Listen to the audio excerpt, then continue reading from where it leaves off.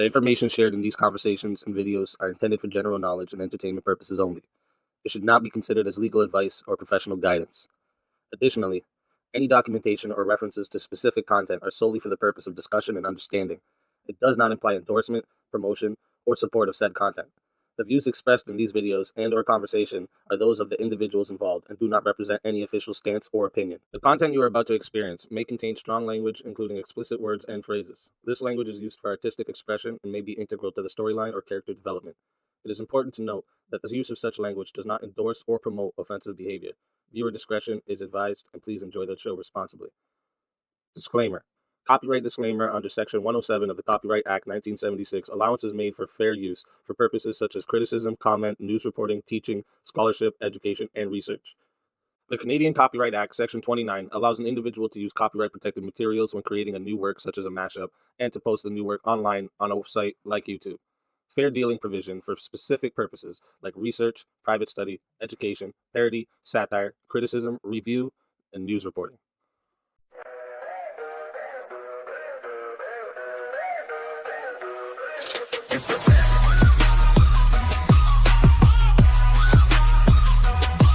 If the bears are in the building, best believe it's about to get real. Sticking to the facts, we don't care about your sad feels. Use some shit to hide and say it's better that you stay clear. Digging deep for specialty, we got the weakest slave fears. We walk together, standing tall from every corner of the earth. Go against the bears, it's like the wish of which we cast a curse. The grizzlies told us lost and sloths and cubs. This feeling here keeps taking dubs. Welcome to the proof sector. We the bears, this the we can never lose sector. And you can take us down, you really gotta do better. Bow down to the bears, we the set the trend and mood setters. Welcome to the proof sector. We the bears, this the we can never lose sector. And you can take us down, you really gotta do better. Bow down to the bears, we the set the trend and mood setters. Welcome to the proof sector. We the bears, this the we can never lose sector. Thinking you can take us down, you really gotta do better. Bow down to the bears, we the set the trend and mood setters. Welcome to the proof sector. We the bears, this the we can never lose sector.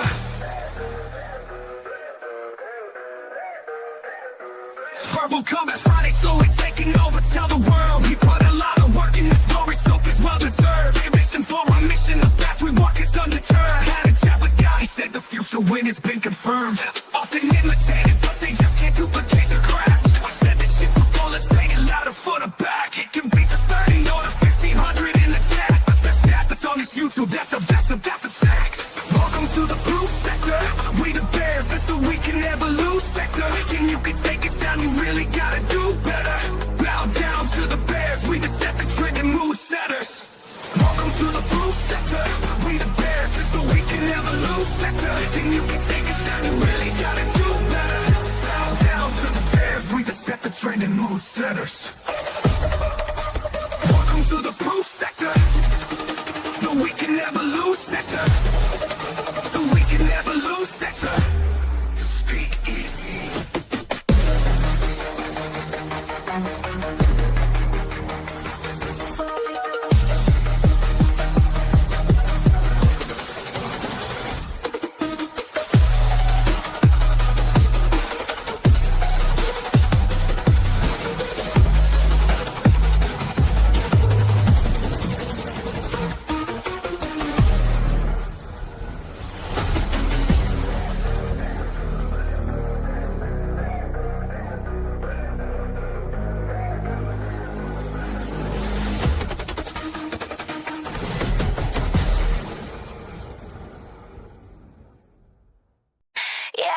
It's me, Sara the Raging Tomato, back to moderate another debate show. But it's my rules, not yours.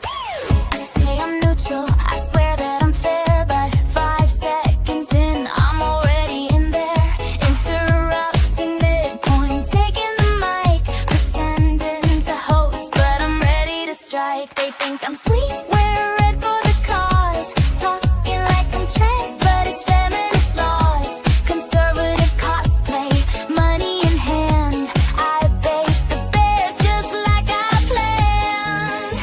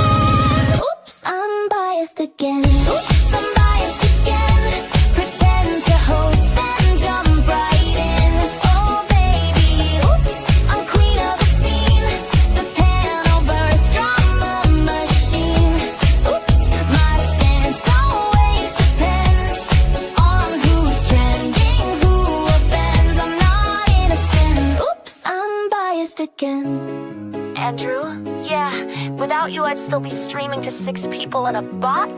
But look at me now. I'm moderating minds. Oh wait. I am the debate. Oops, I'm biased again. Oops, I'm biased again. You fell for my neutral friend. Oh baby, oops, I'm queen of the show.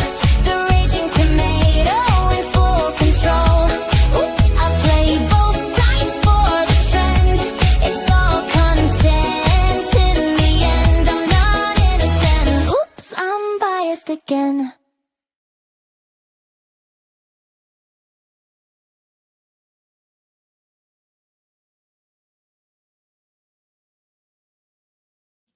We got to start it off on mute, of course. That's how you know it's going to be a good stream.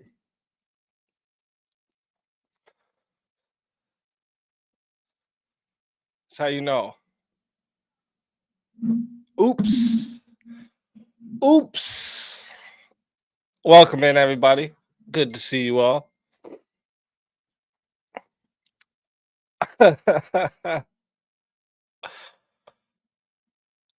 Yeah, if you haven't seen the new banger yet, that's why I had to make sure I played it here for you guys. But it is available for everyone to go watch, put it anywhere you want. Okay, it's also, you can download the song in the Discord as well. So it's all yours.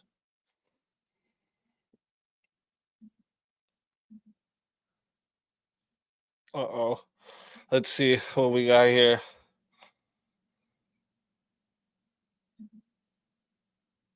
Oh, give me a second. Give me a second. I have to fix my...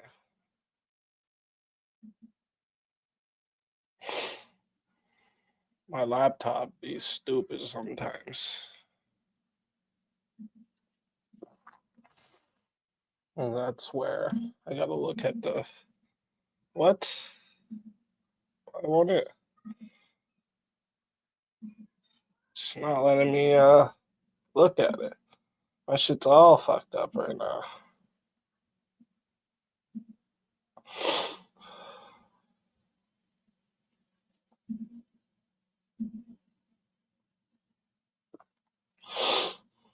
Weird.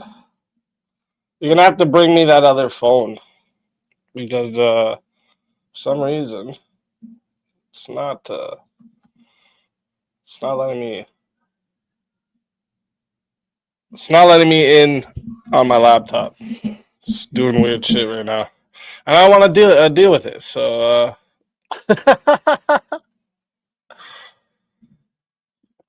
Do I join and talk? I mean, you can. Not at this very moment, but you can eventually. Yes, I am going to open it up for anyone who wants to call it. All right, but we're gonna address some things here.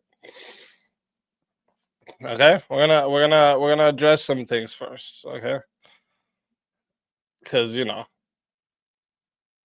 I had a couple people. I had a couple people come say to me, and here, let me read this comment because this comment kind of sums up the kind of messages I've been getting. So let me read the wording for you. Oh, whoops. Let me make sure I read the wording for you correctly. The fact that you have to go this far to slob Andrew's knob over something that didn't even involve you is so fucking telling. Got a signal to daddy, right? Also, you're inviting a copyright strike by pretty much using someone else's video for your own purpose. Lame as fuck. Well, I don't know if this guy understands fair use, right? But we'll get right past all that. I don't care about all that, right? Threatened to strike the channel. Yeah, cool, bro. First off, YouTube don't take kindly to those kind of comments. Second off, plenty of people have tried. All right, plenty of people have tried, and it's we're still here. Okay, We're still here. Matter of fact, okay. Matter of fact, these PanelVerse, as they call themselves, all right. I knew these people probably before a lot of you did. Okay. What I used to do at the starting of my YouTube career is on top of debating, right? I used to expose these trauma pimps and scammers. A trauma pimp is somebody who takes a tragic event. Usually it's a missing child or something that's, going on in the now. They act like they're helping and they collect donations on behalf of helping for those things. It's besides the point. I used to go in and expose these people. Okay. That was one of the things I did. And what you run into a lot with these kind of people is the drama communities, is what I call them, right? The drama. That's all they, right? That's all they grow off of. They make some noise. They start beef with another streamer. Usually it's one bigger than them. And they make some noise for a little bit, collect donations off the trolling and all that, and then it dies out, right? And it'll die out really quick if you expose it. So this is what I wanted to do a lot, right? Like I wanted to just make this shit end quick. I seen mad people getting hurt, people fucking having their actual families fucked with, CPS being called on people. It was just, it was gross. Thank you. It was gross, So I wanted to stop that shit. But I realized that the more I got into exposing these people, the more I put this drama target on myself and got involved with the drama, right? Like I'd have the back and forths, spend like a week going back and forth with one of these people. It was a waste of time, a waste of mind space, and it would rot the fuck out of your brain if you did that forever, right? That's why you see the PanelVerse as they are, because that's what they do. And that's why they have these rotted fucking brains, because this is their consumption of content for the last 2 years that I know of, at least, okay? All of them. It was when they Flow State. Let me tell you something about Flow State. That dude literally, go look back in all his shit he's been doing for the last 2 years. He follows me to whatever space I've ever been in and tries to get involved. And then when he realizes he can't get involved, he starts beef with the people in those communities. When I was exposing the fucking drama community for all the shit they were doing to the subs, he fucking waltzed his way in there. When I got away from it, he fucking waltzes his way right back into where I am. Everywhere I went, this guy literally followed me around, right? Sara, Flow State. There's a whole fucking group of them that I can name. Okay, there's the Neve, the dude that thinks he's a chick that hangs out with Sara. Right? There's the fucking the little X Mod Squad, Avoided Hornet, Rude Mud Crab. There's Aaron M Sound. There's Jumbie. There's a whole group of these fucking retards. Okay, a whole fucking group of them that think that when they make enough beef with people, they're growing their channel. All that happens is they get the haters of said person they're beefing with, and then when those people are bored of them, they have to start another beef because everything starts fucking running down. Yeah, Flow State is Dusty. Sorry. I know him by his original shit he went by.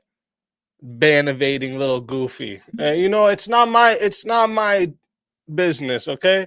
YouTube wants to lack on their rules, that's cool, but dude was demonetized and then went and started a whole nother channel and got monetized on that channel. And you can't do that. Anyways, the whole thing here, right? When you try to tell me I'm not involved, I'm very much involved. These people grouped together, reached out to my family members to try to fuck with me, tried doing mass strikes, okay, got into Discord groups together to try and do mass strikes on me. They literally fucking went out of their way. Sara, just the last debate I was on, had no fucking problem with Flow State fucking lying about my kids. But when Rob said some nonchalant shit that nobody actually cared about, bringing up asking RTP if he had kids, that was a whole bad thing. But Flow State's allowed to lie about my kids on her channel. You see, she's a piece of shit. Okay, don't tell me I'm not involved. I don't know what the fuck you mean I'm not involved. These people followed me here.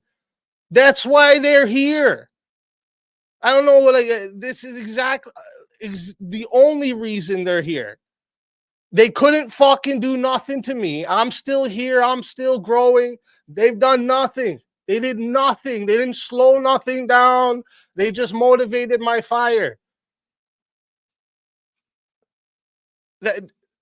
And when they realize they can't do that, they just start beef with big people to bring fucking haters to their chats. It's a bunch of fucking degenerate clowns. That's this whole group of people. Just a bunch of degenerate clowns. You have Toxic Angel. I have a whole list of them. I know them all. I've literally, I warned everybody in this space, everybody about these dudes. Everybody about this group of people that get together, they band together, they get behind in the little Discord group chats and start fucking banding together to try to take people down. I warned everybody about this over a year ago. And I warned all those goofy fucks, Flow State, Sara, I warned all of them, this won't work for you. You're not built for this shit. That doesn't work here. Building shit off drama never fucking lasts. This isn't the days of our fucking lives, okay? I don't know what the fuck you think this is. And I told them, listen, I don't have to be the one to do anything. I don't have to do these back and forths like you keep trying. I don't know if you guys have ever noticed. Anytime Flow State comes on a panel with me, he tries so hard. He tries so hard to get at me. I won't do it. No fucking shot. You don't faze me, bro. In real life, you couldn't do nothing to me. Damn sure online you ain't doing shit, bro. You and your Jerry Springer, Maury Povich ass, bro. Get the fuck out of here, bro. Go focus on running fucking drama for them old ladies. Dumbass.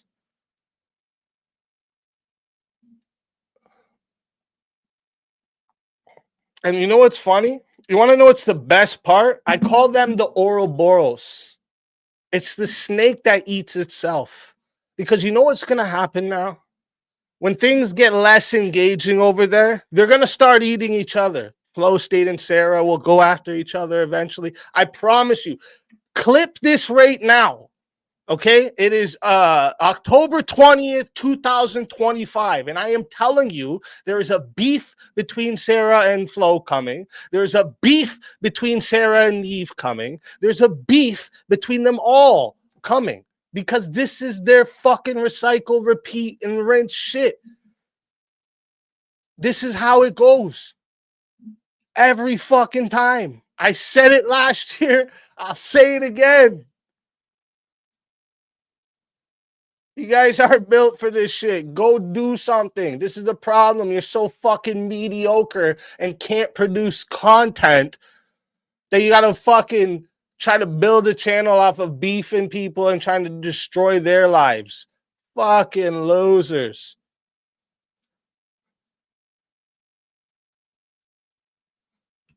Fucking losers. And that's why today's Goofy of the Day is going to be dedicated to the PanelVerse and all them drama fucking clowns. Okay? I need to see some goofies in the chat. If you don't have a goofy because you're not a member, well, I don't know what the fuck you're doing not being a member, okay? But, all right, if you're not a member, drop a clown, all right? I need some goofies and clowns in the chat. I need some goofies and clowns in the chat. We got a good goofy of the day for y'all, okay? Good goofy of the day for y'all, dedicated to the PanelVerse and the clowns, okay?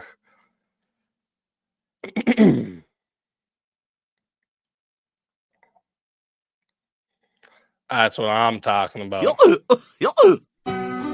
It's the goofy of the day. Goofy of the day.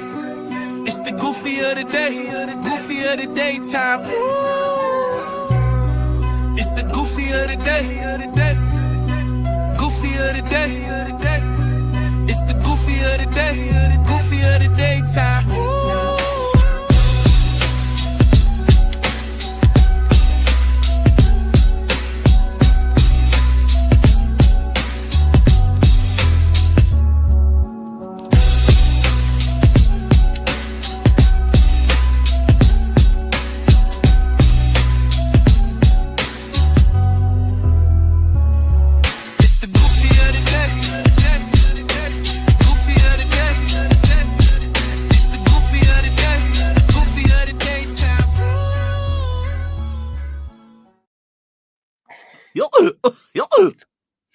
Today's goofy of the day on October 20th, 2025 goes out to the PanelVerse and the drama clowns, the dollar store infinity war that nobody asked for.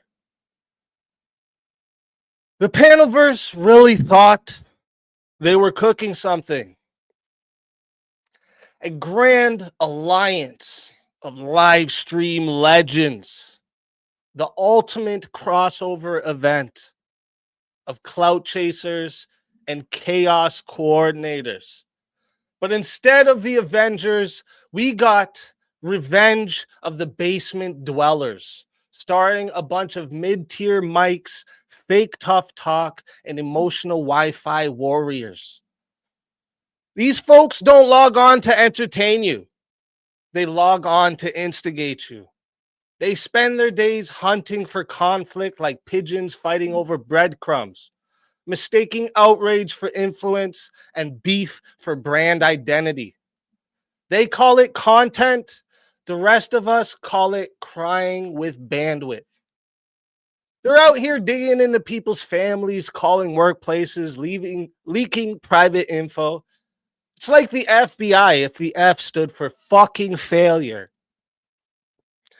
Imagine being so allergic to creativity that your entire business model is built on ruining someone else's peace. They don't create content, okay? They create cautionary tales. Every stream is a group therapy session for unhealed egos. They say we're building the PanelVerse, but all they've built is a sandbox for grown toddlers who can't stand seeing each other shine without throwing dirt. Let's talk about, almost over a year ago now, their big master plan, the mission to take none other than yours truly down. They banded together like it was some cinematic finale, forming alliances in DMs, whispering strategies like they were plotting a coup. They thought they were Thanos collecting infinity stones, but all they got were insecurity stones and laggy live streams. They threw every shot they could, smear campaigns, edited clips, lies, back channel gossip, and still couldn't land a fucking hit. They even tried to drag my real life into it, reaching out to family in a desperate move to shake me. Imagine being so threatened by someone online that you stoop to involving people who have nothing to do with this world. That's not strategy. That's moral bankruptcy. And still, I'm here. I'm unbothered, unmoved, unbroken. Their obsession turned into my motivation. They tried to collapse what they couldn't comprehend, and all they did was expose how far they'd go to avoid facing their own mediocrity. Then when it started to fail, they started punching way above their own fucking weight, thinking they had power to go after bigger names like Rob Noerr or Andrew Wilson, throwing shade at creators with real platforms and proven followings. You couldn't even put a fucking dent in my small channel, but now you think you're going to shake giants. It's like a paper airplane challenging a 757 to a race. You can't break what you can't reach, pussies. They really believed they had reach. After failing to dent my small corner of the internet, they started swinging at these bigger names, trying to take down way beyond their league. It's like a backyard wrestler thinking he could challenge the whole of the UFC. They couldn't even scratch the paint on my small little car here. Yet they brag about bringing down heavy hitters. The delusion is doing fucking push-ups at this point. They mistake noise for numbers, gossip for strategy, and envy for energy. You can't climb a ladder by sawing off someone else's rung. You'll just end up flat on your back, wondering why gravity still works. The PanelVerse thought they were a power circle. Turns out, just a Wi-Fi support group for people allergic to accountability. The unity? Nothing more than a group discount on delusion. They brag about their reach like it means fucking something to someone somewhere.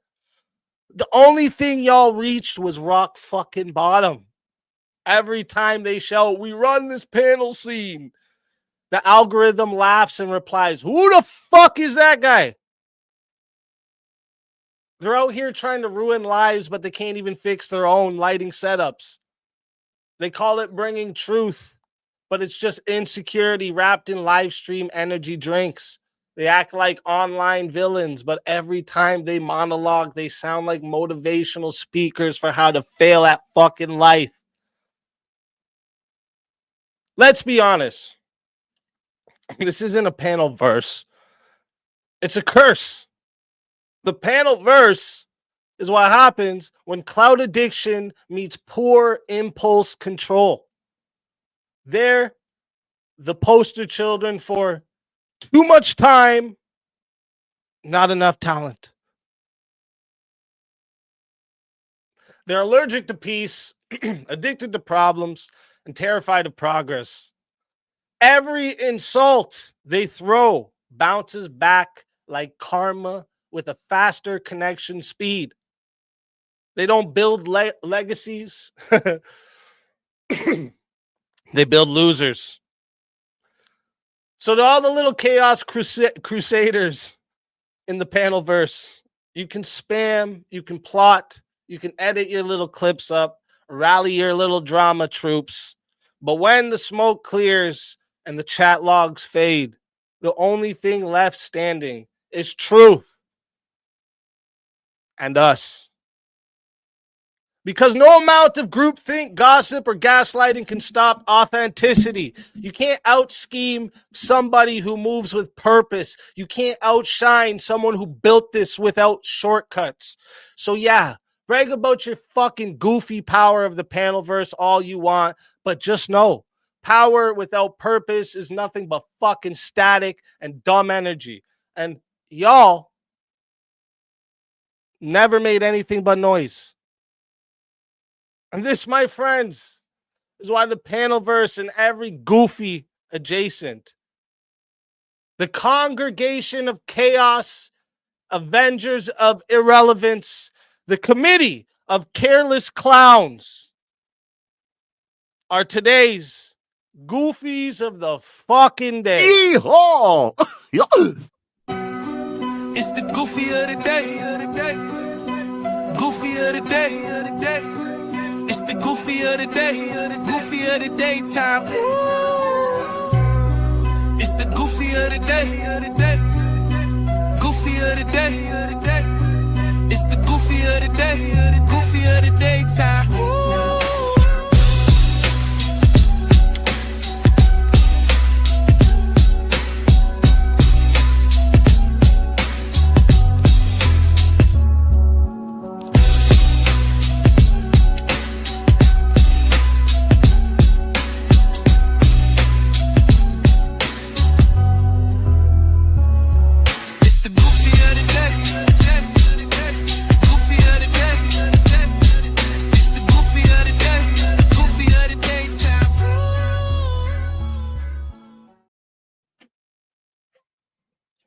Sorry, my fucking cord's not plugged in correctly. I think something's going on here. That's probably why my laptop's acting up, because it's not even something going on. Something going on, man. What the fuck is this? Some bullshit, bro.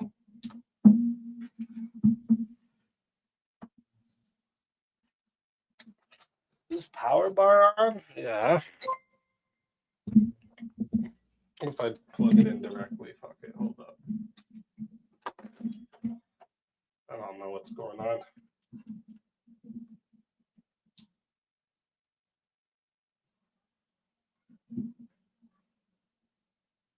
Well, something. It's either my cord just fucking went on me or my laptop's being a bitch. This doesn't usually happen.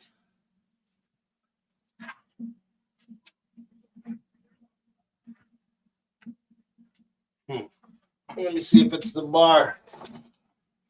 Could be. Could be the bar. Hold up.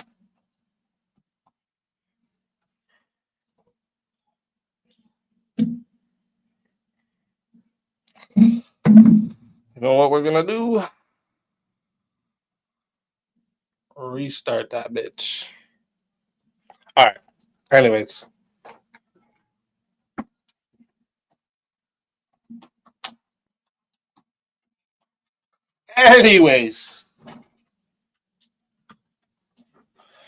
Okay.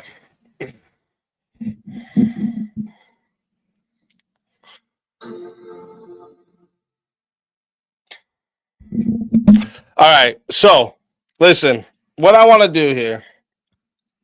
That's what I want to do. Oh, wait. We got a few. Beware the power of the PanelVerse. Thank you, Indian Jesus. Appreciate you. By the way, we should be getting Indian Jesus on for a debate very soon. Okay. So look forward to seeing that. Can we address what is going on with the loofah attached to your hat? Bruh. Dickhead. Thank you for the $5 super chat. And oh, Vernon Desar coming in with the big gifted 10. Shout out to you, my good friend.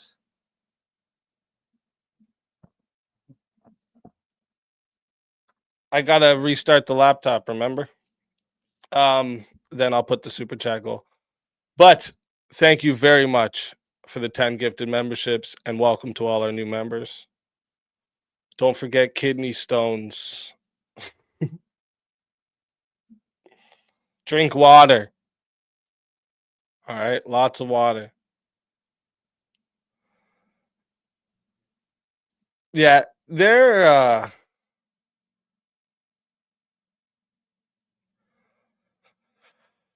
failed attempts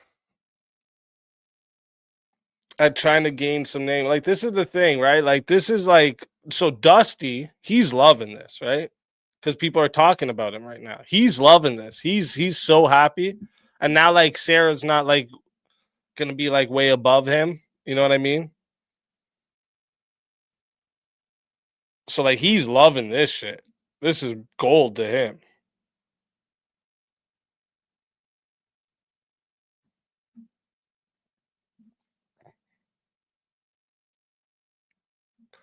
But once he realizes it's going to die out again for him. Well, say goodbye to them not having beef, because they're definitely going to have beef after that.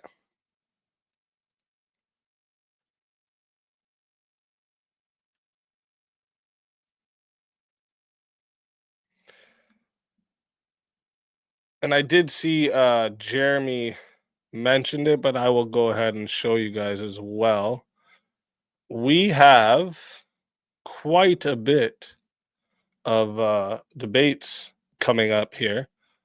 So tomorrow we have Spyro versus Cleaner, and AI should take over human jobs. Then the next day we got Rob Noerr and Vigilante TV going up against each other about the prompt is we should expand towards a global government. All right. Then next week here, the 28th, we got Stepfire versus Fredo. Should we ban TikTok? That should be a good one, especially because Stepfire and Fredo are good friends. So like when they debate, it's fucking awesome, right? Because they don't hold back. I love it, and they're both super smart. And then we got Teriak and Emmett. Should the death penalty exist? I expect this to be a good one, but you know, I'm just gonna tell you all, I don't have a translator for their accents. I'm sorry.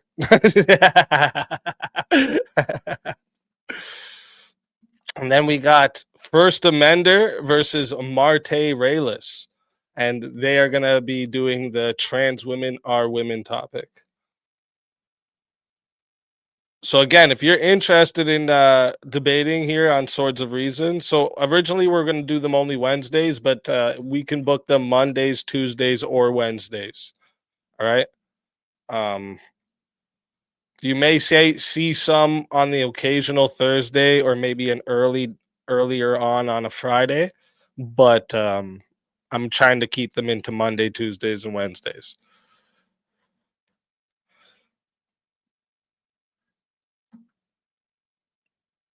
So yeah, they if you guys are interested,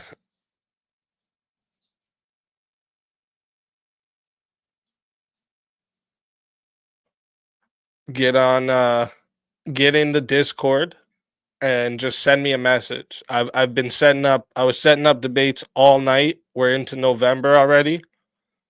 I mean, that is only 2 weeks away, but still, we're getting into the first week of November now.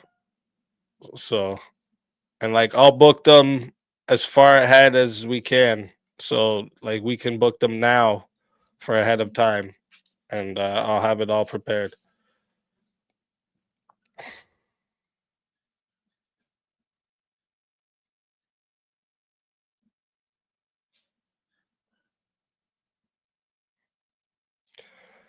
Is Spyro saying he likes AI again? No, he's taking the side that they shouldn't take over human jobs.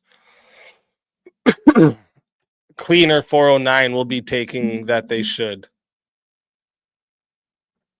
I expect that to go really good. So what we're going to do here, both Andrew and Rob have put out videos, okay? About the situation. I was thinking we'll review those, and then we're going to go to the live where it originally happened, and we're going to go over actually how fucked up it was, because like I see people saying, "Oh, but Sara just laughed," and like, "Oh, it wasn't that bad." And well, wait, is that what happened? Really? Let's go into right before they start sending people over there again. Hold up. Everybody Well, else. are we gonna watch this end or what? Wait, are we gonna watch this end or what? Who said that? Wait, who said that? I wouldn't know. Everybody Well, else. are we gonna watch this end or what?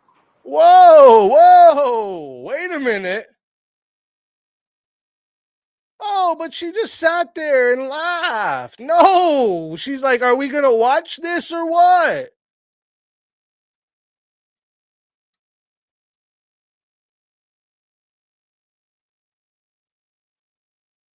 So not only was she participating, She literally fucking tells them to bring up the fucking live. We'll get into that, though. We'll get into that. Okay?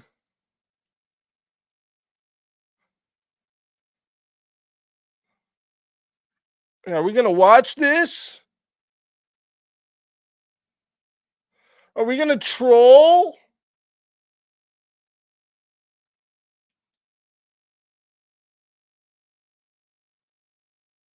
Are we going to be good little trolls? Yeah. Good little trolls live under the fucking bridge, so go back.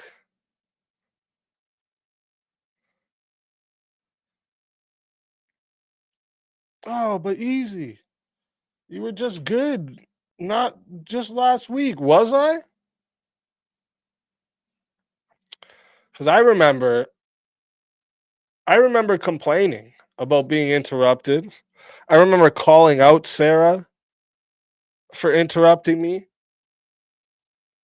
I specifically said to her, Sara, are we debating you or why are we acting like because I choose to have decorum on a platform or on a debate on a debate night, I choose to have decorum means I was happy and liked her or something? What are we talking about? I'm the one who pointed out she was pro-choice. I'm the one who pointed out she was interrupted while I was debating. What are we talking about? I wasn't just all happy-go-lucky. That's not what happened. What are we talking about? It's crazy to me. I have never held back shit. When we talked about, I talked about, oh, isn't it funny that she fucking after verbal combat started doing the pay to kick people shit? I literally said that. What are we talking about? I never fucking held back shit. Come on. It's crazy to me. Oh, you're just doing this to slob on Andrew's knob. Oh my God. Go back to your daddy. Oh, so like you guys don't have friends? You guys don't stick up for your people or what? I get it, I guess. You just don't have friends. If you have friends, that means they're your daddy and you're sucking their dick, I guess. It's a weird fucking thing. So I guess she's sucking lots of dicks. Just saying. You know, the whole PanelVerse. The whole PanelVerse of dicks, I guess.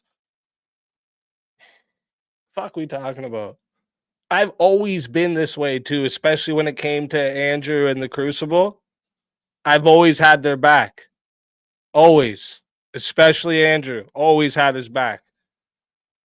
When fucking they were all doing that stupid smear campaign and bringing up horrendous shit about his family, I fucking went hard at those cocksuckers. Not because he asked me to, not because I had to, because I believe that's what you should do, right? You should do these type of things for your people. Like, oh, so you can't hang out with other people now? That's not. Andrew didn't say that. No one said that. Sara could have hung out there all she fucking wanted. Right? Well, when you're there while they're trashing your person and you're participating in it, yeah, fuck you. What are we talking about? That only makes sense. Like, I don't know why we're acting like this is a brand new thing. And another thing Andrew mentioned, or you know what? We'll play the Andrew video first, and then we'll play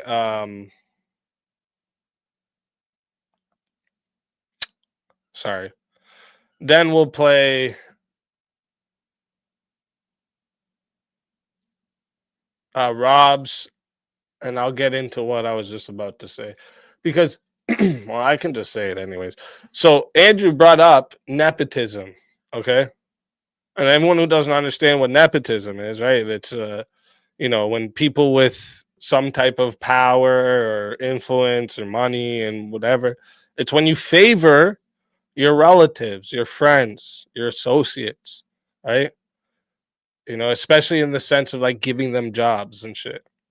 Right? This is what nepotism is, right? Andrew brought this up and said like one of the last things I said to her was, this is how you succeed. And it's true. It's true. You got to keep your people close and keep the enemy the fuck out. All right. You won't catch me going to hang out with the fucking enemy of people that are my people. No fucking shot. Don't care if I'm going to get $1 million by going there. Just don't care. It's not worth it to me. Okay. I'm not gonna bring that $1 million with me when I go meet God. Okay. So don't care. Don't give a fuck. And like I've had it too. Actually, the way I got into exposing the trauma pimps and the scammers was because they tried to get me in on their scam. And I was like, gold. I thought this was my calling, right? Like this I just thought like literally this is like a message to me saying, "Yep, do this. Get in there and expose it all." So, that's what I did. Griff Chain, don't be furries. Thank you so much, Shazzy. Absolutely amazing. Absolutely amazing.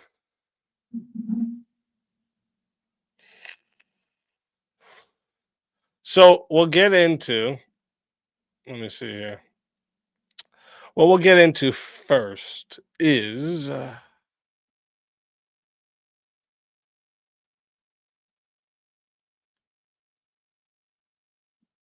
this going to be right?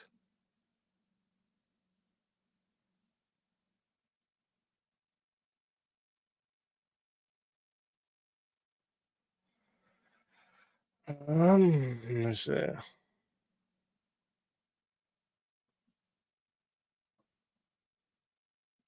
What does that sound?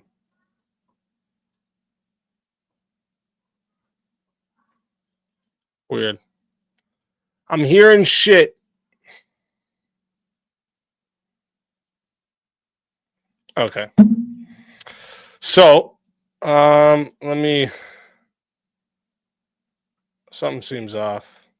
Why does it seem off? Let me fix this.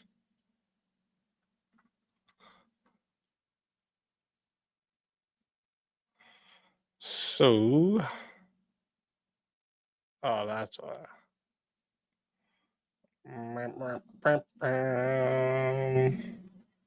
We do it live, baby. We do it live, okay? Sometimes it's just how it's gotta be. Sometimes it's just how it's gotta be, folks. There go them Duke boys again. All right. So we are gonna listen to this one because Andrew gives his side here, right? And then also we're gonna listen to Rob's side too. And I'm going to give you my take along the way. Because there's a couple things I do want to address here. Another thing about, I don't think Rob owes TrippyCast any type of apology. And we'll get into that after. Yep, Trippy, don't think you got scot-free off this, bro. Don't think you got scot-free off of this, Trippy. Why don't you tell Trippy? Trippy, come on. I know you might be listening. I'm betting you're listening. Trippy, why don't you tell everybody why you even got monetized to begin with? How did that happen, Trippy? Huh? How'd that happen, Trippy? How in the world did you get monetized? Trippy, who was posting your Cash App link for your birthday? Who's doing that? Come on, Trippy. Come on, tell us. And then Trippy, tell us who decided to go hang out with all the mod squads that were going real life on me. Come tell us the story, Trippy. Who was protecting you when they were doxing you, Trippy? Who was that? Forget, huh? Tisk, tisk. Sometimes people just don't learn. They just don't I agree. get it. No matter what you do, no matter what you say, they just don't get it. A lot of people who have carved. That's one more thing. These people, they don't learn at all. I'm just going to let you know that from now. Everyone I've named, everyone that's adjacent to them, that's, on the in with them, the PanelVerse, yeah, them goofies. Yeah. They all never learn. This has forever been the thing for the last, again, 2 years. 2 years has been it. A pretty good living off of the Crucible. For instance, if you go to Sara the Tomato's channel, her top 18. Just put most popular in her live. I wonder why Sara went and took her shit down, huh? The top 18.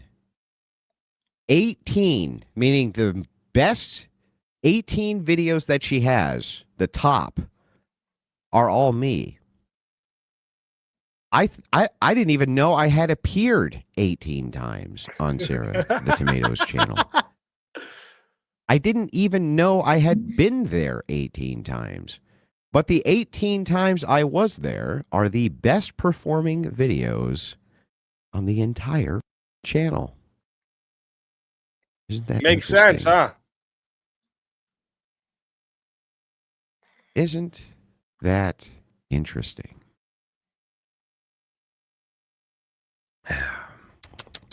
Now,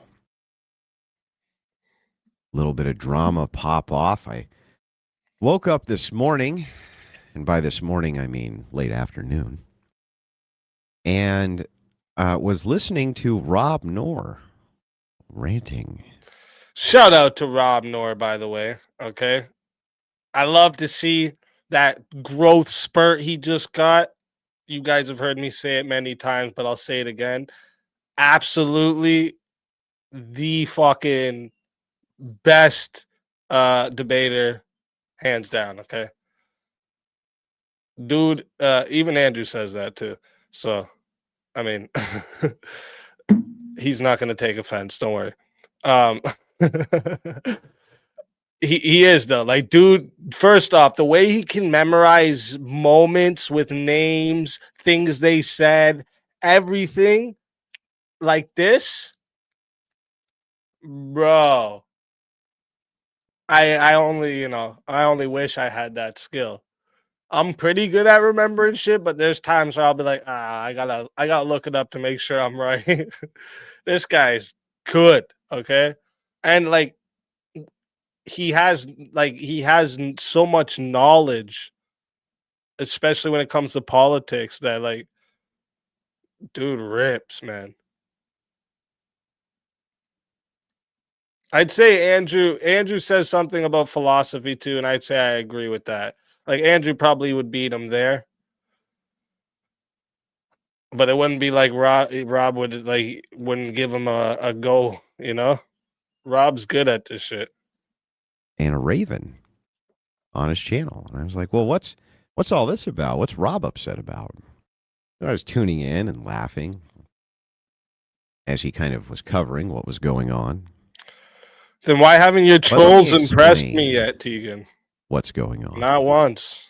So I have this rule, right? There's two of them, really. The first is, you put a knife in my back, you only ever get to do it once. You better kill me, motherfucker. It's a good rule. I used to be like, we can maybe work it out. And I have this same rule, but I always say, you better kill me, motherfucker. All right? That's the way I say it, all right? You only get to do it once, and you better kill me. But over the years, I've just decided that it's just too much work, and I'm too busy. I'm too busy. Hold up. There's a lovely face. Feel like we haven't seen in such a long time. Goose, great to see you. Thank you for the $20 super chat. And I hope you're doing well as well. Good to see you in the chat. And the second is, if you're too stupid to get it, you're too dangerous to work with. Those are the two rules. Pretty easy, right? You're too stupid to get it, then there's no point in working with you. Actually, and if you speaking of Goose, Shazzy, Creative, my wife, Goose is another one that was around in those days. Okay. All the things I said earlier about where these people came from, the things they used to do, how I got involved with all of it, these people can confirm it, okay? And there's others of our OGs, I like to call them around here, okay, that can also confirm these things with you. Timberwolf, welcome. Stick a knife in my back, that's the end of it. Now, I don't ever do the revenge thing. I never go for repercussions. I never do any of that. That's for God. I do the worst possible thing that you could ever do. That's for God. I always say that. That's for person. God. I wanted to show you guys. Oh, I got to go on a different tab, or this is going to switch the video. I was going to show you guys her channel, too. Her channel's got nothing left. Which is I just cut off all contact with them. That's it. That's usually the worst possible thing you could ever do to people who stick a knife in your back. So that usually works the best for me. Now, the original... Holy, she doesn't even pop up at the top anymore. Friends and... She doesn't even pop up at the top anymore. Jesus.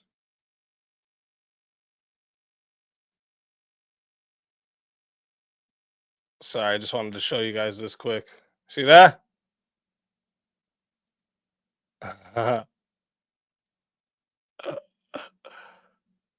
Damn, son.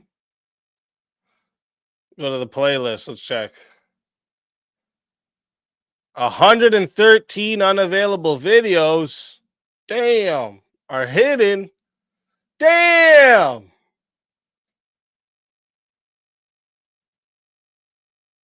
Burn Bridges was a video I did about a year ago on Alex PWF, who decided... Oh, wait, did she just go down again? Wait a minute. Hold up. She's down again, no? Hold up. 16.7. How you lose 4,000 subs in a day, bro? Or maybe like a couple days, but still, holy. That's wild. I don't even think I've seen that before. That he was going to go to a panel. And then taking all her videos down, she just killed herself in the algorithm. Like her videos and channel. Like the algorithm's gonna forget about her, like, for doing that. You just took down all your views, all your comments, all your fucking posts. Everything's gone. The YouTube's gonna be, and then sees everyone unsubbing. YouTube's gonna be like, meh. Channel that I was not on, and talked about me with his friends on that panel when I wasn't around. Felt like a pretty brutal betrayal of a guy. So this, what Andrew's talking about when he did this, I fucking went at those clowns, okay? I couldn't believe that all these people that big up to Andrew all this time were sitting together talking shit about him now because they thought this was going to be their ticket to success. That's what they thought. They thought the hate train of Andrew was going to be so strong that they were going to make something off of it. Look at it now. Look at Alex PWF now.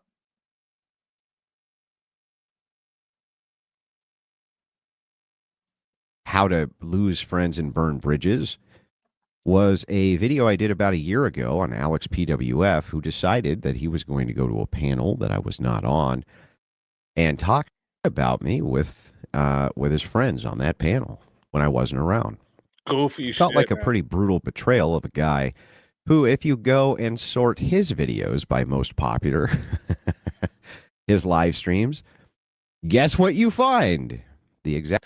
Well, Freedom Grower, I will be having call-ins after, and you could tell us why nepotism isn't good. All right? I have no problem having this conversation with you. Exact same thing. A lot of people who cut a nice hog off of. What's that? You hit popular, and what? What happens? Me, who just can't help.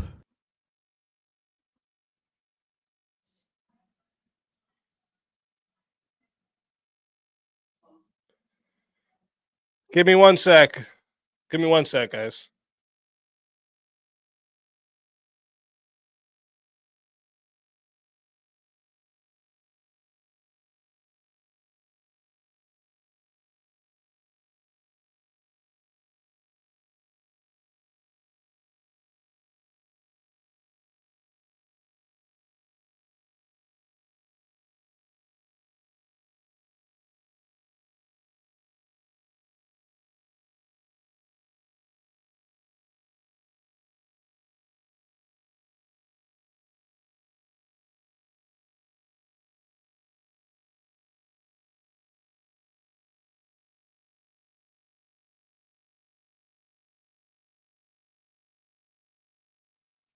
I apologize about that, guys. Just had to go check on something.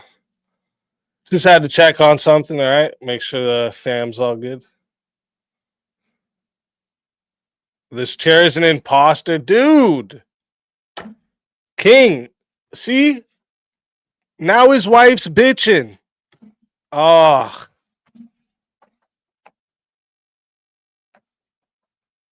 This is your fault, King.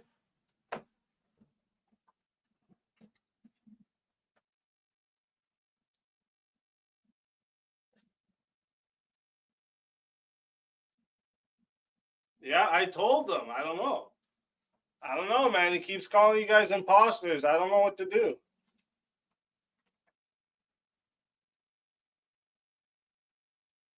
Bro, I'm not the one. Like, I can't control what they say, dude. Oh, so now you guys are just taking over. Is that what's going on? Wow.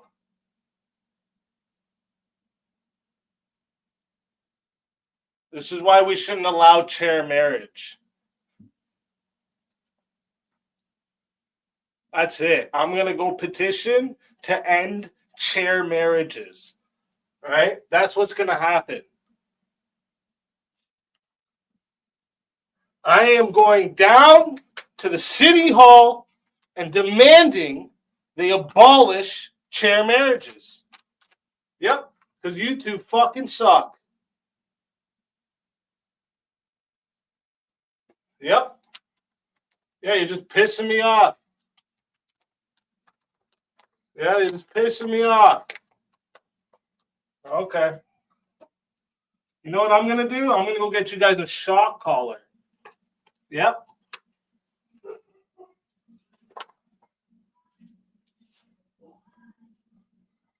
Okay, that's enough. That's enough. I think that's enough. Yep, that's enough. Yep. No, stop. Get over here. Give it up. See what you did, King? Ah.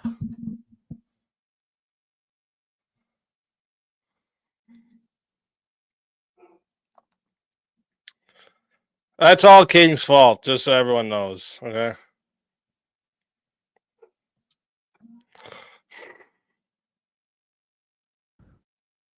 They just can't help themselves. And this is why I always say, too, never trust an e-girl. Never, ever trust an e-girl. Because it's not even that they're malicious. They just don't get it. And you can't explain it to them. You can never explain it because they just don't understand it. Now, the last message I sent to Sara was, remember nepotism. Nepotism is how you stay successful in this world. Nepotism is how you stay successful. They just don't. And He's not wrong. Okay. He's not wrong here. Is the chair an e-girl? No, they're not allowed to do any of that stuff. Okay. They're lucky to even get screen time here. I think, like, I would like to hear this guy, excuse me, his argument for why nepotism would be bad. Like, why isn't it good that you put your family, your friends, the people closest to you that you trust the most? Why wouldn't you want to put them first? I'm confused of how this works, like why this is bad. It really confuses me.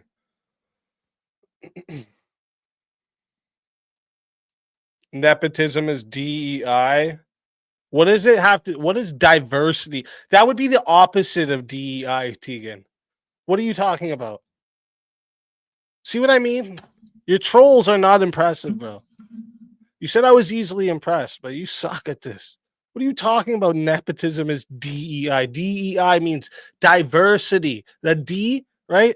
The first part, diversity. Not allowing outsiders in would be the opposite of diversity. Motherfucker. You got to be trolling. Understand. And I don't know how else I can explain it. When are we going to get speakeasy TikTok invasions? I'm going to start doing them again soon. We call them panel purges, though, because I do TikTok, YouTube, X, wherever an open panel is, basically. We call them a panel purge over here. But it's definitely, I don't take away the fact that it was definitely inspired not only by the show TikTok invasion, but by Andrew telling me I got to stop only being on my show and go to other people's shows more often. Like, he literally said that to me. He was like, one of the things you got to do more often is go to other people's shows, because you do good on your own, but you'd grow even more if you start going out more. And when I did, I started growing more. So he wasn't wrong.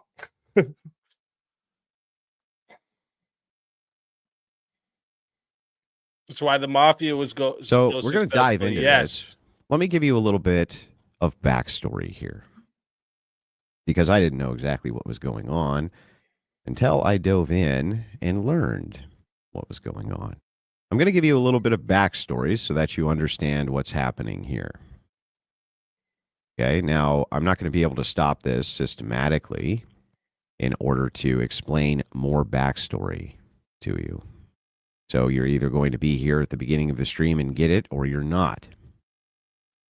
What's happening here, what you're seeing, is Rob Noerr, who is in a debate panel with Radical Coder, the Powder Dusty, stupidest name ever, Nova Star, and it's moderated by this gentleman here, Trippy. Okay? That's what's happening. That's what you're looking at. Now, what happened is Rob, who is a world-class debater, literally world-class debater, has been up against the best in the world and beat them, is a valued asset to the Crucible because, well, he has this particular job that he's really good at. As stupid leftists to orbit and become dominant forces online, he catches them before they can and beats them down into the ground where they belong verbally. And this is literally like the 10th time I've heard Andrew say this. So this isn't like something that was unknown, right? Like, this isn't like, wow, what a reveal, Andrew. We didn't know that. Like, that's, so Sara and all of them don't have that excuse, right? They don't have this excuse of, oh, we didn't, shit. We didn't know that Rob was Crucible. Oh, shit, sorry. Oh. Yeah, can't do that here. All right, doesn't work. You're a liar.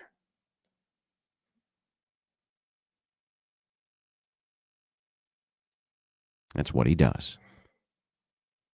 And he's really good at it. Now, it's a pretty thankless job.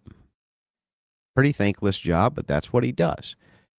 These pop their head up and he plays whack-a-mole with them. They pop their head up. Hey, I want to be a big lefty star. And Rob is right there to smack their ass right back down and says, no, you're not. No, you're not.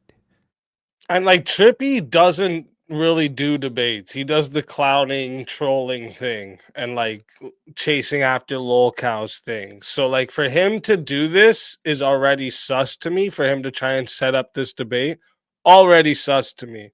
Okay.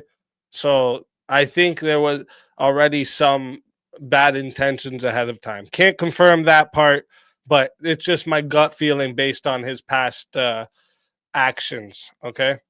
Not to mention, this Nova chick's supposed to be the moderator. He said that Trippy was the Andrew said Trippy was the moderator, but it's actually Nova here that's supposed to be the moderator. But she doesn't have any controls over anything. It's Trippy that has all the controls. So like this whole thing was a mess. The starting of it, it took forever to get started up. It was just a mess to begin with. Okay, like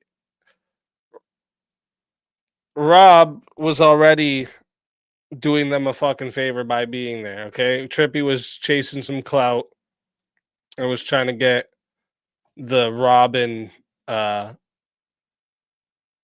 Dusty beef going. Yes, there he is. Yep, you Trippy. You. Now that you're here, Trippy, I want to ask you a question.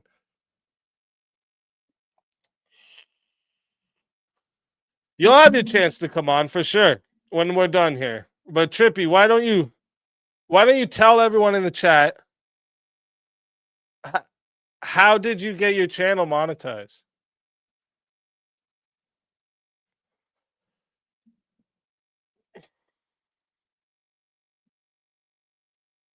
And absolutely savages them back into their stupid little hidey holes from which they came.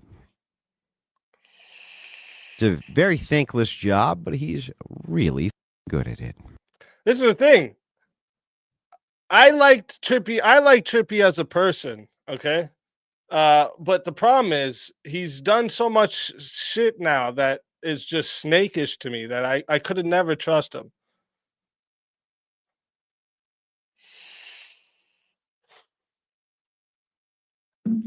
I feel like here, it's always odd the places you put yourself, Trippy.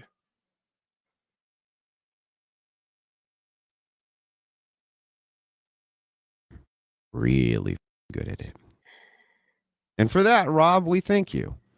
Now, he decided, since Rob is a popular streamer, and he actually has quite a large audience, considering how bad... Tegan, you write that stupid gay question in my chat again, and you're going to get timed out till tomorrow, okay? Don't ask me stupid gay questions like that, okay? Nobody cares. You're not impressive, bro. Your trolling sucks, bro. Your trolling sucks, my guy.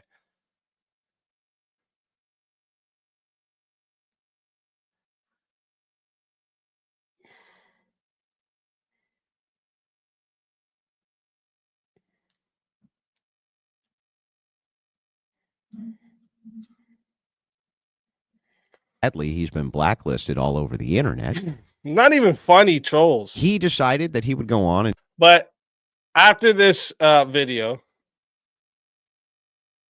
I will open up the panel for anyone who wants to come. And I would definitely like to talk to you about this, Trippy, because I think you saying that you were disrespected and, not speaking up about Rob not owing you an apology and your fuck up here. I think you're in the wrong here. And we can talk more about it. And I want to hear what you think about that. But, as I keep hearing Rob say he owes you an apology, I don't think he does. I think it's the opposite.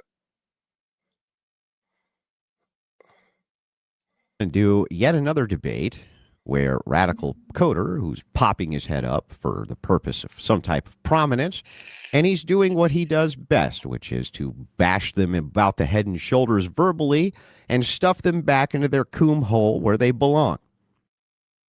In this particular exchange, the beginning of this panel, Rob wanted to give these people a taste of their own medicine. I had a bad feeling in how she moderated the last debate. Yeah. Anyway, he wanted to give them a taste of their own medicine.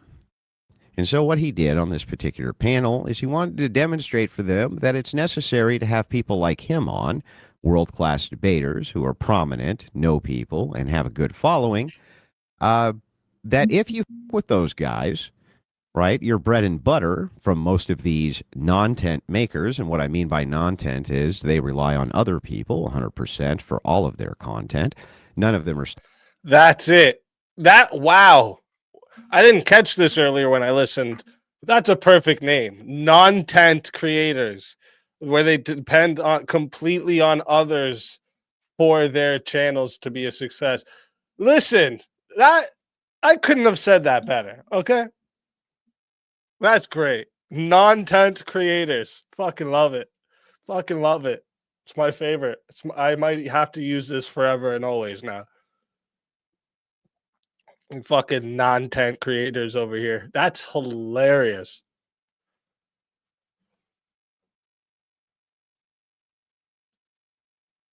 I'll let Andrew finish speaking on this, and then before we go through it, I could let Trippy call in before we go through it, so that we don't have to wait too long, or Trippy doesn't have to wait too long.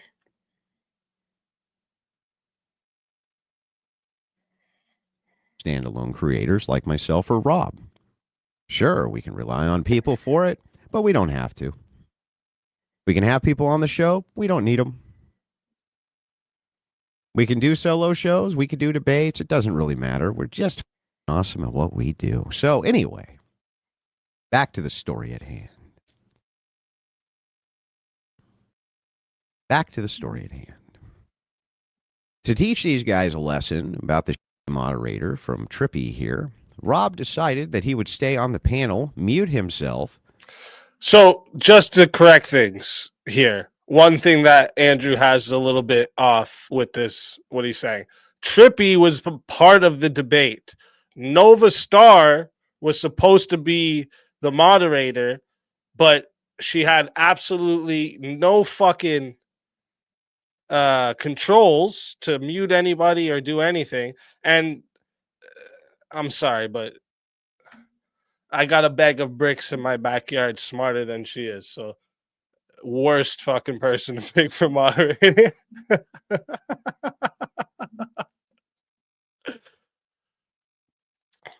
But you know, Trippy's degenerate side likes big tits.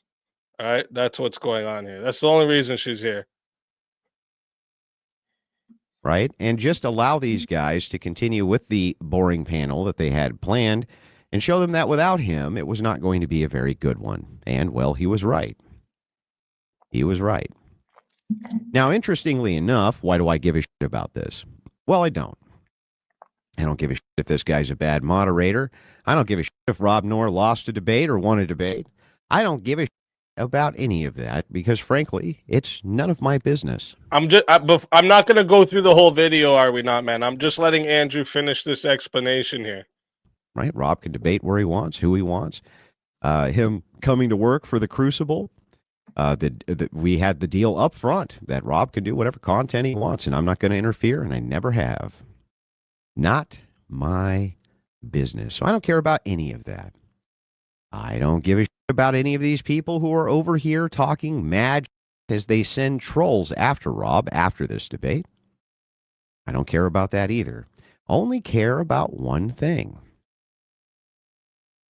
which is this person here.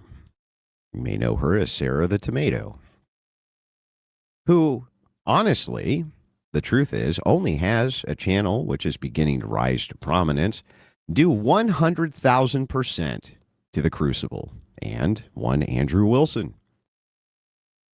That's it. Nope. 100% due to us. That's it. Not even in dispute that this is the case. Now, why is it that By the way, if there was anybody that's in dispute with that, I would like to hear their side for that. Like, if you're in dispute about the major success coming from Andrew, I'd like to hear it. Sara would be on a panel while all of these other non-tent maker anonymous idiots are sending trolls over to Rob's channel and participating and contributing to that, when she knows how important Rob Noerr is to the Crucible and how much of a valued team member he is. I have no idea, but that was the stupidest thing that she's probably ever done. I agree. I agree. The stupidest thing she's probably ever done.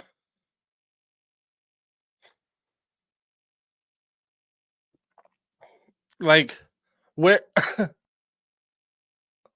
where in the fucking world would you think, all my success comes from this? What should I do? I should talk shit about it. Yeah, that's what I should do. Like, what? Women! That's the problem. Not all women. Let me correct myself. Online women. These fucking dumb e-girl types, okay? I just seen the music video. I had no idea you were funny. I'll play it again before we bring people up. Because what you don't do is good, go though, right? on somebody else's panel and go after your own people. That's the opposite of nepotism. A very stupid move.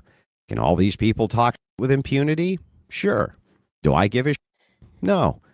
Never commented on it before? Because frankly, they're fleas on our ass. They're meaningless.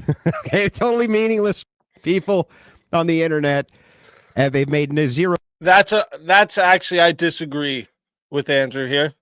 They're not fleas on the ass. They're fleas on the bottom of the shoe. Okay, because fleas on the ass would suck. All right. Fleas on the ass would be annoying as fuck. All right. They're fleas on the shoe. Dent in society ever with anybody. They've never made a single dent. This idiot's been streaming as long as I have. This one longer than me. And they've never made a single. Same, by the way. Both of those idiots stream longer than I have. But in the end, and the words of the late great MC Hammer, can't touch this. Dent, except of course Rob, who has done a lot and been in some of the largest, most brutal Bloodsport debates which you could ever find online. He's been on Tim Pool. He's been on massive shows, right? He's the only one here who, in the greater scheme of things, even matters. That's it. You want to see Destiny Spurg really bad? I mean, you could watch almost any Destiny debate and watch him Spurg, but you want to see an over 9,000 Spurg? Go watch Destiny debate Rob. It's like you poured milk onto a robot. It's insane to me. He gets them so good. It's amazing. And also very close friends with me. And he's an employee of the Crucible. Now, what you're about to see is Sara the Tomato here setting her feet on fire to warm up her hands. I have no idea why she decided to do this. You have no idea the opportunities which have been extended to her through me, right? But it's my own fault. I take full responsibility for all of this. So here's Sara's useful aspect of what she does. She books me debates. That's it. I adhere to the moderation of the debate because that's what I do. That's the relationship, right? And I've always said for people who support us, we'll support them.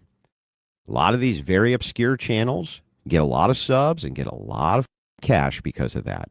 I mean, a lot. You don't bite the hand that feeds you. You don't come for the very people who are at the forefront who provision you, make it possible. She's about to have a big 20,000 sub party. Oh, that's great. That's great. You're welcome. My only business here is why it would be that she would be Not anymore. on a panel that's not hers, criticizing and laughing as they send trolls to Rob Noerr's channel, who we spent significant amount of resources to grow and make sure had enough of a force so that he could play whack-a-mole with up-and-coming leftists. So let's dive in and watch the complete kerfuffle as this woman completely destroys all working relationship with yours truly forevermore. Wow. Okay, so this is where he gets into the panel part. Again, they send people after, this part here, which a bunch of spurging happens with, Dusty and Coder over Rob. And they every time he's trying to, get a point out, they're just talking over him. And then at one point, even Coder says, good, don't talk. It'll give me more time to talk. So then Rob mutes, stays on silent the whole time. This is where I was saying I have a problem with the way Trippy did this, right? Like Trippy's, he's here, so I guess I can address you directly. You're a grown ass man, right? I don't want to hear the excuse of I just fucked this up, didn't know what was going on, or I didn't know about the beef they had ahead of time. It's still your show, right? If it's getting out of hand, you mute them, right? Just like you would if it wasn't a debate, right? Even if you would, if it wasn't a debate and some person just came on your panel and started spurging over you.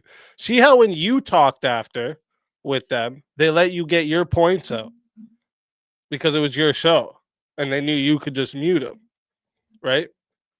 Like the same way you felt disrespected by Rob muting, I don't see why you didn't hold that same energy of Radical Coder and Dusty making a fucking mockery out of what was supposed to be a debate.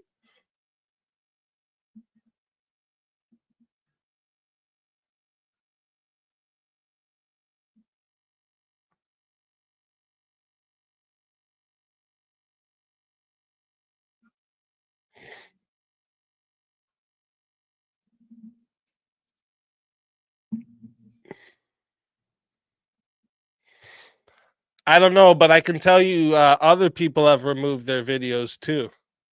Other people that were adjacent.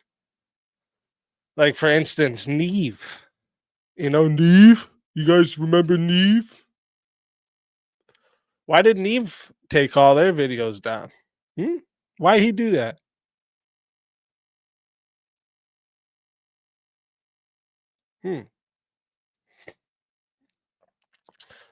Seems like somebody's up to no good.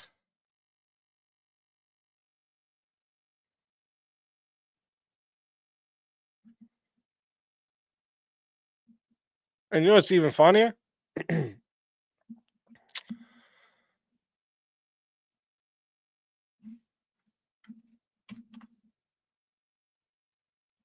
Seems like someone else, there's something that, someone didn't want someone to see. Sara should have shut her mouth. Yes, 100%. So I hope so far we are all clear on why this definitely does involve me. Okay. And even if it didn't, go fuck yourself because I have Robin Andrews back. Are you mad about it? Is there something you can do about it? Sorry. Not sorry. Okay. But what I'll do is I'll open it up here for anyone to come up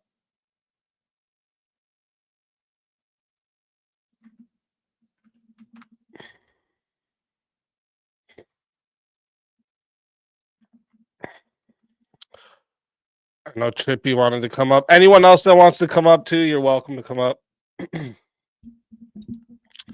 We'll talk about all this. What's going on with the dono goal up there? What the fuck? Why does it look all weird? I gotta fix that. Weird.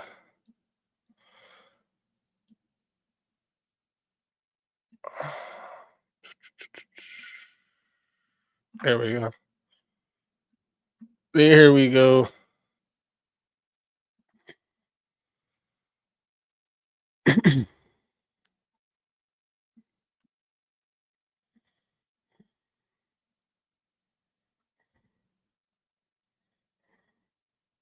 The panel pussies.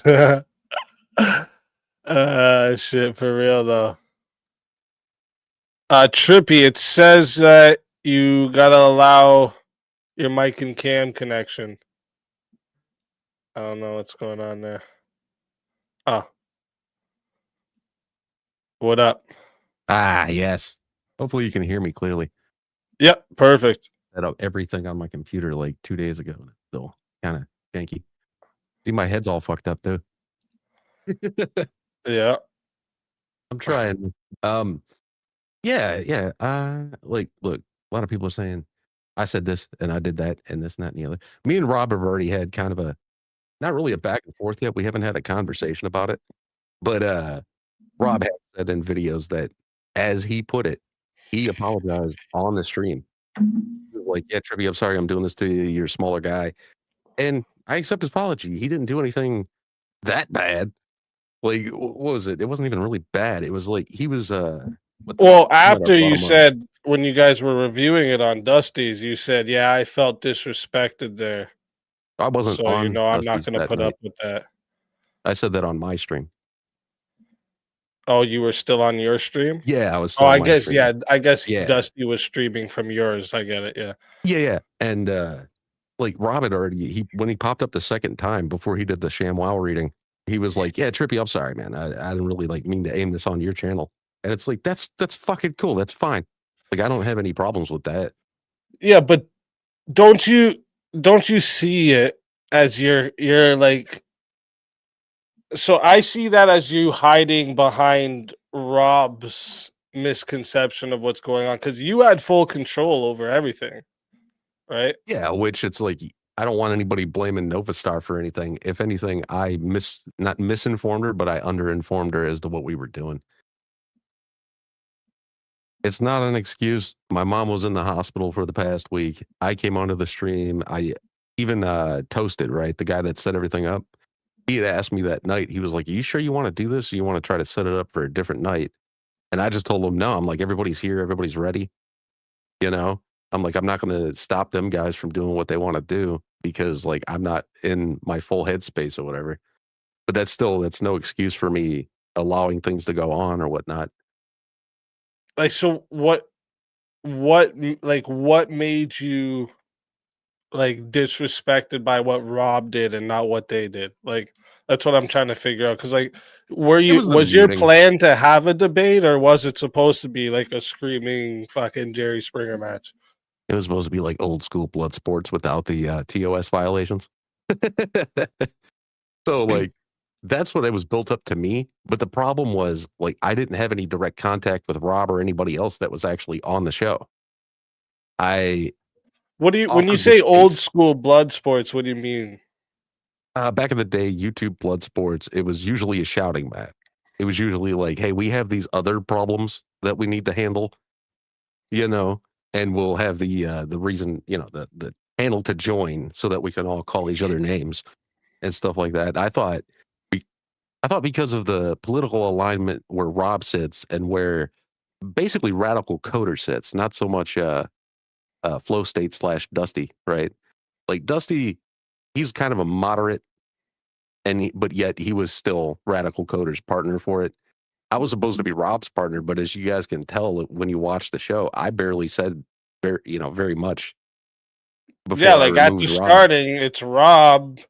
Yeah, saying most of it, and like that's what I was like when I watch it. I'm thinking Like it looks right from outside looking in. It looks like you invited him on to have these two retards just scream at him and sit back and say nothing. Oh no, I Right? was gonna join Rob with the yelling back at the two retards. Like that was my plan. And it got kind of messed up because I understand that Rob doesn't like the interruptions. He wants to get his full point out. Because like when you're trying to do a point, you know as well as I do. Somebody cuts you off, you either have to restart where you were, or carry on from where you left off when they interrupted you. And remembering where somebody interrupted you is damn near impossible when they won't stop screaming. So it's like I offered, not offered, I even said it on panel. I was like, I'll give you guys each 2 minutes.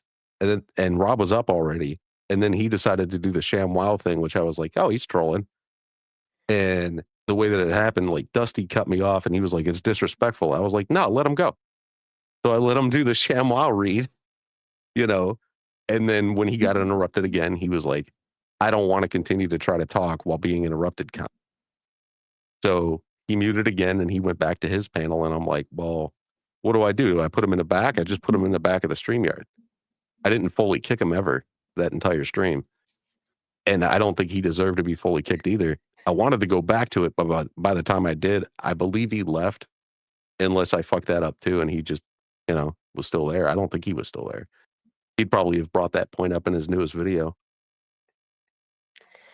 But you said earlier, Easy, you said I do snaky shit. Mm-hmm. I need an example. Well, I can give you an example. So like you admit that I helped you a lot with like growing your channel. Yeah, hugely. I give you credit for that every time I see you. Yeah. And then 120 subs in a night. Yeah. So then you also like would admit that like when all those retards tried like doxing you and shit, I had your back there too, right? Oh, big time, hugely. Yeah, when it was like Pigolina and what's her name or what's their names, whatever their names are. Yeah. You've had my back through a lot of these situations, dude. I try to have yours, but I'm like, I don't know if I should step in because I don't want to stop him from having his own back. You're a fucking entertaining dude. Well, this is what I would say. Like, there's been. I know you are well aware. There's been plenty of times you've been on the same panels as me when these retards try doing like the real life shit, bringing up my kids, all that type of shit, right? Yeah, they never should do that shit. Right, but you don't speak up in those times, right? Well, I don't. When's the last time that happened? Was that on one of Sarah's panels? Yeah, there was a time on Sarah's panel, yeah. I think I said, don't be doing that shit. But it was so fucking loud that I don't know if I came over enough. But I mean, people should already know not to bring up people's children or extended family members. They have nothing to do with this. Like, if I'm arguing against somebody, it's them I'm arguing. I'm not arguing about how they treat people or anything like, treat their family. I don't know that shit. I don't know how somebody's kids are dealt with in their own personal life. That's their own personal shit. But like, I'd never do that to you, obviously. I don't do that kind of shit because I've had it happen to me enough. But ever happens, man, I try to have backs. I know you got your own. And it's like, I'm not going to speak for you because I'm not like, you know what I'm saying? Like, you're a man and I'm not going to like degrade you by being like, you know what? I'll talk for him. No, but like when I'm not there, say, have you ever been on panels when someone is talking shit about me when I'm not there and just sat by and let it go? Not that I remember. No. So Did like it happen? Powder Dusty, you've never been on his panel. Well, it happened. No, if it ever gets brought up, I just move on to the next subject. I'm not trying to. Like you just don't say anything about it, right? Yeah. Yeah. Do you need me to? Like, Need you to? No. Need you to? No. See, this is a confusion, right? This is a confusion. I have like a big respect and loyalty to like people around me, right? Right. Like I don't just I don't, not only do I not talk shit about them, but if I'm ever in a room that they're being talked shit about that they're not in, I make sure to call it out because like I believe this is the right thing to do when you have someone that's a but friend, right? like with that, you're asking me this, and I don't remember any situation where Dusty's even brought up your name out of context. Like I don't go on his So if I panels. was to like say I bring up a short, maybe I have braids in the short. You've never been around when that was played. Braids? What? You have braids in a short? Oh, braids, like your hair. Look, dude, I don't know. You have an example? If you have an example, I'll explain what's going on, I suppose. So just to be clear, you don't know what short I'm talking about? No. Okay, so the short where Dusty plays a video of me in braids and then plays a video of some dude that was white and injected shit into his skin. You've never seen that. You've never been Nuka on his Zeus. Dude, what? Nuka Zeus is it Nuka Zeus? I don't know who the guy is, but Oh. Yeah, Nuka Zeus is actually in my Discord, I think. That dude's just something else. Anyways, I don't know of this short. I mean, if it was played in front of me, show me. okay. Well, I can go back to the live and get it for you. All right, cool. 'Cause, like, if I fucked up like that, dude, I should have said something. Like, I'm not trying to sit here and So act like it's okay when other you're people saying do you things. should say something in those times. Yeah. Like, if I didn't, maybe I was looking away. I don't know. Like, let me see, because I'm not going to try to make any stupid excuses and then go and be like, oh, well, the reason why I let other people get away with things.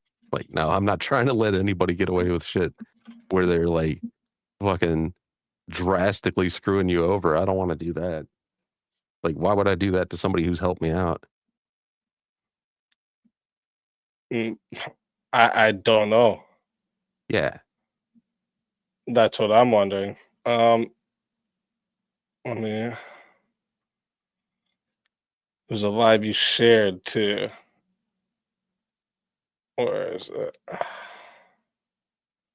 Like on Twitter? No, it was I think it was a Restream? yeah, like you were on the stream and you were streaming too. Yeah, okay. Give me a Because I do minute that from Sarah's a lot. I haven't even clicked the button over here because I was just like, I just join.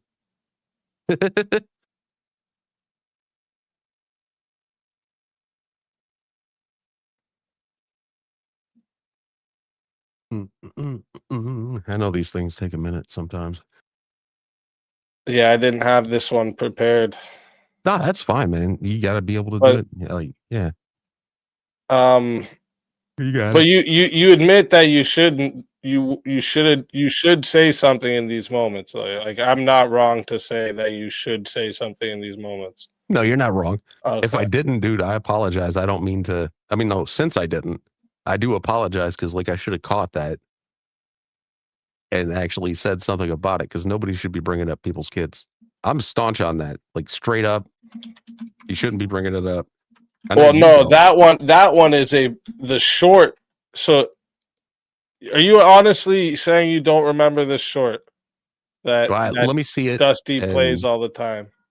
No, I'm sure right now I don't, but Okay. let me see it and I'll know if I remember it for anything. Because what he had me play a short on the stream with Rob where Rob was like, his head was put on Peter Griffin or something like that.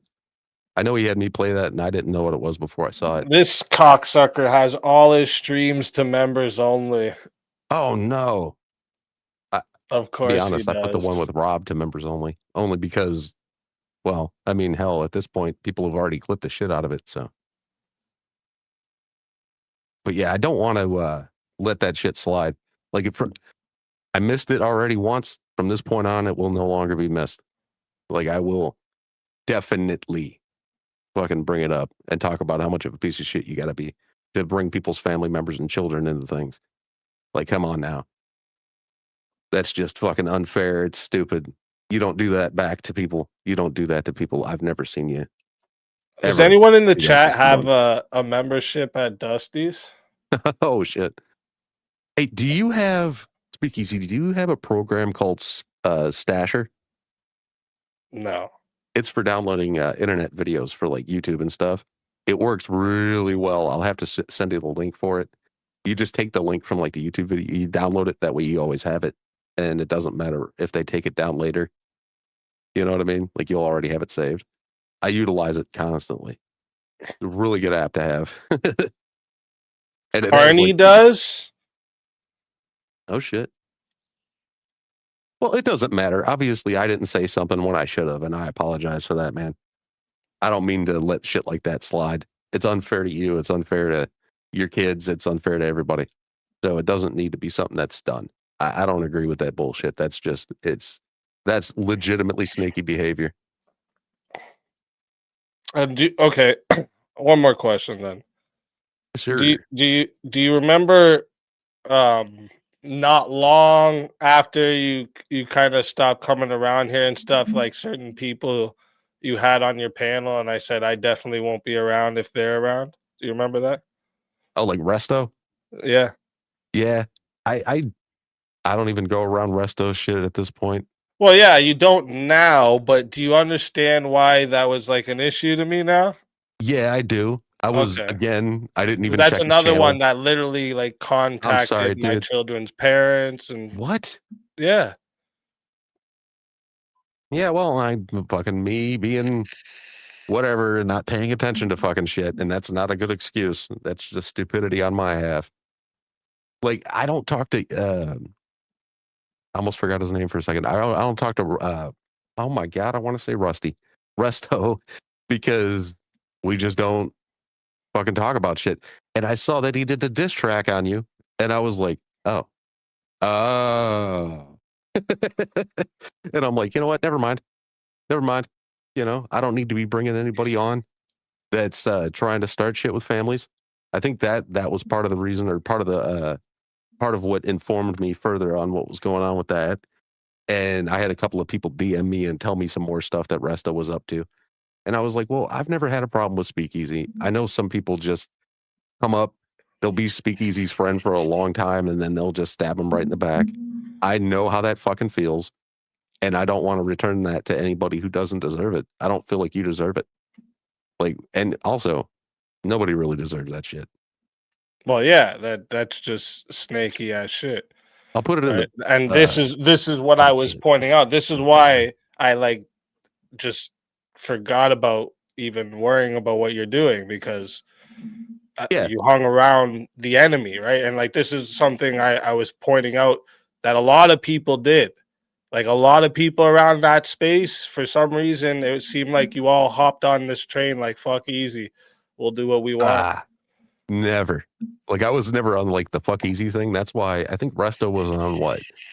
I want to say 2 of my streams. They might be down now. I deleted like about maybe 2 years ago. I deleted every stream I did before like 2023, I think, or something like that. Cause I had a lot of community notes, not notes. What's it called? The, not strikes, but the other thing. Copyright claims. Copyright claims, yeah. Yeah. And YouTube wouldn't monetize my channel. So I was like, you know what? I'll just move all of this shit over to Rumble. So most of them are on Rumble. I think the newest ones are. I think I had Resto on 2 of my streams. And then after that, I was like, okay. I think I told him in DMs, I was like, nothing against you, but I'm just not going to host drama, and I'm not going to host people trying to reach out and stab other people. I'm not going to fucking host that. Unless that person is there and able to witness what you're going to say and defend themselves, I'm not going to have just one side on anything. You know, that's why, like, I'll come onto your show. You know, I was there, last Saturday before? And I just came in to say hi and stuff.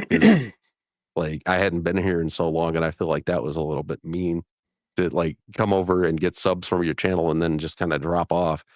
But it's more of a time thing, you know, and everything's all late now, and it's like I'm up way too fucking long for a diabetic.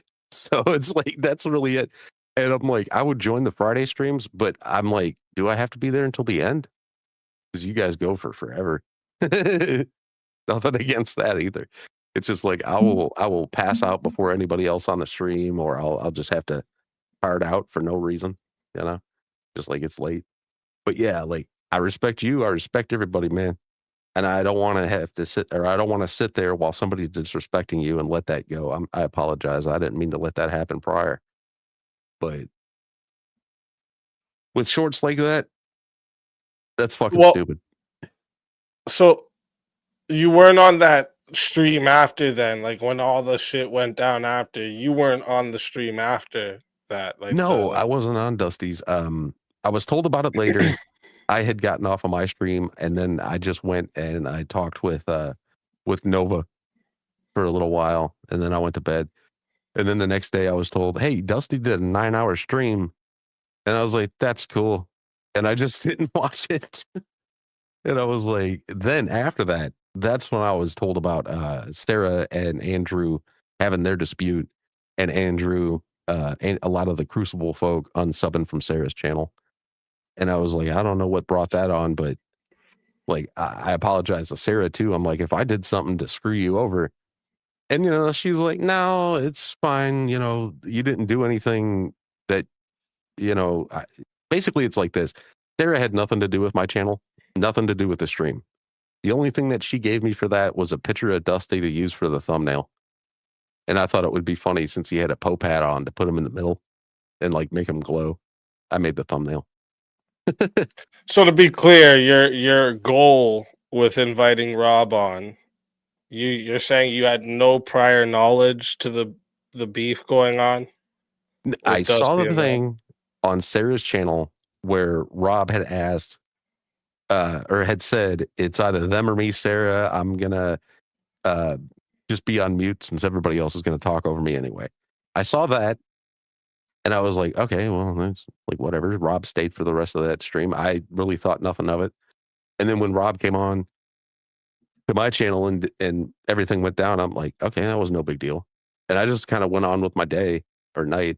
And no, but like, so like you saw the like back and forth there and thought, I want to have these two debate on my show. Like, how did this even? Because I thought it would be fun for those guys. You don't do debates, Trippy.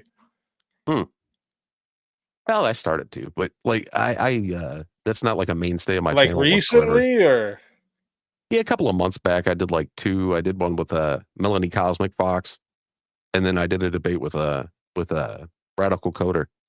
And then after that, I was like, oh my god, I really should have built a bigger list of people to have come on. And then it's just been open panel since. And you know, so it's like, it's a channel where I'm kind of experimenting with some stuff. Now, as far as like moderator and privilege with the StreamYard, I should have set Nova Star up to have the moderator capabilities in my StreamYard. That way she could have muted when she needed to. She wanted to do a hell of a lot more, and I just didn't afford her the privileges. So that one's on me.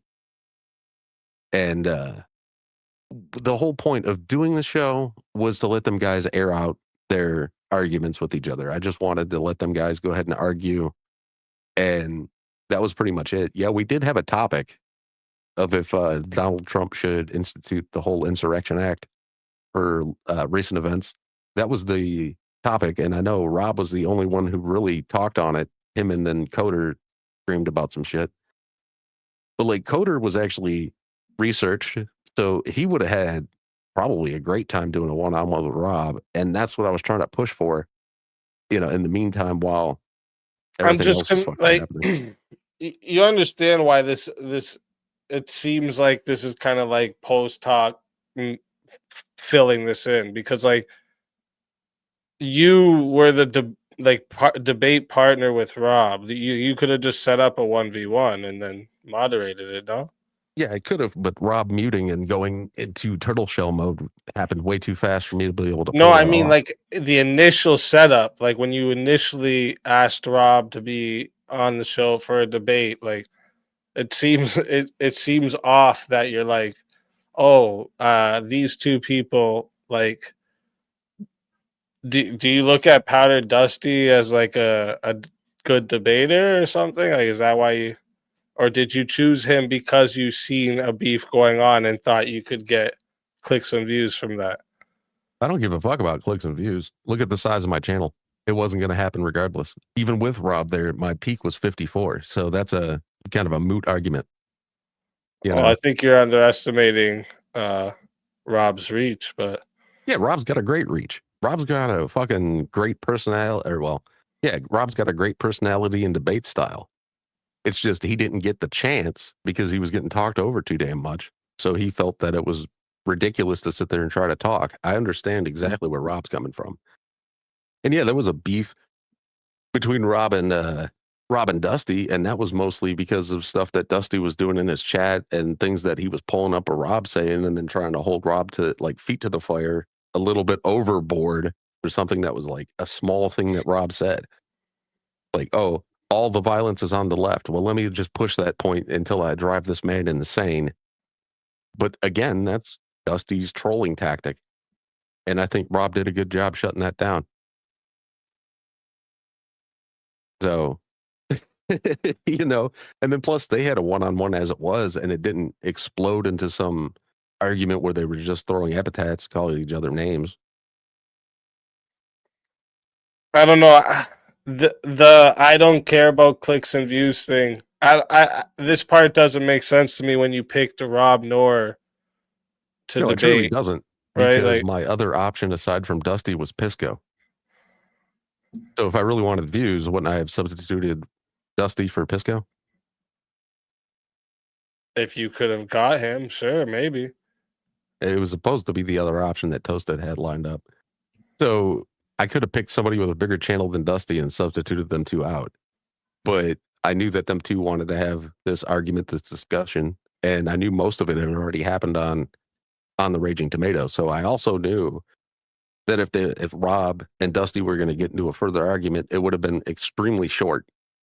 And it would have just played out. We would have been done with it. We could have moved on. Like, I've been around these spaces probably longer than Andrew himself. I think you know that, right? Because like you guys all thought I was new because of the small sub number. I'm at like 1,500. I didn't think you were new. I remember you said you knew. That's why I said that. Like, you know that I'm not new. Yeah. No, But this is another add-on to me that like says like he was trying to do the drama thing for like it seemed like a whole setup to begin with. Like No, I didn't set Rob up for failure. I know that Rob can hold his own. I know that Rob would have done what he needed to do. I was just kind of surprised by him being quiet, and that's it. Like, that is no big deal. That's no big deal. Yeah, but what would you expect him to do? Like, just sit there and have a screaming match and nobody hears anything? Like, if that's what would have played out, I would have just had to moderate and been like, calm down, guys. It didn't get to that point. Well, it didn't get to that point. Instead, it did, right? No, instead, I had Rob asking for 2 minutes to talk. I gave him the 2 minutes. He decided to do the ShamWow troll. That's fine. Yeah, that was way after, though. Wait a minute. That's way after, right? Okay, easy. You have that first whole starting part where he's doing the debating against two people that when one's done and he's starting to argue his point against them, the other one's just saying random shit, right? They're both going at him. And instead of like you moderating there, you wanted to wait for Rob to get mad and start screaming back, then you would have moderated. You're basically admitting you wanted the screaming match to happen. When I had them two talking, I was in there and I said, calm down, guys, stop it. You don't need to keep talking over each other like this. And it was Dusty and Radical that were doing the talking over. I know this. And then Rob, like, okay, if you're in my shoes, easy, and you have 2 people, 3 people arguing, and one of them decides he's going to mute your show and he's going to go host his, but he's going to stay on your show. What are you going to do? Well, if it was because he was being talked over repeatedly and I wasn't doing nothing about it, I would just understand that. I would apologize and fix it right then and there. Yeah, I would mute the other 2, right? I would mute the other 2, maybe drop them both in the back for a minute so that Rob can, get his attention, and then I would have explained to him, I apologize, this won't keep happening. There's an entire section, just like a grown-up type of thing. There's an entire and real quick, sorry, real quick, I just want to see, because I just looked over and seen Rachel's leaving. Thank you for the gifted 10 memberships. Rachel, absolutely amazing. And then That's also Rob's said, wife. no, that's Andrew's wife. Sorry. sorry. Absolutely amazing. And then says, Speakeasy is better than all these PanelVerse shows, and it's not even close. He's the only one who can actually debate, moderate, and entertain. Let's go. Appreciate that, Rachel, more than I can say. And then Sorry, one more from Rachel says, who the fuck is paying to watch The Powdered Dummy? The Powdered Dummy is great. I like it. Hey, man. I like it too. Why not? But yeah, like I was trying, man. I tried to get Rob's attention on multiple occasions throughout that show. He had me muted. I was even in his live chat. Sorry, running over my own tongue. I was even in his live chat trying to get his attention, but I'm not like, I don't have a mod and I'm not a channel member. So it was a little hard for him to see me with all the names, like the sea of names. So like I tried to do that. I tried to get his attention verbally multiple times. You can hear it on the stream. And shit, I'll even take it off members only. But you can hear it off. I mean, on the stream, you can hear me going, hey, Rob, Mr. Noerr, Normal America, like, hey, can you hear me? And you can hear everybody. But that was after that was quite a while after he muted. Well, yeah, I couldn't get him unmuted. Like I don't have his DMs. I don't have the ability. That's why we're going to set up a little talk between us. You know, whether that be public or private. I know, but what you're doing here, right? Because like I'm talking about the stuff that didn't happen beforehand. That was the problem, and you're saying like the stuff after that you tried to fix. This is like, you know, a good analogy I can think of is like it's like chopping someone's leg off, not doing anything about it right away, and then later trying to stick the dead leg back onto the piece. No, it's really not. I did try to fix it. No, you can ask Rob. Like he even said on his most recent video, he doesn't have any problems with what me or Nova did. So like trying to make a big deal out of it now between me and you, that's one thing. But Rob's already spoken for himself on the situation. He doesn't feel that it was that way. And I was trying to do as decent as I could, you know, fucking I'm not going to sit here and act like I'm a great moderator when it's not something. Well, wait, what's confusing me now, Trippy, right? Is that right now you're saying, yeah, but Rob already said. Exactly. Rob doesn't have a problem, so why am I going to act like he does? If he doesn't have a problem. I'm talking about what I'm seeing about the situation and what I don't like about it, right? Yeah. Okay. That's the public thing. Like the public is going to have one opinion on what happened. Rob's already voiced his opinion on it on what 2 or 3 streams and a 52-minute video. And he has said himself that he doesn't have a problem. Yeah, because he keeps getting questioned about it. Yeah. Yeah. And if he doesn't have a problem, then why should anybody else? Like I didn't sit here and set Rob up. I wasn't trying to make him look like a failure. He's obviously not. Look at the size of his channel. People really enjoy him. I'm saying though, what I'm saying, Trippy, is that if I was to like have this like hive mindset where I was just here mimicking everything Rob said, I'm sure you and many people would say this is like cultish, this is weird. I'm telling you because I know you more than Rob does, right? So I'm telling you what I see about the situation. When you're like you've been around for a long time. People screaming, you know how to handle this. You're look at your thing right now. You're good with computers. You're not dumb. So like I think it. But like you understand what I'm saying? Like you obviously know better than to just let them keep drowning Rob out or anyone, right? You wouldn't have took it if it was you. That's what I'm trying to say, right? Like it seemed like the whole thing was a setup. You sit back, let him do the talking, let him get talked over, and then even now just said if he would have started yelling back and then they were screaming over each other, that's when I would have moderated. So it would have only been if Rob started yelling, you would have moderated. The other two, they're allowed to yell, no moderation. Do you understand why this looks? If you've seen anything with me and Dusty or me and Radical Coder, I will yell over to them to get them to stop, even on other people's panels. I just didn't think it got to that point yet. So like whether it was them two arguing with each other, because that even happened on the panel too. Radical and Dusty had arguments, loud ones, without Rob there. So I let them guys go with it. Now, if Rob had started yelling and screaming and whatever, I would have had to have calmed it down because he was basically arguing by himself at that point. It was unfair to Rob from the start. I wasn't really competing because, as I said, my mom was in the hospital prior. I literally picked her up from the hospital that day. And I probably should have rescheduled the whole thing. Like, I want the blame to be on me because I'm the one who fucked up. It had nothing to do with anybody else, but Sarah's facing the brunt of this whole situation, and it didn't even have anything to do with her. Wait, you think the debate is why Sarah's getting? Not solely, but it does have something to do with it.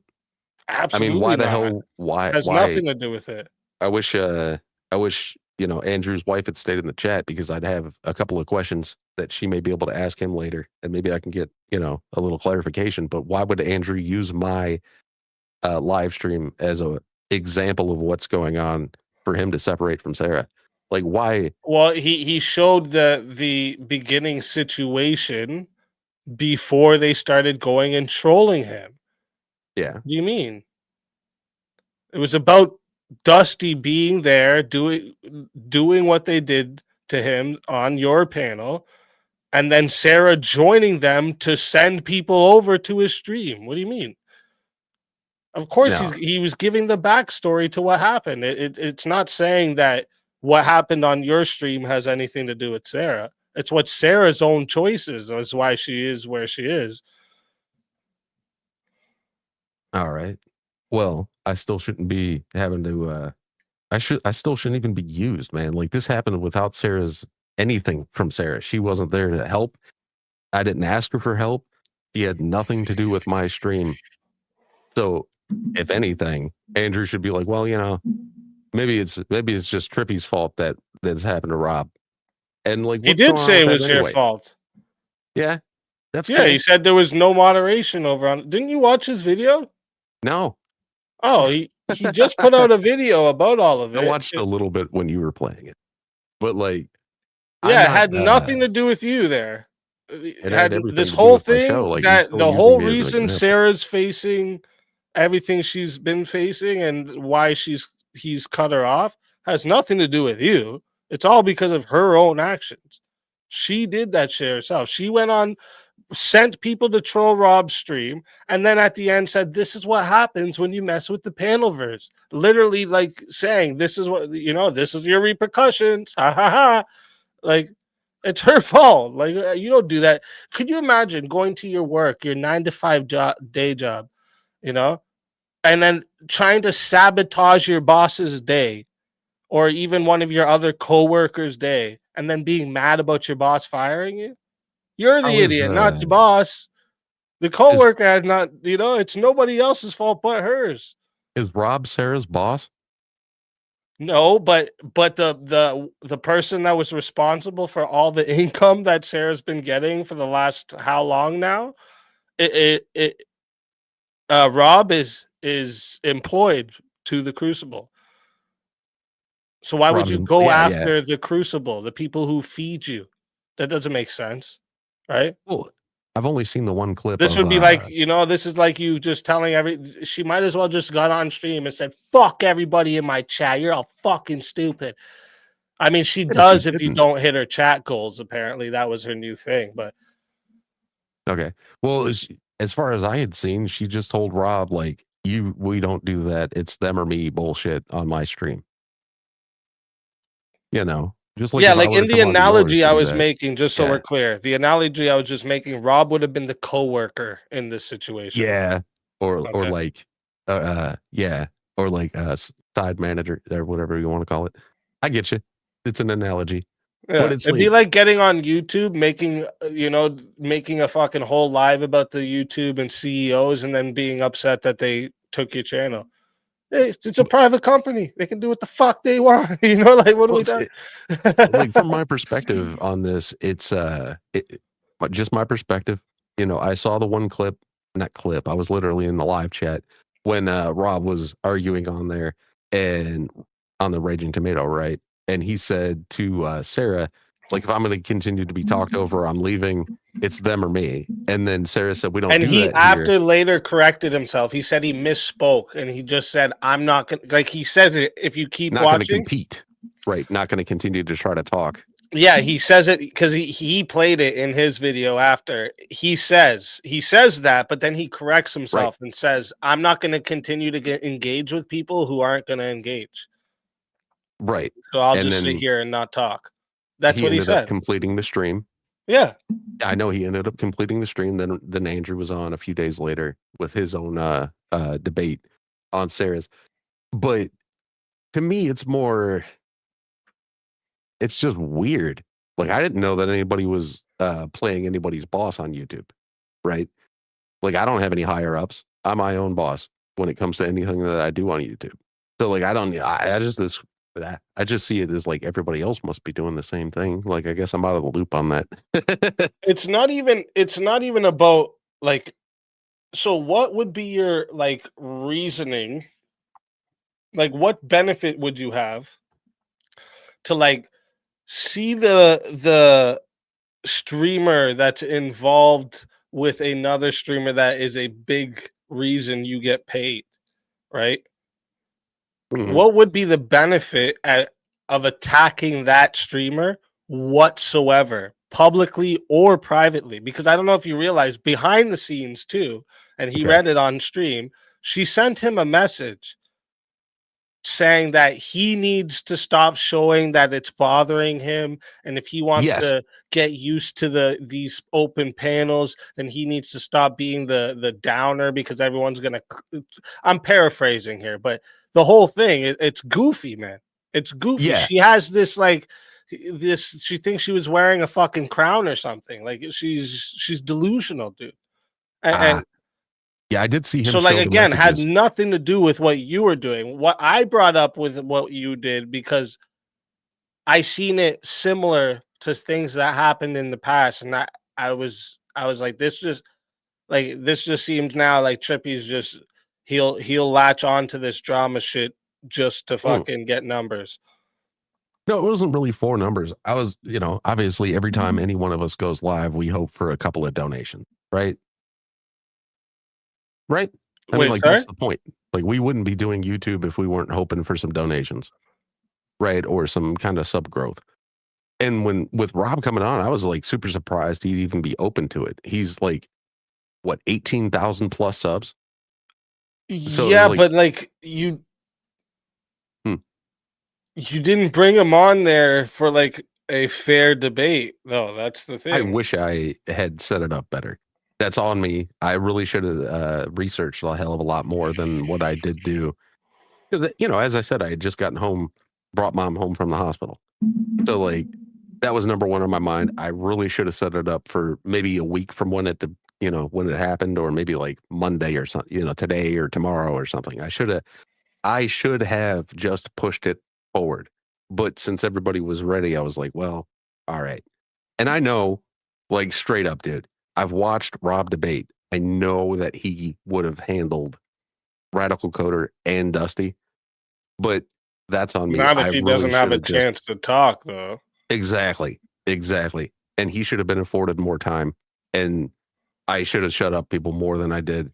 I did not want to walk Rob into a match where he was just getting yelled at and that was it. I didn't want to do that. I didn't have the time to set it back up better. I thought I would have been doing better than I was. And I do deserve blame for that shit. I don't want to set anybody up for any stupid shit where they're just getting screamed at all night. And I don't want to set anybody up either where all they're going to do is get high blood pressure and have to be forced into a corner where they have to yell all night. That's not what I wanted to do. So with Rob backing into the back, I was like, well, what's the best situation here? I'll leave Rob in the back, and then if I can somehow weasel him back on and allow him to talk, and when I say weasel, I don't mean like try to just get Rob to talk, right? I mean, like, let's calm these other two down to a point where they will allow the guy to get the words out of his mouth that he wants to say. And it didn't play out that way. I'm sorry to Rob. I really think that even with that, he still can walk away being a winner. See, this is what I mean. See, Trippy, people listening to this would think that it wasn't as bad as it actually was. It's not bad. It's not bad. Like, I treated Rob as if he were on the same level as me. So what? He's got a bigger number than me, and what am I supposed to give him special privileges? As soon as I put Rob in the back, we lost. So you viewers. would have just let them keep talking over you like that? I don't matter. I'm and asking when it comes you, to that, I'll let them during talk that over me. debate, if it was you that was getting talked over like that, you would have allowed it. Yeah. I'm not saying that Rob should have either. Rob's doing his own thing. Rob did what he thought was right. He did it. It's fine. He didn't do anything wrong. So, like, if he wanted to get his words out, I was going to try to give him that opportunity. I even told him 2 minutes straight up. He came in wanting to just do a troll. I let him do the troll. I even had people telling me, like, hey, this part is disrespectful. Kick him down. And I was like, no, let him do what he's doing. You know? And then when we moved on from the sham wow reading, he continued to want to troll, and then he muted again. So I put him back in the back. And it's like, that's nothing that Rob did. He wasn't like being a bad kid or anything, but it's kind of hard to have something continue when somebody's refusing, you know? And it's not his fault. He didn't do anything wrong. Radical Coder and Dusty, we're going to continue to talk over him. And at a certain point, it's better to just like let it go and say, hey, it's moot. Rob wins. Goodbye. You know, and we continued, me and Coder and Dusty and Nova all just kind of hosted at that point a podcast. So nobody should be attacking Rob. Nobody should be saying that Rob did anything wrong. He didn't. He just didn't want to be talked over, and that was it. And I don't think I could have stopped it fully anyway without just ending the show. And at that point, you know, I was chilling. Let me check something here first. But yeah, Rob's a good dude, man. The first thing I said to Rob when he joined the StreamYard is I reminded him of an old dude that he remembered years ago. He was on an interview stream with a friend of mine called Irate Prostate. And as soon as I said that, Rob was like, holy shit, you know him? And I let him know that the guy had passed on, and we talked about that for a few minutes before the show. I had a severe audio issue before I could even go live, which it was like nobody, if I would have hit live, nobody would have heard anybody. And then when I did go live, I accidentally still had it muted in OBS. Okay, 1 second here, just so I can hear something.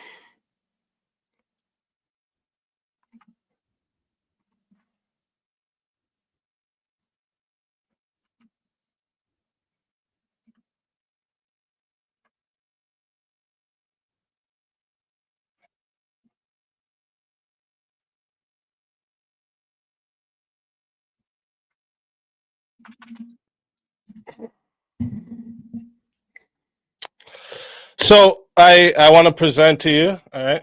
Yeah, go right ahead. Exhibit number 1. All right, Trippy.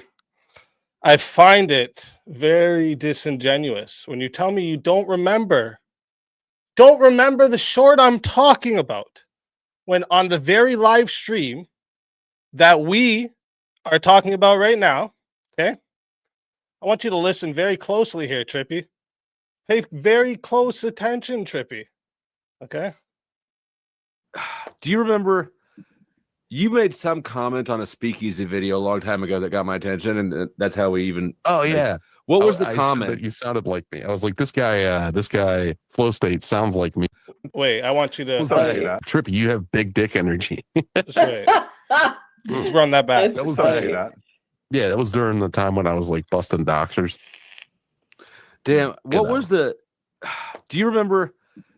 You made some comment on a speakeasy video a long time ago that got my attention, and that's how we even... Oh, yeah. What was the I comment? said that you sounded like me. I was like, this guy, Flow State, sounds like me. He must get all the ladies. He must, or get all the pussy. Yeah, he must slay the V or something. Yeah. Yeah, slay the V. That's I was like, this guy sounds like me. He must too.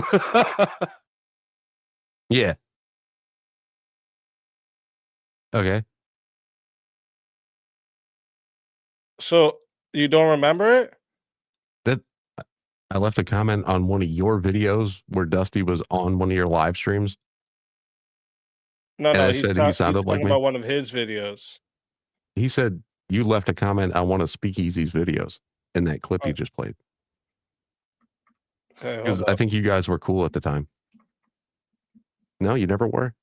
I don't know what it was, but I just like heard a voice that sounded similar to mine at the time, and I was like, "Oh, he sounds like me," or he said something similar to what I would say about something. I don't know what it was. It was either a joke he made that sounded like me, or maybe his voice sounded similar to mine. I don't think we verbally sound alike, though. It was just a stupid comment. I think I made 2 years ago, or something like that. It was like when I first even seen Dusty around. I thought it was on one of your live streams or videos. And I don't know if you were friends or not. I thought at the time that you were. I don't know. Like, if it turns out, like, I don't think that's a comment on that short, though. You'd have to backtrack, like, at least a year, if not 2 years ago. Because it was, like, shortly after I knew who you were. So it would have been a comment on one of your videos.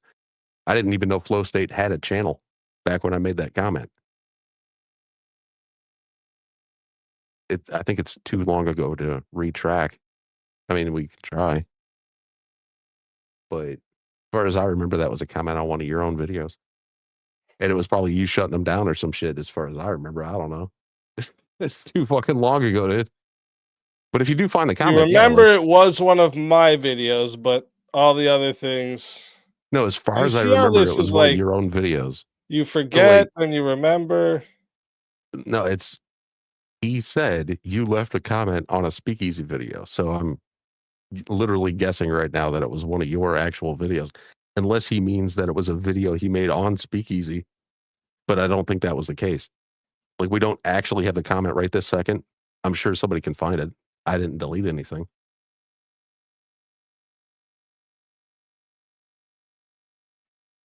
Oh, chat. Chat, I love you guys. Because right now, some of you guys are speaking on situations that there's no way you understand. And I'm speaking on something I barely remember. Let me look through the comments back. No, can we do that? Is there a way to look at that? Yes, there should be. I'm going to go to my community page because I don't get very many comments like back on stuff. Maybe I can find it. I'm scrolling through right now. Let me, maybe there's a way to just, I guess I'll just have to keep scrolling and see if I see that. Fuck, man, because I remember back then when I made that comment, I was trolling Hormaxer. Like a lot of the time, and I had seen that I was either, maybe I was mentioned in the comment, and that's how I saw it. I don't remember exactly how I saw it to comment on it in the first, or comment on it in the first place. Oh man, there's more comments here than I imagined. Mostly shit on that recent video where I argued against that girl. Okay, I'm all the way back to a month ago. On what channel? I'm looking in my YouTube studio right now to see if I could find a comment from Dusty back to me, or me commenting on something. And I'm back to 2 months back. This is gonna take a long time, but I will find it. I mean, this should be the way to do it. Probably. Hold up. I gotta yeah, I'm hoping. I'll let so it just do the work. Just like you're just not aware of any of Yeah. the shit that Flow State has put out about me, even though he's put out hundreds, and I'm pretty sure it's his most viewed videos. No, I've never watched anything from his channel. Like anything that I'm on, if you've noticed, or if you've been able to tell, I think I've been on one of his one of his live streams. And that was like last month. I was on one of those, and I don't usually watch people's content. I've watched a few of yours. You've seen me comment. Like anytime I watch a friend's video, I'll comment. But as far as like watching people's content all the time, it's like if I'm on podcasts with people all the time, I'm not going to be as inclined to watch their shit. I think we all kind of feel the same way. was like, oh, I've heard enough of that guy. And when Flo talks about having a new short out while he's on that debate, who's the one who brings it up to play it? Oh, I did, but I hadn't seen it Oh. previously, and that was the one about Rob. And I think Oh. I stopped it 45 seconds in or whatever. I stopped it before it was done. And I was like, 15 seconds before 30. it was done? However, before it was done, I'm not sure how long the short Why about would you Rob was. play it at all? What was the point? I don't know. Dusty said, if you play this, it'll probably get his attention. So I start playing it, and then I was like, this feels fucking dirty. And I hit pause, and then I took it down. It's like, I'm not there to have all the shit talked about just Rob. You know what I'm saying? Like, I want Rob to be able to talk shit back, but that's what I thought it was. I was told by Toasted that it was going to be a blood sports debate, and everybody that was involved was included on that idea. And that it should be like an opportunity for those guys to just kind of air out their grievances between each other. And when I realized it wasn't going to be that, was when Rob decided, I don't want to be talked over. And then I think I even said on the show, change of plans, guys. Like, poor Rob, man. I don't feel like he should have ever had to be put in the back. But if you're going to sit on the panel muted, then you're no longer on the panel anyway. And it didn't hurt him. He's even said that himself. So, well, I get where obviously, wait, like none of yous that were on that panel plus 500 more could do anything, right? That's a misconception I think that people have with this like PanelVerse shit. Yeah, I'm not PanelVerse. I'm TrippyCast. You know what I mean? Like, I'm not involved in any group. I might drop by streams that are part of whatever they want to call their thing. I call my shit fucking hashtag Hanka Squad for fuck's sake. I'm not Hanka Squad. I show stupid videos in the week. You know what I mean? I show stuff that's both political or just really ridiculous people acting ridiculous. That's my favorite show, my Wednesday show. Weekends usually are just open for open topic. Like, I did another one on Saturday that followed the Thursday show. And I said on that one that, like, Rob didn't do anything. It shouldn't really be a big deal. And Rob said just as much. He was like, I don't think it's a big deal. No, I get it. I get Rob is like, Rob has said like he doesn't have any ill will to you or nothing. It's just, again, I known you longer than Rob. You have. Right? And from what I see looking in, everything about it just looks off, right? Yeah, I don't want Rob to feel like I'm even like looking, like hosting debates isn't a thing that I even see you doing ever. Yeah, I've done maybe 3, like in recent times. But what is a debate now on YouTube? Let me ask you that. Like, when you have a moderator on a YouTube debate, as far as right now, what does that moderator usually do? They sit back and they let it happen. That's not what it's supposed to be. I've seen you do it though. I've seen you when I don't have to. Yeah, when I don't have you don't to, have for sure. to always chime in. But if one side is screaming, my side or the other, right, and they're just not letting the other side talk, of course I'm gonna. Rob is saying in the chat, I can't find Trippy's contact info. Tell him I want to talk to him. Yeah. Rob, are you in my Discord? If you are, he's in there as well. Yeah, I'm still in Sarah's, I think, too, if Rob's still and there. Yeah, there too. But I should be reaching out too. Fuck it, man. He doesn't have to do all the work. But yeah, like, again, this is why I was trying to say to you earlier, this is nothing to do. I don't speak for Rob. I'm telling you my perspective looking in. I know that.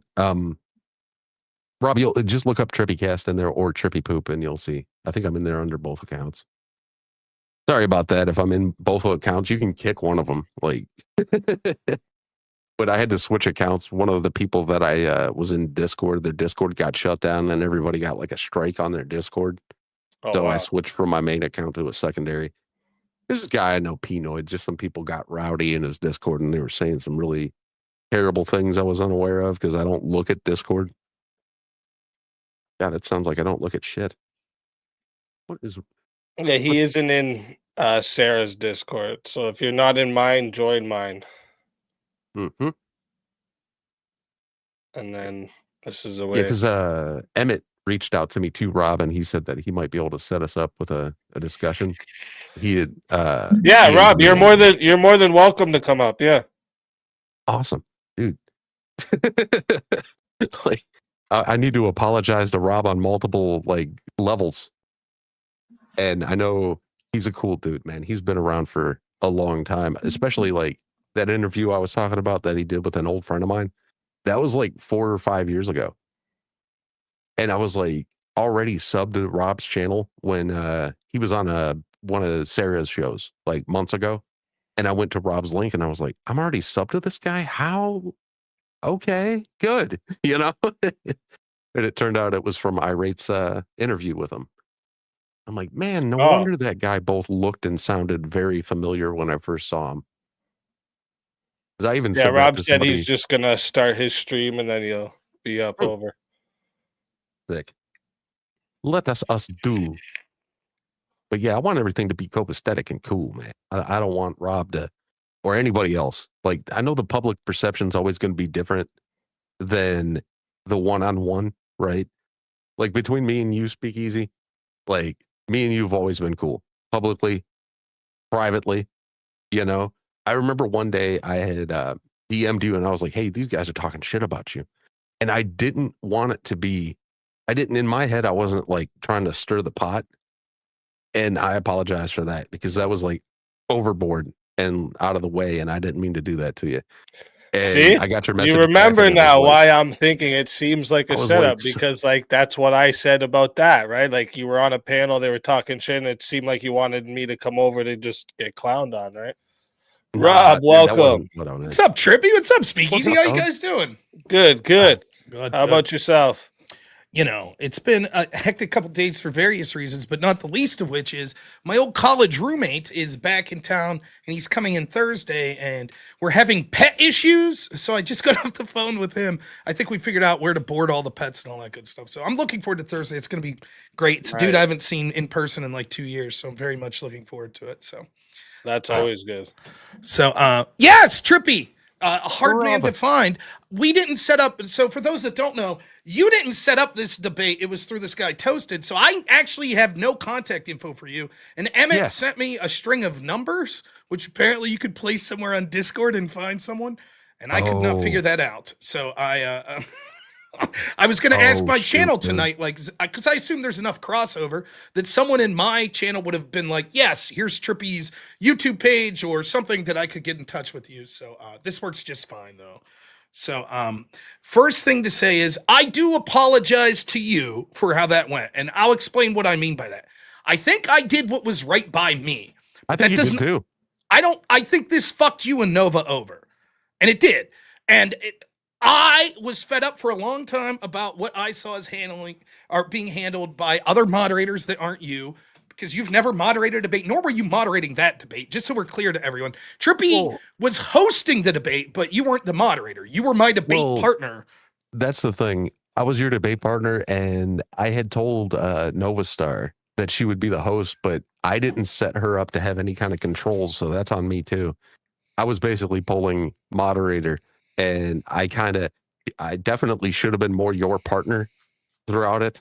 You know, like I should have said things.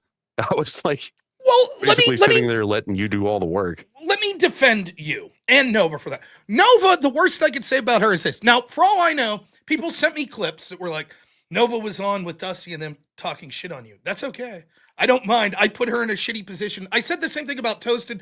Toasted came on my Discord and I don't know. I guess he was pushing me a little. I don't even give a shit. I told him straight up, I'm like, you can call me a bitch or whatever you want, but what was frustrating to me was he was simultaneously saying, oh, I don't think you did anything wrong vis-a-vis Sara, but then he was on Sarah's Discord at the same time basically saying I was an asshole, and someone showed me the link, and I'm like, why you got to be duplicitous? You could have just been on it. Anyways, neither here nor there.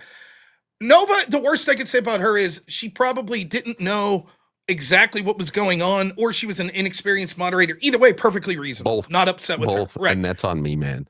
Like, she was so nervous before the show started.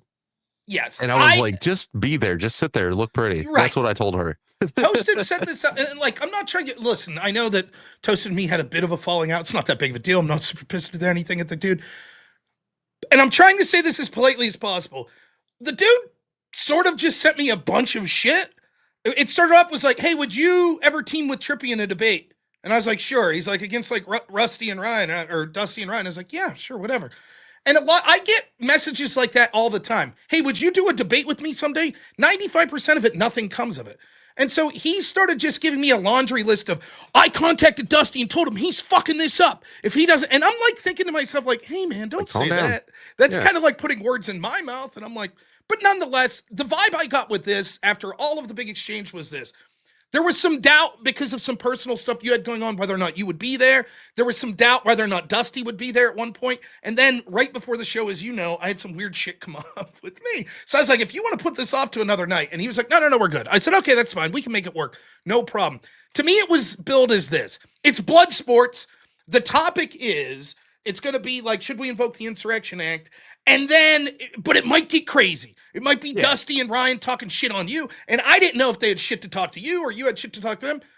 That still meant to me, not an open panel, but a moderated debate that might get spicy. Like, it might be like, I'm like, and fuck you, Trippy, I think Faygo's the shittiest soda in the world. And it's not going to be, you're not going to be like, I thought the topic was Insurrection Act. Like, we're under an understanding that the topic's very loose. What'd you say? Yeah. See, I knew that's how you get to the juggalos bitching about Faygo. So I know. Axes. Have you ever been to the gathering? No, I haven't, but I have friends that have. It's all the way out in Cave and Rock, Illinois. I'm not a big juggalo, but I had friends that were, and they explained it like it was a big party. So I was like, fuck it, I'd go. But I never went. So anyways. It's a big party with like. I performed music one time for juggalos and they are wild. Okay. Yeah, you told me about that. I opened for ICP one time and their crowd is dedicated. I'll say that. Were they asking you how magnets worked and shit like that? Or, no, they're just like they're mosh pit. I was performing mostly like rap and R&B, and they were mosh pitting to it. I was like, these people are insane. Yeah, that's what they do. They mosh. They break bones. Yeah. So for those on my end, this is Speakeasy, by the way, that's hosting this. If you're watching on my end, and this is Trippy, who was my debate partner / was sort of putting on the show last Thursday. So I'm the guy I can say this. Rob up for failure. No, I'm just set me up. I don't think it was a setup or anything like that. So that was my understanding going in. Now I was frustrated because I had this shit going on behind the scenes. Toasted even asked me, "Is there something between you and Sara?" I said no. I don't think she likes me, but that's that. Whatever.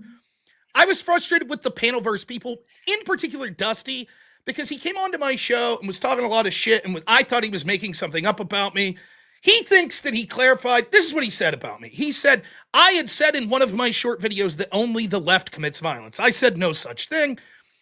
Right before we played the short, because I get tired of people saying that I said, and that's a bold thing to claim, right? My argument, unabashedly, is the left commits more violence. You don't have to agree with me. I'm just making this point. He's like, no, you said they're the only ones. So I was like, we'll see. If you're wrong, you're banned for the day or so. I didn't say a day, but usually my bans are a day or 2 days. I brought him back 2 days later. Wasn't a big deal. He was wrong. He equivocated by being like, or you said something like that. Something like that doesn't mean, oh, you said that both sides commit violence, but the left is worse. You understand? That's not something like that. Nonetheless. Yeah. Then on Sarah's panel, he was spurging out over me, making shit up, and, blatantly admitting, yeah, I'm not going to stop talking over you. And at one point, Sara says on that panel, he keeps talking over you because you're asking him not to. What? Okay. Nonetheless, it doesn't matter. It's no big deal. Life goes on. I told my audience I was frustrated with the moderation in the open panel, but you go back and watch my video. What I said after being frustrated when I left it, sort of frustrated, I was like, but Sarah's great. I wish her well. I hope her channel thrives. I don't know that I'll do the open panel anymore because of people like Dusty and Ryan, right? Because they're always spurging out and talking over people. Anyways, I get on that panel. Now, I'll defend you and I'll defend Nova in saying this. It is not the worst I've ever been interrupted. It was in a so in a vacuum, if that's all you've seen, you might be like, I don't know. It didn't seem all of that bad. It was annoying. I stand by it. It was bad. Yeah, and I was like, here we go. It's going to be all night. But it was because of the pattern that I'd seen from this crowd. It's not serious debates. It's them spurging out. And when I said, and I got to give Ryan credit for this, right, for sort of calling my bluff, when I was like, listen, man, then I'll sit here quietly until you stop interrupt. And he came back with the smart ass, great, that's more time for me to talk. Now I'm in a weird position. in a humorous way. Like, well, how do I come back and not look like a chump here? So I came up with a devilish thought. I was like, well, I could give Ryan all the time in the world to talk. So I was like, I'll sit here and I'll just stream to my audience. And then, like, by the time Ryan realizes, like, oh, fuck, it turns out without an opponent here, it doesn't matter how much I talk. I sort of fucked myself here. That was the idea. Now, I knew that I was going to have to make it up to you and Nova because it was a dick thing to do from your perspective. But from the perspective of trying to teach people like Ryan and Dusty a lesson, I'm not going to interact with you people anymore. And it's not that I want to be clear about this because I think there's a misconception. Yes, it's true that I have a bigger audience than them, but that's not the issue when I say I'm better than them. Nor am I saying I'm a better debater than them, but I am. That's not what I'm saying. What I'm saying is I don't need that sort of Jerry Springer-esque shit, right? Like I could do like serious debates, and I don't even need to do debates. Like this week, hopefully, I have a congressman coming on my show to talk to me. So it's like I like debate. I like it, but I don't like it if it's just a screaming match. I don't even mind if it's Rob, you're a big fat fuck, you're an idiot, but that's all fine. It's if I have to get frustrated to even get a word in edgewise, what's the sense? So I was just trying to show them a lesson. Now, that led to Dusty then trolling me later in the night, which I actually, listen, and I still mean this, even from the perspective with Sarah. This shit's all just online debate drama, right? Like, It's not like anyone threatened my family. It's not like they intentionally violated terms of service to get my channel banned. Dusty and his crew of cretins could come over and pretend to like me and then call me a fat fuck and run away at the end. I don't care. It's not the biggest deal in the world. But when I saw Sarah there, I was like, she'd been texting me stuff behind the scene or DMing me stuff behind the scene that I thought was belittling me, telling me that I make myself an easy target and this is the way you have to handle the panel and blah, blah, blah. And maybe open panels just aren't for me. So when I saw her make that cringe ass, this is what happens when you go after someone in the PanelVerse. This is the power of the PanelVerse. I was like, motherfucker. Like, are you kidding me? So I texted her that night or DM'd her on X. I don't have her phone number. I DM'd her and was like, hey, thanks for your advice last week. Your unsolicited advice you gave me. I take it to heart, and you're right that the power of the PanelVerse, I didn't understand how powerful it was. Just being like a sarcastic asshole. I was like, I'm going to talk about it tomorrow. You want to come on? And she's like, no, I'm busy. Then she realizes I'm being sarcastic and is like, but you do whatever you got to do. I was like, oh, don't worry. I will. And then I came on and I was just like, hey, fuck you. I think you're an asshole. That's what I think. I don't think you're a good moderator. Everyone could agree or disagree with me. That's it. There were other things going on behind the scenes with the Crucible, with Sarah. And so, Andrew's one of my best friends, and Rachel and Andrew saw my video in the morning. I didn't say shit to them. Andrew reached out to me later in the day and it's like, what's going on? And I was like, don't worry about it. It's no big deal. And he's like, there seems to be some history. So I told him that there were these DMs and shit like that. And he's like, yeah, fuck her.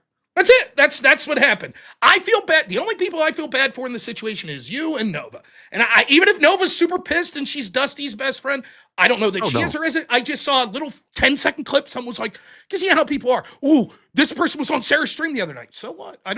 Anyone watching right now, by all means, be the biggest Sarah fan in the world. Go over, support her stream. Totally cool by me. I do not give a shit at all. Like, I'm not petty to the point where I don't like Sarah.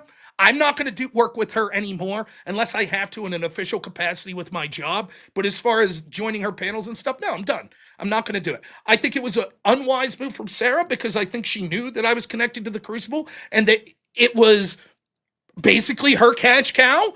And she kept pushing and pushing and pushing until I was never going to say shit. I would have continued to be a professional and work with her at places like DebateCon or any other project that I was asked to do so as a member of the Crucible through.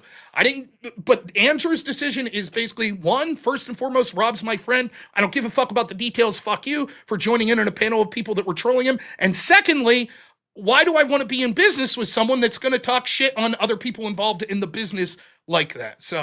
So at the end of the day, I don't feel bad for Sarah. Dusty and Ryan, I don't feel bad for, but I do feel bad for you and Nova. And I would like to make it up for you, whether that be doing a different debate or just doing a show together or anything like that, or anything that I could do like that, because I feel bad, I really do, that I ruined your show. I think I did what was right by me, but sometimes when you do what's right by you, there are other people that get caught, and I do feel bad that I ruined your show that evening. That I am sorry for.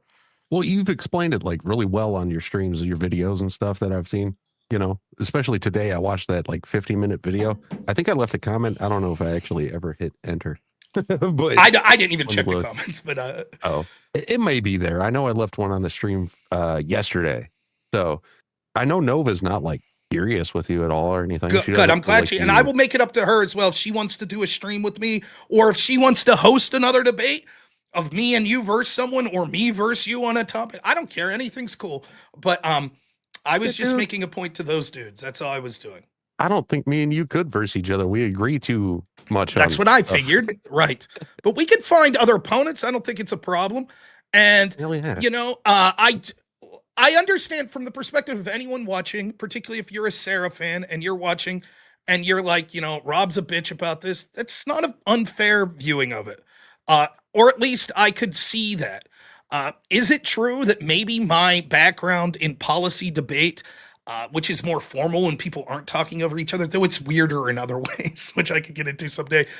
Yeah, maybe that makes me frustrated when I'm used to debating like that for 7 years. And then all of a sudden people are just like, no, and they're just going to scream over you over and over again. Maybe that taints the way I look at that a little. I'm not from that background and I hate that shit. So it's not that. By the way, interruptions are different. Right? Like if you're like, no, I don't think so. That's one thing. Or if you start to interrupt and someone goes, please, and then you let them finish. It's different when you interrupt and you just keep going until a moderator has to be like, all right. Like, that's what I'm saying. So people will say like, well, Speakeasy, I've heard you interrupt people. Well, yes, all of us do it in a bad way to an extent. But most of the time when people are interrupting, it's like we all have this thing where there'll be a pause. Like, I'm the worst at this. Dead air in our line of work's the fucking worst. Yes. Right? So you have natural speaking cadence. So I might be like this. And then I'll start saying, but Trippy assumed, when I had that brief pause, I'm going to speak up. But once he hears me speak again, it's like, all right. Right? Something like that. That's different than the constant spurging out and interruptions. And maybe I have a quick trigger because the last time I was on Sara's channel with Connor, where he blatantly announces, yes, I'm going to keep interrupting you. And I'm sitting there like, really? This is how it's going to be. I thought that it was, it's because he's the guest. So then that's why I was frustrating the next time where I was the guest and Dusty was the open panelist and he was interrupting me. So that's all it was. But I get it. I'm not looking for everyone in the world to be like, Rob had the right opinion and that's it. And anyone who thinks, I'm not saying that. But I'm just saying vis-a-vis my position with Sara, I don't feel bad at all. I feel that once she criticized me publicly with the power of the PanelVerse thing, that it was like, what was I supposed to do? When it was private, I basically kept my mouth shut. When it was public, I was like, well, I'm going to look like a huge bitch when I'm doing things in public with her, like a debate con or with other things. And it's like, she fucking punked him. She's out there with dudes that are trolling him, laughing and, saying that's what happens when you mess with one of us. You mess with the awesome power of the PanelVerse. So that's why I said something. And look, that got a ball rolling that unfortunately, part of it, I think, I know I'm rambling a little bit. Part of it, I think, is blood in the water syndrome. A lot of people that had grievances and, once they saw like, I had some negative things to say about Sara too. And now I could voice them and that's fine. People are entitled to say what they want. So I don't begrudge anyone that's like, I don't want to listen to her anymore. I don't begrudge the people that are like, I still love Sara's show. In fact, I like her more than you. So I'm not going to watch you or I'll watch both of you. All of it's cool. I don't care about any of it. So. Yeah, I'll probably continue to go on her panels. Like, I like yelling at people. That's why I go on panels.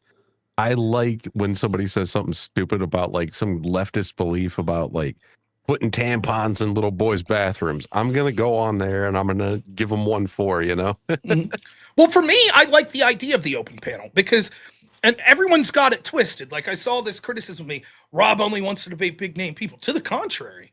Right? Like, I think the idea of an open panel is amazing because to me, one of the reasons, you go back, one of the first videos I ever did, I was like, why am I doing a YouTube video or channel? And one of the things I said was, you know how many people have awesome comments about politics that I know that are like truck drivers, welders? They don't got no channel. But I wanted to like bring people like that on. Well, an open panel does that. You don't have to be a professional streamer. You could be a guy that's a carpenter and, hey, I got a couple hours off and here's an open panel I'm going to join. I just don't care to work with Sara anymore, which is great that my friend Speakeasy also has an open panel show, which I think is far more fun and moderated better. So I'll be happy to join that show. But the idea that it's like, Rob's big time and he'll only talk to bigger people, that it could not be further from the truth. In fact, on Speakeasy show last week, one of Dusty's friends got put in a one-on-one with me. We went 40 minutes of this dude spurging out over me, calling me names and shit like that. I called him names right back. I didn't leave butthurt. I understood that was the game. That was what I signed up for at that point. That's different. I thought the open panel, as it was on Sara's, was basically you have 2 people debating, or 4, and then you ask them to stay afterwards, and the panelists are coming on to talk and interact with them. And so if that panelist gets a little spurgy, the moderator's like, hey, let's give a little deference to the guest. That's why Connor, when he was the guest, got to talk over me. I had to give deference because I'm just the open panelist. That's what I thought the point was. Apparently, I was mistaken. Apparently, the point was, if you're in the PanelVerse, then you get preferential treatment and get to spurg out and, you know, passive aggressiveness towards Rob and then send him messages behind the scenes and all of that bullshit, which wasn't what I signed up for. So I have no problem with the true, hey, we're going to take a step back. It's a one-on-one with no moderation for... It's supposed to be 5 minutes, but people kept donating money, so it became 40. But it was fun. I enjoyed it. And by the way, no hard feelings. And this week's debate will be moderated. The one with Wednesday I'm doing a debate. Yes, that's different though. That's a different game. And he's not a big creator either, so there's more proof that you don't only debate big creators. And I also do shows with, like, I did this show. It should be out today. Awesome dude. He runs a show called Brews and Crews. You guys should all check it out. He just does interviews with people. His average video got like 70 people. He doesn't do live streams. He just pre-records. He reached out to me. I was like, shit, yeah, I'll do a video. I had another guy just sent me today, was like some guy that works in the video game industry, isn't a streamer, wants to talk to me. Sure. So it's not that I'm just big timing people. I know people took it the wrong way when I'm saying like, I'm better than them. I don't mean in that way. Like I have more. Now it is true that it's just stupid if I debate Destiny, who's got way more subs than me, and I decide I'm just going to scream over him and spurg out, that's really dumb, because what he'll do is say, I don't want to talk to you anymore. Now I lose access to that audience. Can I sign into this real quick? Is it going to kick me if I sign into StreamYard? Easy. Can I, because I'm signed out of StreamYard right now, can I log into it and still be connected? Oh, you mean on the side thing there for chat? Yeah. I think you'll be fine.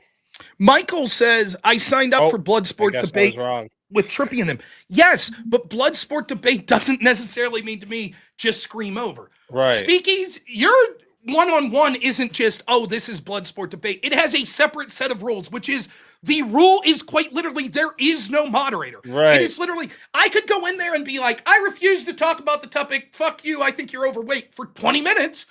And it doesn't matter. The audience votes. You might win the audience vote because you were funnier. You might win because you debated. It's up to the audience's whim. That's different than, hey, do you want to... Bloodsport debate doesn't mean to me that it's just one person can talk. I mean, I could talk really fast and really loud. I could have did this the whole time and said, you got some radical guard, you're not going to be able to get a word in edgeways. Now what we're going to do? It's Bloodsport. You can't complain about it. There's nobody going to hear you. Fuck you. It doesn't matter. I can talk louder than you. And turn my mic's gain up the whole... What would the utility? Would you guys been like, hey, that's Bloodsport's debate. That's the way it is. Sorry about you. No, everyone would be like, this is absolute dog shit. What the fuck is this, man? It's just some guy yelling for 40 minutes? Like, that's fucking worthless. That's how I feel. It wasn't that bad. It wasn't to that extent. But I'm frustrated that it's going down that path that it has been the past 4 or 5 times I've interacted with these goofs. And so I was like, if he would not have said, if he would have just said, okay, Rob, you're being a crybaby. Go ahead, finish your point. That would have been it. But when he said, and it was, I admit, it was kind of a funny line. He was like, well, fine, if you're going to be quiet, more time for me to talk. I was like, well, how do I one-up that to be more of an asshole? Okay, I'll give you a laugh. I'll give you 2 hours more to talk. That was my fucking thought on it. So, but I get it, Michael. You're pissed at me. Got it. I think a lot of people are mad because they wanted to see a good debate, and that sucks. And I'm sorry for them. And a lot of people are mad because the fallout of that ended up harming Sarah's channel. And I don't know what to say about that. People can make their own decision. Easy wants to play a song for me. That's fine by me. Yeah. What? I have that song. You sent me that song. They said Easy wants to play a song for you. Oh, they want to see the... I haven't played it yet. I know you sent it to me. I do have it here if you guys want me to play it. I'm game if you want to play it. All right, let's do it. Yeah, it's me, Sara the Raging Tomato, back to moderate another debate show. But it's my rules, not yours. I say I'm neutral, I swear that I'm fair, but 5 seconds in, I'm already in there. Interrupting midpoint, taking the mic, pretending to host, but I'm ready to strike. They think I'm sweet, wear red for the cause, talking like I'm Trent, but it's feminist laws. Conservative cosplay, money in hand, I bake the bears just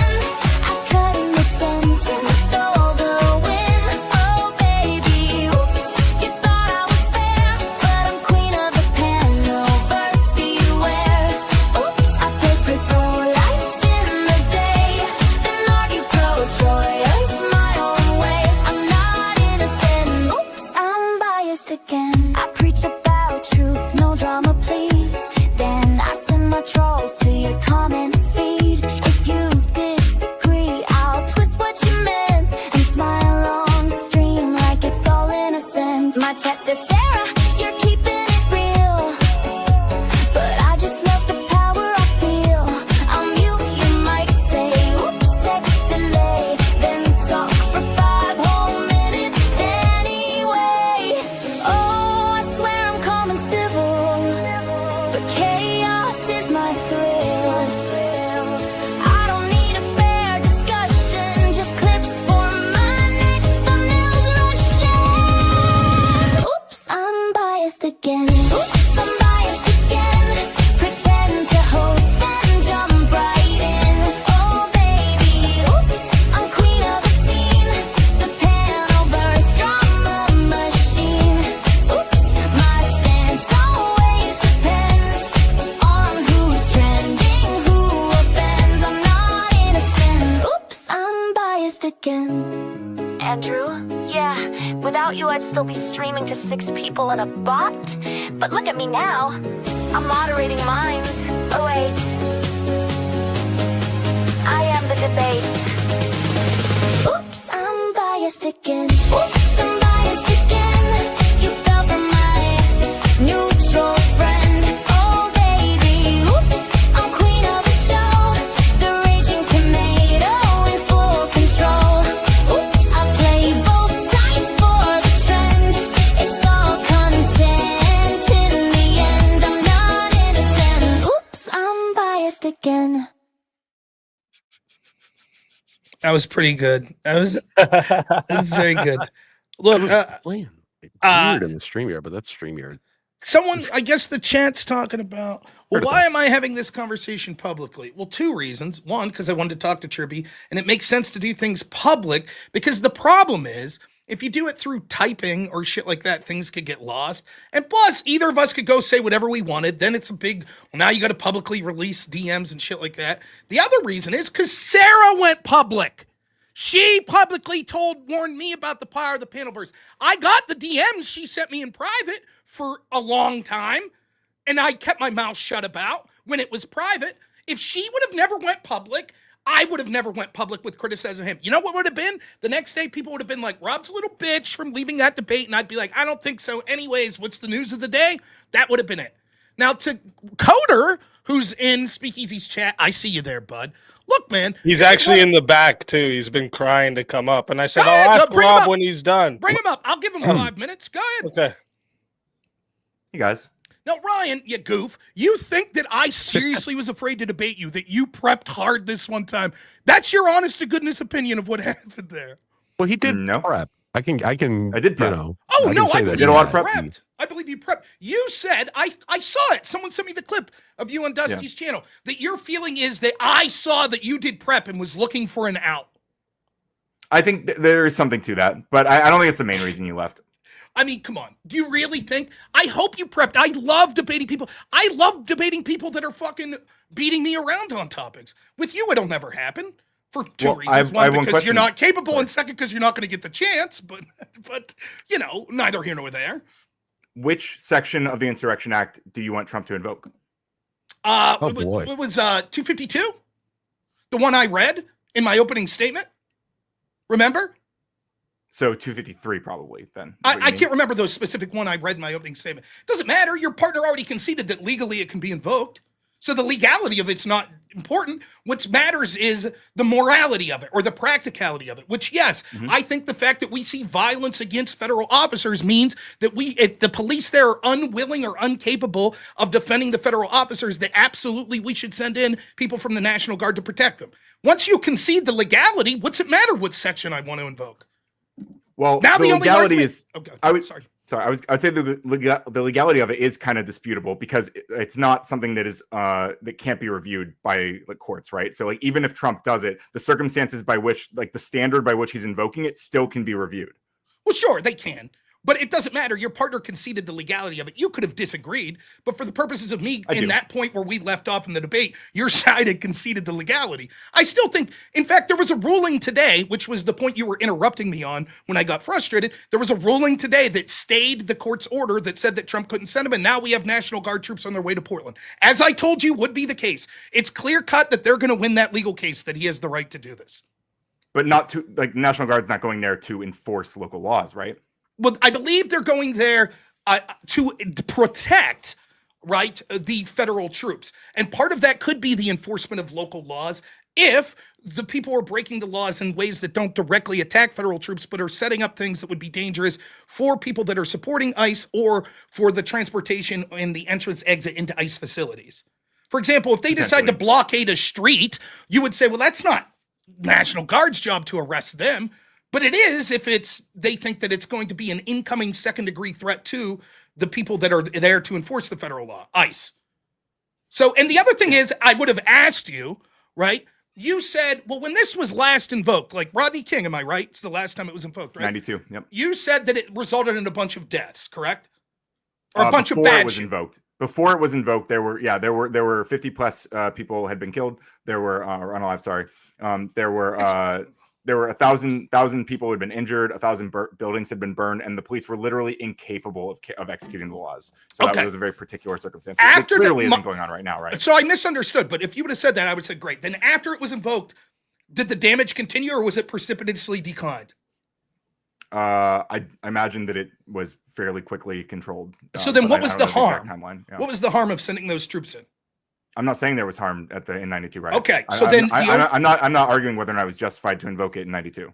Right? Okay, so then the question would be, you don't really have a reason that practically, or it would be bad, that it would make the situation worse. You're just making a legal claim, which to me, it seemed like your opponent had already conceded, which you'll admit, he conceded the legal argument. So I'm making two parts, right? Okay. I think legally it's dubious, to say the least. I don't think most of the conditions. I think a lot of legal scholars view 253 as being in context of 252. A lot of people have been critical of how it's of the vagary of it. In fact, something we would have gotten into if we were debating longer is that 253, if read, or just 253 section 2 specifically, would be if read just on its face would allow basically the president to invoke the Insurrection Act to send the military to even like 2 people conspired to break federal law, which I think even you would acknowledge is kind of a ridiculous bar. Well, I mean, it depends. Right? Now, here's the problem, right? You would imply that the Insurrection Act could be used to quell insurrections, correct? Sure, but that's kind of a semantic. How did they argue? How did most lefties argue what the definition of insurrection was?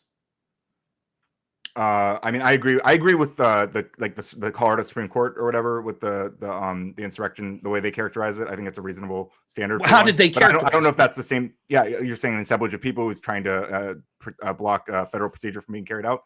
But I don't think the Insurrection Act is just like if there's an insurrection in any way. I like when you like what you say in all of these debates that you've had about the insurrections, or the January 6th insurrection in particular, is that basically you're saying that it waters down the term, right? Correct. So yes. Are you using the watered down you perceive yes. as a watered down version to invoke the Insurrection Act? I am invoking the standard that has been set forth by the Democratic Party. That's what I'm invoking. The standard that said Trump saying fight like hell was engaging in an insurrection. That's they've won the argument as far as I'm concerned. So now that they want to attack federal ICE with impunity, absolutely we should invoke the Insurrection Act to protect our federal agents that local police are unwilling to. And we have specific examples. We have in Illinois specifically 2 examples that I could think of. One, we have a stand down order, it seems, from police in protecting ICE agents as they were being rammed into with a lethal vehicle. That's number one. Second, we have orders from the government. Sure. Can we start with the first one? Sure. So the one you're talking about is where there was the armed woman, right? The allegedly armed woman. Correct. But there were 2 incidents that day, allegedly. But yes, that was one of them. So do you recognize that particular incident? There's a lot of dispute about the nature, like the police, apparently police audio and witnesses dispute the official narrative of that event. Well, the audio seemed to not dispute it. I think that they have since post hoc said, wait a minute, there were time delays and shit like that with the audio, correct? I'm not 100% sure. I read it like shortly after it all happened. So right. There may have been updates that I'm not privy to, but my understanding is that there was disputes about like even potentially who even hit who. Right. Well, I think that it's clear to see that if there is a call going out, that there is someone who is armed and there's a claim that law enforcement is claiming they are ramming into us and surrounding us, that local law enforcement should respond. Would you not agree with that? Well, it's very interesting you point out that she was armed because are you aware that her firearm never left her purse? So how'd they even know she was armed until later? I guess let's No, put it this wait a way. We minute. found out post hoc she was armed. So I guess the Yeah, armed. exactly. Okay, nonetheless, if I'm imagine this. Imagine that I'm sitting here and I'm from the my county's police department, and I'm on duty in my cruiser, and I hear the state police say, "We're being rammed into. Someone send help." And I'm like, I don't know who's ramming who. Well, I You don't think think that's that's what happened, smart? right? I don't think that's what happened. My also, understanding. Oh, go ahead, Trippy. Brian, This when person we got were shot and went to on- the hospital. Sorry, Trippy, go ahead. Yeah.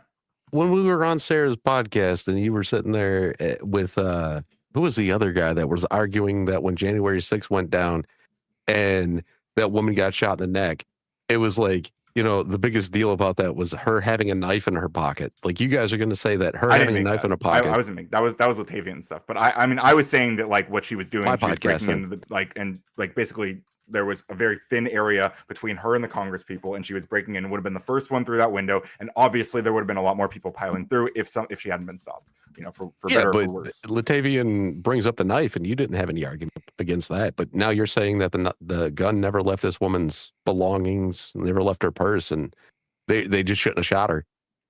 Well, This is what we got. I didn't say they shouldn't have shot her. Now, granted, Ryan, I know you know this, right? I just searched this, right, using AI, right? But it does have what it claims to be audio. So take this with a grain of salt, and I'll later look into my audience to make sure this is correct. But it says audio evidence suggests Chicago Police Department computer-aided dispatch, also known as CAD, message that explicitly instructed officers not to respond to the incident, effectively ordering a stand down. This occurred amid tensions between federal agents and Chicago's sanctuary city policies under Mayor Brandon Johnson's and Government Pritzker. Details of the audio log. The CAD message, time-stamped around 12:34 on October 4, 2025, was sent by Chicago Police Department's Chief of Patrol and stated, quote, "Please, Chief of Patrol, no units will respond to this as related from October 4th, 2025, 12:34. Caller is one of approximately 30 armed patrol agents ICE who are being surrounded by a large crowd of people requesting CPD. This was reviewed by Fox News and other outlets, confirming it directed officers to ignore calls for assistance from the 30-plus federal agents who reported being trapped under threat. CPD sources described this as a deliberate non-response, accusing the department leaders of misleading the public by later claiming officers were only there for traffic control."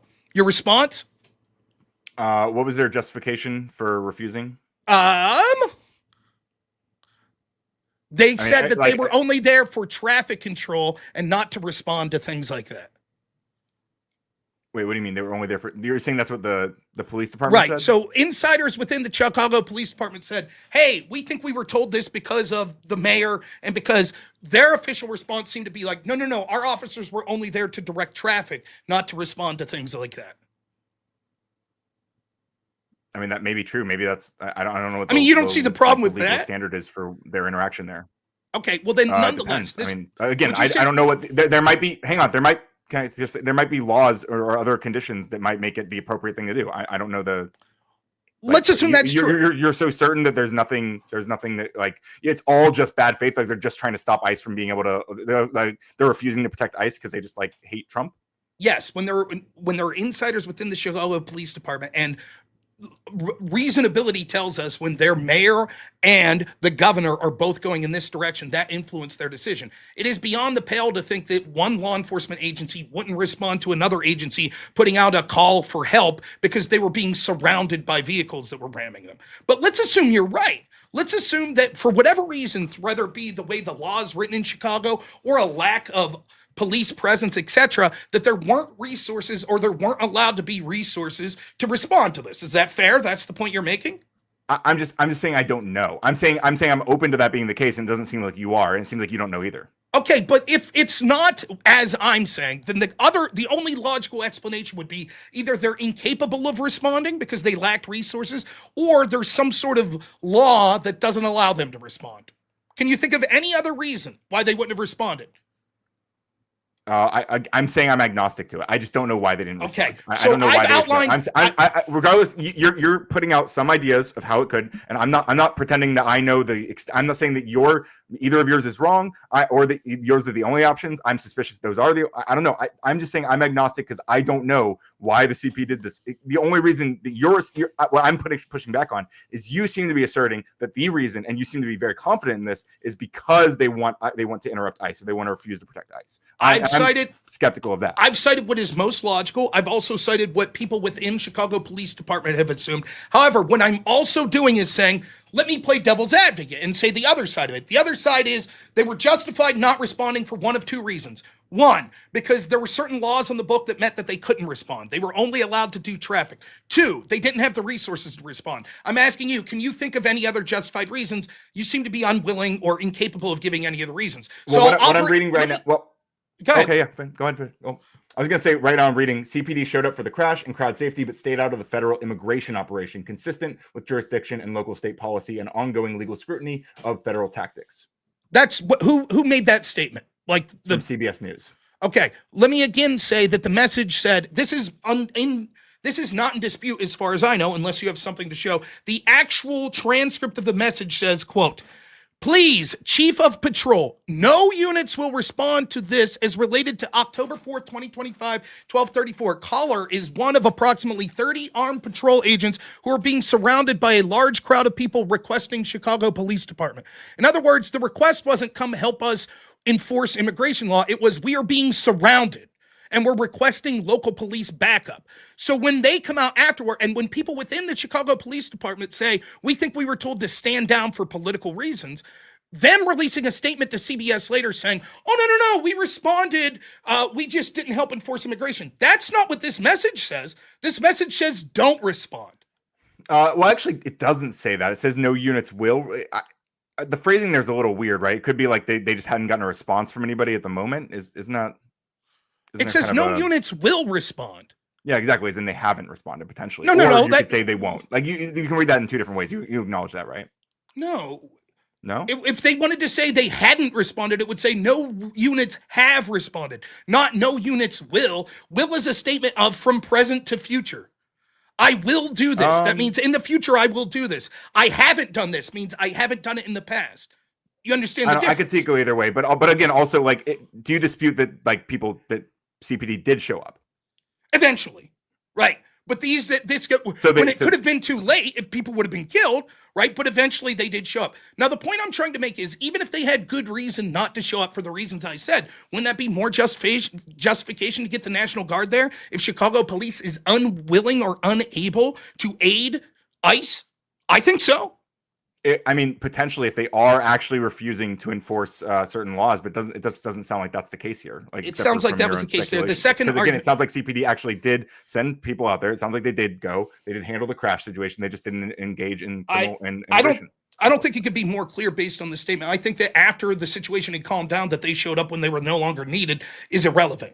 What matters is in the moment when the ICE agents thought that they were in jeopardy and they were surrounded and they didn't show up then and they were ordered to stand down. That's what the message shows. The other point that I want to make is we also have basically orders from the governor, straight from the governor's office, that says that ICE will not be allowed to go into places of judiciary in order to enforce the law. That is another bullshit law that suggests that they are actively engaging or protecting people from the law legally being enforced from federal authorities. Another reason to invoke the Insurrection Act. But he's allowed to do that, right? Legally. Who? The governor. I don't know. We'll see. But I bet that the courts will also. I'm almost positive that Trump's allowed to invoke the Insurrection Act as well. So, yeah, potentially, and then both can be reviewed. And when they go to the Supreme Court, we might find out differently. But right now, this is the point we were getting on before the stream ended. Right, is that there's not federal court orders demanding that he not do that. Right, demanding that Pritzker.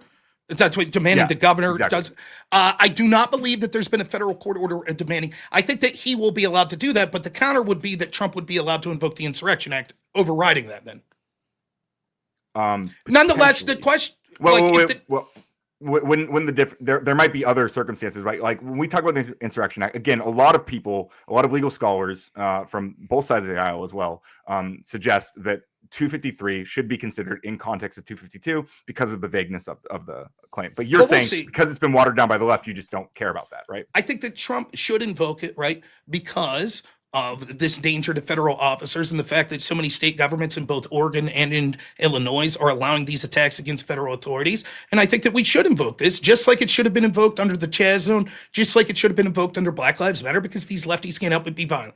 Nonetheless, I think that this little exchange here illustrates the fact that you think that I was leaving because you're prepared is laughable.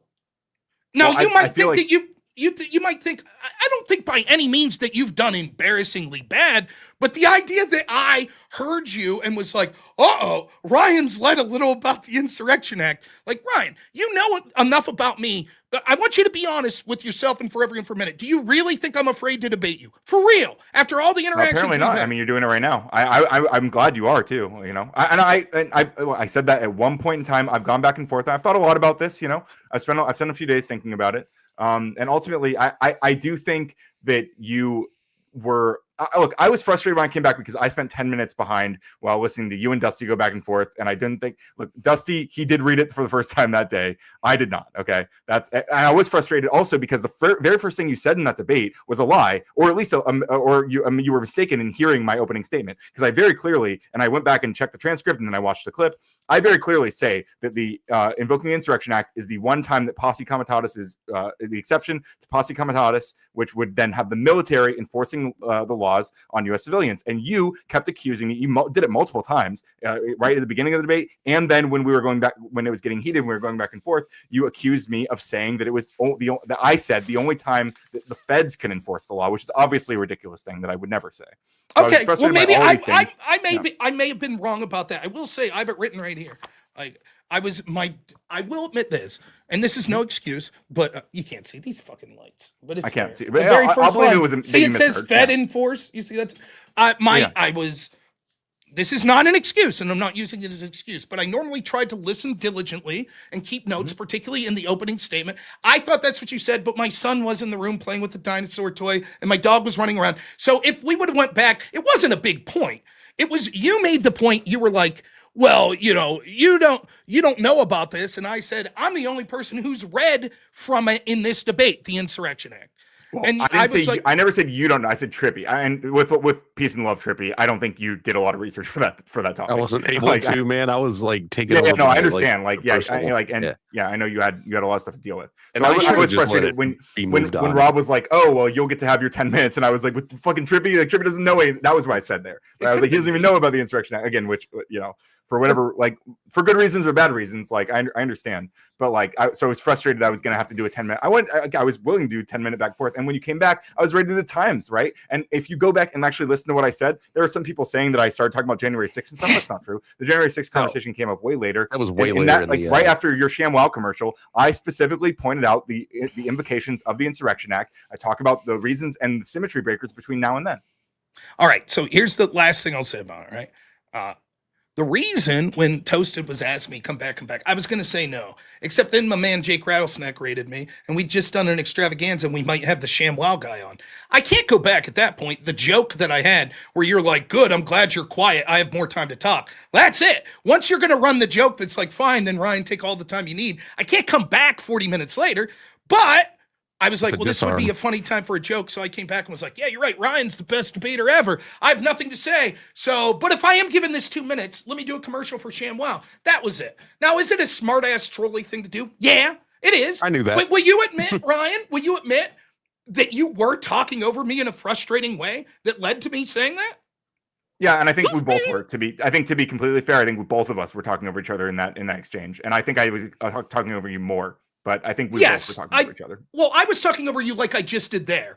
Like I say something like, yes, but, and then I let you keep finishing. You were talking over me, and I don't know. I don't know if this is true or what it is about your mic, but you sound like this when you're talking over me, and it's like I can barely hear myself think, and it's like, no, you're just fucking wrong. You're a crybaby, and you're just, and blah, blah, blah. And I'll be like, okay, but anyways, I Well, think you you're are, wrong about but- that because and that's what you would say because you're a baby and you don't have proof of that. And it's like after that, and I deal with this all the time on the panels, and I was just like, yeah, I don't know how to deal with it. I'm honest. Like, I'm a pretty good debater, but that's one thing I'm not used to. It's constantly seems to be like the thing. Ever since my last debate with Destiny, that's been the trope. People just yell over me the whole time, and So I figured, okay, I'll fuck all this. But I will say this, like, first, let me say, I do gotta go. I got a show to do myself. Trippy, I am sorry. I'll reach out to you. We'll get something done. Ryan, All right. I'm fucking, the way that it fell out is as follows. I'm so sorry, but I just don't want to interact with you for the foreseeable future. And I think that you'll realize in about a month's time or so what a fucking huge mistake that is. That's all I have to say about it. I'm just saying. You're the one declaring you're going to do it. Well, how's that my mistake? You're the one just saying you don't want to talk anymore. I mean, that's fine. Like because whatever, live your life, dude. But because I think that the sparking out and how I put it in the talking over is going to be a mistake. That's how it ended up. We'll see. Now, I'm not saying that sometime in the future, 6 months from now, I won't change my mind. But at this point, I think you're starting to get a reputation for being someone who does that a lot to a lot of people. And I'm tired of dealing with debates with people like that. I think it's a shame because unlike a lot of people, I think you can formulate arguments and I enjoy that. But it's not worth my time if it's just going to be Spurgfest. So at this point, I'm not interested. And I think it's going to be a mistake for you. That's all I'm saying. So you acknowledge that didn't happen tonight, right? No, it did not. I completely acknowledge tonight has carry been a on. better exchange. Have a good one, Rob. It's been a pleasure. All right. Speak easy. Trippy, thank you guys so much. I always appreciate it. We'll talk to you guys soon. Always a pleasure. You have Yep. a good night. Yep. Do the salute too. Yeah, Thanks, I drew man. a hand for this. Interesting. No, Always a speak pleasure.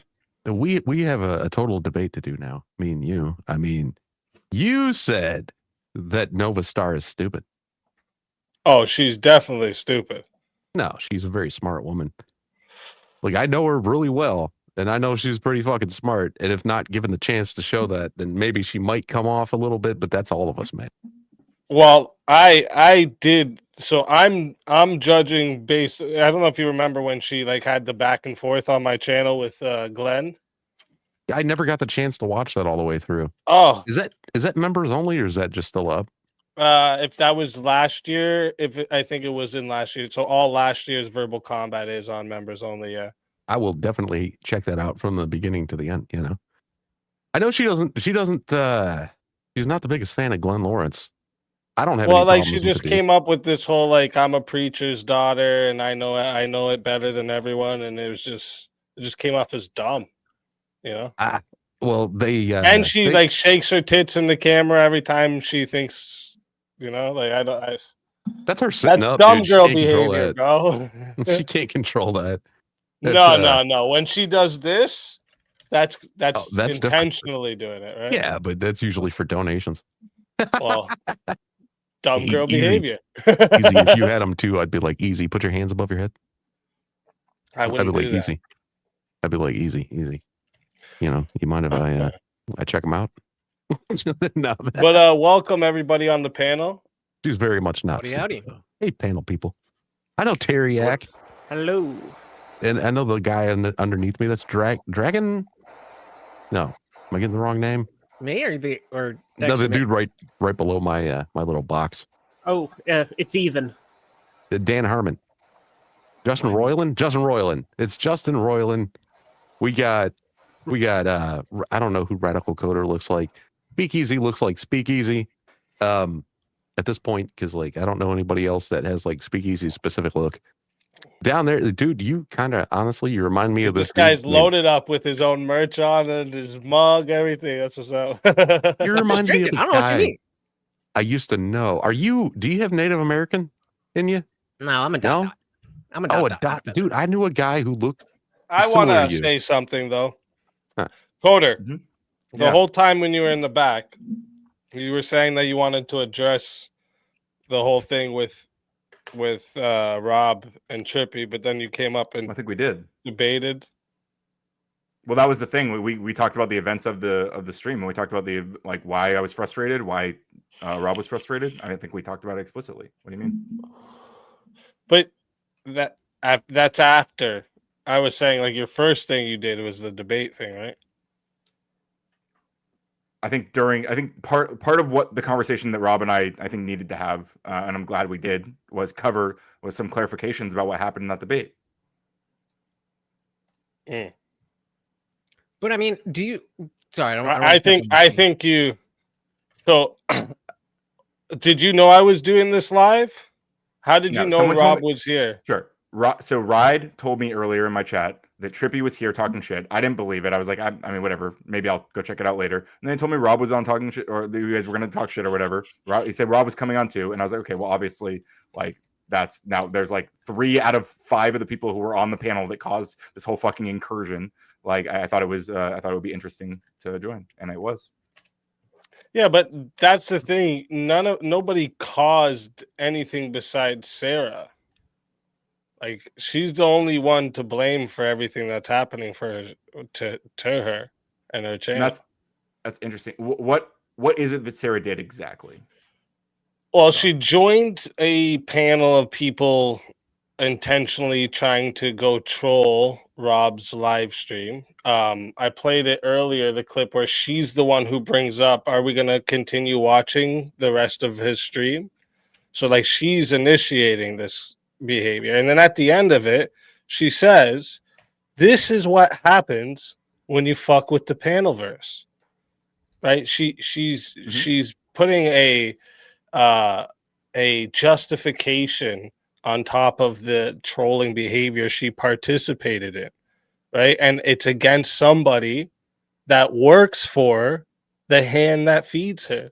How is that Sounds not? like that was a joke, though. The whole, like, you'll see what the PanelVerse has to offer, or however she said it.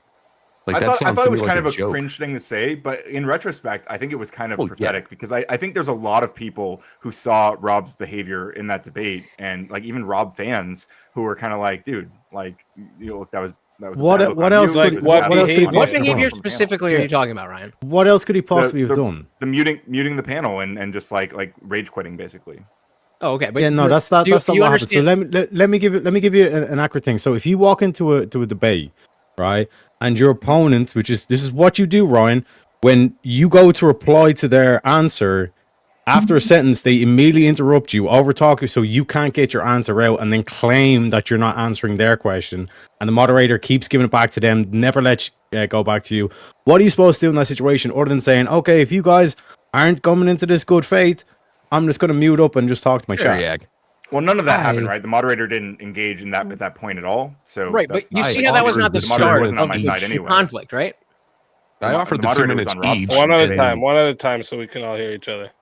Right. And I interrupted like maybe twice, specifically calling it the court thing, saying he was a baby about the courts, which I still hold. I think that he's just whining because the courts are ruling in ways he doesn't like, and I think that's the same thing Trump's doing right now, and they want to use the Insurrection Act. Yeah. So what I'm getting at is if your debate opponent is bad faith, hold up, Terry. Let him finish what he was saying. No, it's fine. Terry, I can have the mic now. Okay, so if your opponent is acting in bad faith, the only thing you can do is to just divide the attention to the chat, because there's no point in trying to interact with someone who's bad faith. If I could just say something. Okay, but oh, sorry. I mean, I don't think Rob thinks I'm a bad faith debater, so that's like a weird justification. You are a bad faith debater. He definitely thinks you're a bad faith debater, bro. I would say like the thing with the conversation we just had doesn't seem like that. I mean, you guys can ask Rob himself, but I don't think he believes that. Well, I did. Well, we were just talking about it. So do you understand that muting himself on that stream was not the beginning of his complaint, right? That was the last straw, not the first straw, correct? The first. I mean, the other straws had nothing to do with me. Fair enough. I mean, fair. But, you know, then when you guys group yourselves together as the PanelVerse, then you can't really... I wasn't even on that. I wasn't even on that hate stream.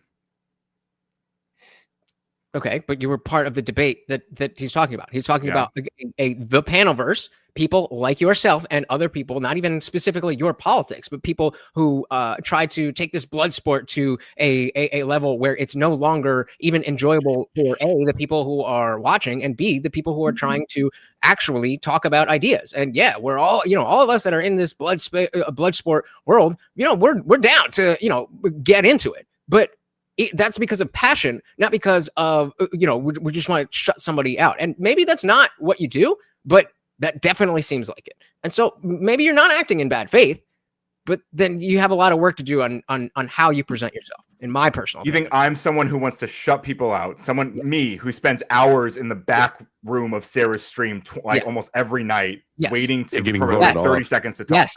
Yes. money off or whatever. Yes. It's a very interesting perspective. I don't think it's a defensible one. Because but I mean, because you're right to feel that way. because you wouldn't get the level of feelings are Ryan, valid. yeah, the reason why you're in the basement so much, Ryan, is because you're bad faith. No one wants to listen to you. They rather pay money so you're not even on the screen. I mean, that's one way to look at it. I disagree with your analysis. And that's what Sarah, like, I don't know if you realize, like that's what Sarah sees you as, right? The dude she can make a bunch of money off getting kicked off. I You're the new Mel, Ryan. Ryan's here. Someone's getting paid to get rid of him. Oh, okay, but I was just thinking, like, if there's anyone to be upset about you spending hours in the back of anything, you should be upset with her. I mean, I'm not. Wait, to be clear, I'm not complaining about spending hours back there. I'm just saying, like, the idea that I'm this person who wants to come on and silence everybody is just ridiculous. There's no evidence to back it up at all. Because your excuse was, in fact, I'm in the backstage, but you go into the backstage is Hold up, guys. Everyone, stop. Hey. I don't need everyone talking at the same time. Ryan, finish what you're saying. No, I mean, like right now, like it's all the interruption. I think it's just the demonstrating my point that I don't do that. I keep muting whenever they start talking, right? And I'm not that guy, but everyone seems to think I am. Yeah, so like this whole thing of like you going to the back, like that's not a voluntary thing where you're like, hey Sarah, I'll go into the back. You're literally getting paid to go into the back. So everybody who's paying to put you in the back is confirming the analysis of you're bad faith. They don't want to listen to you. Yeah, I don't think that follows. I think exactly. In the back, there's a wide variety of reasons people don't want to listen to me. Some of it's cognitive dissonance, if you ask me. Ryan, yeah, it's definitely cognitive dissonance, Ryan. I will say, sorry. Yeah, like on Sarah's, it's $20 to drop a Ryan because it happened so often. She had to raise the price. And so it was $10 until the last month. Like basically, it was, and I was almost never on the panel because of that, which is why she raised the price. Dude, that used to happen to Melanie Cosmic Fox too. Remember that? Yeah, you're the new Mel, Ryan. You're the new Mel, and no one wanted to listen to Mel, and no one wants to listen to you, Ryan.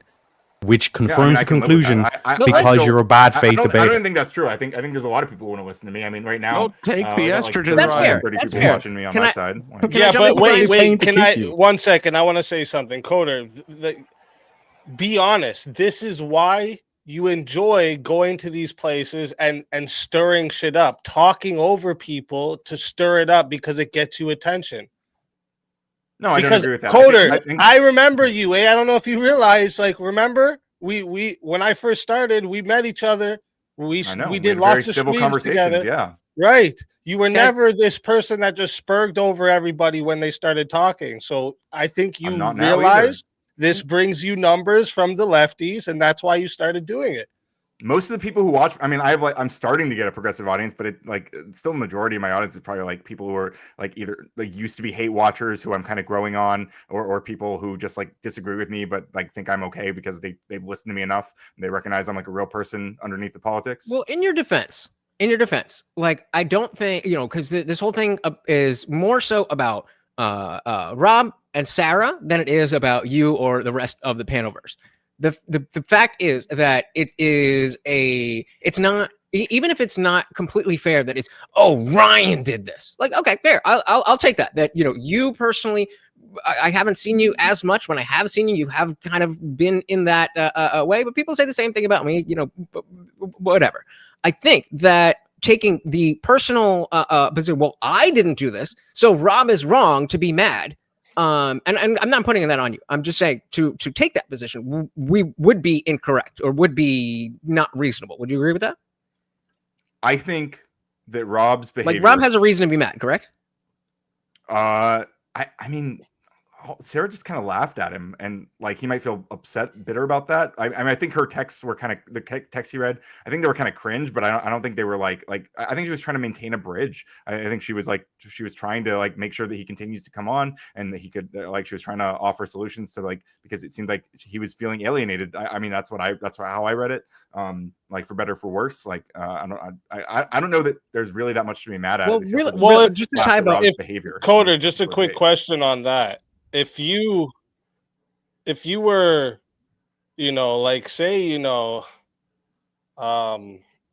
me look at, your mods here. Say you had, Fluzzy Bee or Alley Cattails on a panel with somebody who's trying to make a lol cow out of you. You wouldn't take this in any way?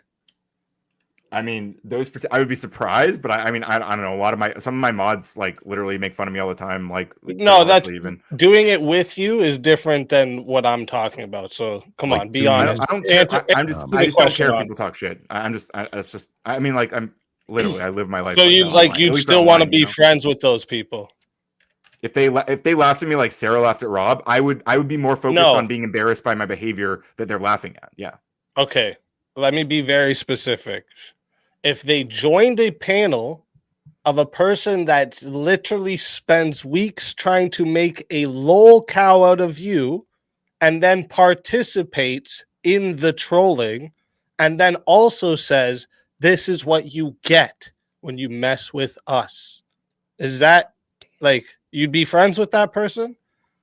Potentially. I mean, I might want to talk to them, but I wouldn't like have some major blowout where I like burn a bridge over and like try to convince thousands of people to unsubscribe for them and say the only way you can fix this is by paying me $10,000. Like, that's specifically said, I don't want you to unsubscribe or you to do whatever you want. Are you talking about Andrew or? I don't know, yeah, nobody's told anybody to go unsubscribe from her. I mean, it was kind of implicit in a lot of Andrew's coverage, but when people are being honest about their own opinions. One second. So like we're doing the whole it's implied nature when it's Andrew or Rob, but then when it's Sara or when it's Ryan, it's like, oh no, like I'm sure there's some other excuse. You know what I mean? What do you mean excuse? Do you not see the double standard here? That Sara was laughing at Rob's behavior. Like, I'm not justifying it. I mean, I just think I'm describing what happened, right? Like, isn't that what we all think happened? Like, Sara was there laughing at Rob. No, you're saying that it's implied that Andrew, when he said this, you're saying that like when Andrew says something, he didn't explicitly say it, but you're saying he implied it. But then when we're doing the same thing with Sara being on the panel with Rob, is she not implying that she's against Rob? Yeah. If she's saying this is what happens when you fuck with us, is that not the implication? I think what she was saying, and this is my interpretation, and again, I thought the PanelVerse comment was kind of cringe, but in retrospect, it seems to be accurate that there are a lot of people who come to these spaces for actual cultural and interpolitical conversation and debate, and when people are engaging in the way that Rob did in that debate, I think it makes people less interested in those debaters. And people what was my question? Real quick, what was my question? You're asking me if the implicit nature of Sara, what Sara did on that panel, versus the implicit nature of Andrew's comments about it. Yeah, and how did that answer the question?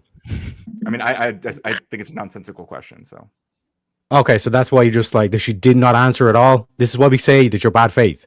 So, you basically just said the question made no sense. Then you gave an answer supposedly, and they were saying, "Well, I don't really care about the question." Yes, can I bring up your bad faith? I think someone from my chat brought up a really interesting point. Shout out to Context. And Ryan may not have been involved in the decision that Sara made, but he's brought up Rob leaving multiple times on her show to gain status. He uses it to pretend he won the debate. The entire point here is that the PanelVerse too. If you go back and watch this exchange, So the entire idea here is that the PanelVerse is a mob that comes together and is not interested in debate, is not interested in even entertainment, is interested in enriching yourselves and having a good time at other people's expense. And if that is not the case, that is clearly the perception that is implied. I'm sorry, I actually couldn't follow that. I tried. Okay, so let me phrase it this way. You seem mean. Why don't we let Indian Jesus do it again? Would you? Right? Would you seem mean? Is that simple enough for you? You seem mean. Okay. In what sense? He's got to use simple words. What about what's the before we go off the rails here? Before we all go off the rails, I think this is a good answer for what is being said right now. Like Andrew nor Rob told anyone to unsub Sara. They all unsubbed as their own. On their own as audience members who pay money, right? Like, yeah, and I'm still subbed. I didn't. She said she wanted to say, "Don't fuck with the PanelVerse." So they said, "Sure, we're not gonna fuck with the PanelVerse." Then you go ahead. You don't have to. I don't care. Did Sara either? Frankly, I think Sara's space is better without the Crucible people. I think they alienate a lot of less extreme political. Because you lose to them, brother. That's the point of bad faith. I don't want to argue with them because they always think they make you look stupid. I mog like almost everybody in the Crucible. I just agreed to go watch my debate with Marte and tell me that again. You're doing it again, though. I'm trying to ask something. I'm sorry, I talked over you. There's 3 fucking people. Sorry, go ahead, Trippy. Trippy's trying to ask something. Just trying to ask a quick question. Did Sara tell anybody to unsubscribe? Like those words? I doubt it. No, well, we don't know. Okay, that's fine too. But I've heard the rumor, and I've only looked at it as a rumor because I haven't seen the clip. But somebody told me that Andrew said on sub. Now that's just a rumor. I'm not saying that he literally said it because I couldn't prove it if I tried right now. You know, if it was legitimately a clip, I wouldn't be able to because I don't even have it. But I don't think anybody should ever say that. That's a TOS violation. So let's make sure we know and we tell the chat. Exactly. You guys were just somebody who like Andrew's somebody who's constantly had people try to attack his channel and send mass flags and stuff. Why you think he would take that risk even if that's what he wanted? I would hope not.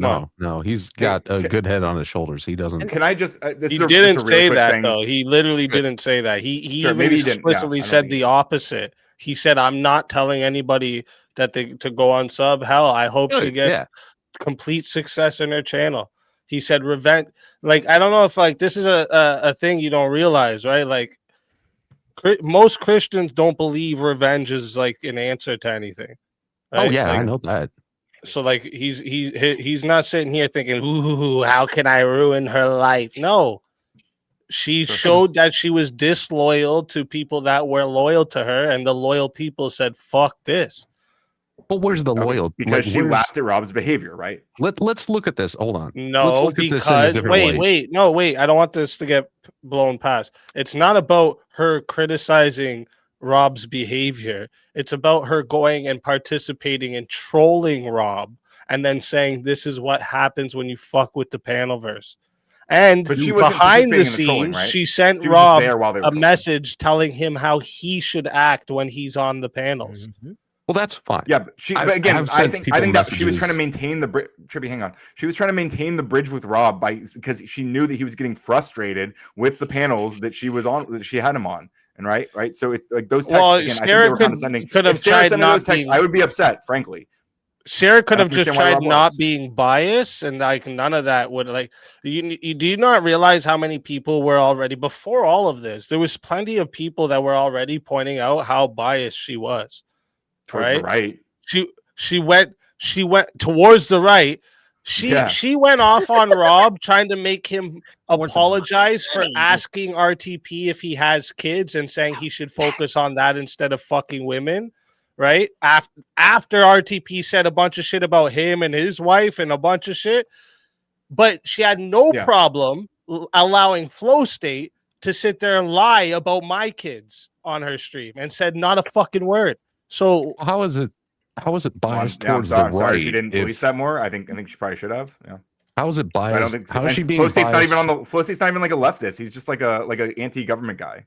Okay. No, he's I don't think it's a left-right thing. I think it's a money thing. I think it's this person brings me more, therefore I'm going to give them more leeway. As Rob said on his stream, there is no way that she would let you talk to Andrew like that.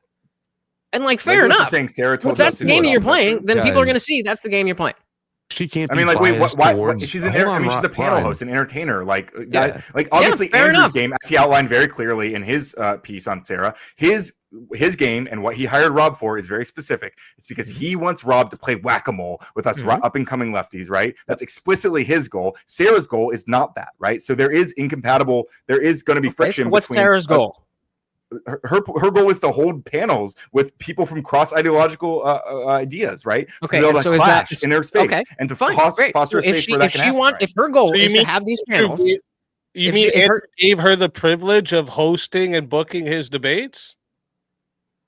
I mean, Andrew does other debates that aren't on Sarah's channel. But aside from that, if her goal Sarah is to have panels, hang on, you're doing it right now, Ryan. You're doing it right now, Ryan. No, I was talking to Easy, and then now you're nope. doing it right now. I interrupted responding to Easy instead of your. Wait, hold up. I interrupted Indian Jesus, so let him go first and then respond. That's fine. It's gone now. Indian Jesus, please have your moment. So what I was saying is that if her goal is to have a place where people can come from different ideologies and have a debate, and you are, leaning towards different people, then that is not really going towards the goal that she's aiming towards. Wait, what do you mean? Why wouldn't it? Because then the people who are good at articulating their ideas don't want to go there, aka exactly what we're talking about right now. I feel like she brings plenty of people who are fine at articulating their ideas. I don't understand what you're saying. Clearly. What I'm saying is, okay, I will put it in left. He's saying Rob good. Rob money. We want Rob because Rob got money. Rob bring money, just like Ryan bring money. Ryan bring little money, but Rob bring big money. We like Rob. I've made Sara thousands of dollars, but I'm okay. Ryan make decent money. Andrew and Rob make big money. Do you get it now? I would argue that I probably have made Sara more money for her channel than Rob has, but Andrew definitely not. That's not the point. That's not okay, the point. Because that do was you understand that favoring people who give you more money is not going to create an environment where people who have the best ideas can thrive? I'm broke as shit. I think. All right, so I don't have the money to be like, oh, hey, somebody in my chat sent $100 to make sure I can't do this. So if I go up there and I have great fucking ideas, and oh, do I have great ideas? Then I don't get a chance in because, you know, she is saying, no, let this person go. Let Ryan go. Because if Ryan says something stupid, then somebody's going to send me $10, $15, $20 to get him in the back. But, you know, when the Indian Jesus is up there, I mean, you know, whatever. Do you understand how that is not going towards the goal of creating a place where ideas are going to be able to be pushed out based on merit? I think what's going to happen is yes, people you do, who are or no, you paid, don't. You do understand what I'm saying? Let him answer. Let him answer. Jesus Christ, dude. People who are getting paid to get pushed off the panel, like myself frequently, those are people who are going to be generally, besides me, because I have incredibly thick skin, are going to be less likely to come back to those panels. And yes, I agree those people are going to be pushed out. And I agree the culture can also inspire people to not want to be there. Like a lot of Crucible people are extremely sexist, they're extremely homophobic, and all these sorts of things. And I think that, and even casually racist oftentimes, I think that is going to inspire a lot of people who are kind of normal, less radical politics, who are going to come into these spaces. They're going to come into these spaces and they're going to see all this bullshit and they're going to be like, so well, the question was, it's obviously a right-wing space. So the question was, do you think that her having these biases will help create a situation where anybody who has the best ideas will be able to articulate their ideas? I have to add this in though. Wait, real quick. I have to add this in. Ryan, you keep saying I made Sara thousands of dollars. That's because Crucible people were there that wanted you to shut up. You are not going to make Sara thousands of dollars anymore. Do you understand that? As soon as I don't agree with that. Ryan, I made this prediction earlier because I called this type of shit out almost over a year ago because I've dealt with all these PanelVerse clowns before. And I called it out. I said that you guys coming into these spaces thinking you're going to do the shit and build it off of drama that you guys really like, you're gonna fall. It's gonna bite you in the ass, right? And let me explain what's gonna happen now, right? Eventually, Sara's gonna start beef with you. Dusty's gonna start beef with you. All of them are gonna start beef with each other because you guys are gonna have no more people that want to engage with you guys because all you are is drama. Do you understand that? And bad faith. I understand that criticism that you're making, but I don't think it applies. It's certainly not to me, who literally came in here and instead of farming Rob for drama, I specifically tried to finish our insurrection activate. You only came here to engage with Rob because there was high numbers over here right now. Do you understand that? I mean, save some face too. That's what you did. No, I wanted to get to talk to Rob again. Come on. I wanted to finish. I wanted to have that insurrection. I did a lot of homework for that insurrection activate. I'll prove it right now. It's what is it? Today's Monday. If Moderator Monday was going on and there was an open panel over there, none of this shit was going on, and I had my regular 60 to 80 in here, would you have showed up over here or to Sara's channel? Well, last time I came on here, I very clearly won a debate, and then your chat voted against me, so I was less inclined to come back. That wasn't the question. Oh, okay. So you would have went to Sara's is the answer? Probably. Right. Exactly. This is my point. Bro, there's nothing. Can you walk me through what point you think you just proved, though? The point is when you're using it, when you're trying to use people for clout, and then also starting drama with them, thinking because the haters are going to side with you, eventually, like that's very short-lived. Coder, look how long it took you to get over 1,000 subs. I mean, I only think you're going to reach 2,000 like this? You think you're going to reach 2,000? I've been growing like rapid. Like most of my subs have been in the past couple You're going to hit 5 5 and then stop. And then everybody in your audience is going to cannibalize each other because nobody else is going to watch and nobody else is going to care. It's not because you don't have good ideas. It's because the way that you present yourself. And And He's again, this learning is and working separate. on This things. is separate. Can you from walk me the- through the- what you mean by that? The way I present myself, Indian Jesus? Because you come with this arrogance that you know everything and that you want to talk over everybody and that maybe you have great ideas, but the fact is, if you don't let other people challenge those ideas and let that happen, and you're just no, you're wrong. And again, I don't know everything that you've ever done, but that's how. Whenever I've Really? seen you, that's how it's been. Now, Coder, he's You must have right. only seen me in the moments where I have 30 seconds before I'm kicked off a panel, Convenient. because that's when I do what you're describing. Well, yeah, that's what you do on the panel shows, which is the point that we're making. These panel shows are don't have longevity because this will happen. And I mean, I that's was why big I enough do to other not stuff care. beside- But one of you is going to be next. Dusty's going to be next. You're going to be next. Sarah's going to be next. It's not going to last. And so we're all trying to tell you, maybe you should. I really maybe don't you follow should. what you're suggesting I do and don't do. I don't think you understand anything about my content or anything about me as a debater. You have no idea. I've been in a we're lot of just all debates. wrong. Coder, No, they're not run Most out of the of debates, Coder. people Ryan's right. asking me. Okay, everyone go Coder. once. I said it. I tried to explain it.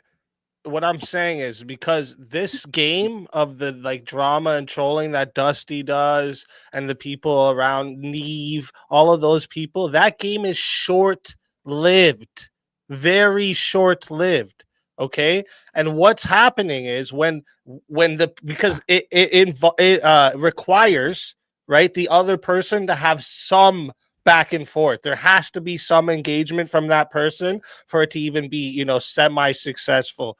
Okay. But as soon as that stops, they're gonna go after the people that are closer to them. You think right now that Dusty thinks highly of you, Coder? I mean, Is I that don't what you care. think? I don't take. I'm not Do you like. think I keep so? all Do these you people at think arm's length. he talks I good don't about care. I you have a when real you're life. not around? Like I have IRL friends and shit. I don't judge. I don't like weigh myself based on what Dusty thinks. Cool. You might not care now, but when he's making the shorts about you and the videos about you and making fun of you, sending people to your stream to fuck it up, I want to hear you tell me the same thing. I don't care about this. It's not that bad. Well, Oh. we look easy. We I mean, all I guess do a it little bit depends. of It depends trolling. on the nature of it. Like I might be frustrated, or I might lean into it. I mean, I don't know. Like Dusty's kind of a silly guy. Like Dusty and I used to clash. Dusty and I have grown closer over the months. Like we used to fucking hate each other, kind of. Like Dusty was definitely much more anti Ryan a few months ago than he is right now. I like the idea that nothing to do with the fact. I'm sorry. My apologize. Nothing to do with what fact? No, you're talking. I apologize. Go ahead. I didn't mean to interrupt. No, it's okay. No, plenty of people Ryan. here. I was He just saying that doesn't has nothing to do with the fact that you guys are all in this club, right? It has I'm nothing not to do in a with club, that. dude. I neither am in Noerr club. I'm not in the club either.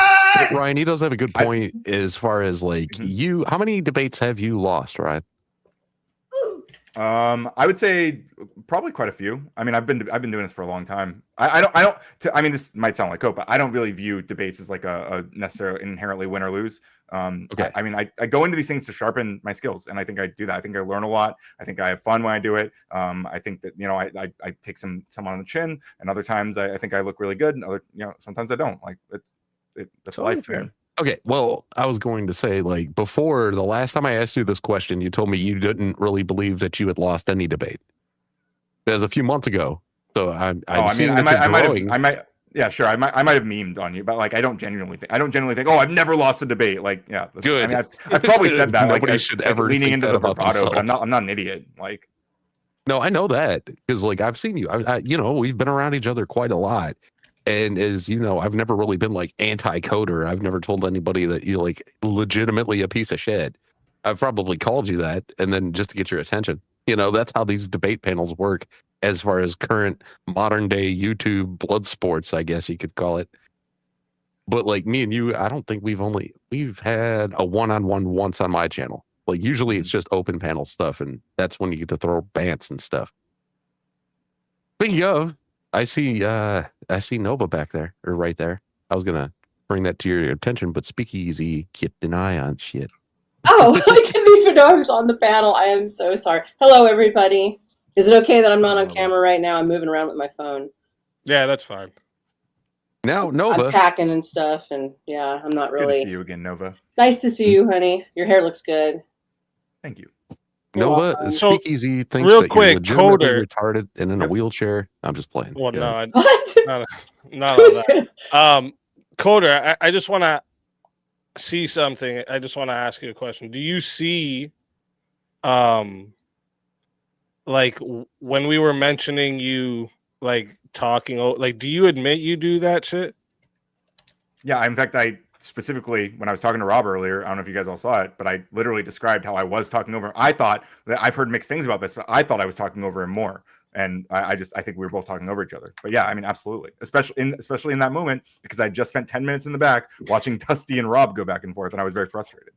So do you see a difference between like an actual rage quit and leaving because you just can't have any actual engagement? Well, I think there was this all took place over about a minute and a half, and I think if Rob stuck around, then he would have had engagement. So I think it was a rage quit. Can I rephrase the question? I think I can rephrase it a little bit easier. Is if somebody leaves a debate before it is over, is that automatically a rage quit, or are there situations where somebody could leave a debate before it is over and it's not a rage quit? I mean, there's plenty of reasons for people to leave a debate. So I think that's fair. That's essentially, I don't want to put words in my mouth, speakeasy, but I think that's what you're asking, is that just because somebody leaves doesn't mean it's automatically, oh, I can't take this anymore. Yeah, like that's Sure, like I think it's disingenuous when you say you made Rob rage quit when you know he left because he didn't get to get a word in. It was based on why stay on a panel if you're why gonna stay on a panel though if you can't, like, especially like if you're debating and you're debating for a crowd. Like, we hear each other up here a lot better than they hear when we're all talking. So like it's literally like a womp womp womp womp. So like, what's actually the point of debating in front of people if nobody hears any of us, right? May I interject? I mean, sure. Yeah, I mean, if that had continued for an extended period of time and wasn't just over like 30 seconds to a minute, then I might yield that. But this all happened very quickly again, like right after I came back up. So okay, well, it's not the first time though, right? You've had these kinds of exchanges with Rob before, right? It's not like it was the first time. I think usually with my exchanges with Rob, if you go back through the catalog, you'll find that I'm just sitting there letting him grill me. Like, look at our abortion debate. Like, I'm literally just sitting there answering his questions. Let me interject. The rules when Toasted set this up, okay? And he gave me some instructions as some things he wanted to see. They wanted to bring back the old blood sports of the internet. So these gentlemen talking over each other and all of that is part of the course. So they already knew all of these stipulations. Yeah, but so I mean, so I think you're trying to like bring up like the Ethan Ralph type of shit when you're saying it would have been more that era, yes. Blood sports, right? But the thing is, like, that's different than a debate, right? Like, that's like its own thing when you guys are literally just going there to trash talk each other, right? That's not a blood sport debate. It's like like Jerry Springer meets fucking Judge Joe Brown. That's definitely not what happened, right? Like I've never gone after personal stuff. I know I think John Castle in chat was saying that I like went after Andrew's kids and shit. That's never been me. I've always been hypercritical of people doing that. And so. I think that's fair. I don't know. I mean, unless your whole thing was to beat up on Ryan. I don't necessarily think that it is super necessary to be like, Ryan, you need to change. I think while it is, you're the one from the PanelVerse here, and the fact of the matter is that there are legitimate grievances that Rob brought up, and he's not telling anybody not to mess with you guys or anything. And I think it can be for you personally, like, okay, this all happened. I don't think I'm in the wrong, being you. I don't think I'm in the wrong, but there's some stuff that maybe I can take my foot off the pedal in certain situations. I've definitely had my own people be like, yo, Lutch, you gotta chill. Like, you just get so triggered. And they were right. And I don't think it doesn't make you a bad person. I wanted to take over. You're hold on. Yeah, wait. Let Coder answer that first. Yeah, I mean, obviously, sometimes I talk over people, and it doesn't always make me look good. Sometimes I think it's appropriate. Sometimes it's not. Like I don't know. You can say it's about everybody in the sphere. Like, sure. Naturally, we've all had our points where we're talking over people. Yep, fair, absolutely fair. Because I don't think, Ryan, I do not think that you are at the center of this, and I do not think that you are like the main bad guy here. It is very much about Sara and the responsibility that you should have to understand where your bread is buttered, and beyond that, just to Hold even on. if it wasn't Yeah, the case. I'm confused why everyone Hold thinks. on. Hold Hold on. If I could on. I'm going to wrap it up at the end of the sentence. Even if it's not about money, it has to do with the fact that you have that relationship. Well, I'm just so. What confuses me though.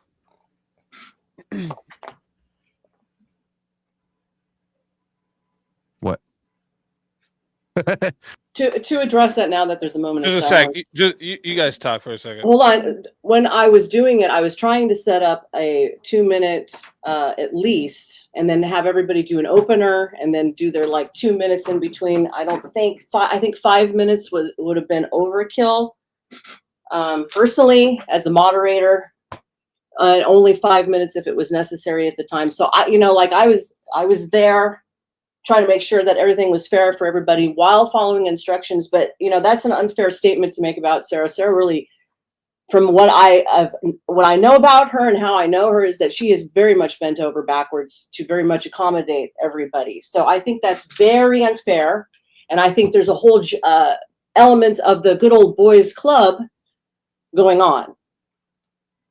This is really not that serious at all. How is And it the good people are old making boys it club fair. when Sarah's Because- at the helm? I agree. Because you got all the guys from the Manosphere and the Red Pill and all those assholes who associate with each other going after women, and they want to give the women. sounds like you just got a problem with No people calling out bullshit. Bull fucking shit. She didn't. She giggled. What does that have to do with what we're talking about? It has What does that everything have to do with what we're talking about? It You has can to do how just we got there. trust me. Okay, I have speaking very of many addressing the whole disagreements situation. with Andrew Wilson and the Crucible. Hold I have it. very many different The disagreements. host has returned. That's not what we're talking about, though. I'm addressing my the bad. statement. I can address damn well whatever the hell I want, and I'm not incorrect. So continue. Okay, Yeah, so but that I was an wanted to- interesting I wanted to sidestep, play I guess. I I think wanted she's to play cooking. up on this, or not play Talking up on it, about but I trigger also to had the a max. question. Oh yeah, sorry. So before I forget it, what I was gonna say. What I was gonna say is, it's weird to me anyone saying even your live stream name, Ryan.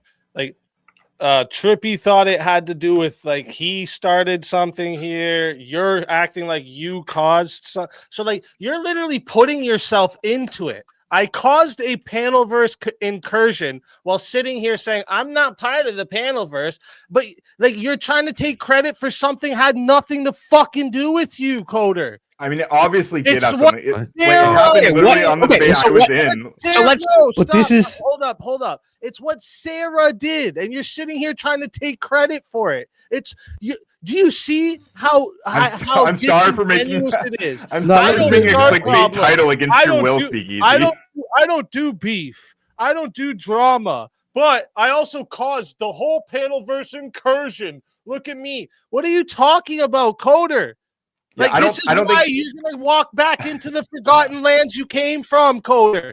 I mean, I guess we'll You see about that. fucked up, Yeah, I mean, I don't think I. This fucked is up what at we all. call I you think bad everything's faith. fine. Bro, Okay, we'll that's see. fine. It is. I don't care if you guys. I know Teriyaki. I know you're gonna call me bad faith no matter what. I don't really give a shit. No, I call don't you bad value faith. I your call out opinion the that bad much, faith frankly. by literally like you were there saying it's like, oh, I just wanted to Teriyaki. continue the debate with Rob, but Which I did. like And you're there we saying literally had a you're taking conversation about the claim for it, insurrection and you have a big smile over your face, and you're all happy and delighted because it's all about you, and you're getting all the I'm attention, not all this kind of this guy. shit. What am I gonna say? But like I said, He's you're literally just lying. like disproving yourself. Like you're To proving grow his that you're bad douchebag. faith. Can I Anyway. back up a little bit? Yeah, I don't think that's Admit- happened at all in this conversation. Okay, can I back up a little bit, ask Ryan a question to see if we made any ground or if we're just going in circles? Do you think that there are aspects that were brought up on this panel that maybe you don't even have to tell people alive that you're like, shit, that's a good idea, I should take that in. But do you think there's things that have been said on this panel since Rob has left that would give you pause to be like, okay, maybe that's something I need to pay attention to, or just are There's we nothing that I have, have? nothing new, nothing I haven't heard before. I have to chime in. Well, there I have you to go. Cut you guys off. I'm sorry. I see where you guys are saying that Sara trolled Rob, but how did she do so? You're saying she question, too. joined a panel where they were already engaged I in believe it. trolling, and yet do most Easy of us muted. watch every second of a panel before we join it? Do we all know for No. fact? So first off, while they were all talking together, Trippy, while they were all talking and not playing the video anymore, Sarah's the one to mention to bring the video back up. And then right after she mentions that, dude says he's going to go over to fuck with him in this show. She's like, yeah. And then they all participate in watching people go over one by one to troll him. And then at the end of it says, this is what happens when you fuck with the PanelVerse. Okay, so you've never engaged in anything similar, personally. I'm just asking you, Easy. You've never had. I've engaged in doing this to my own people. Explain. Show me the proof, Trippy. You know that not your own people. Who are your own That's people? the part you guys keep missing. You I'm fuck. not saying that you haven't. Loyalty. I'm saying you're looking for instead of you listening can act to all respond, outraged or whatever. Instead of listening to respond, listen to what I'm actually fucking Excuse saying. me, Easy. Right? Listen to what I'm actually saying. Hold Trippy, on. Trippy. Hold Listen on. to what I'm actually saying. You're not listening to what Can we I'm respect the having to host? say. Can we respect the host? That's the problem. That's a pet peeve of mine. All right, I'm Trippy. asking you to listen to me for just a Trippy, minute. go ahead. Pipe up because the tits chicks are here now. Go ahead. Pipe up, big guy. Go No, ahead. I would have been You gotta piping look up real before you. heroic. No, in front of that's your not girl. for me, dear. You gotta look real heroic in It's front not of your for girl, Trippy. anybody. Go ahead. No, Easy. no. You are kind Were of changing or your were tune. you Let's be not? fair. No, we're not doing that. That's not. Were that's you not or what's were going you on. not? Don't tell me what I'm doing on my show. That might work for your simps over there. That doesn't work here. So watch your shit, eh? Yeah, okay. Tell me do what stuff I'm like fucking that. doing on my show.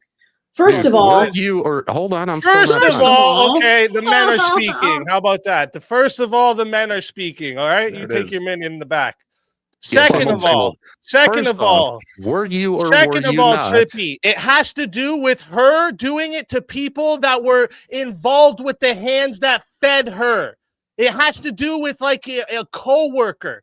She did it to someone that was equivalent to doing it to your coworker. Do you think if you had one coworker showing up to your job site trolling the fucking other, you're going to just put up with that, or you're going to fire the one that's making less work happen? Think about it, Trippy. Now, can you respond to that instead of saying, have you done something like this? Yeah, I asked that because I had another follow-up question, but instead you decided to pretend you were outraged. So, were you or were you not friendly with Nicolina before you guys had a falling out? No, I was never friendly with Nicolina, you tard. You were never friendly with, what's his fucking guts? The black dude. What's his name? What one? Resto? Yeah, Resto. You didn't And have I went at go him to Resto's after people? he bring up my fucking kid's mom and shit. Are you retarded, dude? What I'm saying is this is a thing I that went happens. back at somebody, and I didn't do anything like this. Trolling his What point are you drilling at? He's a fucking What I'm nobody. drilling He has at no is channel to you troll. guys want to act You just like want to try to he's- compare fucking eggs to fucking oranges right now.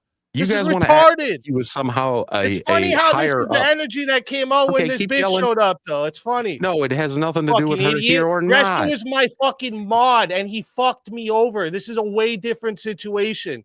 Shut It up, doesn't dude. matter. if Yeah, he was it your mod or does not. matter. It does matter. Yeah, easy. The You can keep context screaming over matters. me because you don't The want to hear my context point. matters. Okay, context matters. Yeah, Sarah fucking talks some shit about another streamer. That's Yeah, the that whole happens thing. That's all the whole the thing. time. That's the whole thing. Then stop bitching that all the people that didn't want to participate in her trolling other streamers, stop bitching that they left.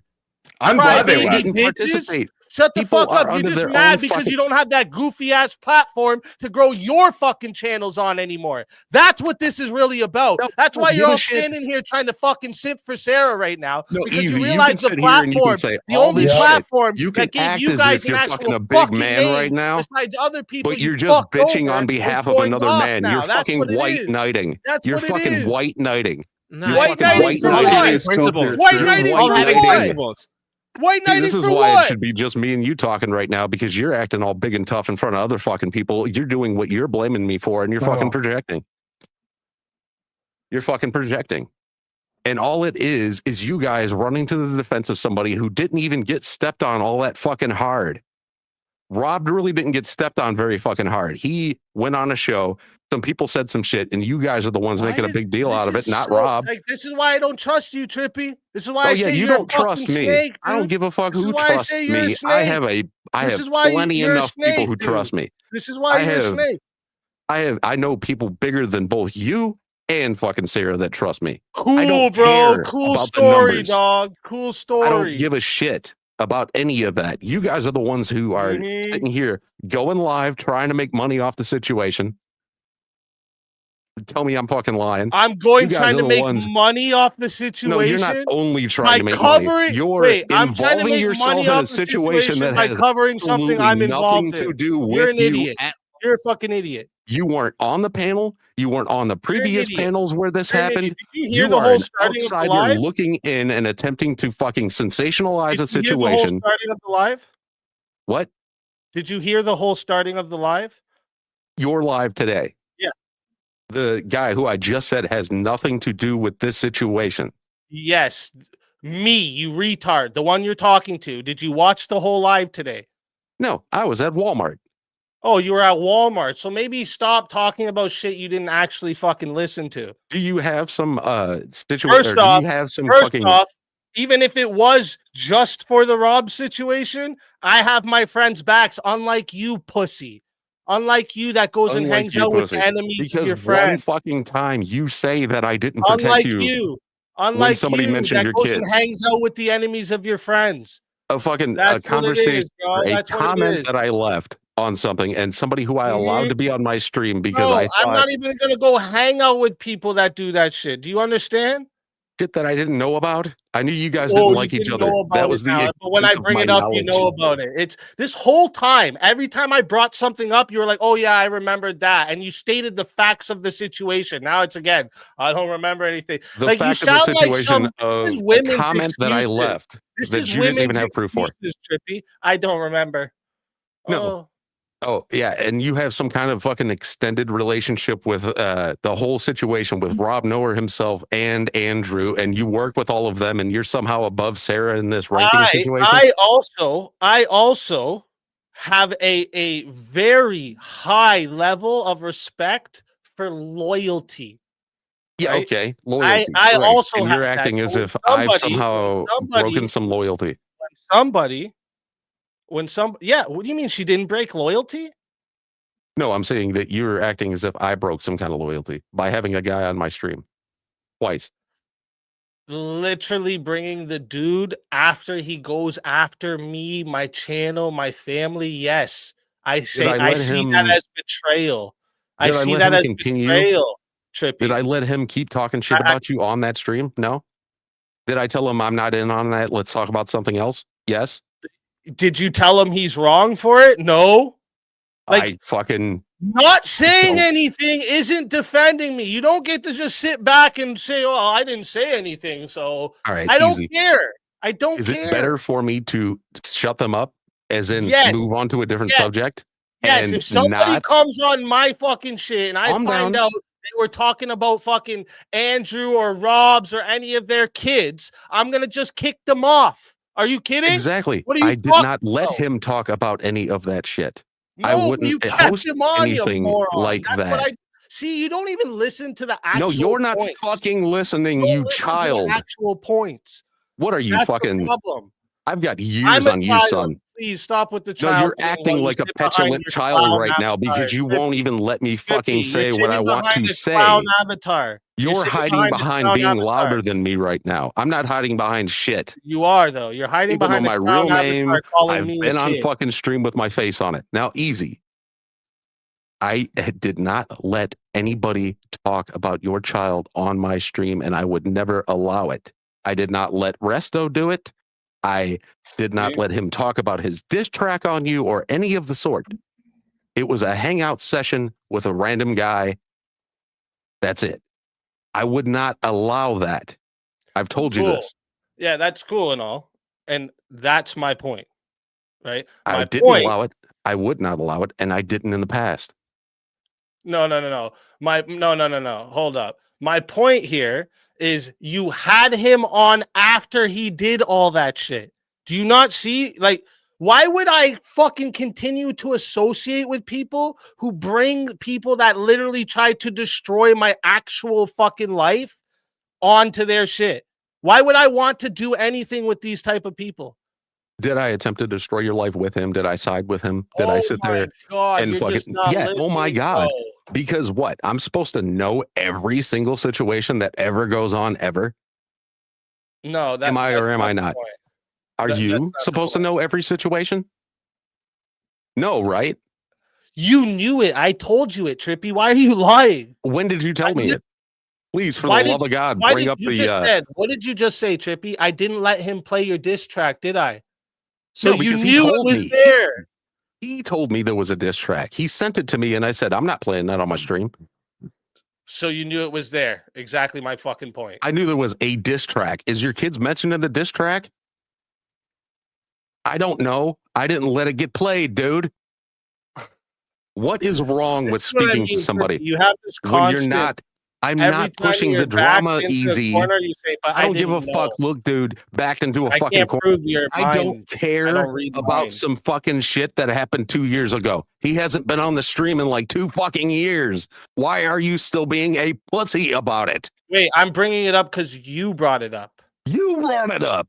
You said earlier, fucking like an hour ago, you said, yeah, I spoke to your character because I believe you're pulling one over on Rob, and you're not fucking lying on any fucking buddy. You're making a big deal about this shit, and you're acting like it just fucking happened. My opinion is, because I know who you are from a long time ago, my opinion is you fucking set it up because you want fucking numbers. No, I didn't fucking set it up. You are acting like you know every fucking thing, and you don't even know every fucking thing.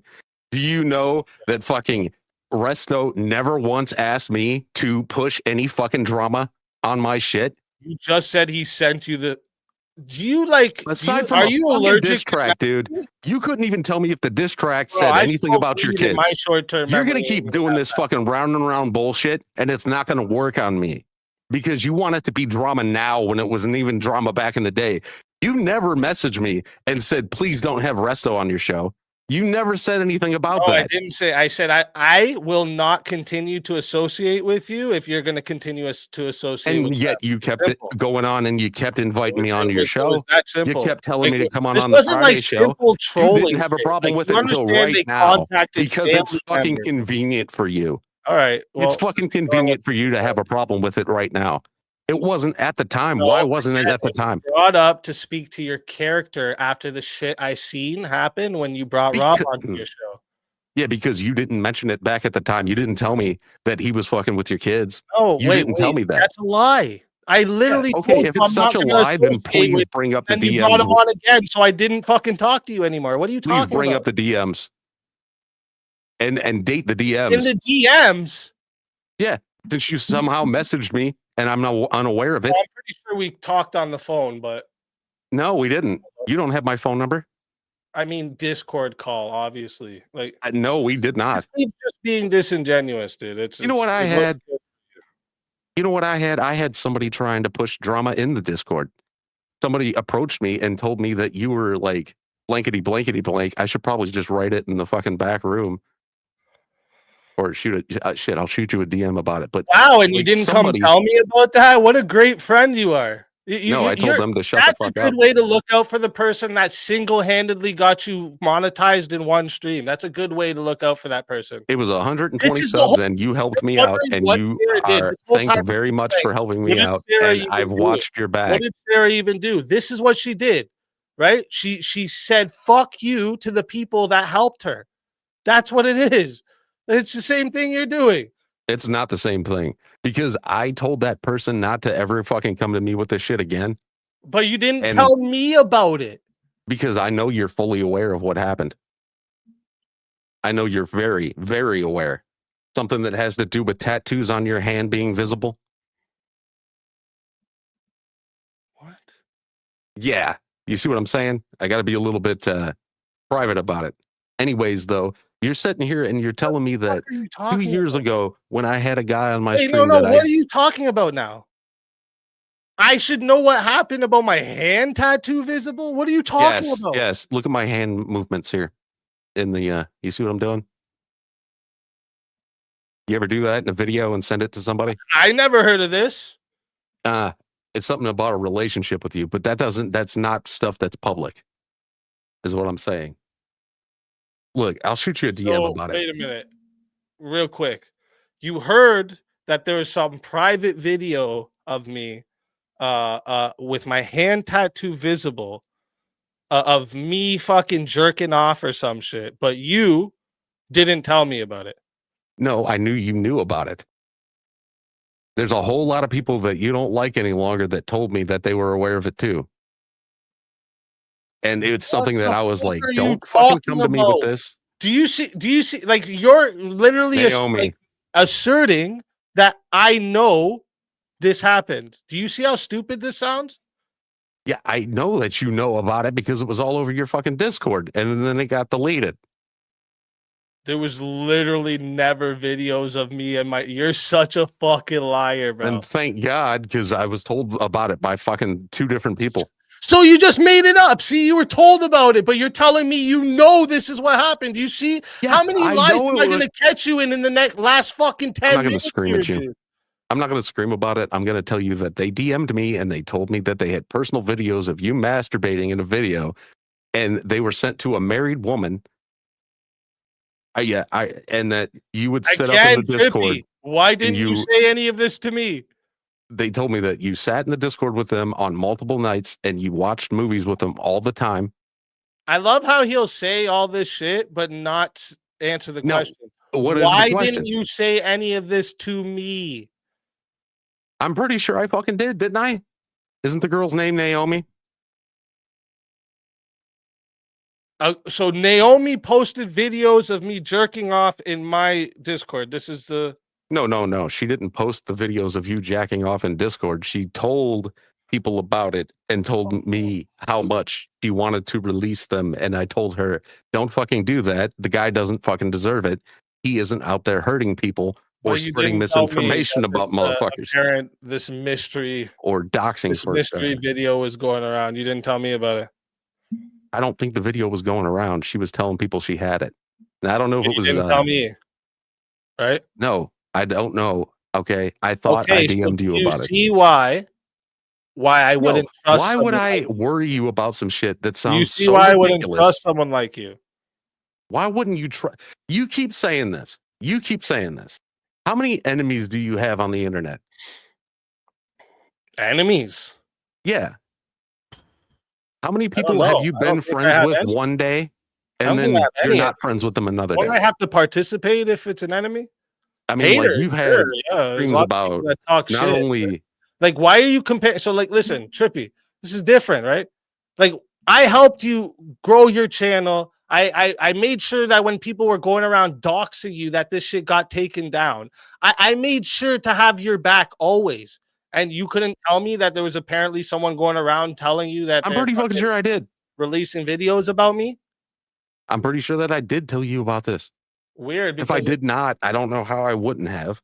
Like, this is, again, a very long ago situation. Well, clearly. And I warned people and I told those people not to listen to this girl. And if they sent her something, or if she sent them something, that they should immediately fucking tell you about it. I swear I told you about this. If it somehow got mixed into the bullshit, I don't know how. This is the first time I'm hearing anything of this nature.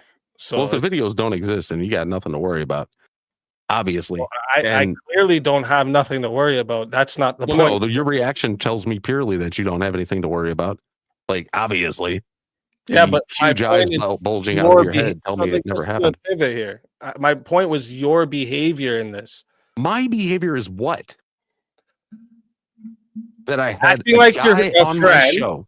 Acting like you're a friend, and then going behind my back. That's what. Easy. How did I go behind your back? You had people messaging you, making shit up about me, and had no intention to tell me until now, apparently. Now, I'm sure like, that that's wild shit to say, right? Like, that's literally wild shit to say. I'm sure like, I'm married, and it would have been on my. And I was apparently sending jerk off videos to a married woman. That's what. And according to her, you were spending all your night times with her. And I was like, how could he possibly do that when he's live? That's my question to her. So I was like, well, instead of this huge rumor getting passed around, I'm going to let people know that this shit sounds fishy.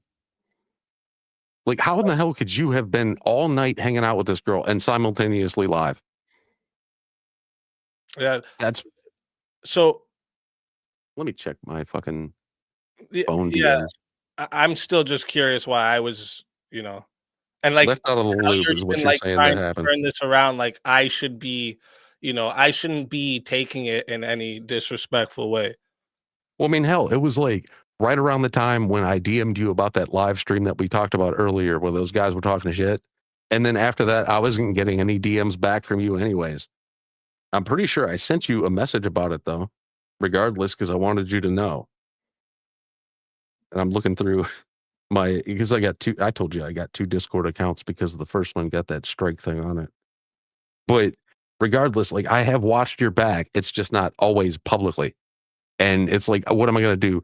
Go to like one of the busiest fucking dudes I know on the internet and try to bide for his time and attention? Or am I going to try to handle it on a smaller scale so it doesn't become, huge fucking internet drama? Like, fuck, when I met you, you were doing, you were hitting back at Nicolino, which is a hard enough job on its fucking own, right? Well, I was still debating at that time too. And I had people come to me going, "Oh, he's just a drama streamer," and I'm like, "Well, he's fucking good at it, whatever he's doing." Fucking dude, I'm not here to push on more fucking drama, especially when it's already really, really fucking thick and bad right now. With the whole. Come when Rob was here, you never like brought up this, like, oh, what did Sara even do? Like, have you never trolled someone before? Like, how come you don't see the difference between trolling someone and fucking over your coworkers and the hand that feeds you? Like, I don't understand why you don't see the difference here. I don't think that they're coworkers though. Like, how is it that? Well, you're right. They're not exactly coworkers, but it was an analogy to explain to you, right? You're the boss. You have one person that works with you. Okay, say it's a subcontractor. Then you have another one that wants to fucking troll this person openly and try to make it look like a fucking circus. You're gonna keep that person hired on, or try to make it look like a circus? All she did was join a panel where people were trolling somebody. Did Sara ever say, "Hey, yeah, you guys should go over there and troll too"? Or was Sara just on a panel and you guys are saying that it's all her fault because she was there? First off, again, I just played it earlier.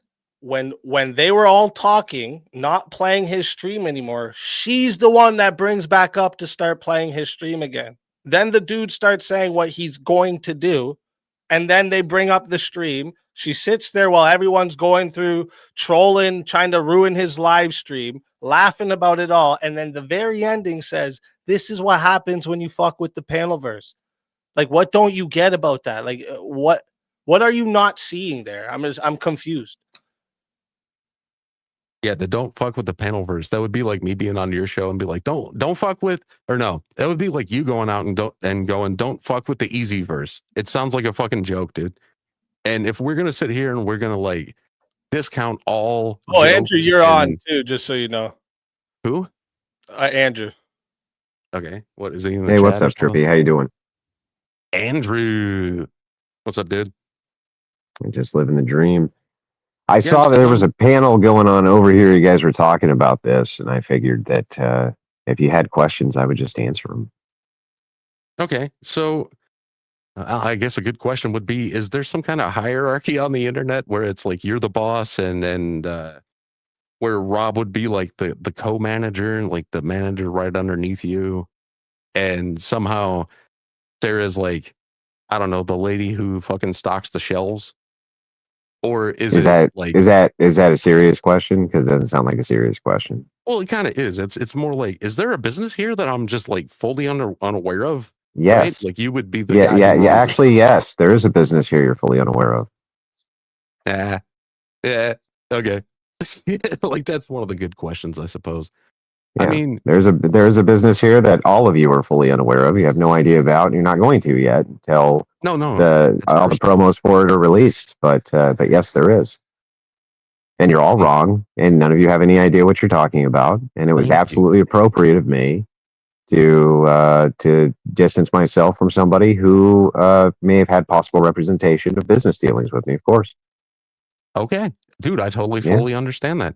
And I know that I'm not clued in on any of this. Like, that's why, like, I would not talk about this stuff, right? Like I'm completely not an employee.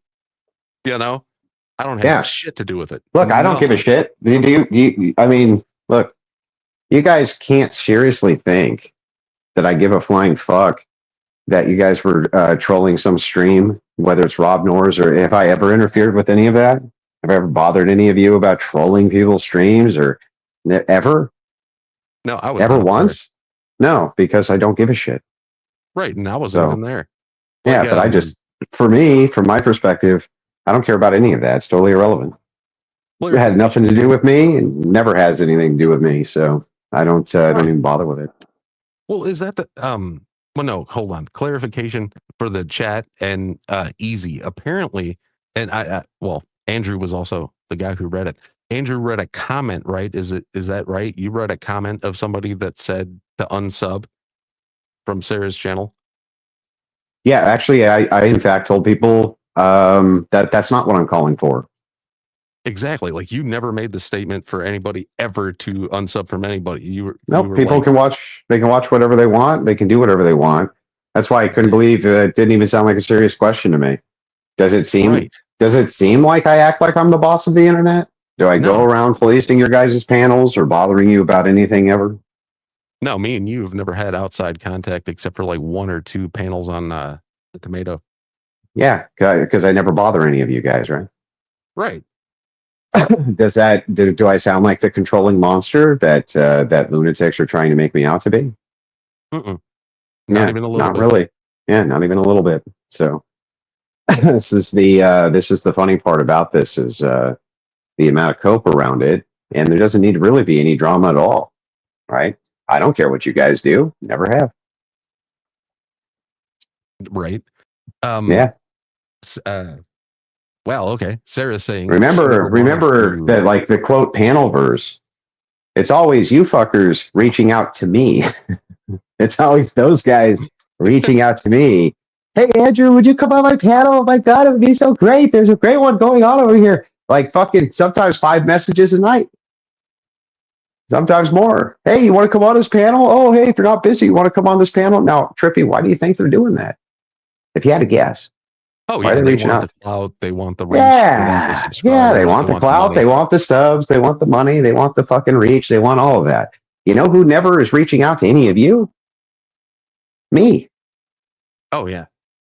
Ever. I'm tiny. You know what but I mean? The thing is, just like, I'm not trying to beat you up, though, man. Right? No. I've never said a bad word about any of you guys, one way or the other. Honestly, I just don't care. You did say that guy's Trippy guy's shitty panel.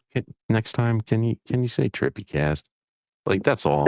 Like that's all. I don't care if you don't like me. Look, it was a shitty panel, but you know, hopefully you guys realize that had nothing to do with anything. No, like totally on me. Well, no. I mean, it has nothing to do with anything because I just didn't care about that. Yeah, I don't. It's not of any consequence to me if your guys' panels are shitty or not. They just don't have anything to do with me. You know what I mean? Yeah, I had a lot of technical issues that were on my end. I should have tested stuff before it started, but yeah, and then whatever excuses. Yeah. But yeah, I just wanted people to know, like, Andrew never asked for unsubbing. I know Sarah never asked for anybody to unsub. There was some trolling that went back and forth. Andrew himself is saying right here he didn't give a shit. Like, the trolling is trolling, right? If people want to unsubscribe, that's their business. If they don't and they want to watch that channel, that's their business too. I don't care either way. I just next time none of it is of significant consequence to me. One thing happened that was a part of a business relationship I addressed it, and that's the end of it. There you go. Yeah, that's the end of it. From talk. Yeah, from my perspective, you know, I was watching people. You got to remember, from my perspective, it's surreal to watch people as they try to debate whether or not it was justified for someone to do this to Rob or Rob to do this to them and blah, blah, blah, blah, blah. When all of those are details I don't even care about. Like, I don't, Rob's a big boy. If people go troll his channel, I don't give a fuck. That's not of concern to me. You know what I mean? He can handle trolls. He can handle this. He can handle that.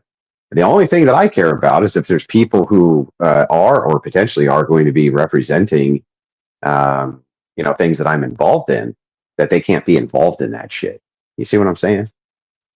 Mm-hmm. That's it. It's that simple.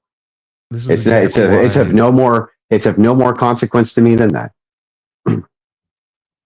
This is why I brought up to Speakeasy earlier that doing a live stream on this without actually being part of the behind the scenes stuff, it comes off as just being a vulture trying to get money to an audience. Like anybody who has a brain would look at this stream and go, oh, these guys who have no idea about what's going on are talking about it. Like easy. You didn't watch the starting of the stream, did you? No, I didn't watch the starting of the stream. Like I brought up how this all happened a little over a year ago on a smaller scale because that's what these PanelVerse people do, right? And when they followed over to the debate space, I knew this shit was coming, right? So I pointed this out. And just recently, when the last 3 debates I had on her channel, she interrupts me, no problem, to let the other side speak, but it didn't work the same way around.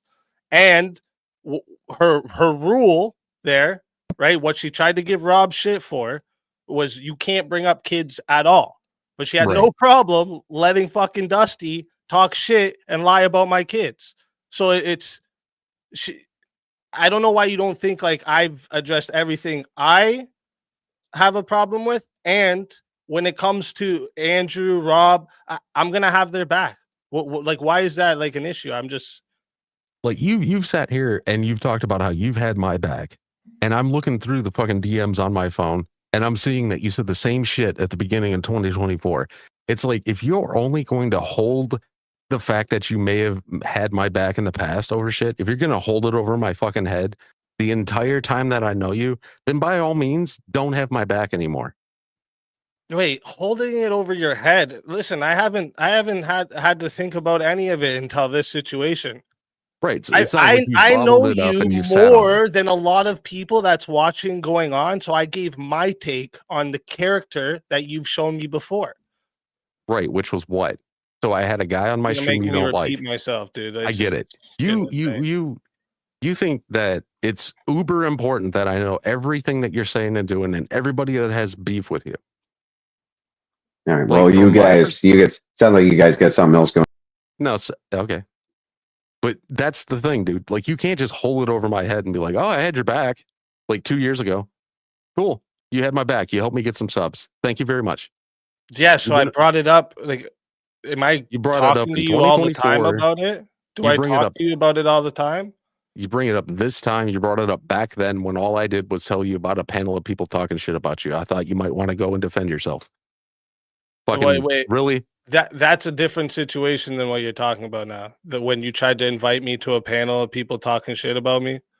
Yeah, I thought that you could go on there. You could have a little bit of fun, shutting them down. But you freaked out on me on the phone or on the DMs, and you told me, "Well, you're just trying to stir the fucking pot and yada yada yada." So yeah, you think that I'm trying to stir a pot that what I'm you were unaware doing. of? That's what you were doing.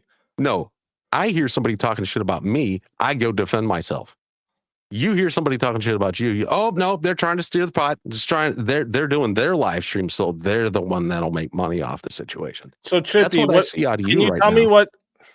Can you tell me what's happened? Like what was before it? What was before that night? The messages. What was before it? Like you don't know. Just say it. But you want me to just know because I'm the one that's going through my DMs. Trippy. Can I yeah, you just said you were going through the DMs. What the fuck, Trippy? I'm just asking you about the message before that. There's an audience that you're ignoring that probably don't remember what we were talking about earlier. What? Trippy, can I ask you a question? Whatever. Wait, before you do, I have one. Like, do we think it? Like, sure, maybe Andrew didn't explicitly say, "Hey guys, go and sub from Sara" or whatever. But like, are we gonna pretend it's a coincidence that like 2,000 people unsubscribe from Sara? Yeah, Ryan, are we gonna pretend it's a coincidence that Sara was on panel? I'll explain. You're all gonna interrupt me now. All the stuff you were complaining about me. Let me finish. Well, there was more to the question. Go ahead. Sorry. Yeah, there is more to the question. So he's gonna keep rambling. Yeah. There is more to the question. Yes. Okay, So we're yeah, gonna that's pretend it's fine. I coincidence. thought you were done. Relax. Go Okay, ahead. well, I'm not. We're all going to pretend it's a coincidence that over 2,000 people unsubscribed from Sarah in the wake of Andrew posting a video called "Going Nuclear on Backstabbing." No. Okay, walk me through it. No. It's individual people seeing what is happening and making up their own minds. I don't know if you know this, but I mean, in my mind, I have a little bit of a rivalry with Andrew Wilson. I don't know if you've seen how modern day debates screwed me over with these. With these. But you know, yes, Ryan, you guys forget Ryan is the ultimate arbiter of everything. Oops. I'm still talking. So he uses him in his worldview, so that makes sense. Hold up, Jeff. But Andrew is not my favorite person. But the fact of the matter is that what he is doing is simply repping his people. And then you're trying to talk about, well, speakeasy, you had my back once, this, that. Even if whatever weird sexual shit you brought up, even if that is the case, what the hell are you doing bringing that up on a live stream? That is the point. Do you understand? by the here, I'm here if you guys have questions about this. If there's something that, well, yeah, it sounded like Coder had a question. I just think it's obvious that, like, in the wake of your video, like, well, that's not a question. I'm not interested in your statements. Do you have a question? Well, yeah, I didn't say I was going to ask a question. So if you don't want, okay, great, it's great. So the whole thing you've been fucking debating about the entire night. Suddenly, you have no fucking questions about it. I never said I had questions for you, Andrew. Got it. Yeah, I got it. Okay. Anybody else have any questions about this particular thing? Go ahead. I got a question for Andrew. Do you think it is out of pocket to see that somebody is treating your friend badly and then have their back? I do not. No. Interestingly enough, like I was bringing this point up earlier. Can anybody on this panel say in all seriousness, anybody here, with the exception of Speakeasy, that I've ever reached out to them for anything ever? Me, never. I actually don't know you like that. You invited me to be on your streaming platform once. That was a long time ago. Yes. But, yeah. Years and years ago, right? Yeah, sure. Yeah. So the thing is like, no. The truth is that it's always the opposite. It's always people from the quote PanelVerse who are reaching out to me, not me, them, ever. This idea that I try to control what you guys do or don't do is fucking ridiculous.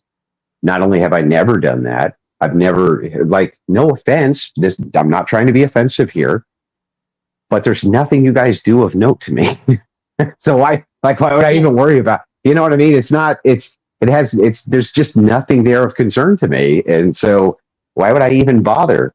This idea that I'm trying to be the godfather or something is ridiculous. All that's happened is this. It's very simple, right? I terminated a business relationship with a person due to the fact that I thought their reflective behavior wasn't good. That's it. And can you elaborate more on what that behavior was that you found unacceptable? Yeah, so I can't elaborate too much because there's some behind the scenes things, but there's a project that both these people are involved in, and I was involved in as well. And I'm not going to have one of them attacking the other one's channel. That would be terrible PR. And I had already discussed that. We all needed to be on the same team on that, and it was agreed to. And that wasn't what happened. So I terminated the relationship. That's it. Ryan, do you think in a pretty nuclear way, right? By your own words. I mean, you're totally in the right. No. I never. Not by my own words. Sorry, I never. I don't know. Whoever made. I never said that I was going nuclear ever. Ever. Channel. And not only that, I told people, don't harass this woman. Don't bother her. Don't do anything. I'm just explaining to you what happened in the sequence of events so that you know, right? I'm a very public figure. I have tens and hundreds of thousands of followers, and it's totally appropriate for me to, for other people who are public figures, to put that out, and I did. So just to be clear, when I use the word nuclear, I'm referring to the title of your VOD, right? I'm not making that up. It wasn't his video, dude. Yeah, the Clipper put a fucking Beatty title on it. I didn't even fucking have any input on the clip. They just take the content, they clip it, they put it out. That's it.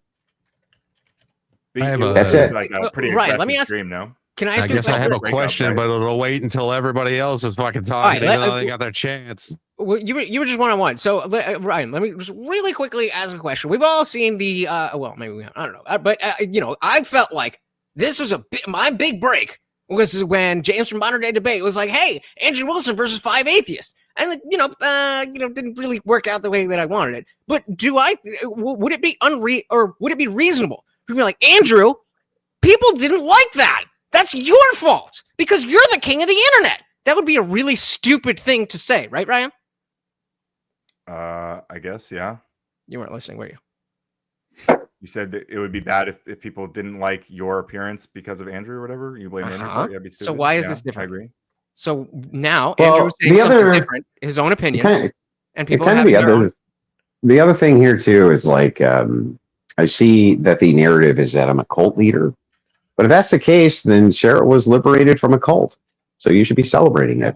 I actually, to be clear, I think it's a great thing. I think this is going to be like way better for a channel. I think you guys, the Crucible people, made it like super intolerable for a lot of like like more normal, like less radical politics people. I think there's going to be a lot more room for just like good discourse. Not that you guys are gone. Yeah, I think it's based. Yeah, I mean, listen. I'm totally fine with that. I don't have any issues. I wish her the best of luck. I hope she ends up with a 1 million subscriber channel and she's making $1 gajillion. That doesn't affect me one way or the other. I don't care. Yeah. Other people's success, if she was very successful, that doesn't affect me. And if she's a total failure, that doesn't affect me. It just has no bearing on anything that I'm doing. And I don't wish for people's like failure. I'm just not that kind of person. I've never done that. Yeah, you stated. Well, wait. I'm not. Well, wait. I'm not saying I've never done it. Except for like the leftists, the small leftists. Yeah. So no. I wish that you would successfully become a right winger in base. So there you go. That's okay. But the thing is, you employ Rob specifically to crush us burdening leftist streamers, right? Yes, I do. Tell me, that's a pretty smart political strategy, and I think we do. I think we do well at it. So the thing is like, I think he's very good at it. But again, that really has nothing to do with anything like that debate and whatnot. The context of that, if that had all been done to Rob, and it just happened to be that Sara was not on that panel, we wouldn't even be having a conversation right now. I don't give a shit. No, I agree. I acknowledge that. Yeah, I don't give a shit. I don't give a shit if you guys tangle up with Rob Noerr and he's fucking and you troll him from dusk till dawn. Like, he's a big boy. He can handle his own shit. He doesn't need my help with that. I wasn't trolling him. I just interrupted him a couple times after not talking for 10 minutes. But yeah, I feel you. And if you ever heard him roast, my guy, he can roast, man. Mm-hmm. Yeah, I'm just saying. Yeah, I mean, I don't know. I don't think if she goes off and she's great, I'm very happy for her. I have no personal issues with her. I wish the best for people, and I wish the best for her too. And really same thing with the PanelVerse. Yeah, but you're probably a stupid bitch. Let's be real, Andrew. I have people like just to be honest, right? You're probably some stupid bitch who's like, oh my god, Andrew, Smoky Man's mean. My feelings. If you have something, bad. I'll tell you what. If you have some evidence other than how you feel with whatever you're about to say when you open your mouth, I actually want to hear that. Why did you terminate such a private relationship that nobody knows about so publicly? Oh, well, actually, that is a good question. Because her breaking the terms was done publicly. That's why. Okay. I mean, all she said was what she laughed. Do you know what we had discussed before that or no? Because if you don't, then it doesn't really matter. You're just speculating, right? What do you mean? Yeah, I guess it's possible. Discuss with you guys had like a. Oh, sorry, good, Def. Yeah.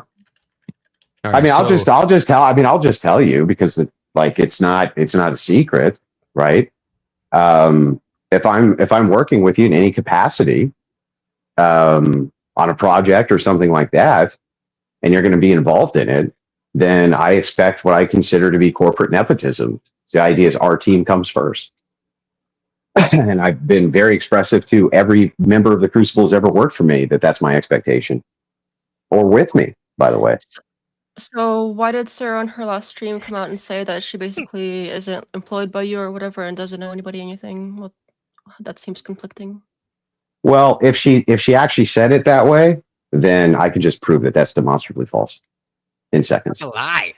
Did people lie? Can people lie? Yeah, it got taken down. So Are I you don't know the going exact to? Are you words going to now, prove but her it wrong? was something like that. If that's the case, but I'm guessing that she probably wouldn't say that. She probably said something in a similar vein, but I doubt that she would say that because it would be such an easy thing to refute that it just seems like it would be a silly thing to say. To me. There was something about her not owning her channel to you, or Yeah, that's fine. You can that's all fine to say. Why are we trying to pretend that the Crucible hasn't brought in, if not more than tens of thousands of dollars and subscribers to the Crucible? Why are we? You mean to Raging Tomato? I don't think yeah, Raging Tomato. Yeah. Why are we? Everybody's networking apparently on YouTube. Doesn't mean that you owe your channel to somebody else just because somebody helped you out with subscribers Totally agree. or whatever. Hang on. Hey, listen. Actually, I agree with this. Right. So if the idea is just to say hey, I'm just really good at networking and I managed to network you on my channel 18 times and those happen to be my top 18 videos. Good for you. Right. I agree. Good for you. From your perspective, it makes you a stupid bitch. Your perspective, you shouldn't feel like that she owes you. I have to raise my fucking hand before I can talk, or is there any No. Hell, listen. Moderator than everybody. I don't feel like anybody owes me anything. Right. Okay, you don't know. I've been trying for the what I'm last saying 10 fucking is that minutes. Sarah and anybody else who has benefited from people like you and Rob should acknowledge that is the case. Not because you need them to bow down to you, but because that's reality. I know the left is not really comfortable you'd have to be stupid to even have that in dispute. Of course, Sarah's channel growth over the last many months has been due to the Crucible. I don't even think that that's in dispute, is it?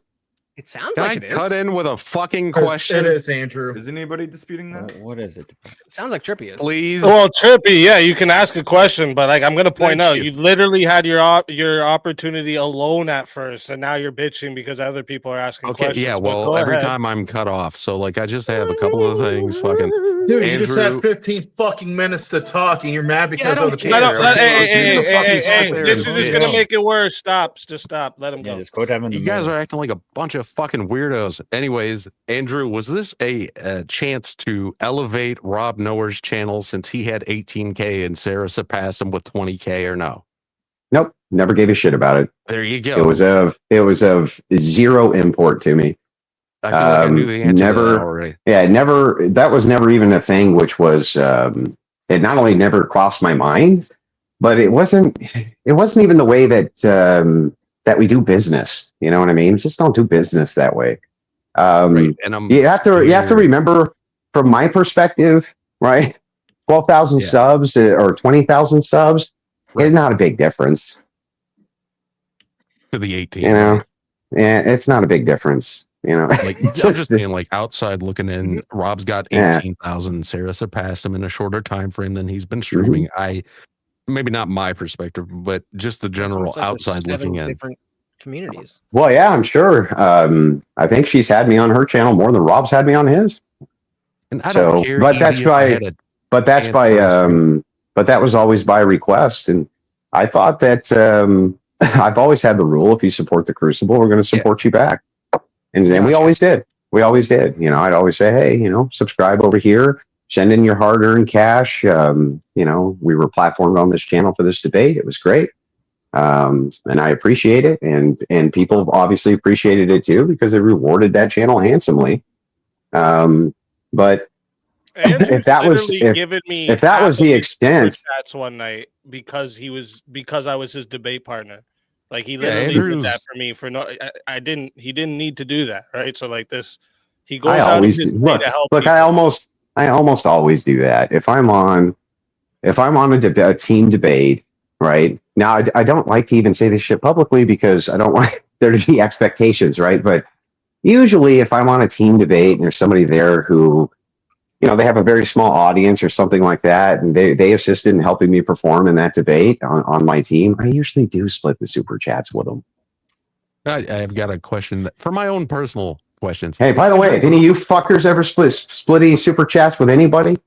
I have. I don't get enough. So I'm just That's fair. give me enough and I'll split it with somebody. Yeah, that's I used fair. to do 50-50 with my Well, I stream split partner with more. back in the day. Yeah. Andrew. Well, no, that's your stream partner. No. Yeah. I'm saying like I'll get thrown on a team debate with a guy I don't even know. Oh. Yeah, that's A guy I literally don't even know, and if I think he did a good job in assisting me, all right, I'm like, well, you're 50%, responsible for the help of the content, and sometimes those guys will walk away with his fucking $2,500 night. I'm not there yet. Maybe if our modern day debates is better, I would be there. But eventually. Were you part of the original like IBS on the internet, the Internet Blood Sports, Andrew? Well, I was just after them. Oh, the original Internet Bloodsport debating was, you could argue started in 2016, but I'd argue it peaked in 2017, 2018, and then basically died off the next year in 2019. And it was because of an interlacing of interpersonal drama that they couldn't surpass because they had won the entire internet. I mean, Warski Live was one of the biggest shows in the world, and it was great, but they couldn't get past the interpersonal conflict. So. And Tonka Saw and all that shit. Because I had heard your guy, Mr. What was his Mr. E, right now? Yeah. He was talking about blood sports, and I was like, maybe Andrew was there. Now, well, I've debated with all those original Bloodsport guys, but Warski, Andy Warski, who I know pretty well, he invented internet blood sports. That was an invention of his. He coined it, and but it was always designed to die because it was always set with the expectation that people would come in with interpersonal drama. That's what made it so interesting. Exactly. And like Adonis Paul, he was here earlier. He was in the back chat. He left though. He was going to jump up, but I'm hearing that the truth of the matter about the statement earlier that people said Sarah said, she said her channel was not contracted to anybody, not that she wasn't contracted. So there's a I agree with that. I totally agree with that. Well, there you go. Like I don't. I'm not sure how that negates my position though. No. It would just reinforce it. The thing is like, look from my perspective, this whole thing would have gone completely past my notice, except there was, from my perspective, there was a person who was somewhere that they weren't supposed to be doing shit they weren't supposed to do. Who had an interrelated relationship with me, and so they did it publicly. So I terminated that relationship publicly. Sorry. So what exactly was she not supposed to be doing? Was it the giggling? Exactly. Was that what she said about PanelVerse? That's not any of your fucking business, and I'm not going to relay that business to you because it's not mine to relay. Well, even from an objective sense, one sec. Even from an objective sense, if you're supposedly a moderator and now you're on a panel and you're showing, even if you're like the complete opposite, if you're like on a right wing panel and you're like completely dissing liberals and like all like fuck these guys completely retarded and all shit, like all these liberals are now going to turn you and say, I don't want you to I don't want you as my moderator because you're clearly against us. All I need to say is this, and it's super easy, right?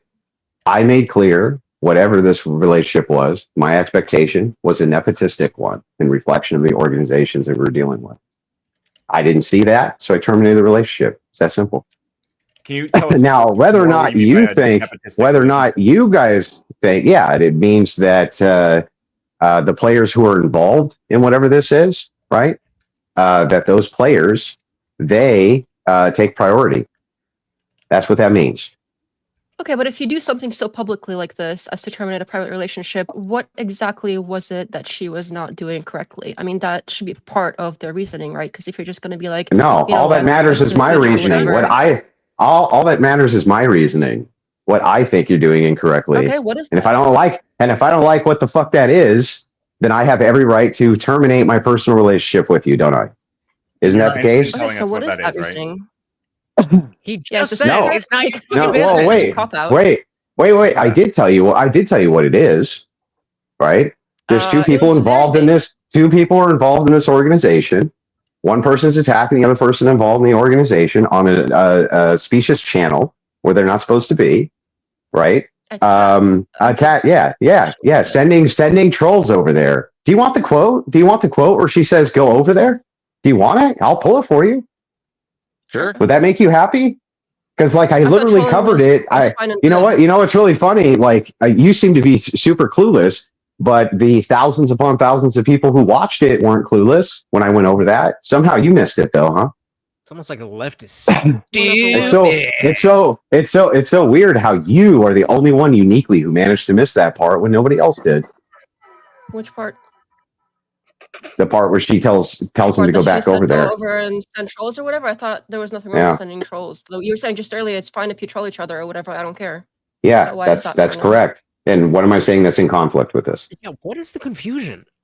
Yeah, what am I saying that's in conflict with this? Now? I thought it was all fun and good. No. What did I say that the relationship was terminated over? You don't even remember? I remember. Currently, it's the sending trolls. I'm trying to narrow it down to something specific, and so far the most specific thing is. So here, let's make it easy for you. I'm going to use really small words. Andrew, did you see how I broke it down for Ryan before? I'm going to use super duper small words. Two people involved in project with me. One person was attacking other person involved in project with me publicly. Attacking their channel make look bad organization we contract with. So terminate position. Is there any confusion or? Yes, attacking. All that matters, right, is how I perceive it, not what you think. I don't care what you think. All I care about is how I perceive it. And do you know why I have that luxury? Because I'm fucking in charge. So it's easy for me to be like, well, I have the luxury of being able to perceive these things how I want to perceive them, and I don't have to give a shit how you perceive them. That's fine, but if you make such like a public, oh no, F this bitch or whatever, it would be nice to know the specifics of why you were doing that. I gave you the specifics 4 times. I gave you the specifics 4 times. That and there's a bunch of fuck with the PanelVerse, and the PanelVerse is gonna get you. Oh, and we're gonna send over the trolls and mess with you right after you have a conversation about the nepotistic nature of how the relationship's supposed to be. Yeah, so you're saying not only that, not only am I completely justified in this, right, from any outlooker's viewpoint in. But tell me this, what would have been my ulterior motive or motivation then for terminating Sara? Tell me that. The only one that I could think of was the one I brought up earlier. She's a woman and I don't like women. That's the other thing that I'm hearing from a bunch of people, by the way. Yeah, so help me out here.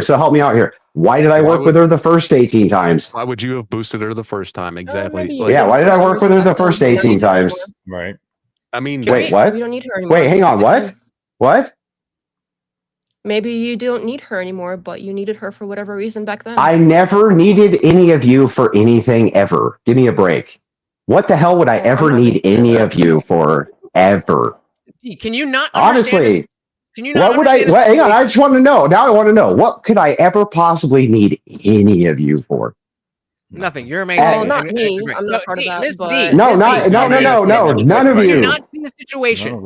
None of you. You don't box with somebody because you don't box with somebody.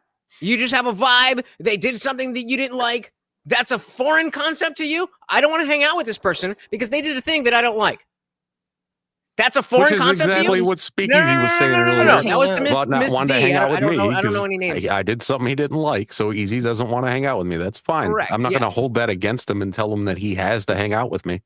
So, Well, yeah, then what's again, what's I'm the conversation then? I'm totally fine with him. Again, I think it's good for Sarah's channel. Ultimately, I think you guys make it extremely toxic space. I think this is a good thing overall. agree. But I think But if that's the case, then why are you trying to hold him down to? Why did you do this horrible thing? That's great for Sarah's channel. I was asking questions. Wait, calm down. I was just trying to clarify. Look, just so you know, right?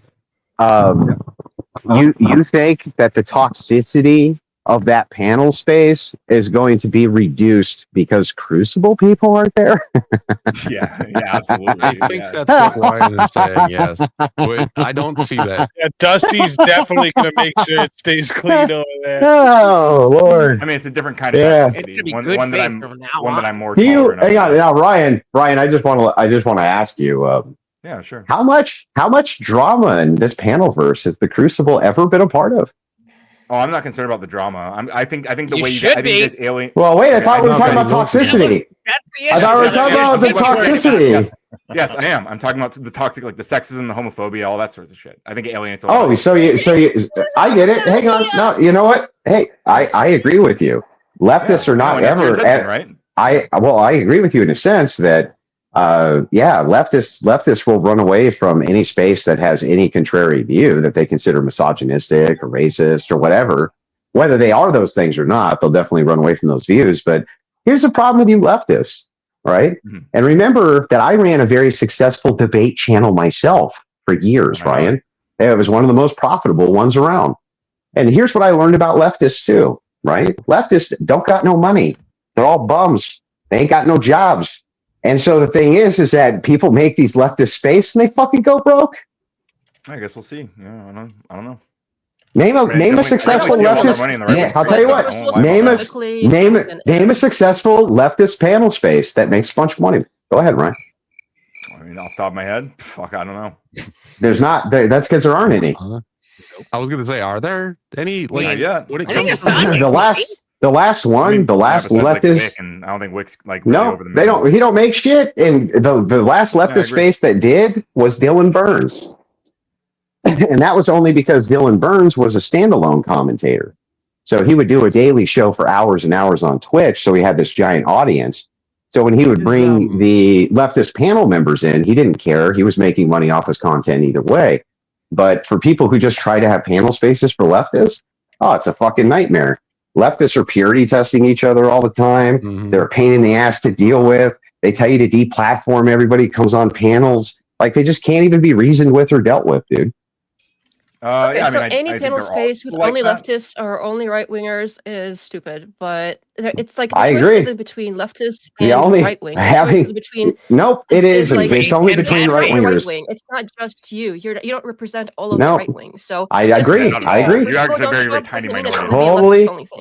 Totally agree with you that I don't represent hardly any of the right wing. I totally agree with that. Right. You said, but you fuckers, all of you fuckers combined represent a lot less of the left wing than I do the right wing.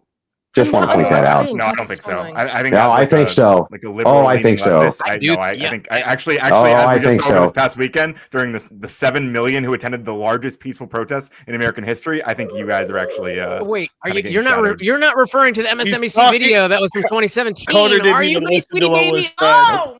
Nope. God, what was the average over the weekend?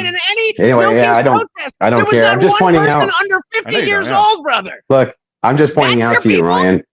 From my experience, anyway. Now, maybe I'm wrong, right? But this whole panel space that you guys do. Now, remember, if you're referring to a panelverse and just saying that that's anybody who runs panels, then there's like tens and tens of thousands. But if you're referring to the panelverse as this limited association between a few of your guys' channels, then the toxicity is the only thing that keeps you guys going. Nothing else does. 100%. I mean, I guess we'll see. I don't know. I when I came on here to finish my debate with Rob, right, about the Insurrection Act, and I think it went handily. So, Ryan, how many? I mean, this whole drama thing certainly earned Rob a few thousand subscribers. Ryan, how often do you host a genuine question? Because I don't know. How often do you host debates or panels on your own channel? I've actually recently started, and they've been pretty successful. I mean, I've made quite a bit of money off it, actually. Just stop lying to me, Ryan. Stop lying to me, Ryan. Stop lying to me, Ryan. I just started doing it. Like I don't what. No, you hang on. No, let me respond to Andrew. Right. So Andrew knows that I've been in the game for a long time, but I only really started streaming like as much as I am right now this year. Like very recently, the past couple months. Most of my sub growth has been the past couple months. So I mean, I don't know. Stay tuned. Like Radical Coder's going to the moon, frankly. I said that's not true, Coder, because when I first started streaming, you were streaming a lot more often, and then you took that big long. That's true. break. There was a period in 2023. Don't act like I mean, now he lies and lies. That's all Ryan does. Hold on, real quick. Ryan, where I was trying to go with that is, do you think that the people who are watching and or participating in your channel have a connection to seeing you on RT and being on the Raging Tomato because of people like Rob and Andrew? Wait, you mean like the people watch me from a whole bunch of different areas? I get some people who come from the Crucible stuff. So let me ask you a simpler question. What percentage of people who watch your debates on your channel come from the Gauntlet of the Raging Tomato? If you had to guess, obviously you don't know exactly, but if you had to guess, I mean, it's a significant amount, sure.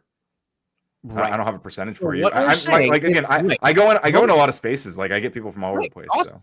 Awesome. I mean, I just got Pisco Ray, by the way. Andrew, I want to ask you, why are you running from Pisco? Why don't you debate Pisco? Well, you go next, and as soon as I'm done, I just have one more question.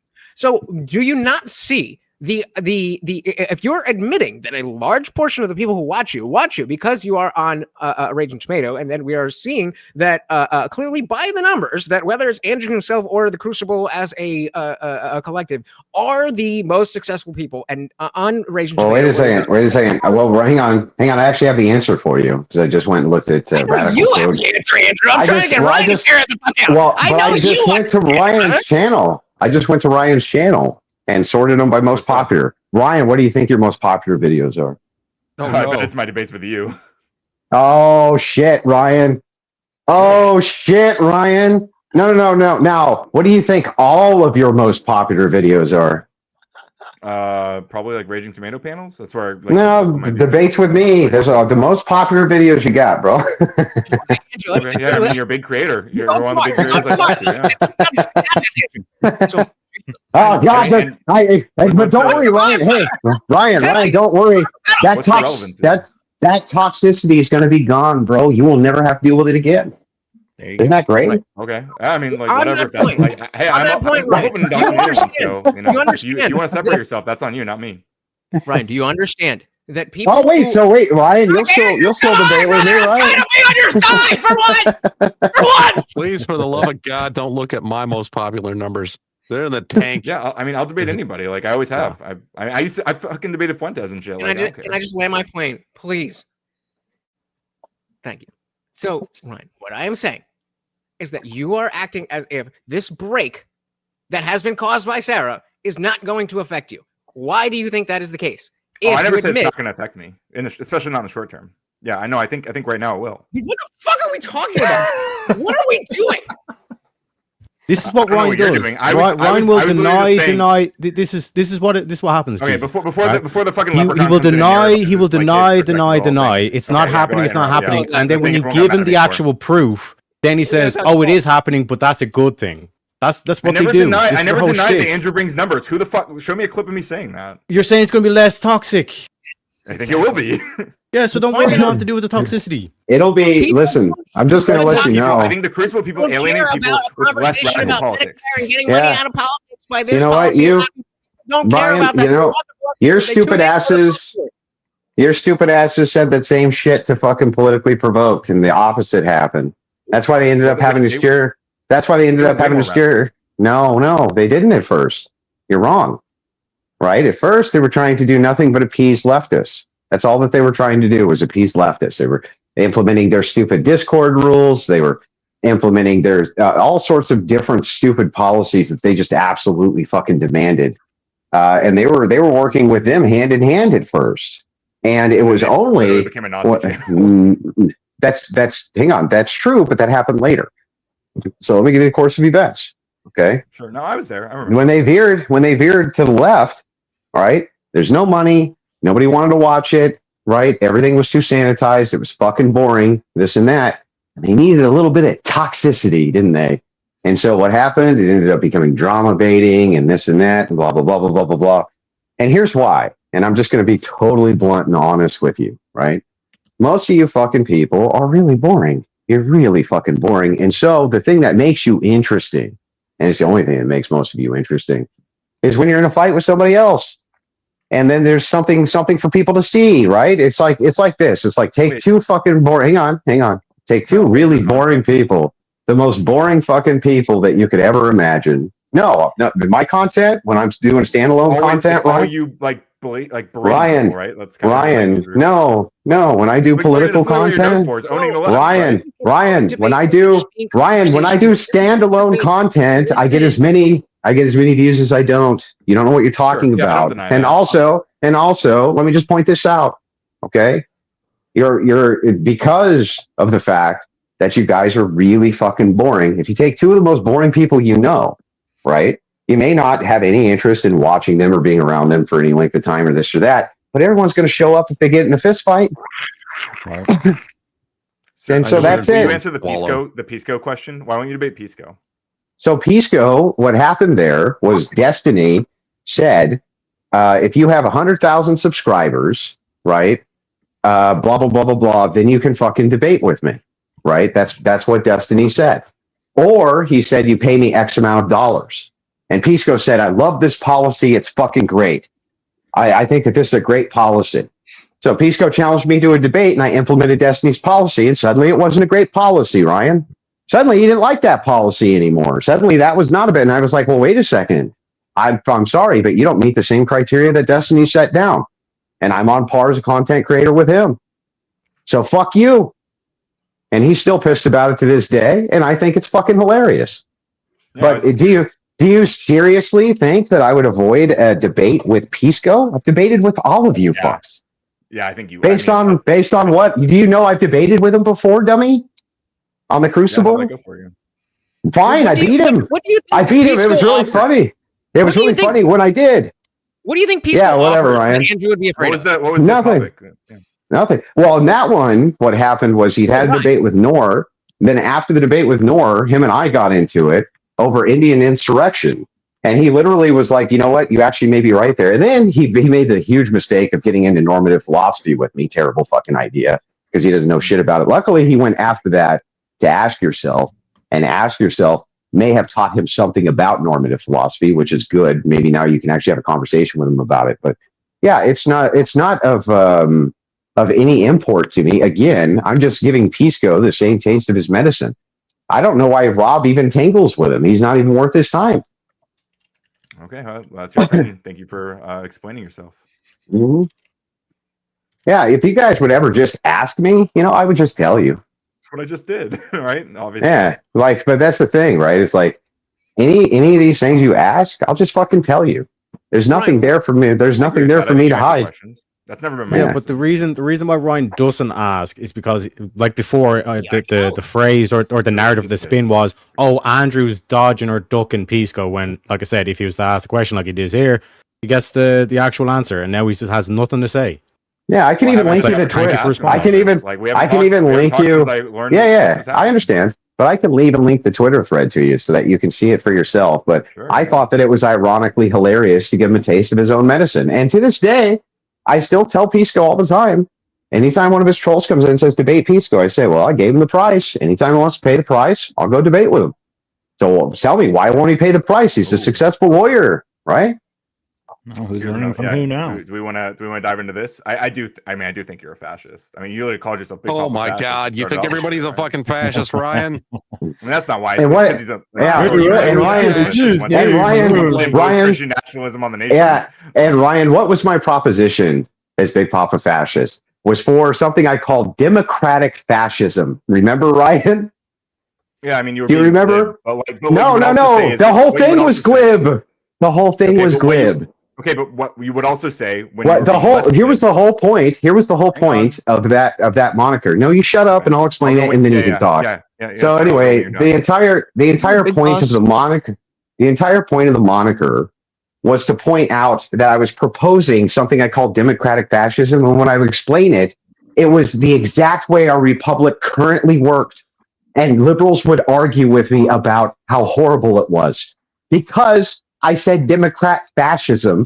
They disagreed literally with how our current republic works, which they were advocating for, and it was the most hilarious thing I'd ever seen. But go ahead, Ryan. Tell me about how I'm an actual fascist. Well, first of all, I'll quote the other thing that you used to say, which you've denied saying last time I brought this up, but you absolutely used to say this, is that you would say, I'm not a fascist, but I would prefer fascism to what we have now. Do you deny saying that still? I don't think I've ever denied saying that. You did it on your 200K like special I was on Sarah's panel, but if you admit it, I don't recall that, but Franco's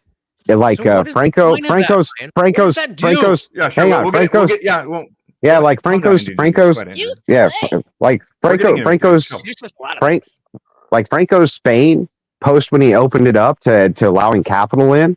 I think that system worked much better than the current system of letting 18-year-olds vote, which is a terrible fucking idea. You think it should be more like 25? Right. I mean, you've always held that position as well, that you want to like disenfranchise a shit ton of people. I think that's also a more fascistic style. Yeah. Okay. So our founders were fascists then, because that's what they did. Well, to be honest, I think what a lot of people don't recognize is that America's history does have a lot of the tenets that emerged in like early. You're a fucking clown. No. Yeah. There you go. So our founders were fascists, right, Ryan? Because they didn't want everyone to vote. It's not. I wouldn't say that exactly, but I think that a lot of the tenets of fascism emerged from American history. Yeah, no doubt. Real quick though, a shout out to Rachel Wilson. We had a debate, and I used her argument on the other side when I was on another panel. So thank you, Rachel. So the entirety of your argument is that I'm more like our founding fathers. Great, Ryan. Thank you. I wouldn't say that's the entirety. I mean, we just got started, right? I think that. Am I closer to what our founders thought, or are you closer? Let me lay out my case for why I think the Christian nationalism and fascist movement. Yeah. Go ahead. Yeah, I mean, I think you guys cheer on right now an authoritarian leader. Do you deny that? Yeah. Yep. You don't think Trump's an authoritarian? Nope. Not at all. Do you think Trump is condensing executive power into his own? Nope. I think he's enforcing the limits of his executive power. Yeah. I can agree with that as much as possible, right? Sure, but it's the limits. Like politics. Hang on, guys. Let me talk to Andrew. Stop. Yes, he's flexing. He's flexing the extent of his executive power. Yes, because that's his executive power, and he can do that, including trying to modify the interpretation of the Constitution through executive order, right? Well, I mean, every president does that. When did Biden do that? Well, if you want me to go through each one of his executive orders and the Supreme Court, where he tried to change an interpretation of the Constitution. Well, you're enjoying this conversation.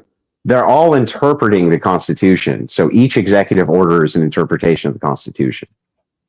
So each one where he's trying to modify an amendment of amend the Constitution. I mean, so specifically what I'm pointing to. Well, I think that the CHIPS Act, right, would be one where he's interpreting the Constitution to give him the authority to make treaties outside of Congress in a limited way because he thinks Congress gave him that power. So I would say that's one. CHIPS Act is bipartisan legislation, right? The CHIPS Act that's true, but Biden had threatened that he was going to unleash an executive order, which would have increased tariffs against China if there was no CHIPS Act. And Kamala Harris said the same thing, that she would put in various tariffs on different nations when it came to critical infrastructure, and especially critical infrastructure. She was concerned she wouldn't get her houses built. So that was an interpretation as well. And you could argue that they don't actually have that power, that's Congress's power. But they argue, well, Congress gave us the power. So that's all interpreting the Constitution. But I haven't seen any of them step outside of their authority of the Constitution yet. None of them, including Trump. Well, I mean, I haven't seen him do it once. I would say the one where he's trying to get the Supreme Court to change the interpretation of birthright citizenship, which is pretty explicit. I think that's a pretty big deal. Well, but he's doing that exactly through the proper channels he's supposed to. So he's absolutely not. No, you would have a constitutional convention.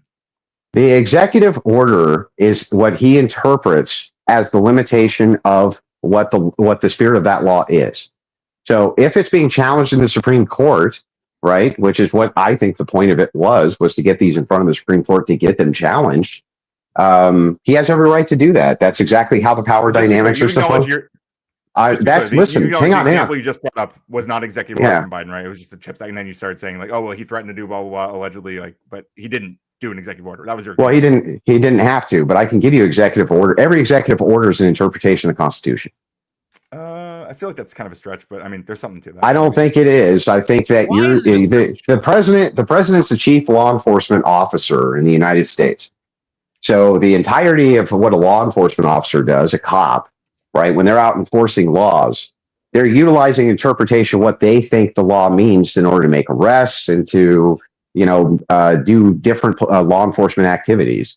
The president his entire job as the executive is to enforce the laws of the United States. That's what his job is. Yeah, I understand that. Didn't Biden also issue an executive order, something about voting that he wasn't supposed to? Yeah, but it's not just that. Like, let me just grant it for a second. That Biden was the only one who never did. It still wouldn't matter. The idea here that that the Supreme Court is the objectively the highest power in the land is what I take issue with. They're not. And for some fucking reason, the left has tried to convince everybody that the Supreme Court is. That if the Supreme Court rules against it, well, that's the law, and that's all there is to it. And it's like, no, that's not. That would make them the supreme power, and they're not the supreme power. They're supposed to be a co-equal branch. So the thing is like it's perfectly acceptable to have these challenges, have them go in front of the Supreme Court, and still you can have Congress bypass the Supreme Court by passing law after that. You can still circumvent the Supreme Court, and it's all in the system for you to be able to do that. So I don't see how any of that's fascism. It all seems like it's dealing with the co-equal branches of government the proper way. So I'm not describing fascism as, explicitly, completely breaking all the laws, because I don't think that's the nature of what Trump's done. I think what Trump has done, and I think a lot of conservatives will acknowledge this, I don't know if you guys will, but he has particularly used this very specific kind of interpretation of the Constitution, this unitary executive theory. You agree with that? What is it? What is unitary executive theory? Basically, that the executive branch, or specifically Donald Trump as the executive branch, he gets to it's basically increasing his amount of power as the executive, and they're interpreting. Well, that doesn't tell me much. I mean, the Constitution. That's why there were rulings specifically making it so that Trump couldn't be charged for the lower courts. Well, from the Supreme Court on that. Yes, that's correct. Yeah, and they approved it. But but they're interpreting it through this unitary. But most of the rulings against Donald Trump are from the lower courts, and he's not co-equal members of the government with the lower courts. He's just not objectively. The only co-equal branch he has is going to be Congress and then the Supreme Court. So he routinely seems to want to challenge or ignore lower courts, and he has the right to do that too. That's the thing. He does.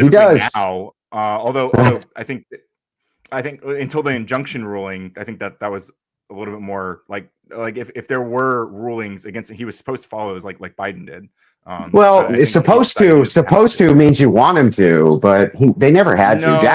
Jackson never did. It led to the fucking Trail of Tears, dude. Lincoln never did. In fact, Jefferson. Civil War. Yeah, in fact, Jefferson ignored some of the lower courts as well. Trail of Tears in the Civil War. Yeah. Yes. I'm sorry. The examples of the president. Right? Yeah, but not just him. Almost every administration has lower court rulings which they ignore or they bypass or they don't give much heed to. Which they ignore or they let them bubble up to the Supreme Court. Sometimes, and while they're ignoring them, yes. And that's why they have to go up to the Supreme Court, right? Why would they need to take them up to the Supreme Court, the Ryan? Andrew Jackson thing was actually him. Why would the courts specifically? He ignored the lower courts too. And the thing is, why would the lower courts need to take it up? Why would the lower courts need to take it up to the Supreme Court if it was being adhered to? They wouldn't, right? Because that's the whole goal of the Supreme Court is to handle disputes like that. No, but if a lower court said Trump's not allowed to do this, and then Trump didn't do it, why would it need to escalate? It wouldn't, right? Because Well, I mean, if it could be that he still wants to do it, and then he could pause doing it. Yeah, like I believe your Biden did side, those articles. the presidential side the executive side, they can take it up to the Supreme Court too. But most often it's the lower court going to the next court, right? Going to the next court, and then you have appeals courts. But yeah, the lower courts are not co-equal branches with the executive. The Constitution doesn't say a fucking word about them. Not a fucking word. So the only thing that the president as the executive, he has pretty broad unilateral power over a lot of things, including the military, and that's constitutionally outlined. More than presidents have in recent years. Yeah, and I know. Yeah, good. Like you want to cheer that on. I think that watching mobs of you fucking crazy Antifa fuckers surround federal buildings and then demand that the military can't protect those same federal buildings is crazy. That's just crazy. What federal buildings have been attacked by Antifa thugs? Oh shit! We were just watching it. We were literally just watching the ICE facility getting attacked in Portland 2 nights ago. What do you mean? Mm-hmm. What was the attack? Oh, they were throwing. They were throwing shit. And then, by the way, they've been there for weeks doing this. They throw shit at it. They throw smoke bombs at it. They fucking attack the officers routinely. Officers are getting hurt there routinely. Like they're. What do you mean, dude? Right? Yeah, because the military is being sent into these ICE facilities. The reason that Portland doesn't want the military, the reason. Hold on, Ryan. No. It's specifically in Portland. They absolutely have not. They have stand down orders. You'd be stunned at how few actual local PD there are. When conservatives are on the ground, they're begging the cops for help. The cops don't even want to show up. The whole reason. Most of these arrests, they're grabbing them and taking them inside the ICE facility. Why are they taking them inside the ICE facility instead of putting them in the back of a fucking paddy wagon? Because it's not local PD doing the arrest, dude. It's the feds doing them. I think it's both. I think it's happening from both. I think both are arresting. No, I don't think it is. I think it's basically happening from the feds, and they don't like the feds arresting them, so they don't want the military there because the feds will do that. Lying, actually, right? Okay, well, how many? How many of these have you watched? Because I've been watching Portland live for weeks. On stream live. I've tuned in a few times, but I've looked at the data. Yeah, I've tuned in a few times. People, and there's been people arrested like every weekend. There's been arrests from Portland. Yeah, there's arrest by the feds. No, from Portland. Mostly by the feds. Well, no, it's mostly Why are they taking them into the ICE facility then, Ryan? Some of them, instead of putting them in a pad wagon. Some of the footage instead of putting by the feds. Almost all of them are being arrested by the feds and run in. The local PD ain't doing shit. Yeah, I think you're just lying about that, but it's okay. Well, you can say that, but until I got a counterfactual, I don't give a shit. Neither of us are providing factual. You're just saying you watched it and asserting it's true. Well, I mean, that's a lot more factual than I didn't watch it, huh? I mean, but again, you just have these like isolated examples, and so I can't look. We can't look at the data. I mean, we should look at the data right now, probably. Right. Yeah, if you look at look at the Portland, Oregon ICE protests. How many arrests are made by the feds? And before they're arrested by the local PD at the actual ICE facility. By local police versus feds. What's your guess? What do you think it's going to be? I would bet that the feds probably arrest more and hand them off to the local PD after that. That would be my guess. Wait, so that would be Portland PD cooperating with them then, right? Yeah, it's not what's in question. What's in question is why is the local PD? I thought the implication why is the why? Yeah, they're not they're not making the arrests. Did I miss Ryan making a good point? No, he didn't make a good point. They're not making the arrests. Wait, they're not making the arrests. What's the difference? What does it matter? That was going to be my question to you. Yeah. So let's point this out. So the whole reason that the military is being deployed to these federal buildings is to protect them from protesters because the local PDs are not doing that. They're not doing it. But you just said they are. Point. You said they're probably sending no, PD, right? No. If they do a handoff after the fact to the local PD, that's not the local PD in there creating law and order and making arrests. That's them having to accept the suspect after the fact because they have to. They're under federal mandate after that. They can't say no. So they're doing their jobs. That's awesome. Yeah, I agree. That's not doing their jobs, dude. If the feds weren't making the arrest, they wouldn't be getting arrested. That's the point. Where do you get this Well, they're confidence getting from? arrested, and then the PD's cooperating. I feel like the issue was there was a breakdown of police not cooperating with feds, but it sounds like they are, so that's good news for me. They don't have a choice. If the feds come in and say you must hold this suspect, I think that they have to do that, right? Wait, so you're saying they don't have a choice with that, but they do have a choice? Why do they have a choice with arresting people at the ICE facilities then? Because enforcement comes down to locality. So the locality can say we're not going to make this enforcement, but I don't think they can say no on a suspect handoff. So again, as long as they're cooperating, I just don't see the problem. Okay, I'm glad that you don't see the problem. Well, then don't get upset when the military goes there because they're undermanned because the local PD refuses to make arrests, Ryan. Well, who This are appeal who are to people who are ignorance not is- getting caught? is so annoying. If the feds are arresting hang on, Indian. If the feds are arresting the people who are attacking and they're getting, what do you? They're not overwhelmed. They're just arresting the people. No, they are overwhelmed. That's why federal troops are going into these various buildings. They've been requesting them.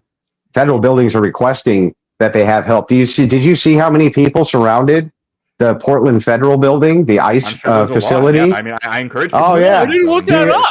And how many? And how many? And how? Yeah, there's probably Yeah, hundreds. and how many of those feds do you think are there in a normal given evening at an ICE facility? Not very many. And so, yeah, they're begging for help from federal law enforcement to come in and Hundreds of assist people are them. surrounding. That doesn't mean hundreds of people are attacking the facility, right? Yeah, okay. Well, you know what, Ryan? That's fine. I'll just say the hundreds of people will surround your house, and then you shouldn't have any backup there because, well, they haven't done anything yet. Even though they do things time after time after time. These are people expressing their First Amendment rights. Yes, and there's nothing wrong with having people inside of the building to protect it in case it goes from First Amendment right to violence, is there, Ryan? Yeah, but I don't think that's what the National Guard's being sent to do. Well, where are they being deployed except in federal buildings? They're being sent to federal buildings. Escalate tensions, which I think they're going to. Where are they being sent except federal buildings, Ryan? Where? I mean, they're going to be sent around, not inside, like you were saying. Just like around outside of them. To like places. Oh, Yeah, you literally mean around on federal? They're going to be set on federal property in federal buildings. Thank you, Ryan. Yes. Sure, outside, yeah, mostly outside of them, but yeah. Yes, in order to protect those federal buildings. Ryan, how could it intimidate protesters just having military on federal property in case you decide to get violent? Well, because we've already seen tons of examples of ICE and people like just attacking protesters like all the time. They just did it just out of the. Oh, it's just out of the blue. I watched a video of a pastor getting pepperballed in the face. For just I used to show us upstairs beating the shit out of people. Yeah. And I remember watching those same pastors. They were there for this LGBTQ Jesus rally. They're screaming in the cops' faces. They were spitting on them. They were fucking being awful. Well, the guy I'm talking about wasn't doing any of that. He was just standing there like praying, and he got shot in the head. Well, so the thing is that if you get a dispersal order when all this is going on, you don't disperse. They attack you with non-lethal munitions called pepper balls. Yeah. Yeah, sure. Shot right in the head by one. Yeah, pretty crazy. But... Yeah. Did he get shot in the head with a bullet? Yeah, whatever. Did he get shot in the head with a bullet? No, thank God. No, he didn't. They told him to disperse. He didn't disperse. So the thing is like these guys violate curfew. They violate the entire station of what a peaceful protest is supposed to be. Why don't they just go there from 5 to 7, do their protest and go home? Why are they violating curfew and everything else? I'll tell you why, Ryan. Because it doesn't get you any good fucking press. Doesn't get you any good press to go out there and just do 5 to 7. Because they see ICE running around in unmarked vehicles, wearing masks, not identifying themselves, and grabbing people off the street. Yeah, they're supposed to. That's their job. Well, that's debatable right now, right? It's not fucking debatable. There's a lot of court. There's a job? lot of cases pending right now because that's probably not okay, actually. Yeah, it is okay. And listen, here's the thing. When Democrats get back into office, we're going to charge you motherfuckers for doing that too. Yeah, you're going to charge. Ryan, what do you think you guys are posted, son. Ryan, This is fucking hilarious. So your whole you can't even make a moral argument here. Like I wouldn't even care if it was illegal. Who cares if they're fucking collecting? Yeah, who cares? Well, yeah, I don't follow the spirit of immoral laws, and neither do you. And you should, or you shouldn't, right? Isn't that the whole thing? If you're violating, yeah, I do actually. I think that's not violating your rights. You're not supposed to be here. Wait, but like What you right understand is violated, that, Ryan? you understand right? that Which people right? in the United Which States, right? whether or not they're citizens. Wait, calm down. Their Fifth Amendment and their 14th Amendment. Yeah. So the thing is that's not unreasonable searches and seizures under the Fifth Amendment. It's not.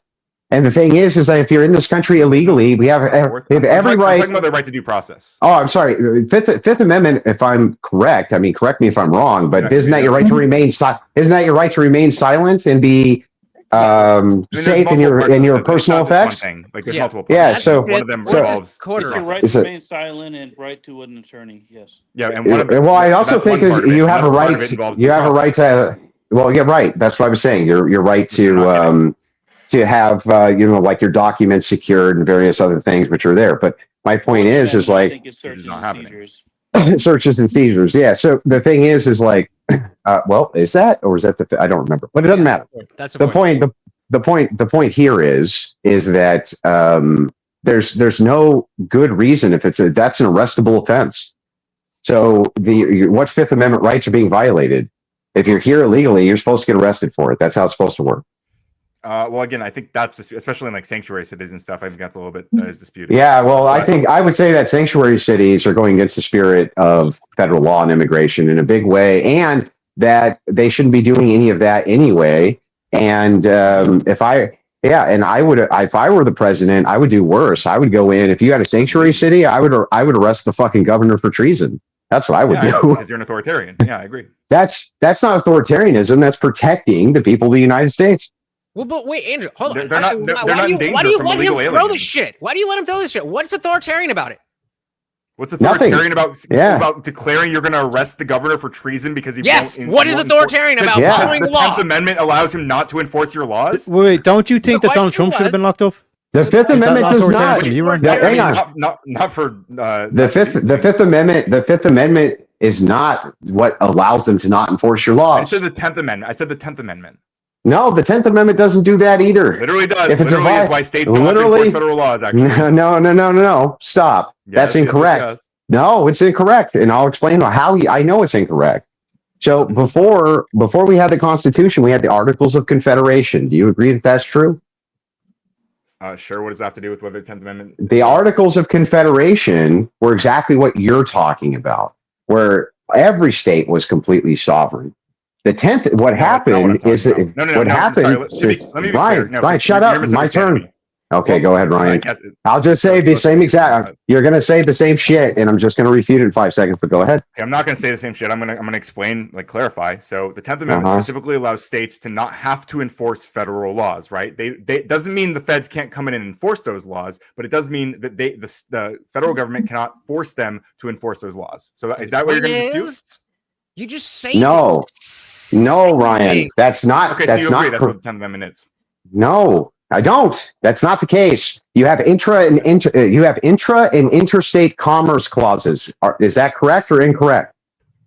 Interstate commerce clauses? Yes, inter and intrastate commerce clauses in the Constitution, which states must obey. Do you agree that that's correct or not? I believe that's the case. Yes. Yes, that's the case. And how does the ATF, a federal agency, get around your sovereign state telling your people that you can have fucking machine guns then? Ryan, can you explain that to me? Well, I think the states cooperate with that. They don't have to, but they do. No, they have to. No, I don't know. Right? No. Ryan, why can't your state sell you a fucking machine gun?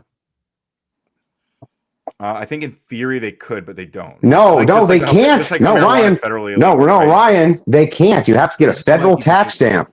You have to get a federal tax stamp. Yes. Right? And that can't be hang on, that can't be issued from the state, can it? Well, again, they could do that, but then the feds could No, the state can't do it. The state can't do it. It's fine. That would violate federal law. So the thing is you have to just like marijuana technically violates federal law. Well, yes. So the thing is what's interesting here is that if they were violating federal law by giving you a machine gun, you didn't have the federal tax stamp, right?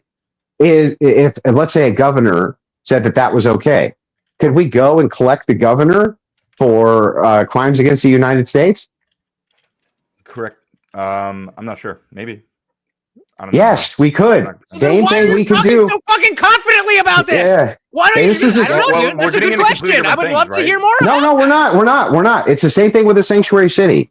If you can go arrest a governor, if you can go arrest a governor for issuing his own in-state tax stamp for a machine gun in violation of federal law, then you can arrest the governor for violating federal law when it comes to enforcement of immigration policy as well in a sanctuary He's city. not violating federal law. He's just not enforcing federal law. That's the difference.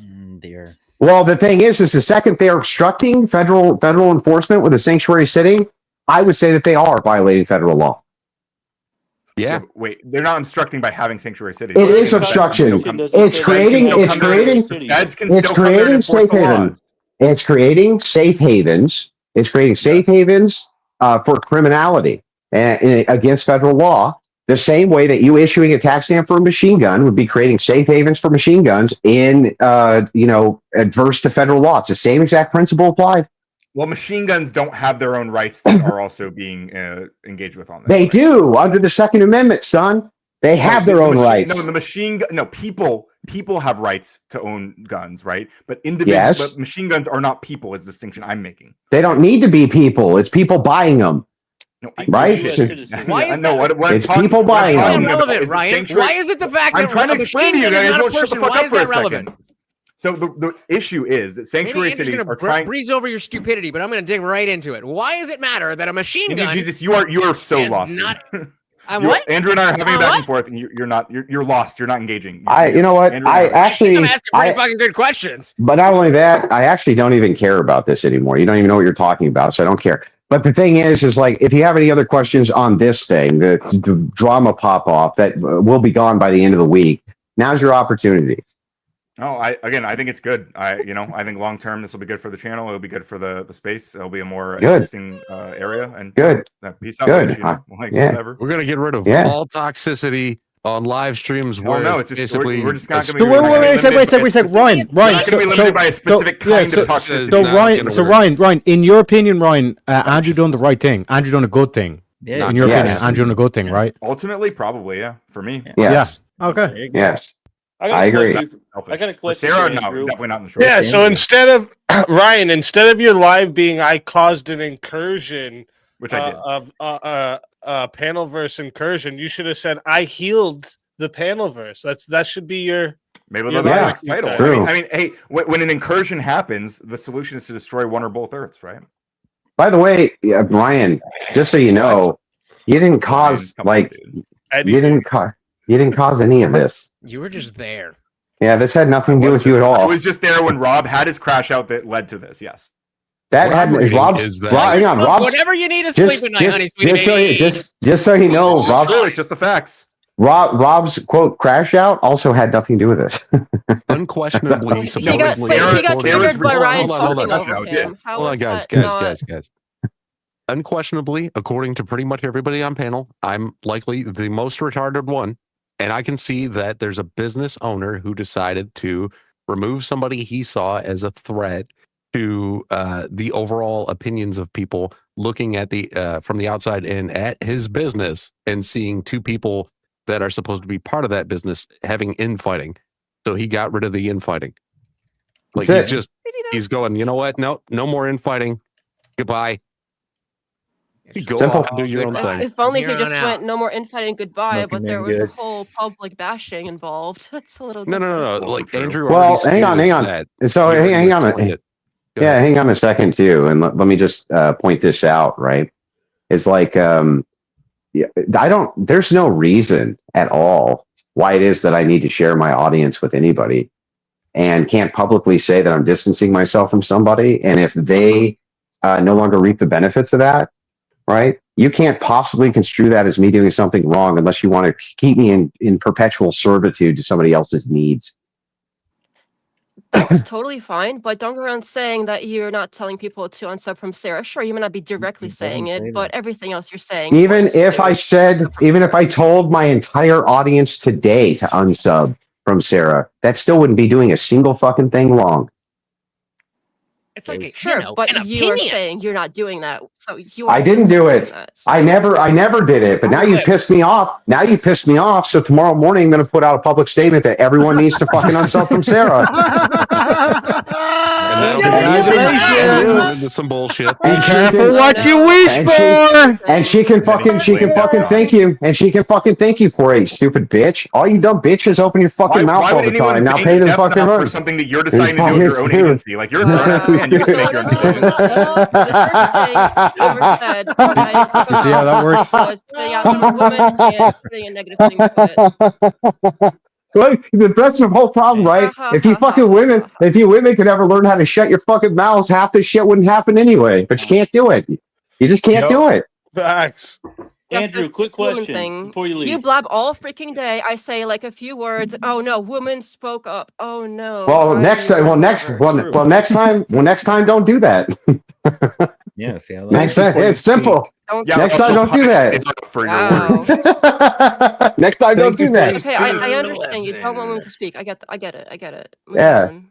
go write on your fucking blog how much of a misogynist I am, sweetheart. I don't fucking care. I don't fucking care. Go tell your fucking four simps how misogynistic I am, sweetie. I don't fucking care. Have fun. Go talk to Sarah. I feel like we don't have to tell anyone that. Like, everyone kind of knows that, and people just told think everybody, it's but okay. based, right? Yeah, are you with that? Are you kidding? Like the thing is it's not even misogyny. There's great women in this space. It's just none of you are them. That's all. So anyway, you guys have a wonderful evening. I appreciate your time. Thanks for coming, Andrew. Take it easy. Take it easy, Andrew. Take care. Bye, dickhead. Let him go. I was gonna say with that, like that's a joke. Andrew going off and calling women all sorts of stuff, right? We all understand that's a joke, No, right? it's I don't people. Well, I tried like 50 times. Some people don't. Let's call it tongue in cheek. I don't think it is. So I think you're coping. I think you're coping. Now, I if you say think that. I say that to say this. Couldn't we take the whole PanelVerse? And this is what happens when you touch the PanelVerse. We can't take that as a joke at all. There's no way that's possibly a joke. Is my sound working? Well, whoever just said that, yes, I hear you. If I miss a few words. I was just gonna say, so just to be clear, you think it was like you think you could take that as a joke, like what she was saying? I think she was a little bit drunk and she made a joke, and it's been kind of taken super seriously. Like even like expanding on the joke after where she goes like, we're all gonna band together. And you don't fuck with the pen like this. You think that was all part of the joke? No one like laughed about it, and like. Well, the weird thing to me is it was like an inside joke everyone held on to, maybe. Well, no, what I'm saying is, I've heard, or I've been on tons of Sarah's panels, and I've never heard her refer to herself or anybody else as a group called the PanelVerse. And suddenly now it's this big group. He's definitely referred to that. You know, like there's the little group of them that call themselves the PanelVerse, the ones that jump onto the different panels. It's us right now. That are Like on this the is like Trippy. You know this, right? Like this is like a lot of these people followed me into the debate space. A lot of the why weren't a lot of these people debating before this? Right? I've never heard it called the PanelVerse. This is the PanelVerse. It's just trolls I knew a that guy do named drama. It's like what did Andrew say? What was the name? Non-tent creators. That's what those non-tent, are. Right? Yeah, that's what he said. Yeah, I remember that from earlier. The non-tent creators, the ones that if there wasn't other people they could talk about, they wouldn't have channels. Well, that's true. I mean, like, that's just kind of how you got to do it sometimes. Like, people will look at it and call it like drama. Like when I first started going on your channel, right? All anybody knew was who you were talking about at the time. So there were people in my chat that were like, oh, this guy's just drama. And I was like, no, give him time. He's got a lot more, because I didn't know much about you either. I was like, he's got a lot more to do and say. He's new to us. We don't know what he was doing prior. You know, and like, I'm sorry, dude. I don't want to have a beef with you over this shit from earlier. It was out of my and it was off the wall. I shouldn't have brought any of that bullshit up. There's a bunch of bullshit Trippy, that turned into one nothing. time I made a dirty video pretty similar. It's probably floating around somewhere too. I think we all done it. A dirty vid? Yeah, I think we've all done it, but I don't think Easy did do it. Speakeasy. One question I wanted to make to Andrew, and I didn't want to interrupt too much. But I did a couple times, and I don't think anyone heard me. But I think in defense of Def Not, what she's trying to say is, let's say you're an employee and you mess up in your job, and your employer, would you rather have your employer take you in an office one-on-one, talk to you, tell you pack your stuff and leave, or would you rather have your employer on your day off go to all your other employees, say what you did wrong, and then you find out you were fired on your day off? And I think that's kind of what Def Not was trying to say. Am I wrong? Yeah, and not just other employees, but also to literally the entire public. Yeah, but this is an incorrect. This is an incorrect analogy. This is an incorrect analogy because when you hold up, if let Def not finish what she was saying, and then Teriak. Oh, it's very clear that it's half because she's a woman and half with whatever she said. It doesn't seem to be like, oh, well, you mess up, here's why you're being let go or whatever. It's like, oh, you messed up and you're a woman. That's extra bad. That means you gotta go. And notice, like, as soon as I came on and he noticed I was female, it was immediately like, oh, you dumb bitch or whatever. Like, immediately, just for me being female, probably a dumb bitch. So yeah, so like this is an incorrect. This is an incorrect. Let Teriak answer. Go ahead. This is an incorrect analogy because, like, for example, if any of the police officers fuck up, what's the first thing that happens the next morning? They issue a public statement saying this officer is no longer with the force, or he's suspended, or he's temporary, and all this shit. So that is no different than what Andrew was doing. So this is a false analogy. And then again, like, they're doing this whole thing of like, oh, it's because I'm a woman, all this shit. Bitch, grow up. You're a woman. You're an adult. Wait, they would talk to the officer before they issue the public statement. Sorry, what was that? That officer would have been long gone out of town. I didn't hear what you said, Coder. What'd you say? Yeah, like if the police makes a public statement about a police officer they're letting go, they would obviously have talked to him already, or him or her already, right? There's no need to do like, what are you talking about? Yes, they would have. Yes. Well, that's the thing, right? So there was already like a talk between Rob and Sarah behind scenes about things, right? But like what Sarah did was public. It's not like Sarah did something in private and then he brought it public. Right. That's the difference. Like, that's why I'm confused. Andrew didn't have as far as we know, Andrew didn't have a private conversation with Sarah before the blow up. I think. Yeah, because well, actually, he said while he was up here earlier, and he said it on his stream. He said that his last conversation with Sarah was that it's nepotism in this business relationship. Like with our other associates, we favor each other. That's how this works. Like that, that was the last conversation. I thought the implication was that happened before the drama, right? Yeah, like they had that conversation before the drama. So like they have this conversation, and then she goes and shows that she's not gonna abide by that. It's literally like getting a contract and saying, "Well, I don't like this part, so I'm gonna do it anyways."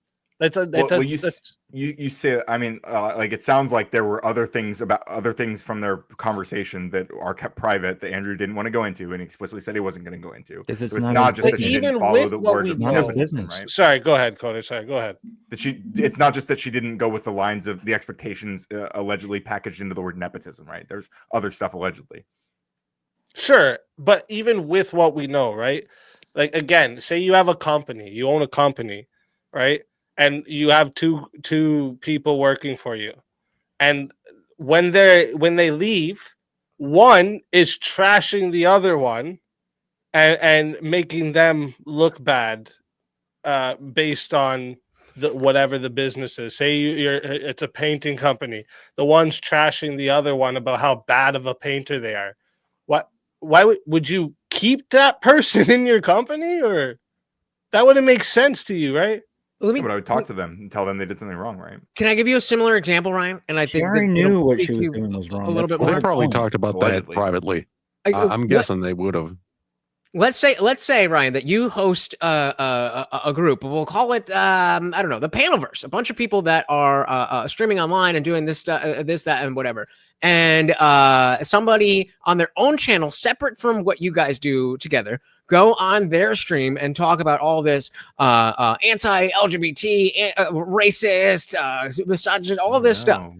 Just like all. Do the you stuff I then talk about have? with you guys Does all the that time. then make you be like, do I want to be associated with this person, even though they didn't necessarily do anything morally wrong? Are you justified to question? Let's not even say you say no. Let's say you question it and you're like, yeah, I'm still going to work with this person. Is it reasonable for you to question that person or not?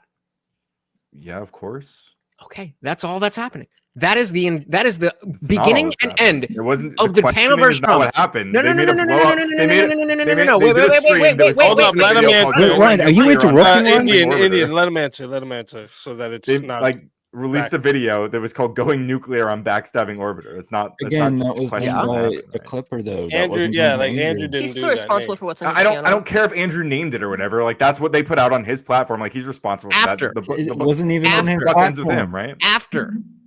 It was The a point clipper is, Sarah channel. started this by going on a public By laughing at forum. Rob, yeah. Yes, yes. Yeah. Welcome By to bullying him adulthood. for being a baby. How Yeah, you exactly. behave, and so again, It I'll bring it wasn't back. only I'll bring it back to the laughing at influence Rob. house. Wait, do you Yeah, and not she was there see- while they wait, sent trolls or whatever. Yeah, Wait, and yeah, allegedly so she said wait, this. Coder, let me ask you I something. haven't seen that clip. But. Do you think it would affect you in any way for someone to make a lolcow out of you? I think they try to Say do that all they the were time a and they bigger fail 'cause channel than you. He's doing they a do fine all. job They of try to do making that all the himself into time. one. He makes Let's himself be a honest. lolcow all the time. Yeah, I think Are you guys are just trying to do gonna- that right Are now. you just gonna avoid every like? Be honest. Like, what am I supposed to do? Brother. I mean, that's the real answer, dude. Like I'm living it. What are you talking about? Where, man? Where's the numerous? Like, where's the like crazy amounts of people just attacking Coder? Where? Explain that. Show me a live called Radical Wait. Coder. Have you read anyway. your Go chat ahead. tonight? Show me a live that's called Radical Coder. Blah blah blah. Go ahead. Radical coders. I mean, there are Or videos. If you anything search on Radical, X there or are social people media faulting making you that, look bad. But like, see how hard it is for you to come up with Rob that. Moore Like, recently had one that was sorry, what? Wait, are we really giving each other shit for playing the algorithm?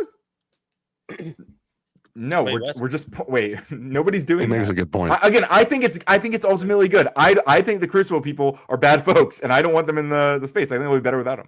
And Well, I you think that's hate a religion, perfectly though. fair opinion, and I think that is You think perfectly they fair should to get Ryan to, make. like, What you're Ryan to make saying is, videos. Coder, hold up. What you're saying is, Coder, if you were that guy, if you were that guy that people would follow away from a channel, you would go out of your way to try to take away from other channels. In some cases, yeah, probably, yeah. Based, at least you admit that. That's why you think like this, because you're projecting it. It's your own feelings that you are projecting onto all of us. Thanks for admitting that. Okay. If it wasn't Yeah, I for don't the think so. Crucible, I wouldn't even know that this. I didn't know debate things were even Most a of us thing. wouldn't If it wasn't exist. for If it wasn't for Andrew Wilson, Okay. I would have never known this channel. Right. It was because of Andrew, because I know Speakeasy. And Speakeasy is a good dude. Like, he may have some things Yeah, and some people Andrew don't has agree helped with, me but out plenty. yeah. Okay, Andrew has helped me out plenty, and you would never catch me doing some fucking slick, goofy shit like that. Now, on top of that, Raging Tomato, I'm not going to lie. I jumped on her channel quite a few times, and it's fun just to jump on there and talk to people and bullshit. So I don't hate either one. That's where I'm at. And I don't even think Andrew's calling for that. So it's like, Well, he said he was going it's to, moot. but maybe he's just. But yeah, Yeah, I mean, I think I hope that I'm pretty was sure he joking, was but I mean, joking, I guess but- I like whatever Coder it is, and what it is. Trippy. Ryan and Trippy TrippyCast. specifically, but anybody who Thank is you. taking the opinion that Rob and or Andrew are like implying that people should do this or that is taking away the agency from individuals that are watching and can see, oh, this is what happened, and then I'm going to make my own decision. Again, I personally have not unsubbed from the Raging Tomato. If the Crucible is gone, well, hey, maybe then I can get some more subs for that shit. We all know what this is. And so Yeah, it's so I- not a I matter think- of themselves to do it too. if anybody unsubscribed from any channel ever, it's because they wanted to. Yeah, and I Yeah, think that they were yeah. inspired to want to do that because they're part of a Okay. community that is now Their own rejecting the Raging agency. Tomato. Yeah, So what which is is wrong fine. with being inspired by people that you look up to? I didn't say there's anything wrong. I just said it's fine at the end of Then it. why is Like, that? I'm just So then saying what they're is the inspired. relevance of you saying it's Yeah, because so you look up it to is them? less about their own. It's not really about their own. Like they're not logically thinking like, okay, I don't like Sarah anymore. It's like I'm showing loyalty to Andrew and Rob by unsubscribing. I think that's what's happening. Okay, I don't and is give- that look, I is don't that give a shit. wrong? I just don't want. I'm not talking about what's right or wrong. Why do you keep doing that? I'm just saying that's what's happening. You're framing it as a bad thing. Oh, you're just doing this. I mean, I think it's bad. I think most of this just stems from jealousy, right? Like they're just like it's like most people are just upset that they couldn't leave someone and everyone would follow them leaving too. Right? That's what this comes down to, it seems like. You even just said you would, if you had that power, you would do that to people. I mean, in some cases, potentially, yeah. Like I mean, like I wouldn't rule it out. Yeah, like I said. Can I ask a question real quick? Who here is like literally trying to build like a, I mean, and this isn't disrespectful at all. I know a lot of you guys live stream, but I have no intentions on building a YouTube channel. I'm guessing at least 3 or 4 of you guys. That's what you do, right? No, I have character animator, and I go on and I use like a $3,000 computer because I don't have a channel. No, I'm just like, I just want to be an asshole. Trippy, you're fucking hilarious. But anyway, no, I'm not. I would like to, but I have a real matter. job, so yeah. No, you don't. God, why would you Dog wear a trainer, mask anybody to didn't protect know. your That's identity? why my video about Hassan got over a million, almost a million views. Def But not. yeah, I've seen a few of your videos. You need to do those. What's it called? ASMR. You'll be really good at that. You got You a think very so? good peaceful voice. Yes. But But close to the microphone and run her nails across her cereal bowl, and then well, I don't chew. know. But I was just talking about her voice. I don't know about scratching and tapping. Oh yeah, sorry. Maybe I watched a video or two. Maybe What do for I April know? Fool's next year or something. But anyways, so if you have, if you're trying to build your YouTube channel, obviously it's all about connections, right? And you got to be loyal to the people that help you, and then it's a never-ending chain. It's not only, I don't even think this is just a thing of online, right? Like, this is why you find these problems in the online space, is because they think that way. Like, this is just like how you should be in life generally, right? Like, why are you gonna go around fucking snaking everybody that's loyal to you, right? Like, that doesn't make sense. You wouldn't do that in real life at all. That's how you get your fucking teeth knocked out, right? Like, so like, I don't know why we're acting surprised about this.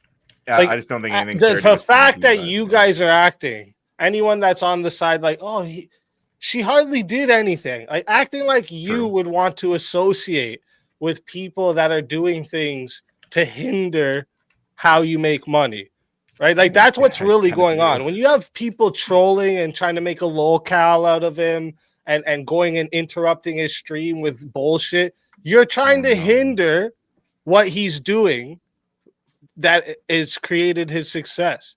Yeah, he got trolled. I see this as after one he of made a the lolcow of ultimate himself by forms rage of quitting the debate. disrespect. Yeah. No. Didn't we establish earlier, Ryan, that by leaving a debate is not inherently rage quitting? Yeah, but that doesn't mean I don't think Rob rage quit. I just said it's not inherently rage quitting, but I think he did. Okay, well, you could think that all you want, but like I think it's just and anyone who watches the debate recognizes that. Is it possible that you're wrong about the hold up. I think it makes sense. It's logically possibly yes, but very like unlikely. if you came here, Coder, today, and like every time you talked, I dropped you or muted you or yelled at you so you couldn't really get words out, would you stay here this whole time? Would you have been here this long? I don't think that's what happened to Rob. That wasn't the question. Okay. Why if I just let me make it exactly. Okay, that's fair. That's fair, Coder. That's fair. Let me make it exactly analogous. If you came here and I just talked every time you talked and kept talking so that I would interrupt every single thing you said, would you stay here this whole time? I mean, that kind of happens to me. It's kind of happened to me all night also. Yeah, I was going to say, he literally has done that. Yeah, I did not mute. Pathetic, dude. Like you guys, I mean, like this criticism might work on someone else, but like not me. Like I did not. Okay, mute so Rob. your answer is yes, you would have done that. I would engage in spaces like that. I wouldn't leave. I do this all the time. People talk over me constantly. So don't do that. I've seen him do it. Go where you are wanted and leave where you are not. No, don't tell me where to go. Like I'm gonna go wherever the fuck I want. I'm not telling you to do anything. So if you were, you literally just did. You said go where you're wanted. Okay, go to hell. Wait, I don't want to get down this. You side should. I don't want to in my lose personal from opinion. Indian Jesus. Hold on. Okay, thank you for your advice, Indian Jesus. Guys, listen to the owner of the channel for once in your Hold lives. the fuck up for a second, guys. I'm curious here. So just to be clear, Brian, you would stay in a debate where you don't get to argue your side. Oh, well, that's not what happened to Rob, but no, I guess not. No. Well, you can describe it however you'd like to. I'm asking you a question based on my description of what happened. Yeah, sure. If I literally didn't get to argue, then I really yeah, don't I wanna guess listen in to theory him. I wouldn't stick I around. really But I mean, can't listen to him. but again, I don't think that's what happened with Rob. I think Rob got interrupted a couple times. We went back and forth a few times, interrupting each other. And so what? And, Wait, who's Brick? Chill. yeah, well, when I'm interrupting him, I'm doing what he doesn't like. You get what I mean? I know, but I get what you're doing, Brick. I get what you're doing. Maybe I do like it. I mean, I come into these spaces and get interrupted all the Fuck time. I you, keep you coming little back, weirdo. so maybe I do like it, Brick. Wouldn't be Maybe I'm surprised. kind of getting off on this right now. I'm not speaking to him no more. Giggity, I'm not giggity, speaking to gill. him no more. And just to be clear, it's the Crucible that's toxic, but you are getting off on being talked over. But the Crucible's toxic. Is that really like your fucking thought process right now? I explained the things I think the Crucible is toxic with regards to. I think Holy I think they make the shit, space dude. extremely antagonistic to women. Obviously, So we much saw tonight, right? backtracking, and I know, like, What did I double backtrack speak. on? I haven't backtracked on anything. Except The Crucible's toxic, but I want to hang around the same space as these toxic people. I explained this. You're fucking there are kinds of retarded, bro. toxicity. You're so retarded. I explicitly described the kind of what a toxicity great that I point don't you like bring about up the here, Crucible. Teriak. You don't want Crucible people around. It's better what happened for Sarah, but yet I didn't here even say you that are. necessarily. Here you are tonight, over here. How are you with making admitted sandwiches, earlier that Ryan? if Sarah had her moderator panel going on and it was still the big numbers were over there, guess where Ryan would be? Well, I didn't think you were streaming tonight. So you like this shit. So you don't want to be away from the toxic people. This is just your excuse to have a shtick. Coder, you should just be Right. yourself. He just needs to see it. I mean, I He can just needs to clarify. see it. Over the next 6 months, when nobody gives a Remember shit. when you used to like debate and do like I'll actual clarify like, whenever you guys are coding done. shit? That's the Coder. That's Coder. That's real you. Okay, This yeah, you shit- can tell me what coder is, and then I'll answer. I'll Can respond, you right? make sandwiches? Yeah, You Of edit course it's not. I just guess I it's don't- never mind. I'm obvious. not This gonna is get just to- a whole not gonna get to facade. You elaborate ever. can't say that you want to stay away from the toxic Crucible. I And didn't then even the say that. second I you didn't see say a that. bunch of Crucible members in a live stream, you hop in on the panel. You Yeah, can't I stay hopped in a both. panel that was literally It's about not drama that I was a both. part do of. you Yeah, want to that's be so around crazy. Crucible people, or do you not want to be around them? I don't If mind he- being around right if Crucible now, people, but I you're around a lot Dude, of are you never gonna let me? Why are you Crucible never? Are you just trying to demonstrate that I should like leave because I'm not gonna get to talk? I'm asking you an honest question, Cody. But you're not letting me answer. Well, I wasn't done asking it. You've never been done. You've asked me like 5 different questions, and everyone keeps talking over me. He can only understand one sentence at a time. Remember, Well, I'd big like to big respond to number one versus question at a small time at number. least. You gotta Okay, break it down. fair enough. Let me tell you the question to respond to. Okay, yeah. Pick one of the 5. Yeah, Number 2. sure. It was really the same question, just a different way it was asked. How do you, on one hand, on one side of your mouth, say, I don't want to be around the Crucible people, and then on the other side of your actions here, you show up to where the Crucible people are and stay on panel to be in front of them? Can I get the full answer out before everyone like freaks out? Okay. No! I never said. I really don't want to. I never said I don't want to be around the Crucible people. What I said is that the Crucible people. Calm down. Let me finish. That's before you okay. freak Yeah, out. go. I'm gonna Let me say rewind anything. it for you. I'm gonna I bring never, up yeah, the- go rewind it. I never said I don't want to be around them. What I said is that they make Sarah's space inhospitable to other people, right? So when there's a large portion of Crucible people overwhelming the space, it makes it harder to bring in less extreme, like right-wing beliefs, right? Which is why most of the panels have turned into like 8 orthobros and then me and animated effigy. And so what I want to see is a couple orthobros show up. That's fine. I don't mind engaging with Crucible people. I think it can be fun from time to time. I don't want the entire But they're panel to be toxic. dominated by them. That's what I don't like because it's so toxic. Yes. Did you say what bros? What was that term? Ortho bros. Ortho like Orthodox, yeah, the Orthodox people. Oh, Yeah, we're Is that a term for left? it might be the missing tooth, but I immediately thought orthodontist. Well, when I heard Orthodox, I thought about Christianity because it's all I ever hear about. But Orthodox is left. What? No. No, that's Southpaw. Well, you said ortho. But like the main contention here, the main contention here is that Ryan in one side of his mouth, is that it's like, oh, these crucial people, they're so toxic and all this kind of shit, but he will follow them around and go to any panels they go to. Because he loves the toxicity. He wants the toxicity. And look, he's interrupting me again, proving exactly what I've been saying from the get. As soon as you make a point, he will overtalk you, interrupt you to make sure that the audience can't hear your point, and then claim that we're not answering his questions. This is Ryan's shtick. This is why he's bad faith. This is why out of one side of his mouth he'll say it's toxic. It's toxicity. And no one should be around these people, but then also he follows them around like a little puppy dog trying to take some crumbs. Do I get to respond to that? Nah. Yeah. But you keep trying to respond while while people are talking. So Sorry, I thought he was done. Yeah, my bad. Okay. So I like engaging with these spaces. What I said again, just to clarify, what I said is going to happen is that there will be a less overwhelming force of Crucible crew in Sarah's panel, and I think that will be good. I think a lot of them are going to stick around because they're not as loyal as you think, and they're going to engage in these spaces. They're still going to go there and fight with the lefties. I guarantee you. I'm okay with that. I like fighting with them. I like fighting with you guys. I have been throwing myself in the fucking quote-unquote lion's den for 5 years on and off, like when I've been doing this for a minute, okay? I don't like toxicity. Go ahead. You love the toxicity. Yeah, because you like toxicity. You're basically just saying our answer back to you. You're basically saying our answer back to us. You love the toxicity. Yeah, like it confuses me again. It's like it's on one hand, this is better for Sarah's channel because it won't be so toxic. But again, the night that you could have been doing anything else, but you chose to talk about this and come over here. So why are you acting like you don't want that stuff around there?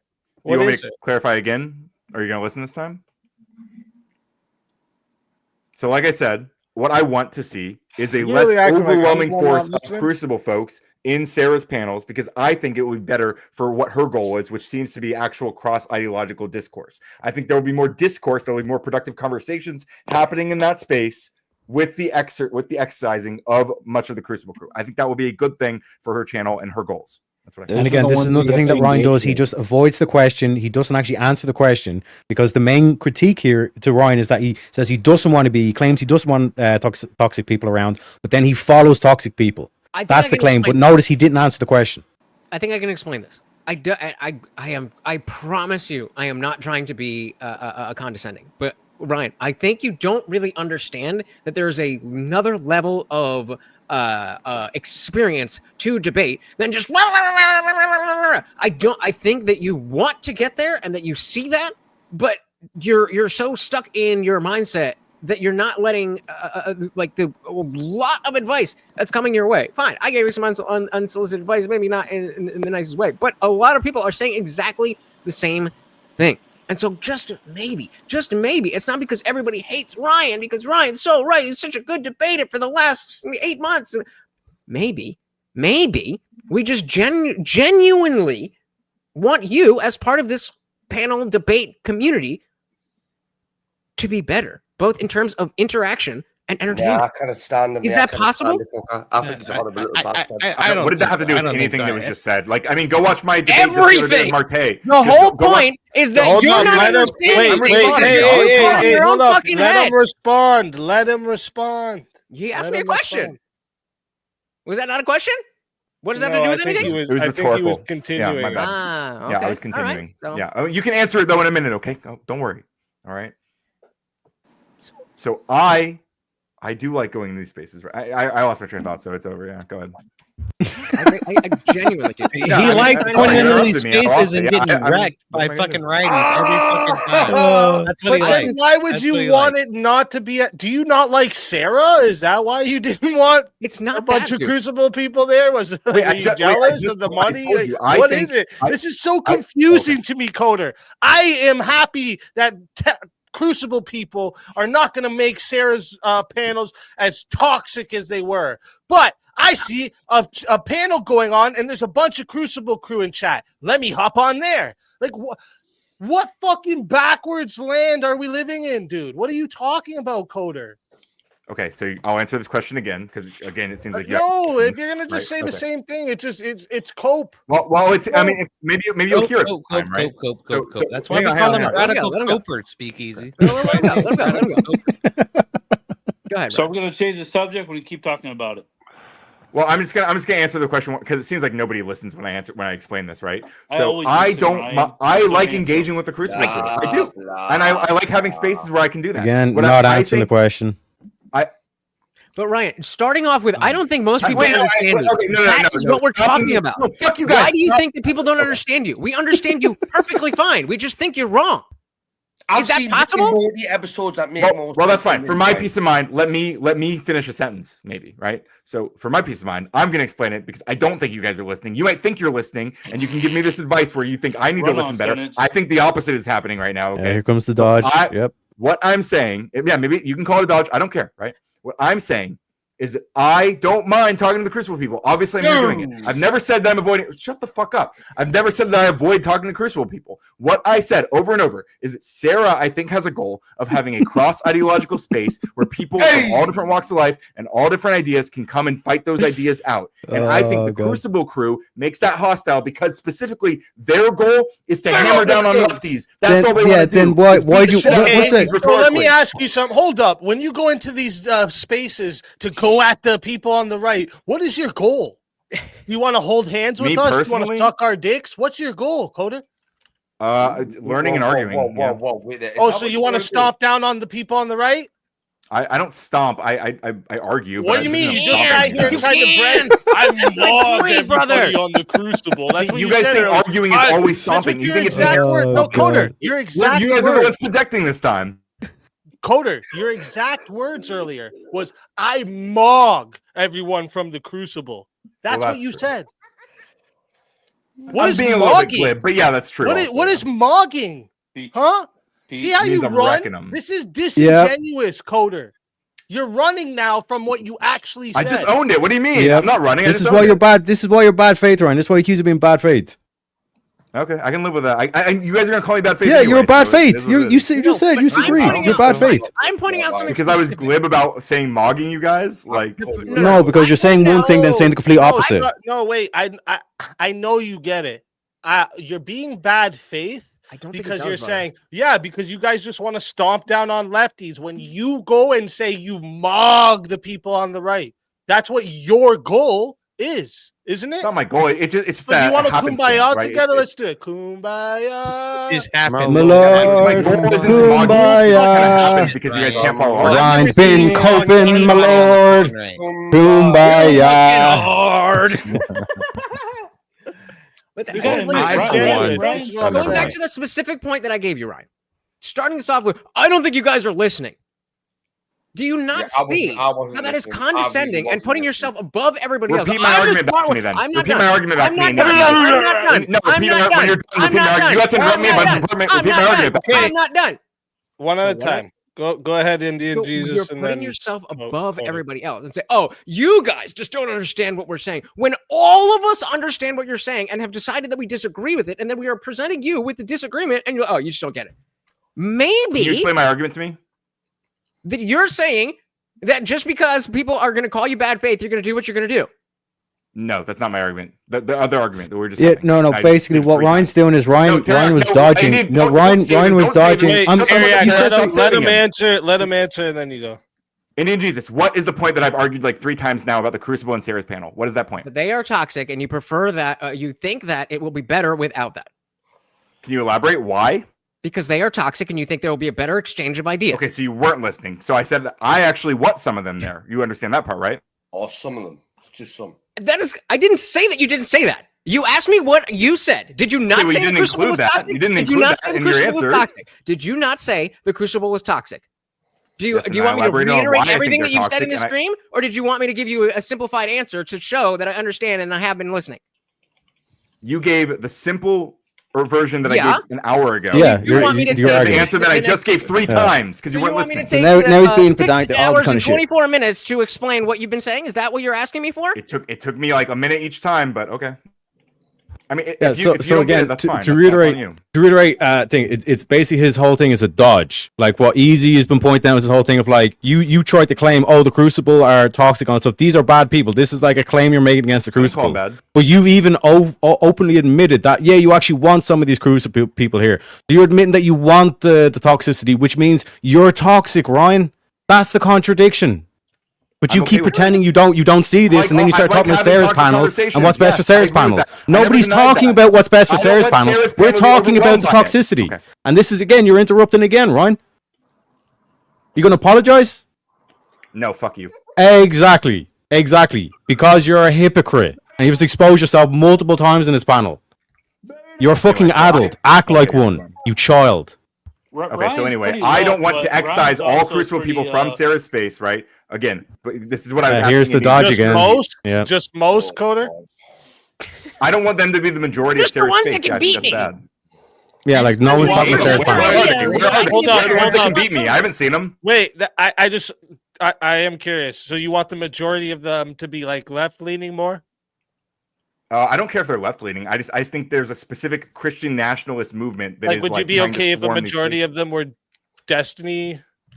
I mean, I think DGG is pretty toxic too. So GGers or whatever. Different kinds of toxic, but would you be okay with that though? Would that be cool? I prefer more DG. I mean, I want some DG. I wouldn't want it to be overwhelming any of them because again, what I'm describing is Sarah. I think Sarah wants her goal. You just don't have enough people on your side. There's a lot of people. It's not what I'm saying. Boot you, but not to keep you. That's what it is. You have to understand, Christian nationalism is this very tiny portion. It's like 10% of America. What did that have to do with anything I just said? That's the Crucible guys. That's what their thing is. That's what I'm saying. He's dodged, dodged. He's trying to pull out anything. All Crucible guys are Christian nationalists. That is not the true. majority, yeah. Crucible unites Christians across several different faiths. Okay, like Orthodox, Catholic, and Protestant. And there's Rob. Just to be clear, Rob's a Christian nationalist. No, seems like he's trying to become absolutely fucking not. I don't think. Rob's a libertarian. I'm asking Coder if that's his impression of Rob. It didn't used to be, but I think he's leaning towards it right now. Oh, it might be true. I think something that and he's Crucible. I mean, he's Crucible, yeah. Ah, okay. I mean, Andrew hired him, right? But like, weird. Wait, is Sarah? One sec. Is Sarah Christian nationalist? One sec, Ryan. Is Sarah Christian nationalist? A little bit. Well, a little bit. She has sympathies. Oh, so Sarah's Christian nationalist as well. Bro. There's no way Sarah's fucking Christian. Maybe on Halloween. Not in a million years. I said she has sympathies. I didn't say she was one. I said she had sympathies. What about me, Ryan? I've been defending Andrew since. Hold up. One sec, Ryan. If Sarah. Hold up. We're all talking at the same time. Indian Jesus, go ahead. I've been defending Andrew and Rob and the Crucible this whole time. Would you say I'm a Christian nationalist? I mean, I don't know your worldview, but I mean, maybe. I don't know. I just also don't think very highly of you. I think you're kind of a. So I'm an atheist. So maybe this is more about principle and not about teams. Maybe you're projecting this. I didn't say it was about teams. I know you didn't say that. Everything else You just accused all the Crucibles it as Christian implies nationalists. it. Remember, it implies It's a Christian nationalist movement. Yeah, and you have an atheist here. You're saying no, it's not. What's your view on the immigration? Nate? But before we get into that, can I? Parents came here legally. Go ahead. Hold up, Cleaner. Go ahead. You've been waiting. I think I've been listening a lot, and I've interacted with Ryan on a couple of debates. And if you know how to interact with the mind of a lefty, you don't really run into a whole lot of like huge problems when you're having a debate with them, right? Like seriously, me and Ryan have had our contentions when we're having debates, but generally our debates are a little more respectful for the most part. Are they not, Ryan? No, I would agree with that. Yeah. If you know how to. Right, because you have to understand how the mind works, right? So the mind of a rational person. Well, sure, like with anyone, if you understand how to talk to people, you can have a better and more productive conversation. But the thing is, within a rational mind, you try to approach things from a rational point of view, and that doesn't work with lefties, okay? Lefties, like, you've seen a representation of what Ryan is used to dealing with within the lefty mindset and the lefty subculture, right? Like they have to defend themselves all the time. So he preempts a lot of things he says with defensive statements. He constantly has to try and defend himself against his coworkers. This idea of having a team, banding together, having a brotherhood, this isn't something that happens within lefty culture. So they have a really hard time understanding why Andrew came down so hard on Sara for what happened Sounds when like a it was personal something problem. within personal or a socio-political or social construct or whatever you want to call it, right? The right It is doesn't have it's a that. problem within the person. Generally speaking, I'd say you're typically right. Generally, the right doesn't, but there are some subsets that do have this problem. It's just we see this a lot more in the lefty mind because a lot of their logic goes like this in a little circle, and the subconscious doesn't like circles. It keeps going on them constantly, just like a loading wheel when you're trying to load up a video or something. So it just spins on it constantly. Whereas like a rational mind goes this step, this step, this step, this step, this step, this step. There we have a building. Yeah, so don't you think it's maybe more possible that like in a space where there's 5 people yelling at me and asking me questions and trying to like berate me that I'm going to be resistant to specific questions than it is that like just because I mean like in my lefty spaces which online frankly I don't hang out in a lot of lefties. In the real world I have friends who are progressives, yeah, obviously. Wonder why. But like I don't feel like I'm like resistant because I don't know what camaraderie is like or whatever, like what bullshit like Cleaner was going on. I give it to Ryan. Like, Ryan's always been pretty like consistent in his views. He just did exactly what I was describing, though. You notice that the lefty brain asks you a question, defends their point of view before you even answer the question, because they have to do this against their own people constantly. They don't have an understanding of true teamwork or brotherhood. Yeah, I don't feel like I have to do this in my real world. I don't feel like I have to do this with people who aren't like trying to do what you guys have been doing all night. But I mean, it is what it is.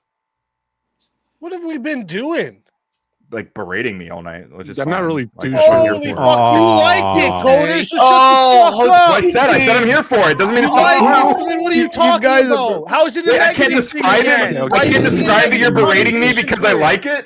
Baby, little baby. Are you gonna act That's like you what's didn't funny just give a about it. negative connotation to what's going on right now? I mean, it is negative. If you guys treated any other person like this, I wouldn't expect them to stick around. It's negative, but I like wanted, it, guys. but it's Tell you, negative. Ryan. So backwards, dude. It's Bro, you're it's such a backward. clown. Well, I like going into spaces and like getting my chops cut. Getting you know, cut? I like.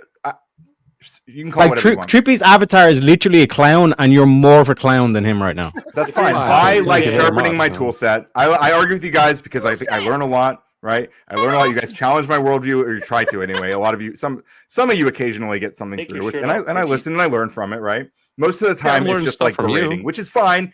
I don't. I come here for it, so I acknowledge that's what I'm getting into. But like that doesn't mean it's not berating, right? It isn't though, and not only that, I've went out of my way to make sure you get your chance to talk too. So I don't know Multiple what times. you mean. Yeah, he's been here doing that. Yeah, berating doesn't mean I never get to talk, right? Well, it would mean that you get there's numerous people speaking before you, but I've been letting you respond back to the people that have been speaking to you. Well, maybe I'm using the word wrong. I feel like berating is like in the nature of the way you're interacting with me, right? So scold or criticizing someone angrily. Yeah, it's that's what not guys have been what doing. you said, Well- guys. It's how you said it. Okay. Well, have you guys not? Well, I mean, you you guys have been said we're scolding all and criticizing berating me. you, so this is do why you I'm- agree you've all been criticizing me for the past hour? Ryan, I- just do oh, this between criticizing, your, sure. conversations. Yeah, well, that's okay. Berate is scold or criticize someone angrily. Definitely have been To be fair and straight up, though, Angrily? I think Come on. Speakeasy and the other people on the panel have only said like a couple of things that have been directly berating towards you, Ryan, and more they've been confronting your ideas and what you're saying. They can't see Wait, that. what is that? What is that? distinction, though, unfortunately. What do you mean? What does that mean? Well, there's a difference between No, me I saying- didn't ask what me it saying, means. I like, said, why does that you're matter? a fuck up, Why does that and matter? then you saying something stupid and me attacking what you're saying, right? There's a huge difference. Well, again, calling what I said stupid and characterizing it as such, which I do as well. But like when there's Sure, yeah, 6 people doing that, and like occasionally, and to be fair to Speakeasy, he has stopped you guys from interrupting a bunch. But I mean, I won't lie. Like everybody gets flustered when they're getting interrupted by 5 different people, even if they're about to get to make. Have their I point. interrupted you once, Ryan? Have I interrupted you once? Yeah, but it's okay. You just got here. It's okay, Weasley. Last week or something? What do you mean? When did I interrupt just got during here. this stream right It now? was like a Like, few minutes ago, but it's fine. It's not a big deal. oh, I did. I interrupted Ryan, everybody. I interrupted Ryan, just so you guys know. I did. I interrupted Ryan, and I'm sorry, Ryan. I want to apologize to you. Okay, and I want to give you the floor right now to speak your mind. Okay? Go ahead. Soulless fucking redhead. I'm open to questions like I always am. It's in a jar. We wouldn't want to berate you, Ryan. We wouldn't Cleaner. want to berate I you. still have it. It's in a jar. Again, you can berate me all you want. That's what I'm here for. It's fine. So then why are you crying about it? You guys are berating me. I'm not crying about it. I'm describing what's happening. You were. Like, Because and then you literally do it like and things like, well, it's okay. I do it as well. You know what I mean? You So it's like, recognize why that even mention Cleaner it? just berated me? Or did you not see that? Or I don't think I angrily. I directly fucking berated him. Here, I'll do it again. I'll do it again for those savagely. Cleaner That's how the didn't fucking passive internet aggressive. works, You didn't Ryan. catch it. Fucking You're a cope harder, soulless bro. fucking Cope redhead, harder, OD. man. I don't care. I don't give a fuck. You call me all kinds of fucking bullshit. It don't fucking matter to me. I only call you Weasley. That's the main thing. I call That's you Weasley. great. Go ahead and call me Weasley. Have you ever I will. stopped you from calling me Weasley? I don't know how you would.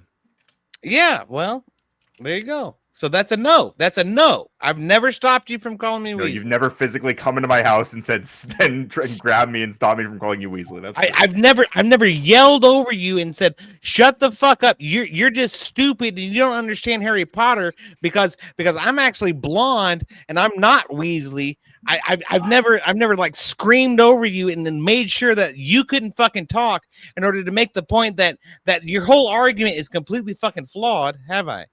Wait, so You've you're never you're done a it for that soulless particular redhead claim, by no, but choice, you have and you're for other actually things, a yeah. natural dumb blonde? I'm actually a natural dumb blonde. That's correct. Oh shit! All right, my bad. Well, Can I we take get back a the soulless redhead thing, inconceivable?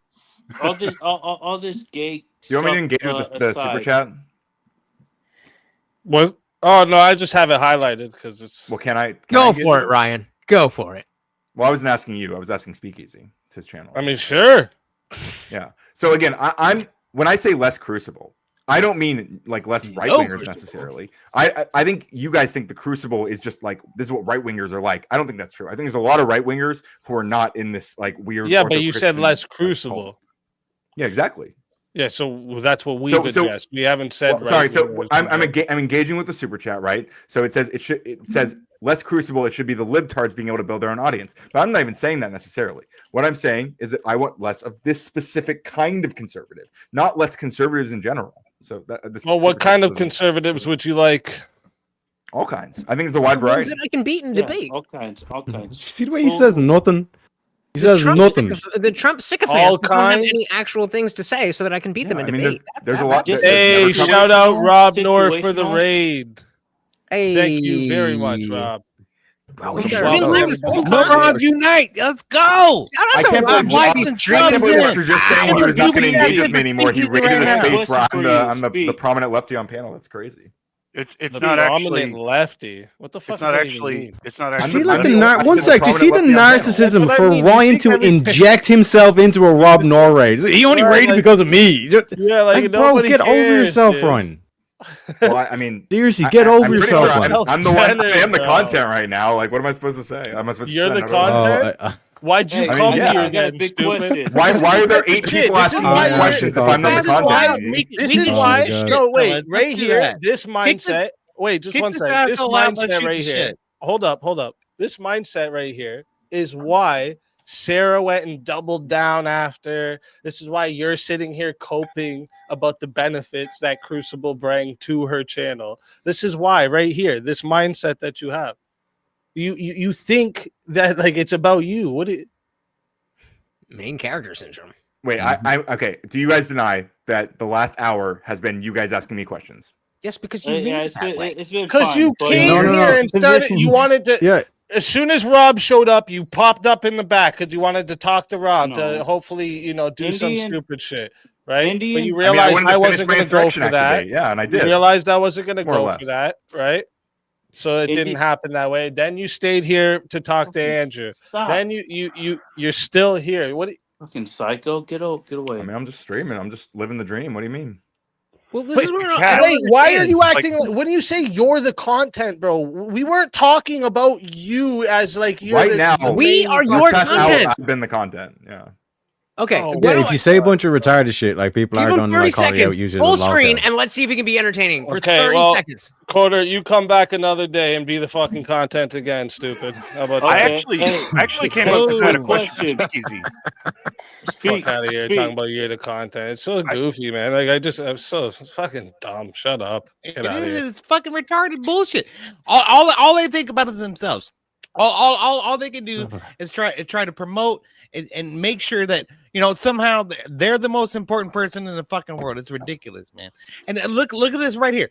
Only a Mr. Bill was down at fucking ICE detention center earlier today with 500 concurrents. Congratulations, Only a Mr. Bill. You're fucking fantastic, brother. It's good to see you. I'm glad you're safe. I'm glad nobody fucking came at you with a fucking rock or some shit like that. I Elaborate. What do you mean, Mr. Bill? Did you? What happened? There's live streaming at the ICE facility earlier today. Not tonight when it got crazy, but just earlier in the day when there was a 6-year-old woman out there saying that the ICE people don't deserve the air that they breathe and other similar things. You were out there in person? Real quick, too. Mostly because I really got to piss. But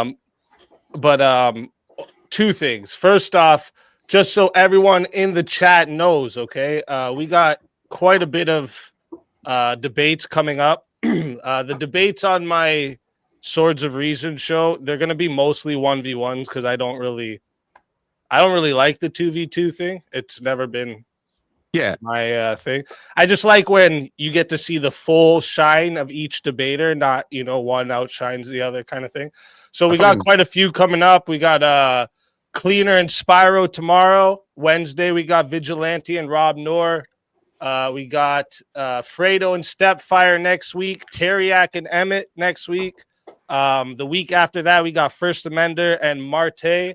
So we got some good ones coming up. And if anyone's interested, make sure you get in the Discord and send me a DM. And I'm been continuously reaching out for the last 2 weeks now to mad different people. So appreciate you reaching out. we should have a lot of good debates, and they're going to be Mondays, Tuesdays, and Wednesdays. So we have lots of days available if anybody's interested. But I'm going to go take a piss really quick and let you all enjoy a banger.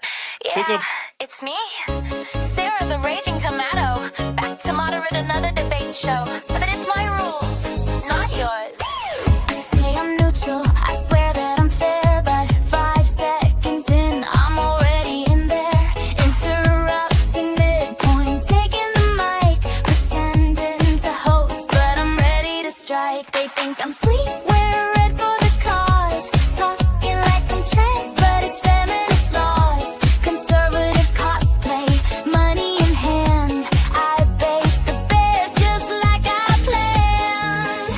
Oh, Andrew built my little empire, now I'm acting like I'm higher. I say I'm just moderating, but baby, I'm debating. Oops, I'm biased again. Oops, I'm biased again. I cut in mid-sentence, stole the win. Oh, baby, oops, you thought I was fair, but I'm queen of the panel, first beware. Oops, I play pro-life in the day, then argue pro-choice my own way. I'm not innocent. Oops, I'm biased again. I preach about truth, no drama, please. Then I send my trolls to your comment feed. If you disagree, I'll twist what you meant and smile on stream like it's all innocent. My chat says, Sara, you're keeping it real, but I just love the power I feel. I'll mute your mic, say, oops, tech delay, then talk for 5 whole minutes anyway. Oh, I swear I'm calm and civil, but chaos is my thrill.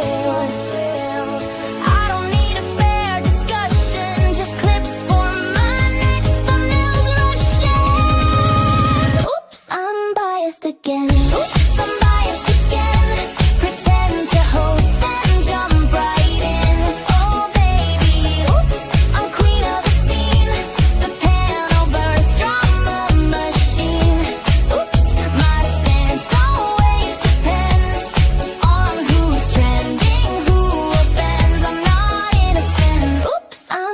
unbiased again. Andrew, yeah, without you I'd still be streaming to 6 people in a bot.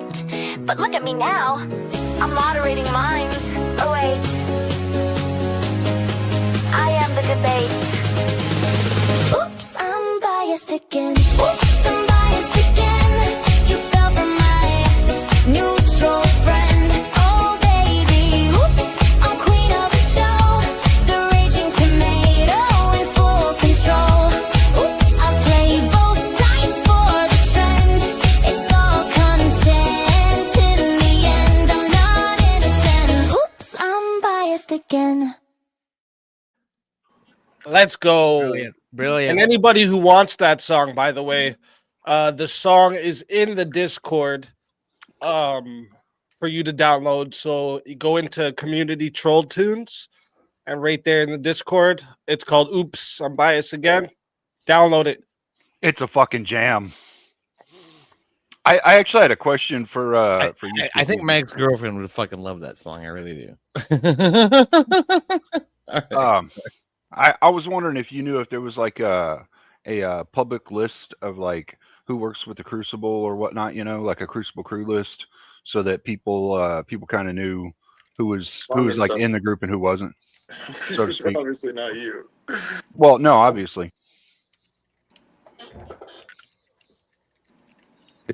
Did you just highlight your own comment? Yeah, well, because you guys were talking, I didn't want to interrupt. But does anyone know Pixels?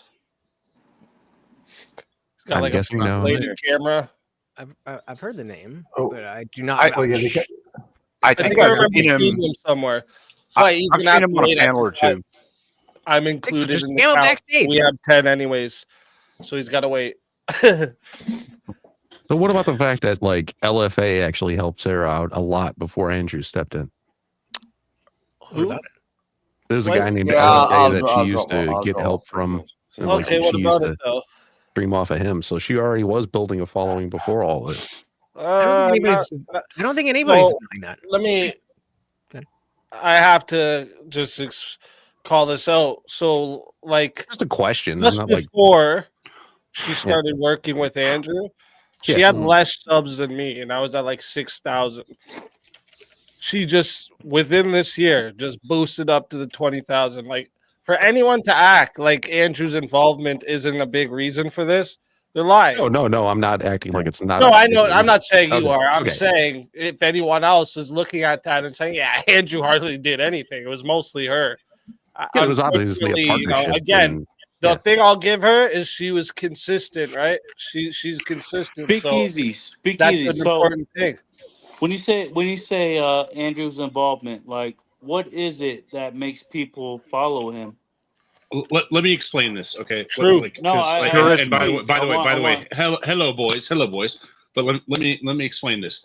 If Andrew had been coming on Verbal Combat like he used to, if he had been coming on Verbal Combat like he used to and onto Easy's shows, then Sarah would not have surpassed Easy, right? Let's explain it simply like that. No one said anything about Sarah. I was asking about.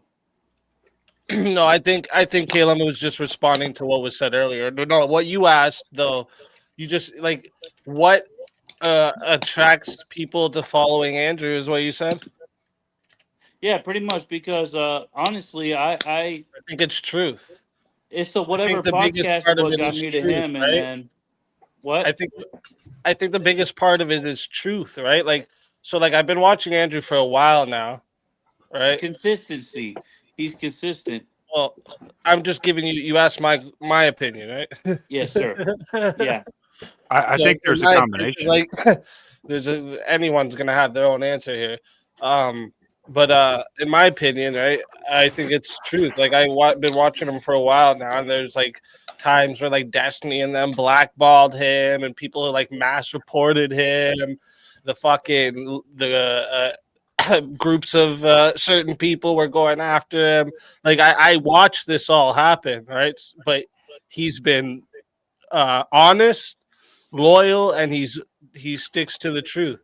I mean, I think that wins every time, even though that sometimes the path is hard, but you always come out on top this way. I'm not gonna lie. The fact that he and jumped on he's your channel, entertaining. Like for you to act like he's not, like he's funny as fuck. Like I don't know if you all watched him debate John Mosman here on my channel, but his opening to it, he did like a Jesse Ventura fucking. You don't really know what's going on. So good, dude. So fucking good. Like he's just, he's unique, man. He's entertainer. He's an entertainer. person. But Like the fact that also, wait, one more thing I gotta point out though is like he is like an example of a good man that a lot of men are looking up to, that they maybe didn't get to look up to this, or like they missed seeing these type of men. Like that's what he is, right? He's a role model, at least like in my eyes. Remember, I'm just giving you my opinion here, but like I definitely look up to him for inspiration because he's just. Yeah, no offense, but I was watching your channel and the fact that he jumped on here and he just like answered all these questions because that's pretty badass and pretty good of him. But with the Indian Jesus, Andrew is genuine. Huh? I said Andrew is genuine. Genuineness matters more than anything, in my opinion. He's humble where it counts. I think that's something a lot of people miss. Andrew is actually humble where it counts. And he sounded very humble. He wasn't really bashing us for like. I have one subscriber. Oh my god! Hey, look, who he here said has he was less better than me? all of us.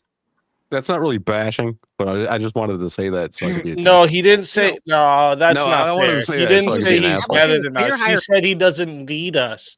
He's just being yeah. honest in a time that someone was acting like he needed something from her.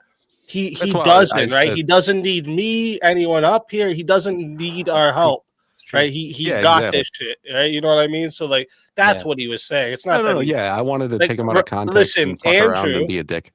Andrew was on my streams very early. I had like 10 viewers. All right, he came over to my streams. Like the first time I got to actually interact with him, I was debating a dude named Quibbles, It's because and it you're was about the Canadian. Destiny shit. And I was debating Quibbles, like, dude, like these chicks are whores, bro. These chicks are whores. Don't act like they're the victims now all of a sudden because they're mad that they didn't get to stay with Destiny after they sucked his dick. And Right? Like Andrew's like, that "Whores? was I hate basically them the whole all." thing. Like I was just pointing this out to Quibbles, and he was acting like like fucking it's the women are all victims and blah blah blah. No, they wanted to sleep with the Coomer Gremlin, and he slept with them. And this was my point. And like Andrew was watching. And he hopped in after because Tom Foolery let him up. It was on Tom Foolery's channel, and Tom let him in, and then he was just fucking going in on Quibbles. Like I had never got to actually interact with Andrew before that, and then like not long after that, like he didn't even like hesitate when I asked him if he would come on for a debate. Didn't even hesitate. He's like, yeah, for sure, let me know. And like he didn't care about how many subs I had, none of that shit. Yeah, well, I don't think none of that shit really matters. I think it's just. Do I want it's- eggs and toast? What do you mean? Like, Yeah. what? Yeah, and some cheese. Oh, wait a minute. Yeah. Am I missing something in the chat? I am sorry. Hold up. Oh, yes. Yes, I'll have some eggs and toast. Yes. Just make it a fucking egg sandwich. Like My add, wife's trying to feed me and I'm ignoring her. Sorry. Well, I don't think add any of cheese that to shit it. Make really it an egg matters. sandwich. I think it's mostly just where you go Egg and sandwich. you have fun and you express your opinions, and that's what makes these panels fun. Like I was trying to say 75 times. Indian Jesus, what do you think about the goddamn immigration issue in the United States? Bad. Indian Jesus legal, turns water you should to be hot here. dogs. My parents- I'm first generation American, so I my wasn't parents- paying attention for a second because I was trying to read some things in the chat. Where did we hang just on, go? hang on. I don't know. This is coming out of Indian left field. Jesus is good people, okay? Indian Jesus is good people. I mean, come on. We'll What do you never think? have Hey, this Jesus. conversation, Jesus. I'm sorry. Yeah, even though, I was super, what's crazy too? Like most people would have probably watched me review their debate and like how critical I was of Indian Jesus on his parts. And like most people can't take criticisms, you know what I mean? Like Ryan. So like But instead of like seeing that and like getting all like butthurt or anything about it, he just fucking said, I wish I had a better opportunity here because I didn't want to, because like I'm pretty critical when I do my debate reviews. I'm like, that's just what we do. Yeah. That's what we do. No, that's what's up. Yeah, And like I go hard in the same way. And like that doesn't mean that I'm being fake. Like if I covered your debate and I was tough on you, that doesn't mean I'm being fake when I'm talking to you and I'm being cordial. It's just I'm going to tell it like it is. I just want to point out something because I just want this on record. I'm sorry, everyone. Hans Guru here. This is a subhuman panel, and then immediately after this, Coder sends in the heart. All right. But if you were to call a trans person, there, all of us are subhuman. Lord, he would call for the fucking you should be shipped out. But it's okay you see how one-sided those morons are on that side. It's crazy to me. But this is what I keep saying. It's like you cannot have there's no point in having a moral debate with the likes of Ryan because they ain't got no morality. They ain't got no morals. They claim to be moral relativists, all this kind of shit. So this is the whole thing I was calling out with Ryan, where it's like all of a sudden it's a bad thing in the Cruise toxic community, but he literally goes out of his way, seeking them out, trying to get this thing. And when you look at his top live streams, it's all about Andrew. His whole channel is still all about Andrew, even though he's a left winger. How fucking embarrassing, son. You know what I was just thinking about too, to add on to this? How long ago did I kick him off? You still watching or what's going on here? 20 minutes. I do know Pixels. He is the content, a lot. I know Pixels very well. I'm so sorry, Pixels. I'm sorry. I do know Pixels. I'm sorry. Yeah, I've talked to everybody. I swore I seen you before, but I just wanted to see if anyone on chat. Different name, long story, not worth getting into it. No worries. I'd like to agree earlier on the whole why do people follow Andrew, that it's truth. It's one of the first times that it's genuine and he just tells the truth. Like it's just you can tell that he believes what he believes and generally he's not trying to bullshit you. And so I would even say it's just that he's relatable, right? Like because sometimes he will fuck with you, he will fuck with his chat sometimes. It's just relatable. It's easy. And it's generally true. There's truth, but it's more about the relatability. I would like to make my exit. I want to say that you've been nothing but a gracious host tonight. And I also want to say I will not be, and I have not been, going out of my way to protect another man who's a full-grown adult because somebody might have said something that might hurt your fifis. Now, I know you feel the same way. Like, you're not going to go out of your way to, protect me because somebody said I'm an asshole, right? You never would have. That's fine. I literally went out of my way to protect you when people were doxing you. But yeah, you go ahead with that thought. I was already fine. Doxed. There's no way they could have done it twice. That's a good way to think about it. And I mean, I don't expect you to do the same, right? I don't expect you to go out of your way to go hey, Trippy, this guy said you're an ass.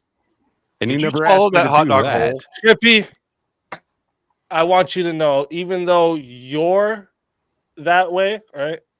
I would still, if I seen people trying to dox you, do something to make sure it gets taken down. Doxing is crazy. I would protect. I would go out of my way to stop somebody from doxing you. I would definitely do that. That's how I started my YouTube. Was I went after doxers, and I'm not expecting you to go around and tell people don't call Trippy mean names. You never asked me to stop anybody from doing that to you either, because you're a man. And you're an adult man, and you have the ability to protect yourself if you see necessary on that. The doxing thing, ridiculous. Talking about your kids, I will not see that anywhere near me. I will not let that pass. I'm sorry that I have in the past, and I don't mean to disrespect you in the slightest. All right? I think me and you, we can hash out our problems if necessary, if you feel like it. And that's up to you. You know what I'm saying? As far as anything else, I want it to be water under the bridge. I don't want to play into people's bullshit trying to attack you. Oh, and I'm not going to be doing anything like that either. I'm not going to be trying to go after you or to be honest, I'm not even going to be talking about this whole situation after tonight. We got other shit to do here. And Yeah, man. I don't like the drama shit, right? This was to be addressed because as much as you see me not having a part, I definitely have a part of even how these people came around these spaces. Oh no, dude! Like, look, your stream tonight has solved way more of this bullshit, this drama, not bullshit, but this situation. Your stream has had a way bigger impact on what will go on from the future or to the future than any other stream I've seen on this subject. You had Andrew and you had Rob come on. You know what I mean? Like, you've done your fucking job. You've done your merit. You've turned this into something it didn't actually start off being, right? Like, you've worked your magic and you've gotten these people to come together. I came up because, well, you asked me to, or you said that I was in the chat. You'd like to see me. So, I mean, dude, that's an immense thing that you did. You got both of those people to come on and talk about it publicly. And, well, hell, me too, even though I really didn't have much to do with it either, you know. But thank you very much for the opportunity for coming up. I got no issues with Easy. Easy's awesome. Easy helped me hit 1,000 subscribers like 2 years ago or a year ago or whatever it was. Turn on stream. Easy helped me out. I just threw it like an hour ago. Like, but okay. No, yeah, that's what I'm saying. Like, I appreciate you, homie. All right, I'd like to continue to be able to call you a homie. You know what I'm saying? And yeah, you won't see any probably like convince me, Zach. all that other bullshit out of me. He's in my Discord and to hop on that panel in the futures and debating What more am I often. Hell hearing? yeah, dude. Oh, it's Ryan's stream. All right, y'all have fun with that. I'm gonna take off. All right, Trippy. It's good to Y'all see have you, a man. great night. It's good to talk to you. Yeah, where am I Y'all have a great hearing? night and He's stream and defending, yeah. everything. Rob being defended by non-crucible Oodles. members is what triggers me. Yeah, true. What- Well, I don't think there was really. Why there am wasn't I really hearing a that? lot Hold of up. Why am I hearing that? Like those were all like crucible. It's somebody's back chat. Oh, okay. Now I don't hear it. I was hearing Ryan's stream. You just can't stay away. Jeff, I want to say thanks for coming on and thank you for your support. And all by the way, thank you for all the support. I know I haven't got to read them out loud, but I have read every single one. And you know, maybe at the end here we'll go through and we can read most of them. But I want to say thank you all for your support tonight. It's been absolutely amazing. Thank you. And welcome, Paige. Hey, I didn't realize you were doing IRL Goofy of the Days now. I thought that was just pre-recorded. What's up, Paige? How you doing? No, I always do them as I'm talking. No, I mean like you literally created a. I know. That's the joke. But that's listen. I had to call that one thing out about Coder because that's what happened, right? He noticed the numbers growing and Rob was on, so he hopped over here. He was like, oh yeah. And then like he cried the whole time in chat about getting let up. He wants to address these things. But then he comes up and first starts off by debating Rob. And I only let him on though because like at first I didn't want to even deal with that because I thought that's where I thought it was going to go somewhere like this. But I asked Rob and Rob said, "Yeah, bring him up." So yeah, I mean I think that's fair. Rob's not one to run away from a fight, man. Like if anybody's Oh, out I here trying know. to fucking take a step to him, he's like, "Nah, fuck you. Let's go." So fuck yeah. But I mean, look, you saw the whole crap that happened last night on Dusty's stream and whatnot. Speak like I just decided, at this point, I'm not going to engage. I'm not going to put myself in these panels anymore. Unlike Ryan, I'm not a crazy masochist who enjoys torture. No shit. Well, that's what I was trying to tell him. Like, I don't think he actually is a masochist. I don't think he understands that there's another level of having these blood sport debates where you can be passionate and be in it, where it's not just yelling over. It's actually an exchange of ideas. And I don't want to tie it to his intelligence or anything like that. I don't know him that well, but it doesn't seem like he understands that there's a better way to do what he wants to do. He doesn't, because of what I was explaining earlier. Within the left, when they're sitting there talking with each other, having arguments and debates within each other, They dox each other. They throw each other under the bus. They screw each other over. They don't understand the concept of teamwork as it's supposed to be. So, like him coming onto this panel, everything that he was saying, almost everything he said, he started with a defensive statement or asked a question and gave a defensive statement directly afterwards. Because in his arena, they have to do that because they absolutely will burn each other at the stake. Yeah, Yeah, there's Queen, no loyalty. Your takedown was brilliant. She was like, "Hey, Ryan," and brilliant, brilliant. Gotta give Ryan some credit. Gotta give Ryan some credit. He's loyal to Sara, even though he's called her a fascist, a racist, a homophobist, that's feminist for you right there. Yeah, he's very loyal to her in that respect.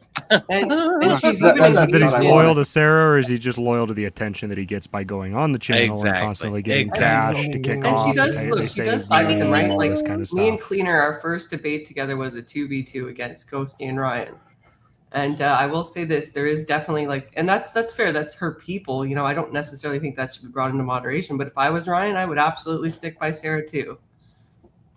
Yeah, he's been nothing but loyal to him. Well, okay, so right, but that's why you don't put yourself in that position in the first place. Exactly. Yeah. You have to stand on your own 2 feet so that when shit goes down, because it's the internet. Like, as much as you might, mess with other people, you don't really know.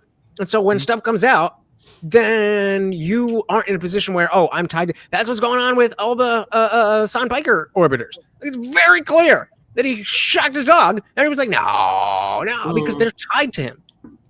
That's just don't be an orbiter. Just be somebody that we can troll and hate on just because of who you are. Like, Ryan could do that on his own. He doesn't have to orbit Sara, but he gets benefit out of it, right? Like, he could go on any of the channels that'll let him up, and he can spurg out.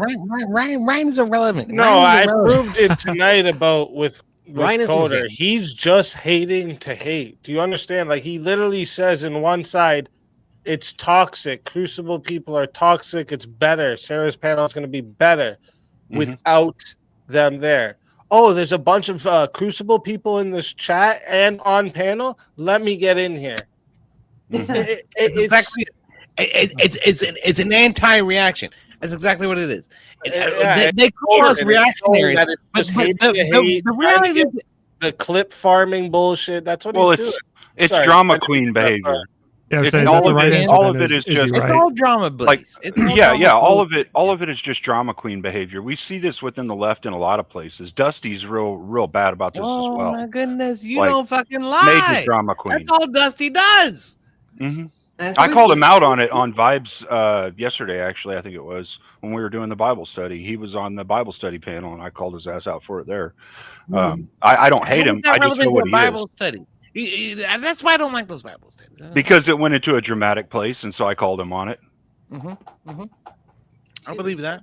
That's all he has. And look, that's his entire channel. It's the same people talking the same shit about the same drama on the right, or even their own orbiters. Like, if there's a naysayer within the Dusty orbit, right? I think that we're going to see this with Sara's channel.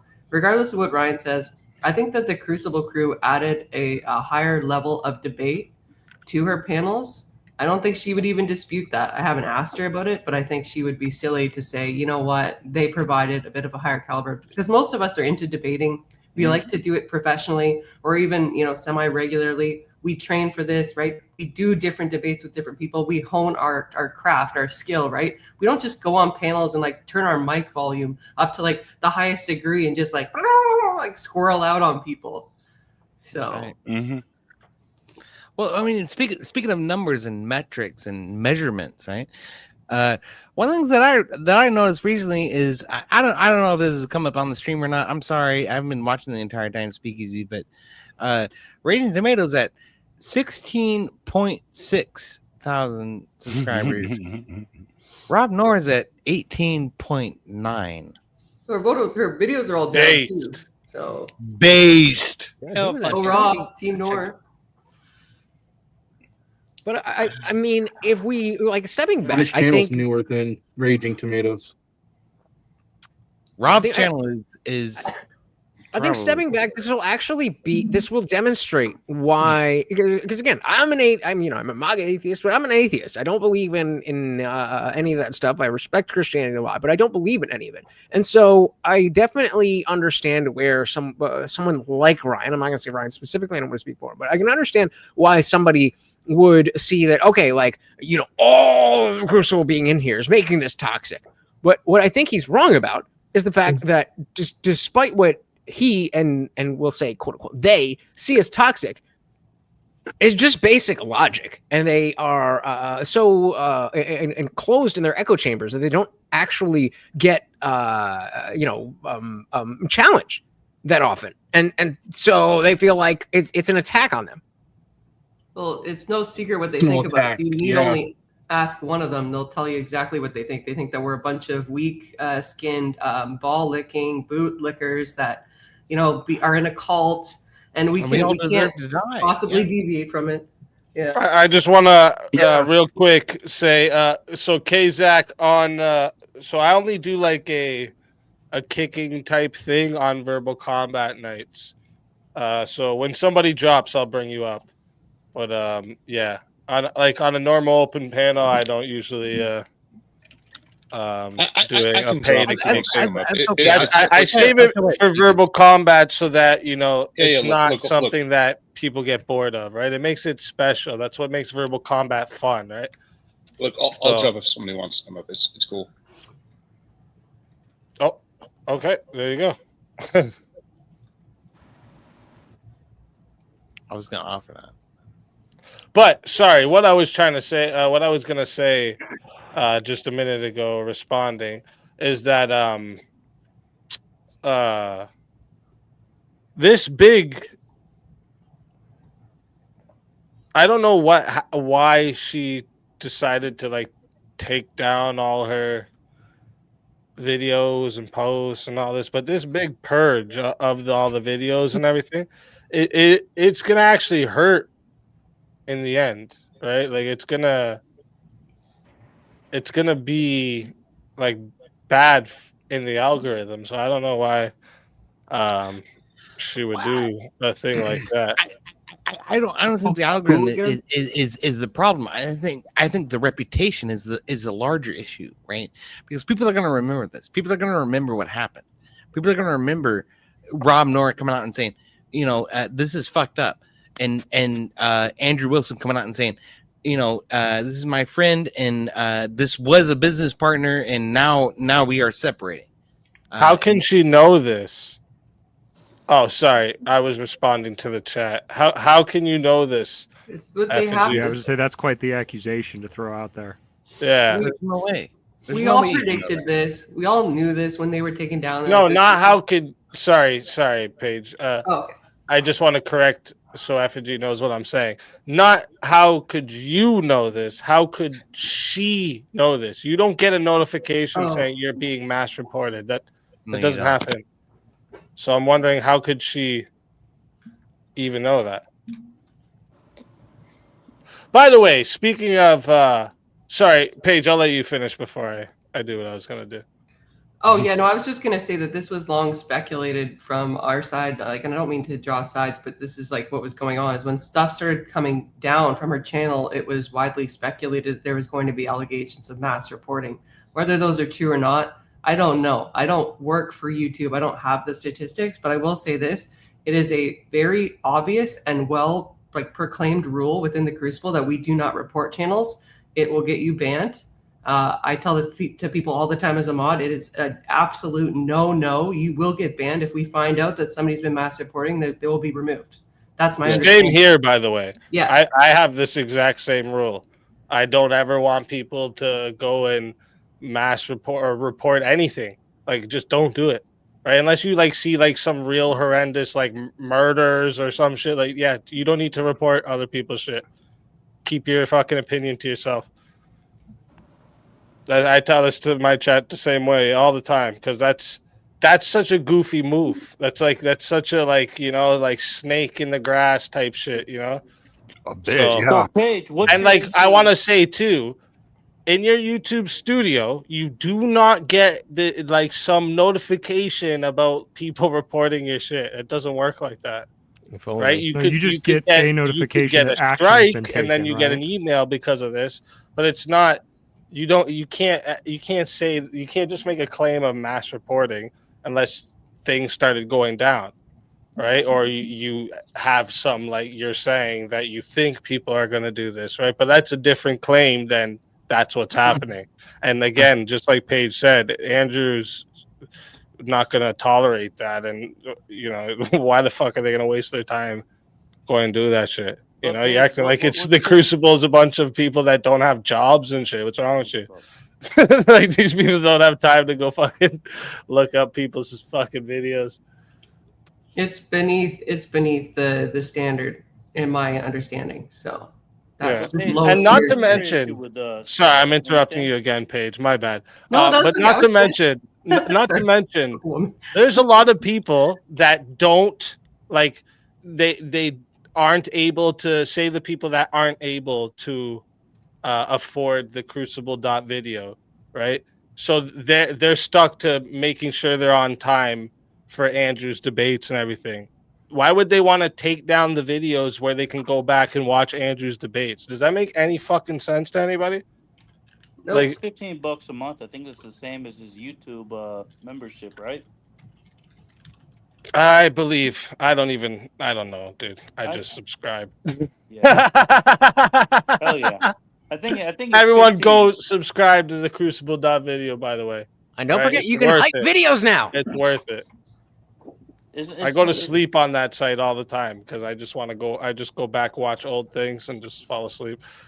He's got some good. The Coon Tunes. There's some good music over there too. Yeah. Facts. Subscribe today. Crucible.video. I gotta pick. But yeah, on why Paige would real quick. people Always like? pick on Why would Paige when I'm people of the drinking. Crucible try to go get rid of places they can go rewatch the Crucible stuff? Like that, and like again, Andrew showed the top 18 of her videos. The top 18 of her videos all were him. You know what I mean? Well, it's like they accuse him that in TikTok all the time. It's like the content is the invasion. Why would my people report your channel so that I can't destroy you? Like, that doesn't make sense. I think I think what was demonstrated tonight was that there is a clear difference, not just in politics, but in culture and I mean, dare I say, a value of humanity. That there is a clear reason why there was, like Rob did what he did and Andrew did what he did, and so on and so forth. And the fact that someone, again, like Ryan, I'm not trying to hate on Ryan specifically, but he was the one up here making those fences, Trippy as well. They don't understand that there is value in having loyalty, in having that community. And I think this is, as an atheist, this is such a difficult aspect of why people on the right are not, understandably, not willing to include people like me in the conversation, because so many people who don't have a faith, specifically the Christian faith, whatever, just fall into follow into this this political nihilism where it's just hedonism and what makes me feel good, all that stuff. My whole thing is that has nothing to do with the faith, but I that's an uphill battle for me because so many people fit the stereotype. Well, you picked a bad name, man. You're gonna have blue hair and call yourself Jesus. People don't want to talk to you. Well, that was a purposeful thing. As an atheist, I was like, okay, I'm gonna put Jesus in my name so that if anybody is like, oh my god, I don't need to talk to you. But I think you've grown up and understand that it's just a name, and a bunch of people in Mexico are also named Jesus, and I'm not claiming to be the Messiah, which then would be blasphemy. But having the name Jesus is not blasphemy. So yeah, if you can't Wouldn't get that be past pronounced then it's Jesus? in Spanish, it would be. It's the same. Was that Mangoes? Yeah, it's me. I can't hear him barely. Am I roboting? Jay, you just explained the problem though. Like I think you might be. And I don't know a lot about you, but I'll say this: maybe you're, a straw in a haystack, because this is the whole thing with that side. It's all nihilistic. In fact, when I was on Dusty's panel last night, he asked me this question again and again. He's like, what does Sara owe the Crucible? What does Beth owe the Crucible? You know, what is the Crucible doing for you today? And I was like, you don't understand. It's a community. It's given me friends. It's given me opportunities that I never would have had. And to not have loyalty to that, to just say, okay, what have you done for me today? I think is the problem on the left. And even on the right, I see it occasionally, but it's more so predominant on the left. And I don't think that internet loyalty is dead. Just because I haven't met somebody in real life doesn't mean I can't owe them loyalty if they've given me, you know, friendship and a community. Hey, Paige, question real quick. If, answer this honestly. Okay. If Irina Zarusko was a racist, would she still be alive? Oh my God. What the fuck, man? What kind of question is that? Like, look, I think this is the second time you just derail into like some weird derailing question. the conversation. Do you even want me to answer that? Speak? I don't want to commit to derailing, but I don't think you want to answer it. Do you want to answer it? No, hey, don't. I mean, I think that's speculation over a horrible event that I just really don't want to partake in. I think it's tasteless, but I've heard that before on the internet. I have an X account. Paige, I've been listening to you on Dusty. I'm just busting your balls, but it was a funny question. I don't have any balls. I'm a woman. I was gonna say she don't have no balls. Don't insult the lady. Are you kidding me? Come on. Busting your chops. I was busting your chops. All right. Okay. The ovaries. You're grinding the ovaries. All right. But if you were racist, you should be alive. Yeah, we all know. So real quick, guys, I do got to run. I got to hold my after party for the members, which you guys should all come to the channel and subscribe. But thank you so much for hosting. I really appreciate being on the panel, and very much look forward to chatting with you guys more in the future. Yeah, man, come back again. Verbal Combat's every Friday, by the way, too. I don't know if you've been around for Verbal Combat, but you know what?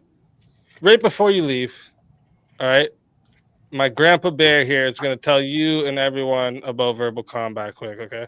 This episode of the Speakeasy Show was brought to you by Verbal Combat. Step into the arena of Verbal Combat every Friday from 9:30 p.m. to 2:30 a.m. Central Time. It's an open panel blood sport debate where almost anything goes. Jump in anytime before the last hour for your chance to win. Throughout the night, we'll throw 5 to 10 wild topics your way. But here's the twist. The chat is armed. They've got attacks like name changes, soundboards, mutes, and even death matches they can unleash on the contestants. Your mission? Survive the night.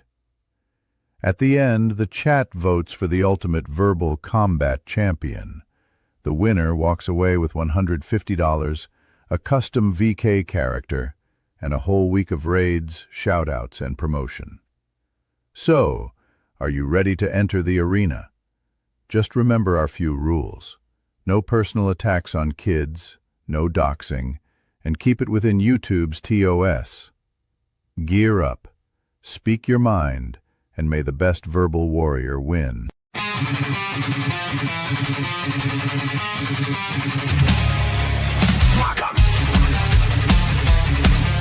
But we have a 1v1 request. Leading into it, what Grace is famous for on the internet, and she's not famous, but what she's famous for on the internet is that people think that you had sex with her. Tell everybody in the chat where they can find you and why they should bring you back. It's a problem with the jailing system, okay? No. That was your position. You admitted to it. You admitted to it. Are you taking that back? Are you taking that back?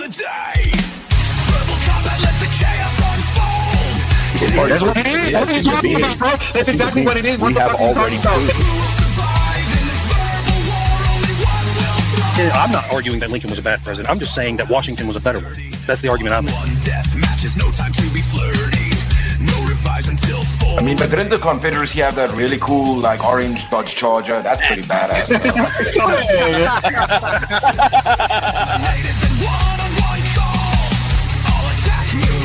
The ability to feel pain and have... Actually, they feel pain way before 24 weeks. I don't think that a man wants to lie in our bed next to you, look, right? I win. You know the way. That's why you're sipping on two different fucking spirits. The woman says, well, I want the kid to go to public school because I want to work and I like women's empowerment and I like abortion and I support all these ideas. And the man says, no, who is the decider? Prizes roll over. Win by any means necessary. That is how combat goes. So I'm so happy that you acknowledge that the wage gap is an issue because it's directly linked to the nature of the system, sir. Chat attacks, they're ready to play. Well, that means that we need to have young mothers having children. Otherwise, there is no society, right? Or a deadly report. Disrupt with the sound. I don't need to answer your question anymore. Because if that is effective, we don't need to torture people. Base, those are forms of torture. I'm always watching. Always lurking.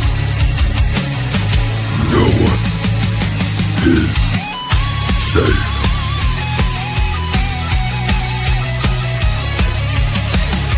Okay, is this going over your heads? Do you want me to dumb it down for you? Verbal combat, let the chaos unfold. Chats in the fight, stories told. Attacks and battles, who will survive in this And the next month it could be 200 people who are good people. So how can you put a rough number on it? This is the whole problem with eye for an eye. It creates a cycle that never stops. No, I'm saying all killing or murder. verbal combats, only one will stay. The fiercest fighter wins the day. If you want to be the solo judge, it is 60 to be the solo judge. If you want to be, you want to add on another minute, there's 10 for a minute. Okay.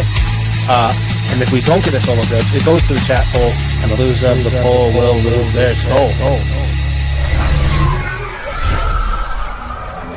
Your soul is mine.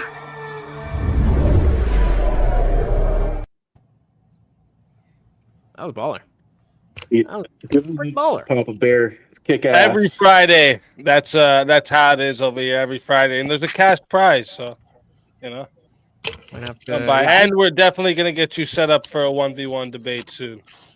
Word up. And yeah, I am live every Monday, Wednesday, Friday, 8 p.m. Eastern. And so I think we're going to have to make it a thing that Fridays do the thing and then we come over here. So I definitely will be seeing more of you guys. I mean, in general, you know, I essentially do long form reactions. I'll take a debate or a speech or a podcast or something, break it down and understand with the goal of people being better at talking to people that they disagree with. So if that's something you are interested in, then please come on over. And my Discord is free to join. So come on through. Speakeasy, thank you so very, very much for having me. And again, I will definitely be back.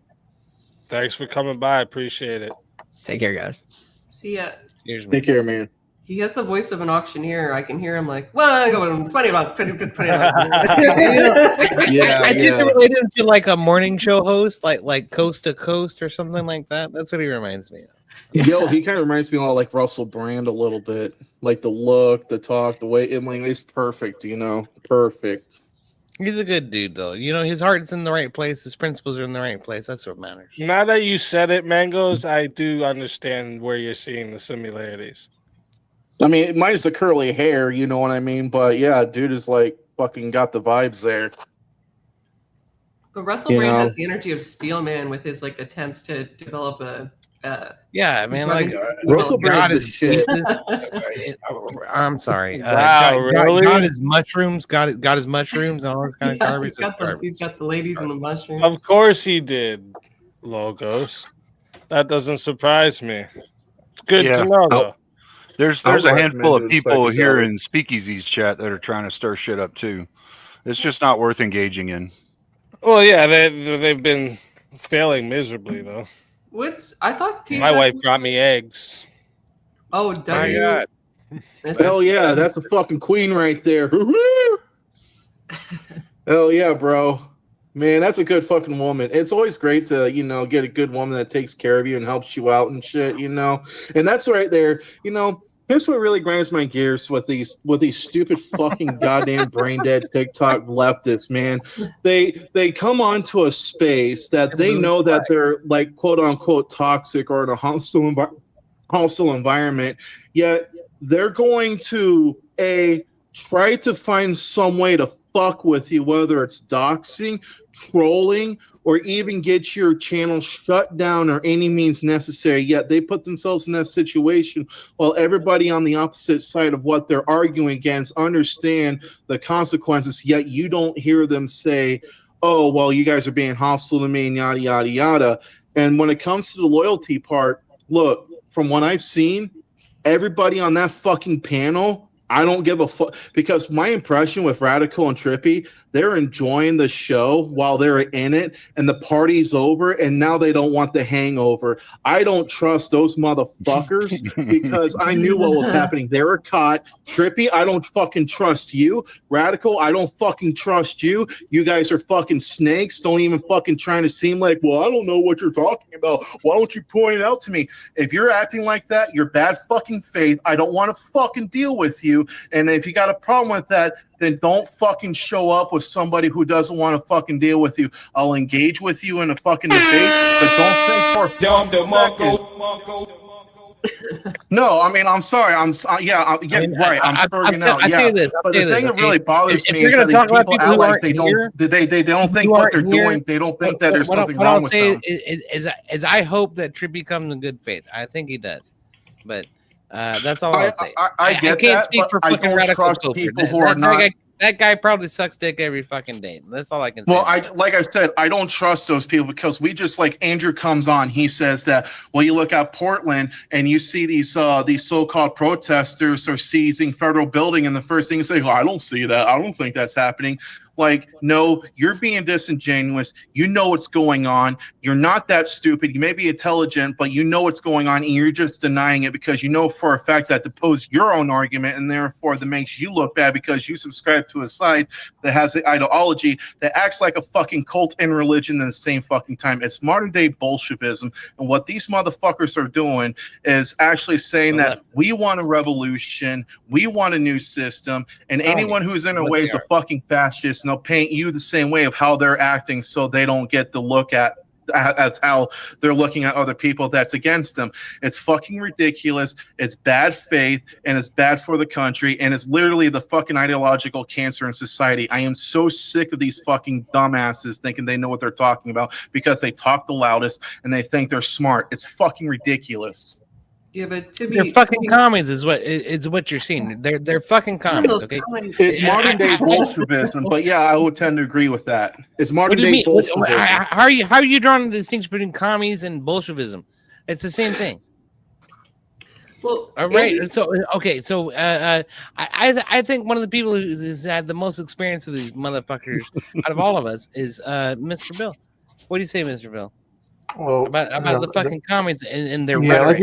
Like the other guy was saying and everything, it's not all crazy out there at night and everything, but what they don't understand is the mentality of the people of Portland. 70% of the people out there have this thing there. I put a link in the chat if you wanted to play it, Speakeasy, you can, of a lady basically saying that the ICE people out there are not worth the air they breathe or the lights they turn on and everything.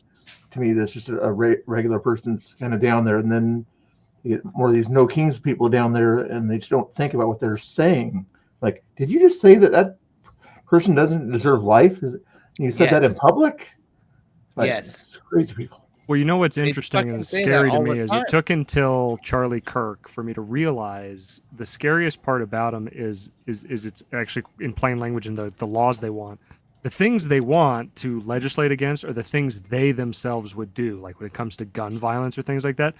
They don't want anybody that thinks like them to have a gun because they know what they would do with it if somebody pushed them past a line that none of us have that line. And I'm like, yeah, it kind of shook me when I realized that. I'm like, oh, that's why they want gun control, because they legitimately believe that is a natural or normal response is to go do these, heinous things. And I'm like, okay, that explains a lot more about their worldview.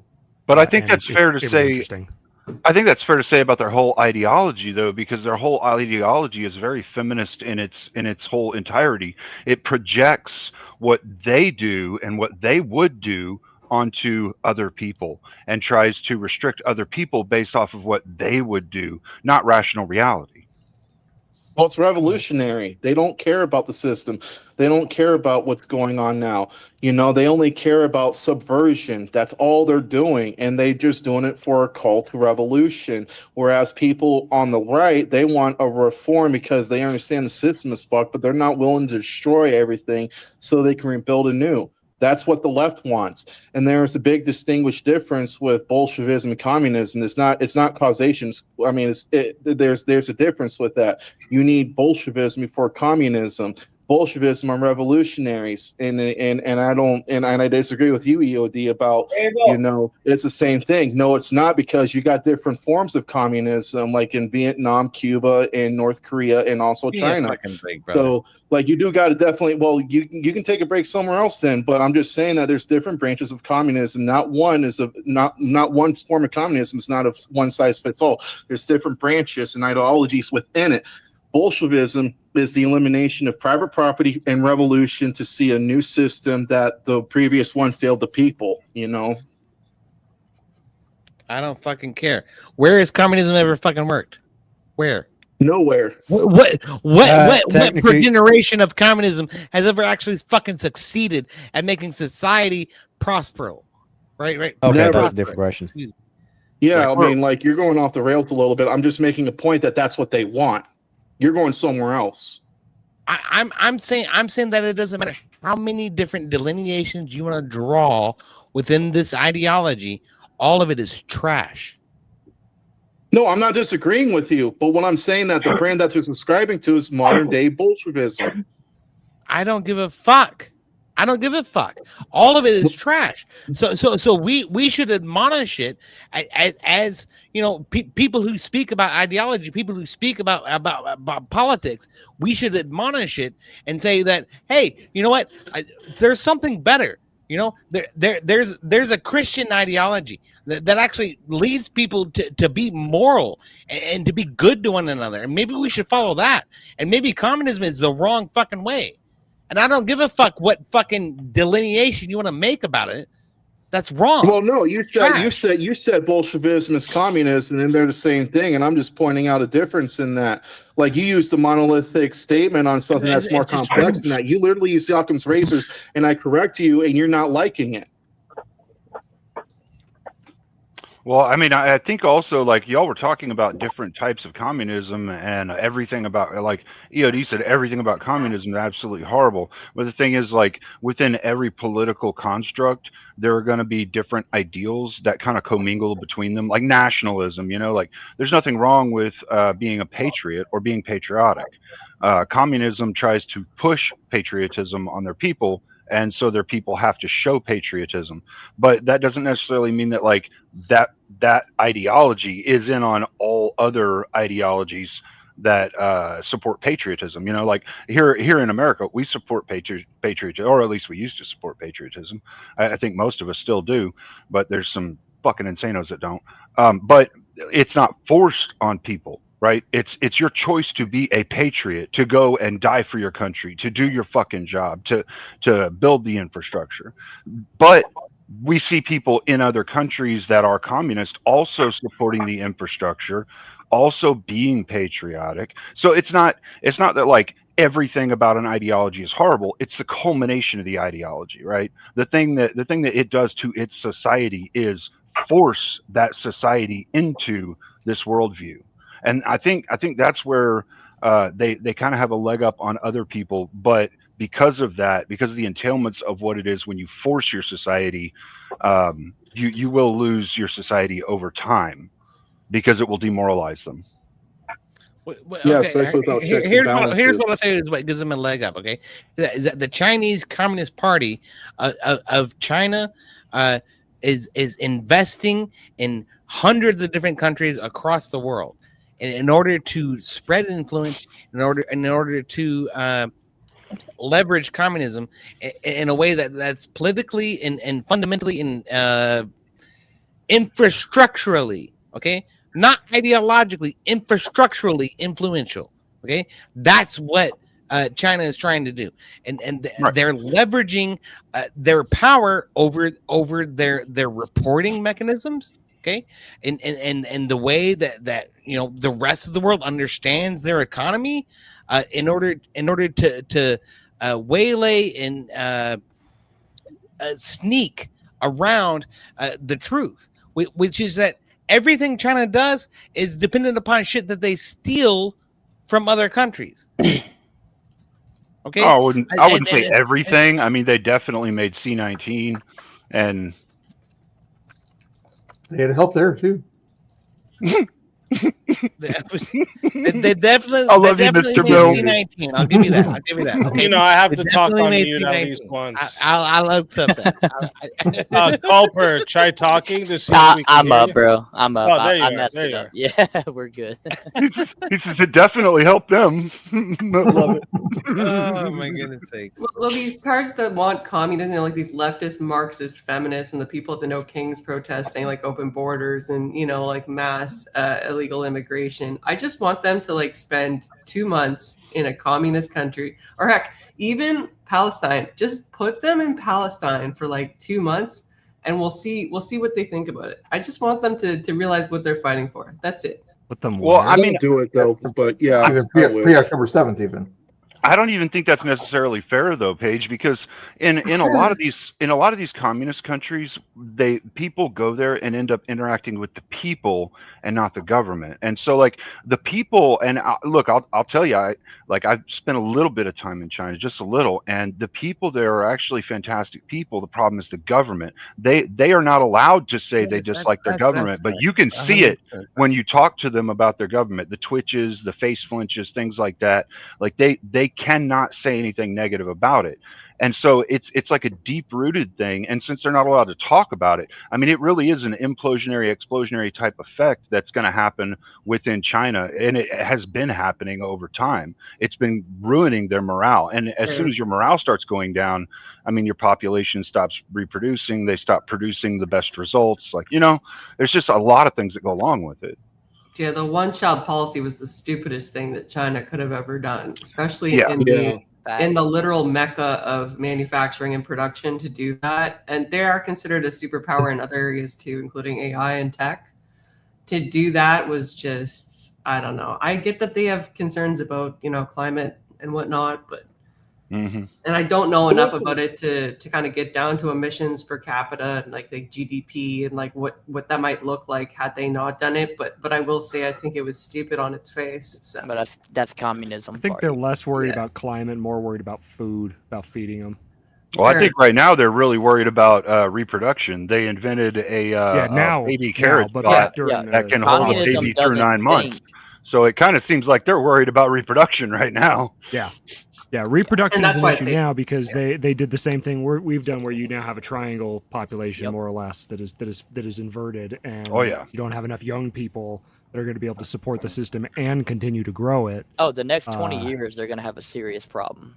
Japan is having I think we're going to have a serious problem too over the next 20 years because like the boomers are really starting to finally fall off, and the few of them that have I used to work for the Department of Energy before I got the current contract that I'm on now. You would not believe the number of people that are in their 60s and 70s that are running all of those facilities, and there's like nobody to replace them. Partly one, because they're so damn stubborn, and two, the government doesn't pay enough for them to be able to have an apprentice or anything below them. And number three, a lot of people just aren't going into that trade or whatever. There's just not enough people that once they all start dying off are actually finally retiring because they've decided they don't hate their wives. That was the common one, right? Well, that's why both work because my wife will drive me nuts. That's why both leftists and conservatives are wrong. Like the conservatives think they're going to replace the leftists, but we're both wrong. Like we're both not reproducing enough. What do you mean? What do you mean? What do you mean the conservatives think they're going to replace the leftists? Aren't we all Americans? Isn't the demographic issue a demographic one, not a political one? You obviously and there's plenty of kids that are produced from Republican families that end up. There's a narrative on the ideological thing is different there. now. Bob, this whole homeschool probably will make a difference in that, right? The narratives on both sides are important. Pick who controls you, buddy. Okay. I mean, Well, fairly We're not enough. disagreeing. I think we're just saying it's a secondary factor. No, I think we all agree. I'm not trying to be like we don't all agree. We definitely don't all agree. My point is there's a narrative on the left that believes like, they've been killing their babies, they don't want to have children, blah blah blah. The conservatives think, well, because the leftists don't want to have babies and they're killing their children, we're going to replace them, but both of them are not having enough children to replace it. That was my point. It wasn't like, I'm not trying to be like partisan in that sense, where like, oh my God, you are correct. And that's what I was going to say is the families are like homeschooling or like the Amish, those kind of things, those smaller communities on a small scale, they look okay, but on a grand scale, overall, we're not having enough to sustain the overall economy, the infrastructure, the mechanisms in which everything functions without AI, which is why Elon is, there is another factor, robots. There is another factor to our problem within America, our pyramid scheme within America. I wouldn't say it's a pyramid scheme, but it's a pyramid that we've got within the age gaps and the people who are working. And this is something that a lot of people haven't really understood because they don't see it, because vets are typically quiet. But vets, like I'm a vet, all right? I'm 45 years old. I'm at the point over the past 5 years where I cannot continue to work because of the pain in my body and the way my body works. I can't work. Yeah. I'm only 45. People like me used to work until 65, 70. And there's a lot of guys in America right now that went through a hell of a lot worse than I did. That aren't going to be able to work very soon. Yep. So we're very quickly. It does. My dad it accelerates fast. My grandfather at like 67, between 67 and 68, like all of a sudden it was hard for him to walk. By the time he was 72, he could barely remember anybody. My dad's 54. He just retired after 33 years, and he's struggling, dude. Very much struggling. And this is something that like I see this happening all over the place. And because I'm in I'm in a couple of vet communities, I see it a lot, and I understand this. And I think that society isn't doing what needs to be done to keep us working. Like me, I would be perfectly fine working until I'm 60. I wouldn't mind it if my body could do it. Because I'm not a hardcore vet, but I'm a vet, but I'm not a hardcore vet, and even I'm struggling, dude. And I'm 31. Right. And there's a lot of us that are like this, and so since we're not going to be there supporting, we don't have much of a choice but to claim disability and be a leech on the system, so to speak, right? Like this is a problem we're going to have to address in society as well. When do we stop trying to just unfunded obligations? And that was my larger when do we point. stop trying to just pay people and actually help them? Like like the surgeries that I need, if I got them, I'd go back to work. I'd be perfectly happy. There's a lot of guys like me. that. Well, the problem is you got in a wreck. You got T-boned in a truck in the Navy, Dude, and they paid him disability for like 15 years, and he finally paid out of pocket, got a knee replacement, was able to walk just fine, went back. He got a job like doing janitor stuff, just to have a job, because they continued to pay him disability stuff. I guess I don't know how that works exactly. I was just in a wreck Friday. He went and got the surgery that they refused to give him, and he's like, "Okay, fine, I'll just go do it." Because he couldn't quite prove that surgery was necessary because that was the injury, just that he had a injury of some capacity. Yeah, they weren't able to service connect it. It's bullshit, and it is the way that the government gets out of having to pay for things. I paid out of pocket for a surgery that I had to have, but I found out one thing that was really cool. And this is something that I don't know if a lot of vets are aware of, but there's an out-of-pocket community that supports veterans, and like the surgery I had to have, everywhere I was going was telling me it would cost me $60,000 to $100,000 out of pocket on top of any insurance. The place I went, it was $20,000 for the whole thing, everything, like all of it included. And it even came out to less. What organization is that? Because I'm in a similar boat right now. I'm trying to look. There's a handful of them. The place that I found. Which one of you asked me that? I'll check in that was CulperCast. Culper? I don't speak for them, and I don't want to. Okay. But I'll send it to you in the private chat. Yeah, please do. Like, DM me on Discord because I'm in a similar boat right now. So a couple things, like obviously, thank you for your service, Cleaner and Culper, and I mean, I think we don't appreciate veterans enough. I'm sorry to hear that you're going through that, and I know like it also is difficult, even with like I go through public healthcare, to get somebody to operate on you is like a high standard. So I'd like to say this. I think there is a gross misallocation of funds in our government and the United States government. And I think if we reallocated resources to things that matter, and I am talking about veterans here, I am talking about supporting, the elderly, and I am talking about supporting people that actually need it, not spending, like a gazillion dollars on renaming things because like there's some kind of, offense to how streets were named, or educating kids on things that only their parents should be educating them on. I think we would see a gross economic shift in the right direction. I don't think that the things that the government is spending money on are the right things to spend money on. I think they're focusing more on modernity and almost like communist kind of things and socialization and indoctrination, and not focusing on, these are the pillars of our community. Veterans, the elderly, like religious individuals, like priests, these are the pillars of our community. We need to be spending money on that, not on some dumbass, ideology indoctrination tactics, or giving money to people that don't meet certain requirements. Like here in Canada, they'll give an illegal immigrant or a refugee like a new cell phone, like $900, like place. Oh, that's happening here too. That's they'll put happening them up here. in like a 4-star hotel. I think in the UK. It's crazy. Same thing there. Yep. They get on. They show up on the shore, and there's somebody there that like has phones that are ready to be. They give them a connected packet, dude. They give them a phone and a packet with like numbers listed for every organization in the government that will help them. That is racist to speak out against it, which is fucked up beyond all recommendation. Yeah, which is crazy. Just apparently to mention that it's happening, and if you live in that country, they will come get you. And I've been That's struggling just to get insane. somebody on the phone at the VA. Well, yeah, look at That's UK. crazy, dude. You're not lying to me.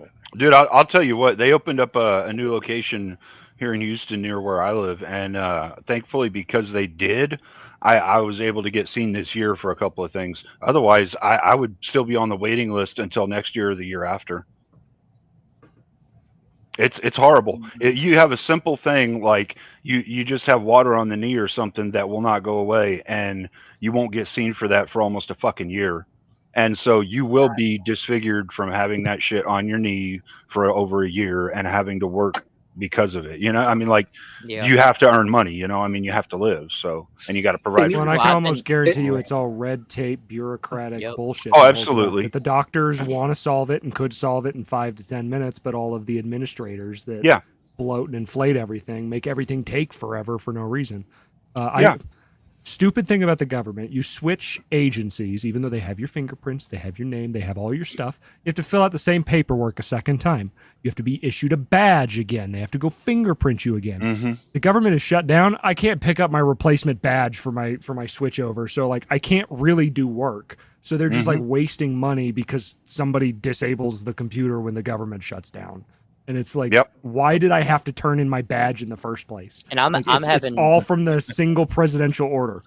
And the computers didn't have to be shut down either. By the way, they could have left the servers running to handle all the automated functions, like all the automated processes that were going on. A lot of like them are using the shutdown. Requests, but they just shut them down so that they could try and use it as leverage against us, the people. Yeah, it is. That's what I'm afraid of, is that the badging computer is fine, and the people at the office, at the badging office, that are being made to go to work, that, I'm not going to get a check, because they're actual employees. Like, I understand that. That's upsetting. Yeah.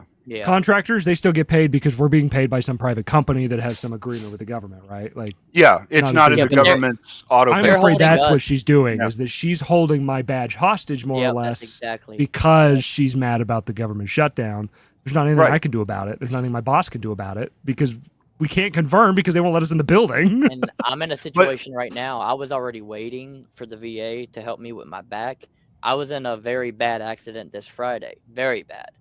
And it's only like made the symptoms worse. I'm like praying that USAA covers like personal injury coverage, but the VA should have already helped me.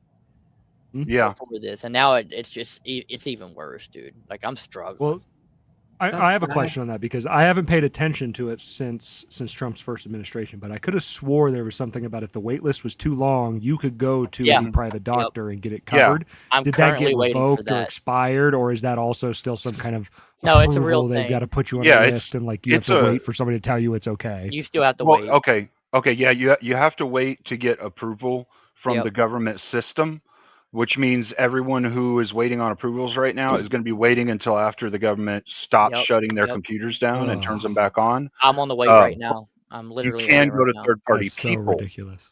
So like you can get a lot of third-party stuff done, but the government has to give you the okay on it in order It for has to them be to pre-authorized. And with me more or right less, now, like your insurance. like let's say I go to somebody and I go to the wrong person. Now I'm stuck with a bill and the VA might not cover it. So more or less, the government is acting as insurance. That happens more often than you could possibly fucking know. I'm already man. stuck with a $4,000 medical bill that I went to somebody that they didn't cover. I had a family member that the person who administered one of the medications was a travel nurse or something that wasn't employed by that hospital and therefore was not covered by the insurance or something and got stuck with like $1,000 for the They find like anesthesia or some loopholes bullshit. every time, dude. Every time they find something. Well, we They can't cover just it. they just want to do it, man. I It's don't too know, much- man. Like they don't want to it's fucking too much answer the phone. They don't wanna bureaucracy. talk to you. And the They don't want to people- give you anything. They just Here's want to what- give you the fucking runaround. They just want to give you here's a number, here's a number, here's a number, here's a number, here's a number. Yep. And Go here's what's fucking crazy figure it out. about it. I A don't know lot what of to It's like say. the Go South Park figure it out. episode. A lot of That's these, the South yeah, Park episode. but a lot of Fucking these VA. employees, they have a lot of these employees, these federal employees, they have no incentive to even do this to you. Like, why they get paid? The thing that's same crazy, Culper, the thing that I think is crazy is like the handful of them that when you're trying to get approved for a procedure to get covered or whatnot, they're like they have their own personal bias, Yes, and they exactly. deny you because of their like they say, oh well, you're quote unquote a disabled vet, right? Yep. But I don't see anything disabled about you. And- My brother has PTSD. If he goes in the city, people will fucking die. That's It's just not all only there is to that, it. like, He they can't have- go there. And they have someone tells protection. him, Yep. well, you don't look disabled to me. Well, too fucking bad. There's somebody who actually has medical credentials that says he is. So, but they're not And going to even- cover him. You even know? if they don't Yeah. like you for a personal reason like that, like Yeah. they have protections to where like that was in his first term. Trump was trying to end that, to start firing these people who were doing Mhm. things like that. And everybody got mad about it. I think a judge tried to stop it, and that's not in place now. We need that back because like Trump in his first term was firing these people when they would just like find loopholes or just randomly. I don't like you, so you know what? I'm not gonna help you and give you coverage that you need. I'm gonna find this reason to give you to run around or whatever. Yeah. And I get that there's like everything that the military is about, there is a line of paperwork. The problem is that with the VA, they don't give you a piece of paper saying what your line of paperwork is like the military does. The Yeah, they military don't says care. you have to do this and get this signature and get this and get this. The Yep. VA goes, this isn't right, and hands it back to you. And good Yeah. fucking luck if you Yeah, get it yeah. right. Now is you basically gotta the sit here. DMV. Yeah, And- you and gotta I mean, sit there and that's- do the work to figure out where you got to go next to try to figure out how to get it. But see, all this conversation just kind of confirms what it is that we know is going on, which is that like our veterans are coming out and they're hurt, disabled, degenerated in some way that's going to put them out of the infrastructure market. And a lot of the veterans that come out of the military get into infrastructure because they follow orders really well and they give orders. They're good leaders and good followers, right? And so we're gonna lose a lot of those guys over the next 5 to 10 years. And 20 years, we'll probably lose all of them that we've got And that they are there right wonder- now. You they know, wonder We hire why- a lot of why- them for project management. Like when we Military take people, like if we have somebody that doesn't have a lot of experience in the tech world, but they're military, and we're looking at somebody for project management, we're like, okay, that's somebody who can be structured. Like there are Right. great wonder, benefits to guys, them, and I it wonder sucks when they end up pushed out of the Why is it out of 22 the a day, guys? Why private is it 22 industry. a day? Like think about that. Like I wonder the why. self-D rate, yeah, it's Why? I wonder. because they don't have A lot of proper it is I'll what tell you they're right now. I'll tell you right subjected now. to. It's because corporate America does not fulfill the same requirements that the military does. Well, you have a lot of guys When, just when like the military tells you to do something, you know exactly what it is you have to do. Yeah. You know exactly what it is you have to do. From step 1 to step, 35. Yeah, From sure. A to Z. All of it is very well planned out. when the military tells you to do something. When corporate America tells you to do something, it's like, well, here's the goal. Good fucking Figure it luck. out. But even beyond that, And if you figured it out wrong, that's the difference. You're fired. It's an extreme difference in culture, and military people don't adapt to that culture very well. But it's not even just that. Think about it. They don't accommodate you. Like, they don't care. You get out, and like, I'm not even blaming corporate America or whatever. The government, the government part of it. You serve your life, or you serve a few years or whatever. You're a veteran. You get out, and all you are asking for is the thing that you were promised when you signed the contract. Yeah, And that's all you're asking for. It's like, please. Here's a good take care question of these for the panel. How does it make you guys feel that I am friends with a 31-year-old DACA recipient who has a job working for a federal agency instead of saying, does that like bother you or piss you off? Because it kind of pisses me off. It's one thing if I was to say it to his face, it'd probably hurt his feelings. Perfectly but timed. it does annoy me a little bit. I couldn't give a shit somebody less, to be in that position. Like, to me, I would think that we would offer that to a veteran first. Yeah. But Yeah. I'm curious what you guys think. All of these positions. I couldn't should go care to less. veterans first. The thing is, I couldn't care less because I don't know that person. I don't know their situation. I'm not going to speak on it. So, you know what I mean? Like, it would be because I see a lot of people who are in a situation, and I know that, like, if they could get help some way and they knew how, they would. But because our system says no, you can't, they try and find the path of least resistance, which is for some people DACAs, for some people it's unemployment, for some, they go with whatever the path of least. No, I don't blame them for So trying. I don't to take necessarily advantage of their blame people. opportunity. Yeah, I don't No. blame You know him why as an they do that, individual, but Cleaner? like the government, I mean. What's like, that? why would the government You know why they agency do that, hire... Cleaner? Why's that, bro? That's what a man does. I agree. I agree. No, it's just one of those things. Like, to me, why would the federal government say, "Hey, you that was brought here as a child that isn't a citizen, let's offer you this job, and we're going to employ you," when we know there are probably veterans that are stepping out immediately that could fill that position? Like, that's kind of the big thing to me. These guys, like these DACA recipients or whatever, they're thinking for themselves just like we are. At the end of the day, like, I mean, I don't blame them. I blame the system that's created the problem. Like, these individual people, I'm not mad at. Do I want them to get fucked and get out of here? Yeah, of course. But that's blaming them. It's look. No, it's not. Hey, no, man. That's not blaming them. That's not blaming them. I disagree. If they have a bias, Mini I'll blame them cheers. if they have a bias. You Yeah, have you a have a nice good night. all right? You have a good night, man. Thank you so much No. for having me. Speak easy. Cheers, man. Thanks for Stay coming, safe. Dude. Here's We got to why get I'm you on not- a debate soon too. Yes, sir. Totally I'm very much looking forward to it. Look, I give you my responses to the sword of reason thing. Yeah. So you know what? You let we'll me know get whoever is set up. fucking willing to fucking come at me about that. So, We'll get you set up. all right. You've Cheers. already- You'll have a By the nice way, time. This is why. Take it I'm not easy, Udi. blaming them. I'm not blaming them. You've already got like 7 debates or like 6 or 7 debates set up. No, he's lining them up. He's lining them up, dude. That's. I hope he's at least asking, so I don't like go on YouTube. He's got to one time, take like, I've over got for a debate instead." particularly red-faced blonde. I'm just fucking scheduling them. They better show up. Funny, you know. Outdo Sarah, You know it what? comes easy. Yep. You It know does what? kind of I'm- correlate with something. Someone else, and I guess I'm gonna be a little bit petty right now. You can call me. Nah, if you'd be petty, like. dude. But Well. someone pointed out to me, they were like, it's on one of them. I'm pretty sure it's in one of the lives there. It says, weird how you got so many debates lined up so fast. This was hard to do though, eh, Sarah? And I was like, dude, I'll tell you what. I was like, they made a good point. Like, you know what I mean? Like, if you just do the work, reaching out to people, it's not actually that fucking hard to do. Yeah, it's almost. Did anybody hear Andrew ramble during the intro earlier today? Yep. He basically said the exact same thing where he was like, "Oh yeah, because it's so fucking hard for us to find somebody that, hey, you let some people on your channel to debate more or less." It's like he's like, Friday "There's night. a million people." He's like, immediately people were sending me messages, dozens. That's the last thing I will say. I will like say one she thing, had, though.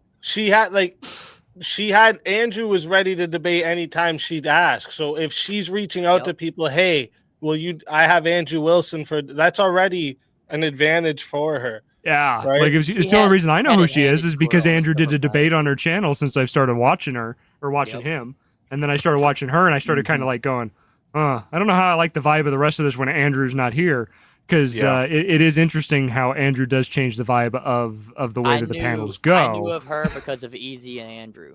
That's why I Well, knew and of her. look, Yeah, see, I'm I'll tell finding you everybody from, because like- of Andrew and Rob mostly. Rob, I tend to watch Rob, and then Rob raids people, and then I. I didn't know Rob until Andrew either. That's not. I didn't know who Rob was until Andrew either. Yeah, Rob's pretty cool. But look, I'll tell you from the backside of it that you guys don't see, okay?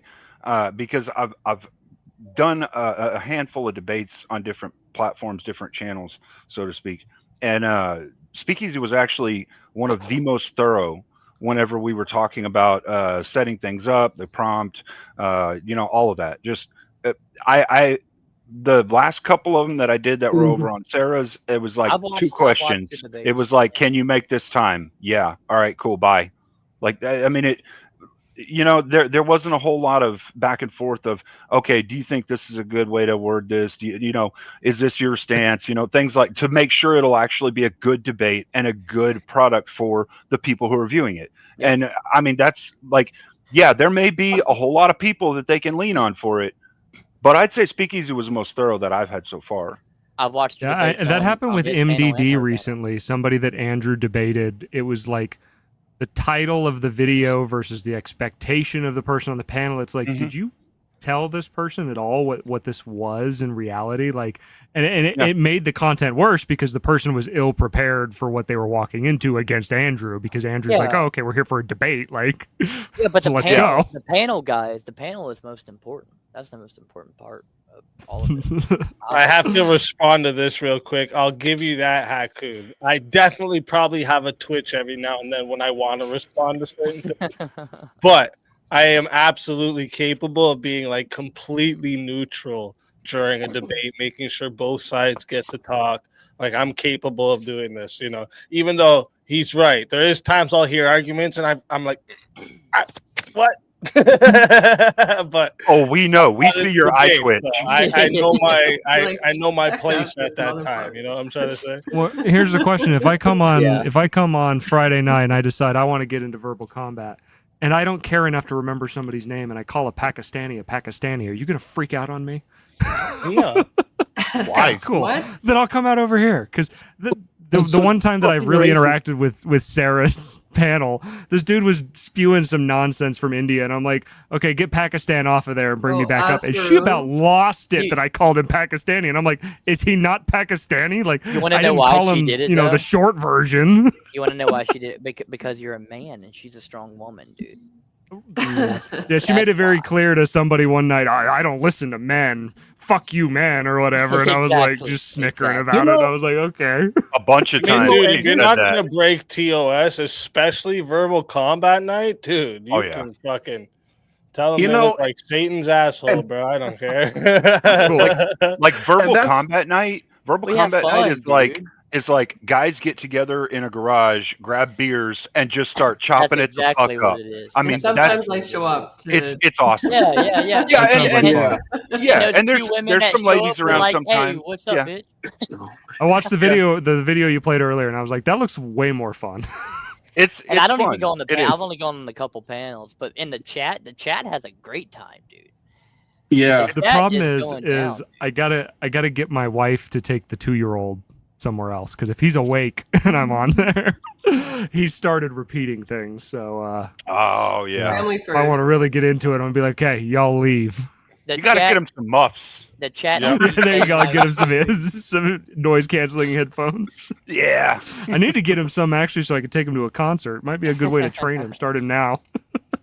Yeah. When I'm covering like normal things and I'm not like being too vulgar with my language and stuff, my wife will be playing me on the phone or something and it's out loud and she'll be doing whatever around the kids. And when she notices the panel gets a little rowdy or I start getting a little amped up, she's running to the phone and fucking turn it up. No, you guys can't hear this right now.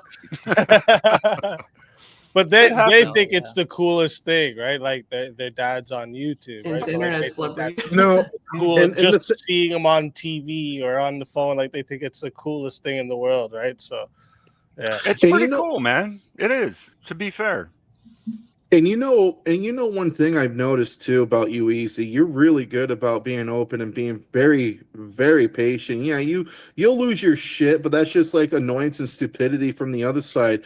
And whenever I felt this for a long time about Sara, about that just happened. I just kept quiet because, normally when someone like a nobody like me would say something, about someone else, like, well, that's their fucking channel, and like, no, there's an issue with what's going on here. Like she's not a strong moderator. She doesn't know how to put her foot down and be equal and consistent at that. I've seen that happen, especially with Andrew. Like, somebody can berate Andrew, and as soon as he starts going back at it, she's like, now, you can't do that. And I'm like, well, I see what's going on here. She's not, and she doesn't know how to balance or control the crowd when she has 10 people on. It's ridiculous. And this is why I consciously would be like, I would trust Easy moderating a debate because I know he'll call both people out. You know what I mean? And it's fair. And people who want to say that, well, he just picking whatever, cherry picking, it's just, those people I wouldn't take seriously. It's hard to find somebody out there that's consistent, has strong sense of morals, and can see it on both sides and then engage it that way, so it feels like it's more equal and distribute in that way. Not a lot of people can do that. You just I don't know what you said earlier. There was something you reminded me earlier too, that I had a me with my receipts and everything. I had another thing that I meant to present earlier. Another example of like when the mask was like starting to slip here. Okay, just watch this little moment here of during the soy pill versus Andrew debate. It's such a subtle slip, but this is like, Make sure that we clarify that you straw man. I just want to make sure that we use straw man. Hang on. Okay, I just want to make sure that you admit I assume you straw man my position. Both of you stop. Both of you stop. Here's what we're going to do. I'm going to let Andrew run his line of questioning. Okay, we'll go about 5 minutes, and then Soy Pill, if you want to run one back, and that way we don't get all crossfired here. I'm going to interrupt. I'm sorry. It's going to happen. Yeah, so can you just admit you straw man my position for no good? What'd she say? Really, listen really close. What'd she say after he said, I'm going to interrupt? What'd she say? Here. I'm going to interrupt. I'm sorry. It's going to happen. Yeah, so can you just admit you straw man my position? Understood. Weird. Is that how you moderate a debate? No, it's biased. Fair for both sides? No. Understood? And here's what's also and that's indicative. Just, I have a few different examples of this exact same thing about the Rob. Sorry. It's just these subtle little slips I was seeing all the time, and I knew she didn't fucking like me from before she even started doing the moderation thing. But every time I'd go on, everyone in my chat used to get so fucking mad because like there'd be times where she'd interrupt my argument, let them interrupt me, not say anything, and then as I'd start talking when it's silent, she's giving her side of the argument, like she was part of the debate or something. And like everyone in my chat started getting pissed about it, and I'd even mute on her side and say like, "What the fuck is this? Is she part of the debate?" Like I wasn't quiet about this shit, right? No, I ran into that. I ran into that a couple of times as well when I was over there debating some things. Actually, I think a couple of times when me and Paige were on that one of them, she interrupted, and I was on a line of questioning that was going to walk them right into the wall they created, and she just derailed the whole fucking thing twice during the show. Yeah. And it was like, this is the content your people want to see. Why are you fucking interrupting, jumping on the opposition side and arguing against me whenever you you don't even fucking know what you're talking about. Look what she said to Rob Noerr. Let me get 2 points across, and I'll shut up for the next, because I'm about to hop off. But there's 2 points I want to make across. What's the tragedy of this whole thing is that there's a massive consensus that she is incorrect of how she went about on that panel when it comes with Rob. The tragedy is that she has no accountability, and she's going to have a fuck you attitude. Strong, independent woman, former military, combat boots. That's a recipe for a standoffish woman. Number two, Cleaner beat me to it about where, he just said it, but where she's going to allow certain shenanigans, and it was back in July. 409 was actually there. I was on her panel, and it was like the after panel, after debate, dumpster fire, whatever, and there was a debate, and I was trying to engage with somebody, and this guy named Chuck or Cuck or whatever was being disruptive. I mean, like, he was just being disruptive, like a professional disruptor. And I was trying to engage somebody who was part of the debate, and he would, and she just couldn't allow people who she don't like or don't know, she won't allow them to engage in an open panel. I've seen that, and I just had to fucking leave because she wasn't going to fucking stop and allow it to happen, and that was like a firsthand anecdotal account that I'm like, okay, so she definitely plays favorites, because her excuse was that, well, he paid money to the channel, so I'm just going to let him do whatever he wants. And I'm like, so here's a hot tip in life. When somebody says because of they give me the money like that, that's a really good indicator that they're not really trustworthy people, and they're not strong enough to put their foot down on that person. It's like, hey, shut up, let this work out, and then you can interject after that. Just shut up, And I'll close it with that. I'm about to hop off. Work is almost over, though, for me. So I'll just leave it there. Thanks, you guys. Thank you, Mangoes. Oh, one more thing. Culper, okay. How's LSU? Hey, dude, fuck off. You know what, dude? Just get your ass off here. Go fuck guys. Anyways, you guys have a good night. Thanks a lot. Yeah, good night, bro. You too, Mangoes. Well, and you know what drove me nuts is it's one of those things that if you're going to engage in this kind of debate, and it's one thing that I like about Rob and in the clips I've seen of him, and I feel like it's something that I'm good at. And it's one thing that I just feel like the people that are on the left, or the people that are not even necessarily on the left, people that are bad faith debaters, conversations happen and interruptions are natural. And there is a kind of feeling that especially a moderator should be able to tell when you're interrupting appropriately and when you're not. And when it gets to the point where I feel like, okay, I was in the middle of like, let me finish the actual statement here, and that's something that I've picked up from Andrew. Like, let me make the argument. Like, let me finish this instead of land the plane. Like, shut up. Like that, I'm going to interrupt you and I'm going to keep talking. I'm going to run my mouth, and then I shut up. And like, but people like Ryan or people that spurg out, they won't give you that. Like, if they did that to me, I would be like, okay, you know what? Right, you're right. Let me make the argument. I'll shut up. I'll listen. Then I'll attempt to argue back. And it's just not fun when it's just like back and forth. But that was the only way I was able to get any word in on any of the panels, any of the open panels I participated on there, was to just ramble and talk and turn the volume up on my mic until it got to the point that Sara was like, okay, nobody streaming that I'm streaming to can understand a word that's coming out of either of their mouths. Let me play one of the stupid little videos that I've got and interrupt everybody. And I'm like, I hate doing this. Like, but I'm like, I'm not going to just not talk. Shit. I'm not going to just let somebody train wreck over the top of me.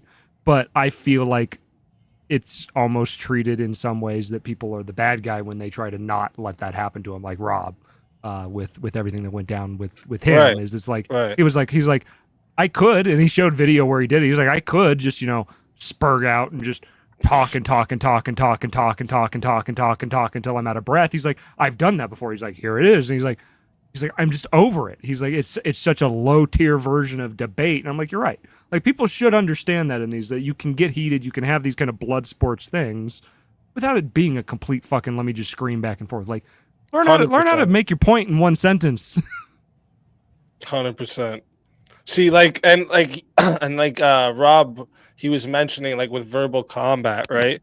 There's definitely a lot of people that end up like talking over each other during verbal combat, but like that's how it is set up, right? Where I'm like, especially like, during the 1v1s, like I'm not moderating. I'm completely. Sometimes I'm in the show, right? If they pay for me to get into the show, but like the moderation I'm doing is like every now and then when everyone's yelling a lot, I'll remind them, like, just reminding you, nobody can hear you in the chat, just letting you know. But like, it's up to them to rein that shit in together during verbal combat night. But like a night like this where it's open panel, I'm not gonna have all that goofy shit, and we're gonna be doing open panels after the 1v1 debates, and it's not going to be like that either, where everyone's just fucking spurging over each other. I can't. I'll just kick people that do that. I can't. I can't do that.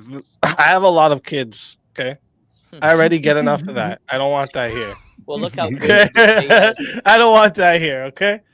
Look how good the Dinner JS time at my area is. house. That's what this is already. Okay, I don't need. I don't need this over here. Okay, I'll accept it from them. From everyone else, fuck up. It's cute when they're little. You're like, ah. I don't have kids, so I can't relate. But yeah, me neither. I do have nephews. See, and that, I do have nephews. so not to shit on you, but that is one of the reasons why I've been wanting to try to get in this and pay attention to this. Is so I have a 2-year-old, and then I just recently had my second 2 weeks ago. And Congrats. I've been married about 10 Congrats. years, and having kids completely 10 changed years, my great. perspective. Like the first day after my first one was born, like things that didn't bother me suddenly bothered me. Like the perspective just changed in terms of how I saw the world. And that's one thing that's driving me nuts is so many of these chronically single, never in long-term relationships and don't have children, men on the left are like trying to tell us how we should structure society, and I'm so over it. Mm-hmm. Like I've just been sitting quietly and just listening and just kind of paying attention, and I'm like, no, somebody's got to tell these people that they're wrong, their worldview's stupid, and to go find a girl and have some babies and come back when you have some life experience. And life experience isn't just, Dusty fucking 19 different girls in a night or whatever the fuck he does. Because that was his argument against me, is that he knows how to get women. And I'm like, I've been married for 10 years, dude. That like, yes, my version of how I understand young women right now is structured based on what I'm seeing on the internet, and it's not good. Yeah, I don't even see the equation there. Whenever you're like having a debate with somebody and they bring up, oh well, you're just saying that because you can't get any women, and I'm like, dude, if you saw the 2 chicks that work with me, you wouldn't fucking say that shit. This is the type of shit like teens why does that say to matter each though? other. You don't get no bitches, bro. Why? Yeah, and why does what that does matter? that mean?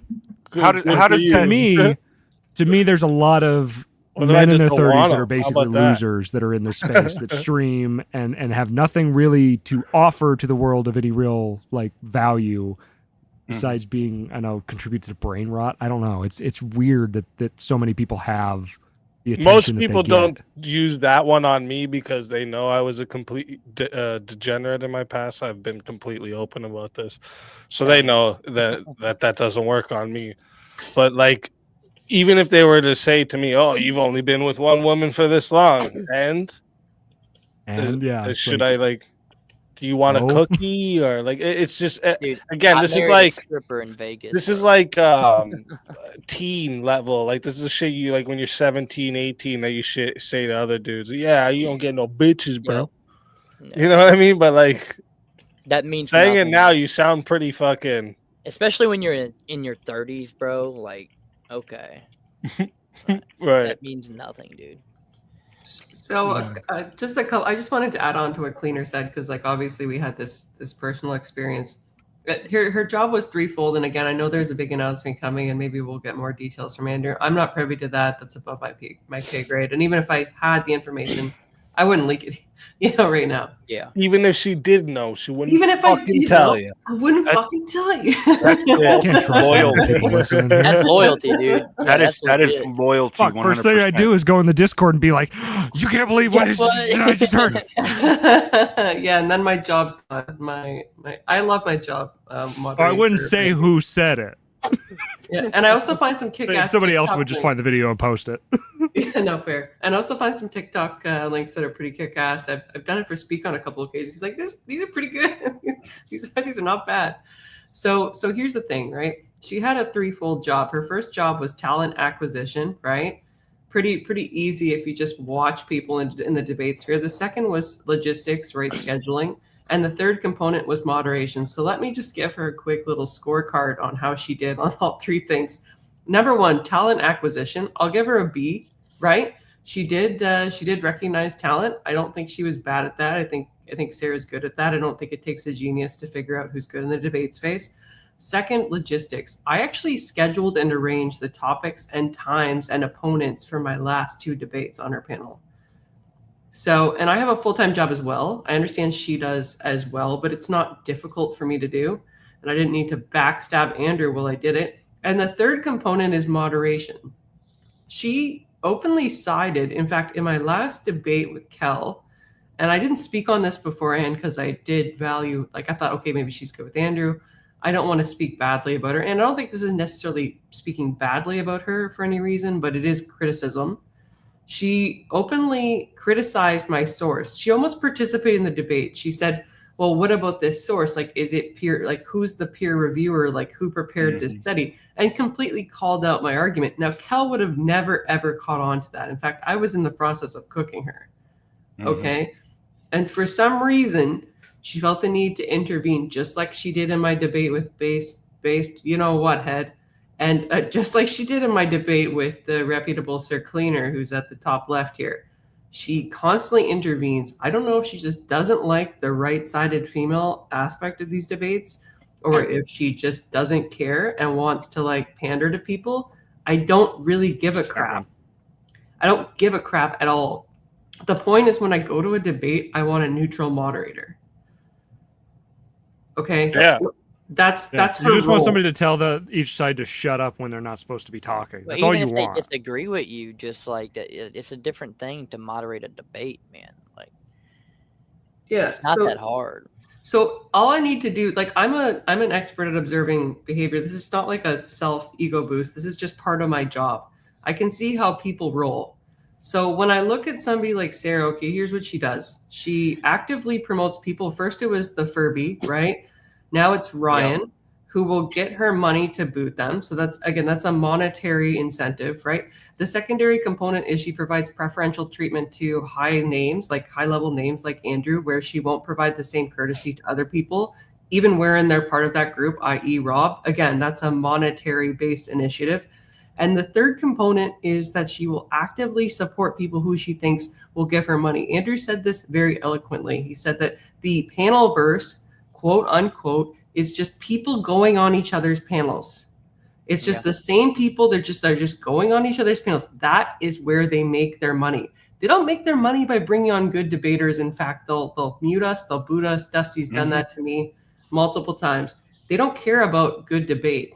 They want drama, and they want the same people that are going to pay them $5 a stream, right, to say their dumbass shit again and again and again. That's how they make their money. It's not a lot, but it's sustainable, and they don't value talent.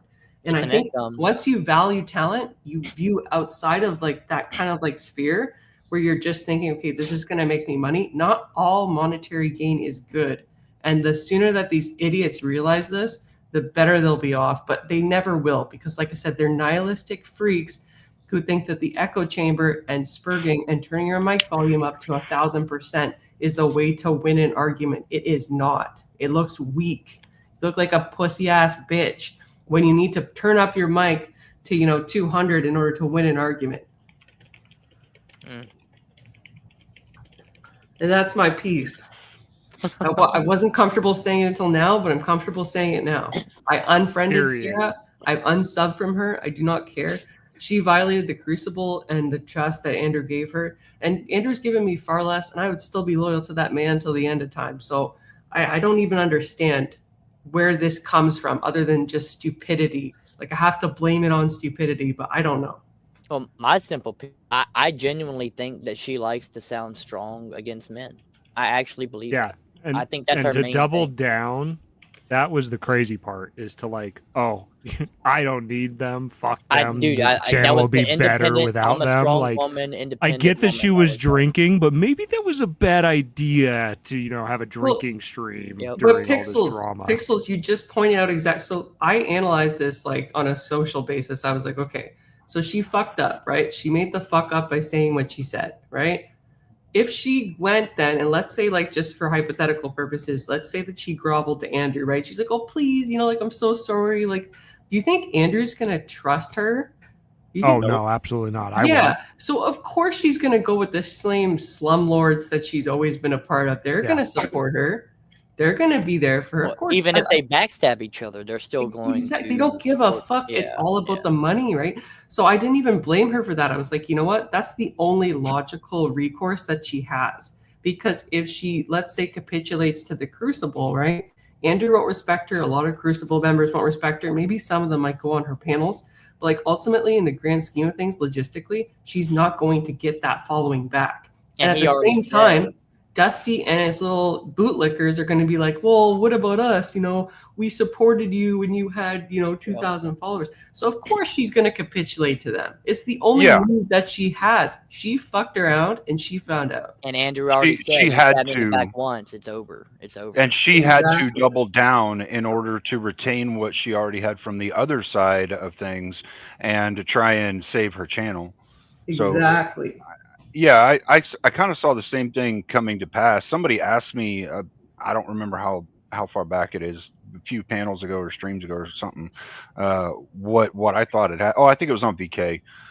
What I thought had happened, or what we thought had happened between them. And I didn't speak to what actually happened between them, but I spoke to what I saw of behavior, right? Like I saw a negative behavior as a moderator from her, as a panelist, as a host of a show. I saw a negative behavior from her and an inequality on how she treats different guests. And so from my point of view, whenever your behavior is abhorrent, at some point there will be a hole created where you used to be. Yeah, well, you told me a long time ago, Cleaner, said we're not going to do it. If you want to do another 2v2, it won't be on Sara's. I was like, I respect that. Yeah. After that, her trying to frame me in that. That was one thing too. Like, done. I like you as well. My debates came from me proposing topics. That's how I got debates. Because I was there were specific topics I was interested in, and I figured, fuck it, like I know she was doing work with Andrew and doing the debate, so I said, fuck it, I'll reach out to her to put a debate together about these topics. So I would give her a topic, she would set up the debate, and I found that weird too, like she sent me that big message that was like kind of similar to the invitation for the Swords of Reason, where like for you to like put what you stood for or against. You're right. But then she never reached out, she did that saying she was putting profiles together for debaters when she had never even booked me for a debate yet. And I was like, okay. So I did, and then still never got booked for a debate. I had to tell her a topic, and then she booked that debate. And I find that I think, like, again, her head got big, and she ran out of like topics and people because she did this 2v2 thing, right? This was like a reason that she was running out of people, and the drama was how she had to keep engagement, right? It was because like 2v2s, they end up being a mess a lot of the time, right? Oh, yeah. Because you have one person's gonna outshine the other person on each side. A lot of the time, some people don't even get any time in, and like an hour for two people on each side to get everything out, I just don't think that's enough time. So I think there was a lot of factors at play here. Her head got big, she was running out of it being easy to just have everything there already, and she took it for fucking granted. Well, yeah, I agree. Like, she just ruins it for the rest of us. Like, it's so difficult to be trustworthy in this space. Yeah, because I definitely prattled tonight. I felt I should pay some tax. My measly Canadian. I thought you were dollars. pretty coherent. Yeah, but for sure. So this is the problem, right? A lot of us, like, I'm not gonna be, people are gonna call me, oh, whatever, she's being a misogynist or something like that. But it is true. A lot of women in this space take things for granted, because it is a lot due to men, right? For instance, like, I myself am not above, admitting that a lot of the friends and debate opportunities I got in this space, I got because I was a member of the Crucible. I wouldn't have those, right? Yeah. So I think it's stupid to just pretend like, okay, yeah, no, these just landed in my lap, right? It's a lot easier to make it in this space as a woman if you're good. But Well, the there's not stupid many part women is she knows this. She knows this. There's no way she don't know this. That's what's stupid about what she's doing. She Yeah. knows this. I mean, she's just she's a strong, independent woman. That's the crux of it. I'm telling you, she's just a stupid woman who's like, I'm strong. I don't understand it, but that's what they do. She loved, I'm telling you, if you watch all her panels, she loves it when the men get unruly and she can chime in, gentlemen, and then lose her mind on one of them. I have such a headache. Oh, especially when, like, the best part is, like, whenever she's trying to give her announcement or whatever, and a guy is, like, he's in mid-conversation with a panelist, she chimes in to give a random announcement, and then he keeps going because he don't realize that she's talking. She freaks out. And like goes insane and like gets mad that he's interrupting her. It's like, dude, you just interrupted in a conversation on your panel to give. It was like when I person. showed that her stance is actually pro-choice. She got so fucking mad that night, and then she's tried telling me I was being triggered. I was like, "Yep, I'm smiling while you're sitting there like this." You're sitting there like this, yelling at me. You just don't know what it's like for them. And then your wife. That was the panel where I was making the argument that if we're going to grant that we should allow a Bobos for that, we should at least expect women to report it. Yep. And she was like making all these emotional arguments for why that's just unfair and not nice to women, and that she's not really pro-choice. And you like eviscerate her on that. You're like, yeah, it's pro-choice. Like, you're definitely pro-choice. Like, that's literally the pro-choice argument. It's their body. We just don't know what it's like. Like, that's literally what the fucking argument is. What are you talking about? Yep. Yeah. That's great. But the amount of times that the feminist side of her came out, I mean, it's just like anybody who couldn't every panel, dude. Like, every panel. That's why I'm saying, like, anybody who couldn't see it or who didn't see it the few times they interacted with her, like, I mean, you gotta be blind. I'm telling you, she loves when she can go off on a dude on the panel. That's my position. That's what she loves. She's always loved it. That's why she's as stupid as she is and doing what she's doing now. That's what I think. I think now she's trying to save whatever she can. She's just trying to save. Yeah, she's got it. She's got to lean into the strong woman routine now because she's going all in. She's put in all her chips in that. That's what she is now. Easy. Do you have an issue with moderator checking sources are real and peer reviewed? Do you think it affects the truth of the debate if you do so? Yeah, that's not the moderator's place to put in anything about anybody's studies or their arguments.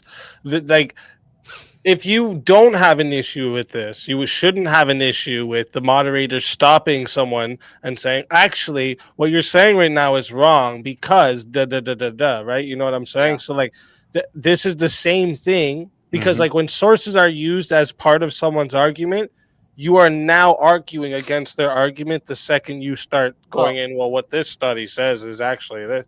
Like, that's not the moderator is there to keep things leveled. Right, to make sure it's a balanced platform where both sides actually get to make their arguments. That's the only thing. The best debates are where both sides act completely great and the moderator doesn't have to say shit the whole debate. Those are the best. I go look up when the moderator studies. does have to say something, it's when there's too much over talking, or say one side has been going for like 10-15 minutes straight. This would be an appropriate time for the moderator to maybe be like, okay, you've been going for the last 15 minutes, let the other side maybe have a chance to respond to some of those things. That's that's proper moderation of a debate, right? Adding like, hey, in you made your 3 arguments points there. or your debunks of studies or any of this, that's you might as well just have an open panel and just everyone's debating at that point. You might as well just be moderating a presidential debate. Yeah, a good example of this is when I think it was CNN during the Trump and presidential debate. They were Yeah, she like basically like called out his source. Exactly. Right in the She was middle like, of the "Oh well, debate. I have a," and she would read the source. She would go, "I have this source," and correct him. Well, this source said they already had it like pre-planned. All these Which is sources not how it's picked supposed to out. be. Like if each side goes in and properly prepares for the debate, which let's be honest, I don't think a lot of people that challenge Andrew actually go in and prepare for an actual debate.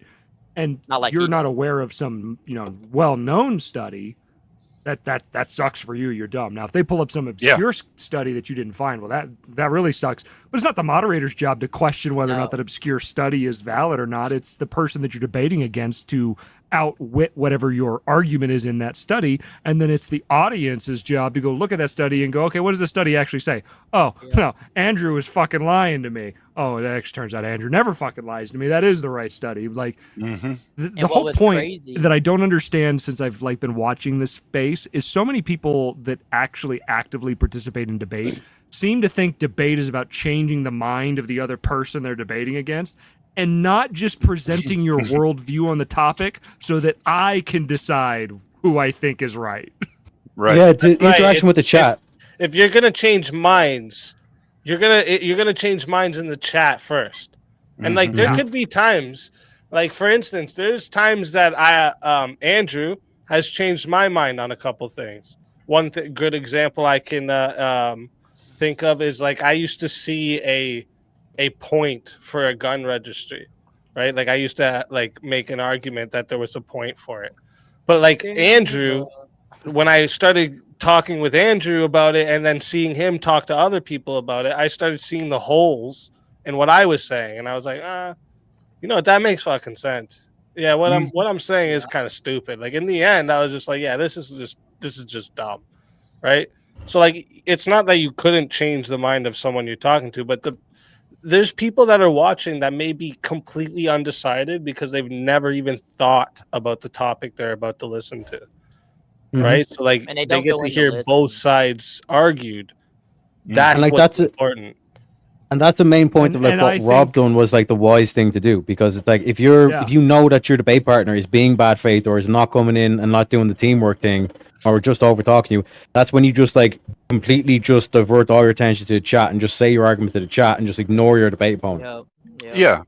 That's what I was going to say. Is that's why I thought Rob handled it right, because he basically was like, okay, I'll tell you what my argument is, guys, and you can decide. And then that was it. And then he talked like the rest of his night, like his regular night. I thought it was funny personally. So his references in my debate with Cal, wherein I introduced a study and look, I will put this on myself. I had like one last minute study and I was like, oh, this is so comprehensive or whatever. And it was actually done by a clinic wherein like it was peer reviewed by like the clinic owner's husband or something like that for a counseling center on homeschooling. Hey, that's valid. It's peer reviewed. You know what? It actually had an approved of methodology too. I don't know if you know that page, but the methodology that was used, because I was watching that and I looked at it and I was like, no, that's an approved methodology. So that's a legit fucking source. That's right, Two Wills. That is true as well. When I pointed out that she had the pro-choice stance, she called me a bitch. It's in the clip. There's a clip. That's just sad to be. Did I miss an ad hom in that? I guess I missed that. That's messed up. Yeah, I didn't miss it. I just actually, because like you just let it. Her slide. calling me a bitch is so meaningless that I had forgot it for a moment. I just watched it like 3 weeks ago. There's a, No, I'm not surprised because like there's one thing that covert feminists hate. They do hate men that call them out on their bullshit, but you know what they hate even more? Women that don't side with the sisterhood. Oh yeah. Yep. Oh Lord, they hate me so much. They hate me so much. Yep, the sisterhood of the traveling skanks. You better fucking hop on board, all right? It's like if you're black and you don't agree with a certain, demographic. If they come and hang out with you and they are conservative, what do they call you? You know the term. I'm not going to say it on YouTube, but I know what you mean. Yeah, I mean, it's one of the word. There's a lot of like correlates that went into creating this behavior being so prominent in women in society right now. One of the strongest ones was actually our celebrities using women and woman at the wrong time, because what it did was create no, I'm not kidding, it created this hive mind complex inside women. Whenever they say women, they mean to say woman, one singular, but they don't see themselves singularly because of this tactic that's been used of swapping two words. And they The actually get CIA mad. proved this a number of times. They get mad if you So say wait, hold on. something. It's crazy. That happened in like reality TV shows. That whole mix up, like yeah, those this has women been going are the women on. that kind of started that thing that's been going on for a while. Because Yeah. I only started watching whatever, like 2, maybe 3 years. However, it wasn't long after he switched to the dating format, because I thought I was having a daughter, and I was like, I need to figure out what young women that are getting out of high school are like now. Turns out I ended up having a son. I'm great that blood test was wrong. Thank God. But it's just where was I going with this? Well, to the woman Wanted and to make sure, yeah. women thing. Oh, that's where I noticed it was on the podcast where they just they it's like they don't know what the plural is and when to say it, and I'm like, is this a they're failing in school thing, or is No. it a learned No, they genuinely behavior? don't have the aware. They just don't. They don't understand it. They don't. The really problem don't. is there's a number of things that go into actual brainwashing, and those are achieved in social media for a lot of the ladies that want to have attention on them in some way. So they group and culminate into the hive mind, which whenever they use these two words incorrectly in social media and with our celebrities, it does attract women like that. And so you will see this massive effect of the sisterhood of the following crooks, or whatever the fuck you want to call it, the crazy chicks. They will band together. They don't have, and you'll see 90% of them will misuse the word woman and the word women. And it's because it's like they they've been say brainwashed. woman instead of women. That's the one that gets me. It's like, well, you don't support woman, and I'm like, women? Like every single time, it's always they say woman instead of women. It's like, whatever has shown this. What are you, so a many single times. entity? Like That's it's. crazy. I never thought about it that way before. Well, I did some stupid report when I was in high school on the CIA and their brainwashing techniques and shit like that, because me and my brothers were talking about that shit when we were kids because it was cool, so. But I did this report, and after I did it, because I had found out so many insane fucking things. This was before the internet, right? This is before the internet just fucking exploded. We still had bulletin board systems then. So I found out so much insane information. I was like, oh my God. And so I've always kind of like watched it since then. This was like mid to late 90s. So I've been watching it throughout the birth of the internet, Google being incepted, all these things that have been going on. I've been watching this shit and collecting my own data and watching other companies that collect it. There's companies right now that are collecting data that shows that Google is changing people's votes to the blue side. Well, this was proven in the last election.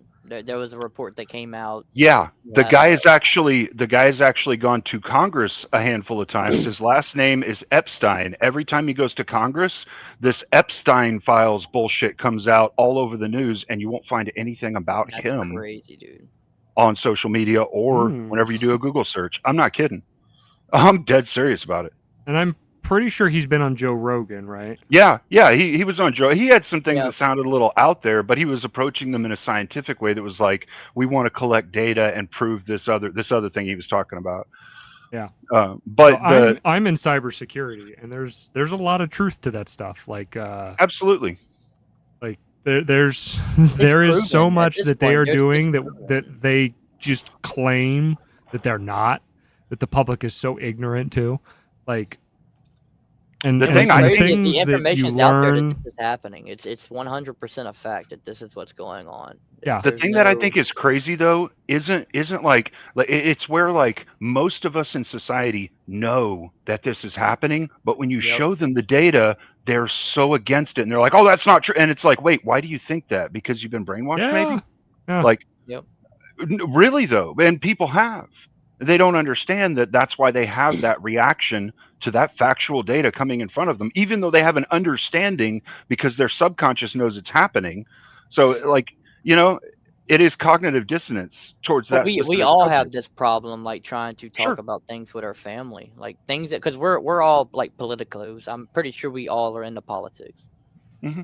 So To a all of degree, you yeah. have the family members that you try to talk to about things, and they're not. They don't care. They don't even want to hear it.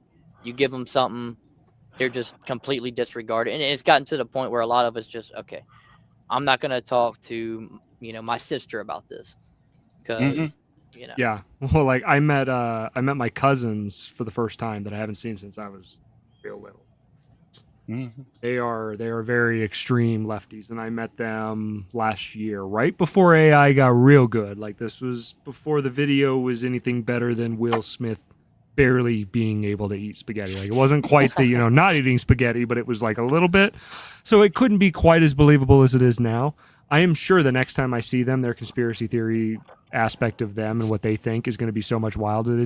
Everything is going to be, oh, that's AI. Oh, that's AI. Oh, that's AI. Oh, that's AI. Because they seriously believe, even though I pulled up the image and I'm like, you can clearly see where the bullet nicked the ear, and you can see in this before and after image where there is clearly scar tissue on the ear, and you could see it on her face that she just she went almost white and then freaked out on me and was like, nope, nope, nope. They faked it. It's fake. It's fake. And I'm like, you think that the government shot and killed a man in the crowd intentionally and faked this? And these are the same people. His ear was never like, there was a hole in his ear, and I'm like, no, here's the video. Like it's a tear.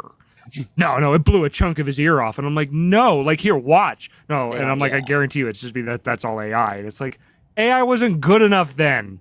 We just saw this with the magazine article. They released that really horrible picture of him, and the ear barely had a scar. But you can see the scar. If you look close enough, it's there. Yes, you can see the scar tissue, and ears bleed a shit ton. Like, take a razor and nick your ear, and it'll bleed a lot. And everybody's like, no, there's nothing there. There's nothing. It's like, look in, like, you can still see it barely. Yeah. Like, you know how you gotta have the right combat this, photo. though? You know how you combat this? What's going on, the brainwashing and whatnot? The way that you combat it is by doing what we just did, making people's subconsciouses aware. Whether your conscious mind accepts what it is that's being said or not, your subconscious will hear it and not want it to happen, because no subconscious likes being controlled from outside. That controls you. It doesn't like being controlled. And so it will be more resistant whenever it has these things happen to it. So over time, the more that you hear this concept, the less it will be able to affect your subconscious and be correlated as data in your brain. Well, that's how a lot of people end up believing things that they didn't actually like spend time.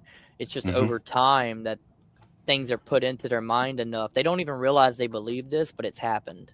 So just a couple points, and then I'll make my exit, because I actually haven't eaten since I woke up today, and I would like to eat my dinners in the oven. So here's the thing, right? We know that, for instance, like my sex is extremely vulnerable to like kind of indoctrination, right? I've experienced this myself. In fact, the resistance that I got from being like a patriarchal woman and like supporting a movement dominated by men has been greater than any resistance that I ever got talking to people about, like, okay, like hoe phase, right? Like, for instance, when I was about 17, it was widely a held belief by even Christian women that, like, if you lose your V card earlier, it's better. That was the messaging. And to just go out and just, be a boss babe and find your career and basically, work until you're able to support yourself. Now, I cannot discount my opportunities, which were mostly by men. My first boss was a man. My second boss was a man. I had my current job because a man gave me the skills to do what I need to do. But in terms of my job, it did take me about until 32 to be able to support myself. Most women can't have kids, at least not to the same extent that they could at 32, right? If you're going to have a bunch of kids, the ideal age is between, I guess, biologically 18 and 28. So I think there's a damaging messaging, and I think it's really promoted, not just by women, but we see this with guys like Ryan as well, where they just can't comprehend how a woman could possibly be okay with a man supporting her. Like, it's just ridiculous. I'm not saying that we all need to go back to the Dark Ages, although I'm sure some of my fellow Christian men would actually advocate for that. But what I'm saying is that we do need to advocate for promoting, okay, it's okay to be a wife and a mother at a younger age, right? You don't need to be a boss babe. If you don't get a 4-year master's degree, you know what? It's fine. It's okay. You don't need to focus on yourself. You can actually choose to have a family and support the development of your nation. And the fact that it's so easily pushed on us, and it continues to be pushed on us, even by like literal bootlickers like Ryan, I think is testament to the fact that it's more effective than our rhetoric. And so that's why I welcome these debates, because I think that we are providing some kind of internal process for people to say, hey, let's think about this. And Cleaner did an amazing opening in our female promiscuity 2v2 against Ghosty and Radical Coder. Of course, it's been removed from Sarah's website tier, but he did an amazing job dissecting this worldview, and he's a legend. I'll leave it at that. Well, thank you, ma'am. I wouldn't say that myself, though. Well, you're a modest fella, so I would never expect that. But Speak, thank you so much for having me on. Gentlemen, thank you for tolerating my woman prattle, and I'm sure I'll see you again soon. God bless you all. Please stay safe, man. Have a good one. Thanks for coming up. Likewise. Oh, Tyriak's awake. I thought he was asleep. I'm technically live. I'm sending you guys there after. Actually, I'm just I'm trying to find the exact spot there where Sara. Oh yeah. Got super pissed.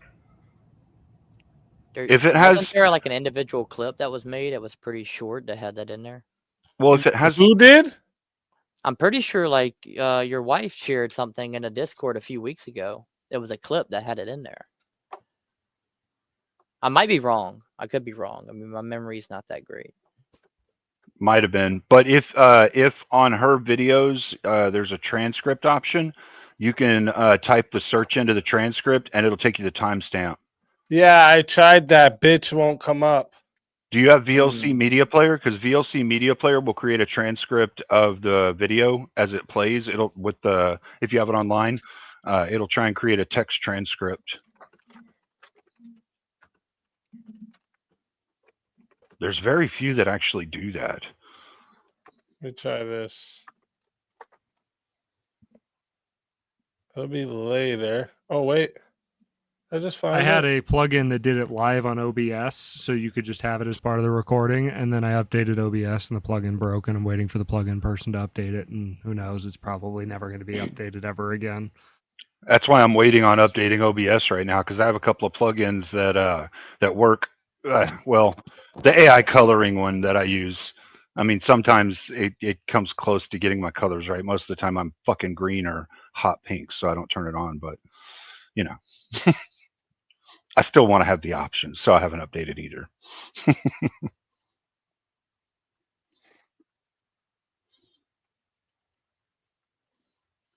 Yeah, I think we see a lot of this behavior, and a lot of our problem when we're trying to approach these people is that we don't understand their world. Their world is all they have to defend against each other constantly because they'll get stabbed left and right.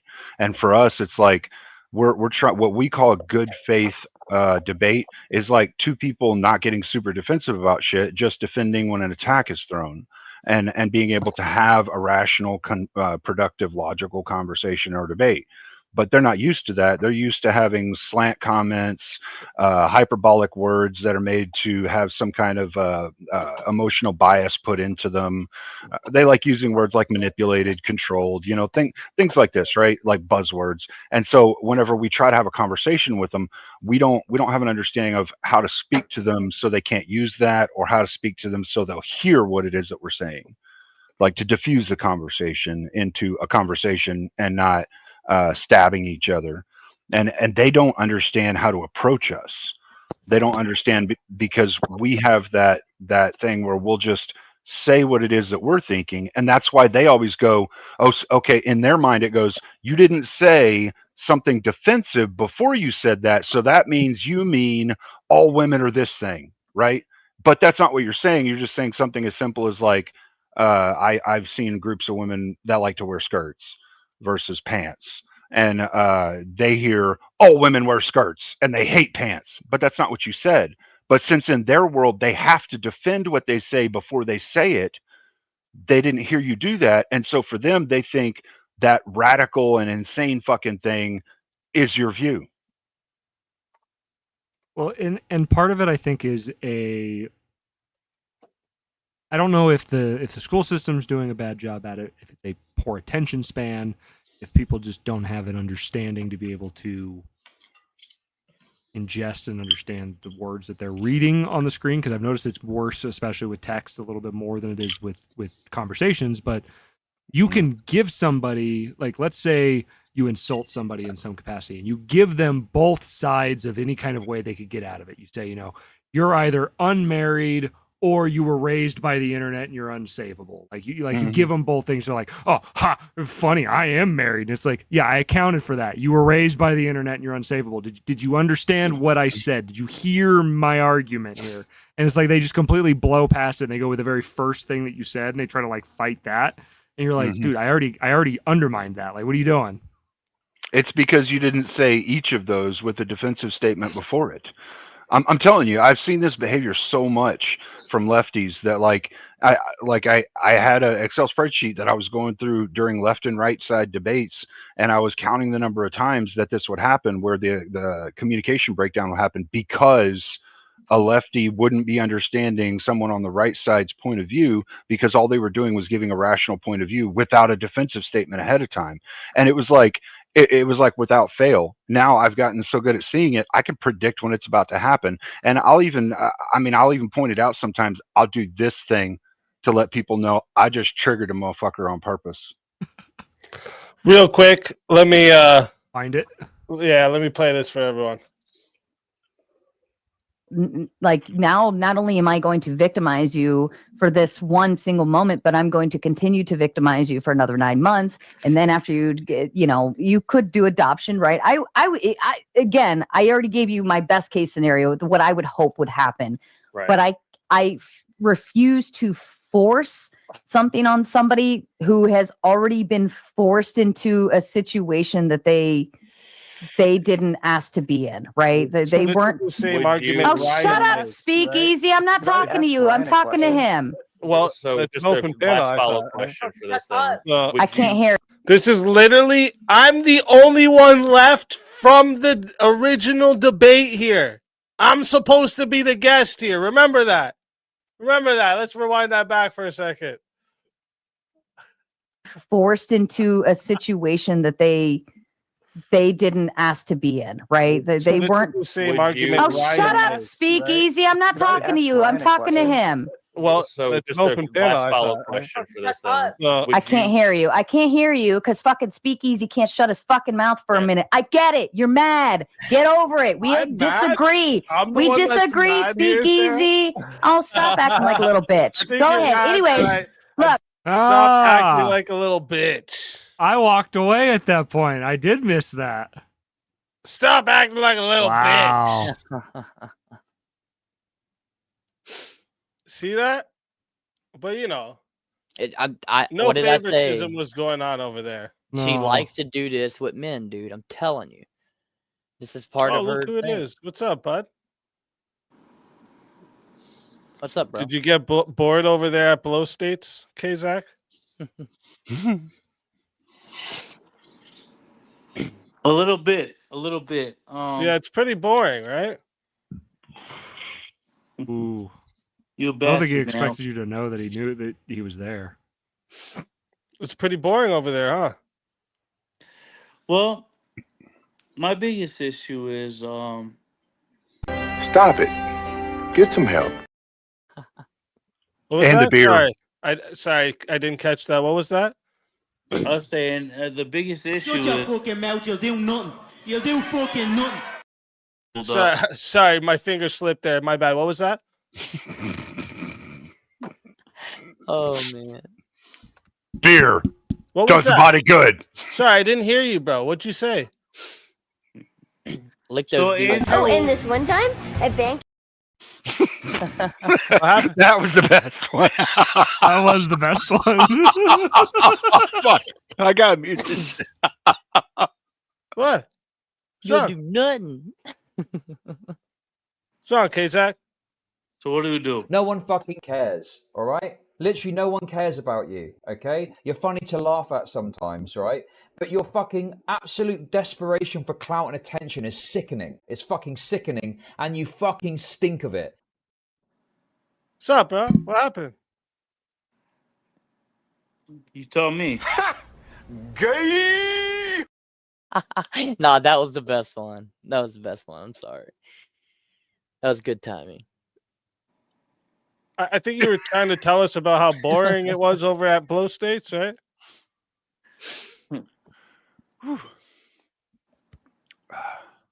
Or how much? That's what a man does.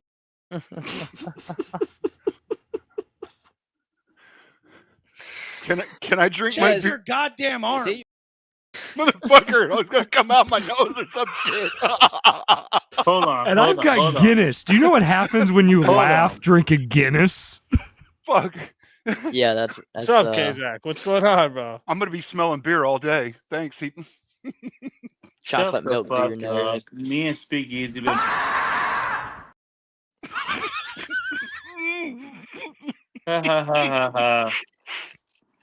Motherfucker. Go first. It's all funny, but I just tell it without juice, topping this out my lifestyle. I just tell it for truth, and I don't even know if you go without the beginning. MVP clip. Bars. MVP clip. You fucking serious? Where's Mosman? Get Mosman in here. Damn it! Now it feels like my nose is leaking or some shit. No, I. Science. What is it all about? Technology. What is that all about? Now you have two options: saline rinse to fix it, or you go, the weirdo old millennial route, and you let the yeast form, and you extract it, and you make your own beer and sell it because people are fucking weird. Oh no! My dad taught me you. something even better. So you take some black coffee and you just sniff it. Cleans everything out. Oh, you stupid I've bitch. heard Oh that. my God! Who the hell cares? I'll tell you who cares. Me, who got tricked into sniffing smelling salts. No, I was interrupting. Wish I would have had some K-Zach black coffee saying around, bitch-ass some just little black something. coffee beans around. K-Zach was trying to say bitch ass little something. What was that? What was that, K-Zach? What was that? Oh, I was just gonna say This is Sparta! Spartans! What is your profession? The ancient Greeks. I've been in this legendary game, baby. movie. You can't come over here and troll me. Go back to Blow States where you're better off, buddy. Fuck you talking about? I've been in this game, dog. You can't troll me. Fuck is this? Goofy. You just messed with the PanelVerse, bro. You don't know.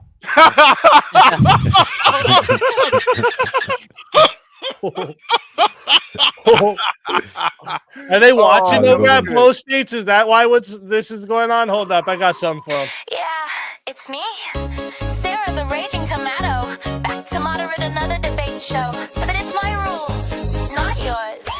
I say I'm neutral, I swear that I'm fair. But 5 seconds in, I'm already in there. Interrupting midpoint, taking the mic. Pretending to host, but I'm ready to strike. They think I'm sweet, wear red for the cause. Talking like I'm Trent, but it's feminist laws. Conservative cosplay, money in hand. I bake the bears just like I planned.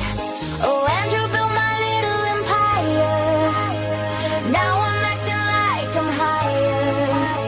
I say I'm just moderating, but baby, I'm debating. Oops, I'm biased again. Oops, I'm biased again. I cut in mid-sentence, stole the win.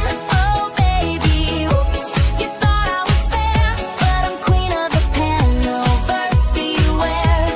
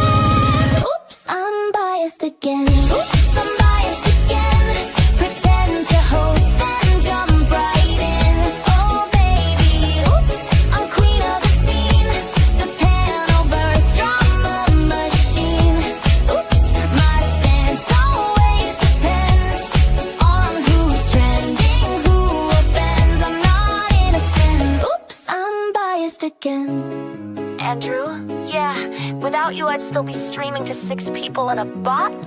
But look at me now. I'm moderating minds. Oh, wait. I am the debate. Oops, I'm biased again. Oops, I'm biased again. You fell for my neutral friend. Oh, baby. Oops, I'm queen of the show. The raging tomato in full control.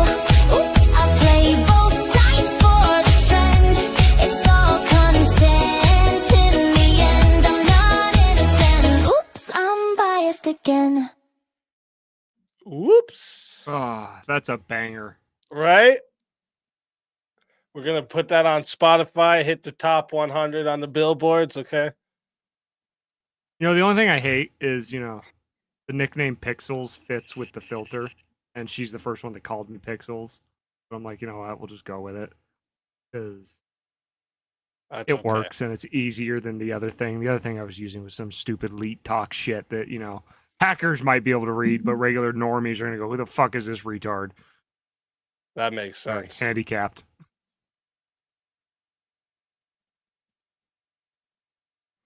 Get the merch ready.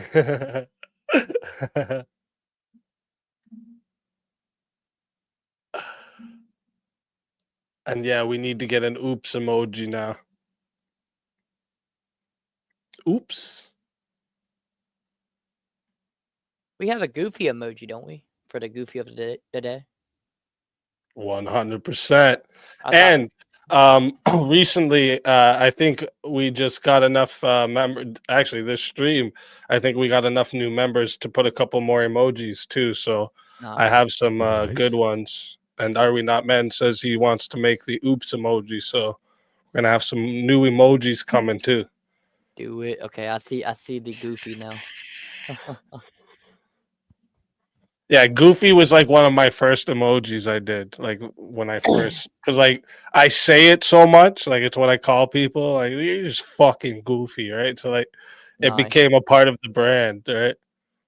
You say, "Are we not men?" Yeah, Are We Not Men just said he's gonna make a oops emoji. My boyfriend, according to Tomato or Ryan's chatters, whoever it was, that, you know, oh, what, you don't know if you're a man? And it's like, no, but it's are you good enough of a man? That's the obvious question he's asking. And they're like, oh, what are you, his boyfriend? It's like, no, I just know I'm not fucking I'm not dumb. Like, that's what a man does. Yeah, exactly. You have to learn to preemptively defend all of your comments when you're talking to a lefty. Oh yeah. And you know what's weird is no matter what, everything seems to go back to gay sex. Isn't that crazy? Every single time. Weird, dude. Like I was having an issue with the Edge browser and like making this weird vibrating noise. And I jumped in one panel and it was like making a weird noise. And I'm like, it must be Microsoft Edge. And I jump out and they're like, the first thing that I think it was Dusty that said, it was like, oh, you know, take the vibrator out of your ass or whatever. And it's like, what do you think about gay sex? Like, why is that the first place you go to? Can't remember if that was actually Dusty. Like, Dusty, if you're watching and you clip this, I 100% do not know if that was you. I drink a lot when I go on these, and I don't remember people's names because I don't give a fuck. But it was somebody who argues like you.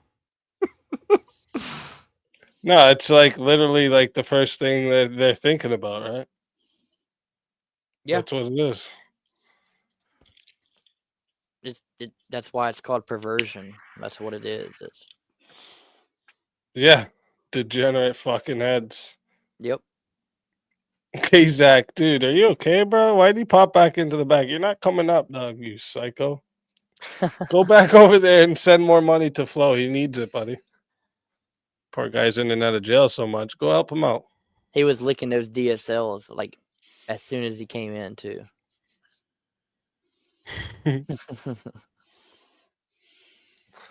Wait, he had to pay 200 to be let on? Wow.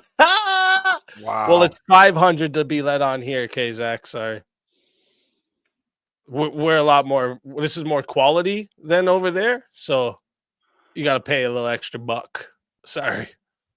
Dude, You know what's crazy is like I actually, as soon as it happened, I actually felt bad when I accidentally TOS bombed Sarah's stream. I actually felt bad. But then like 5 minutes later, I was like, nah, fuck that shit. She deserved it. I feel bad every time I do it, generally, and then I realize that there are some people that are doing it on purpose. Like I was watching Andrew's TikTok stream earlier, and I'm like, oh, you're not actually a fan. Like you're doing this shit to try to like. Yeah, you got to watch those people, and I usually like, give Andrew a bad name. I catch, like because I've encountered so many of them, I can just tell by the way they're talking. That you can catch it before they actually like off. something's about to come, and then I'll click them into the back and some fucking P-bomb or something, you know. I always catch it ahead of time because it's I see how, and then if it's like somebody I don't know at all, if they're not on camera, your luck of getting up. If you're not willing to at least turn it on in the back and then turn it off, you probably won't come up. Like unless you're like someone like Culper, I've had on before. Teriak, obviously, I've had on plenty of times, and he always goes on camera. But yeah, bro, I'll go on camera anytime, but y'all seen me. How many fucking debates have we had, Speakeasy, where we have been on the razor's edge of TOS if we just like leaned a little more in one, you know what I mean, bro? Like, definitely. And we still managed to walk that fine fucking line. What's wild to me as somebody who does programming is that we're able to continuously, quote unquote, kind of skirt the line of TOS with these things like a Bobo or grape or things like that. And that somebody hasn't just gone in and added those words to the algorithm. Like, that's just wild to me, like, personally. Like, that's just like, how is it not just adjusted for almost immediately? And then I'm like, you know what it is it's because we could then weaponize their safe words, right? If we start using their safe words in a negative way, then we could get them to weaponize that and start making a negative. Like a lot of people like to say TROON, and we used to say that as a joke back in the WoW days, right? If you were a dude that was playing a female character, you had tunes, and they used to be trans, the V section N thing, and we would combine it and say that the TROO. I learned recently that apparently that's a slur now. And I'm like, well, what if we just start saying trans in a negative way? Yeah. What if we just start saying, okay, trans? About a cartoon.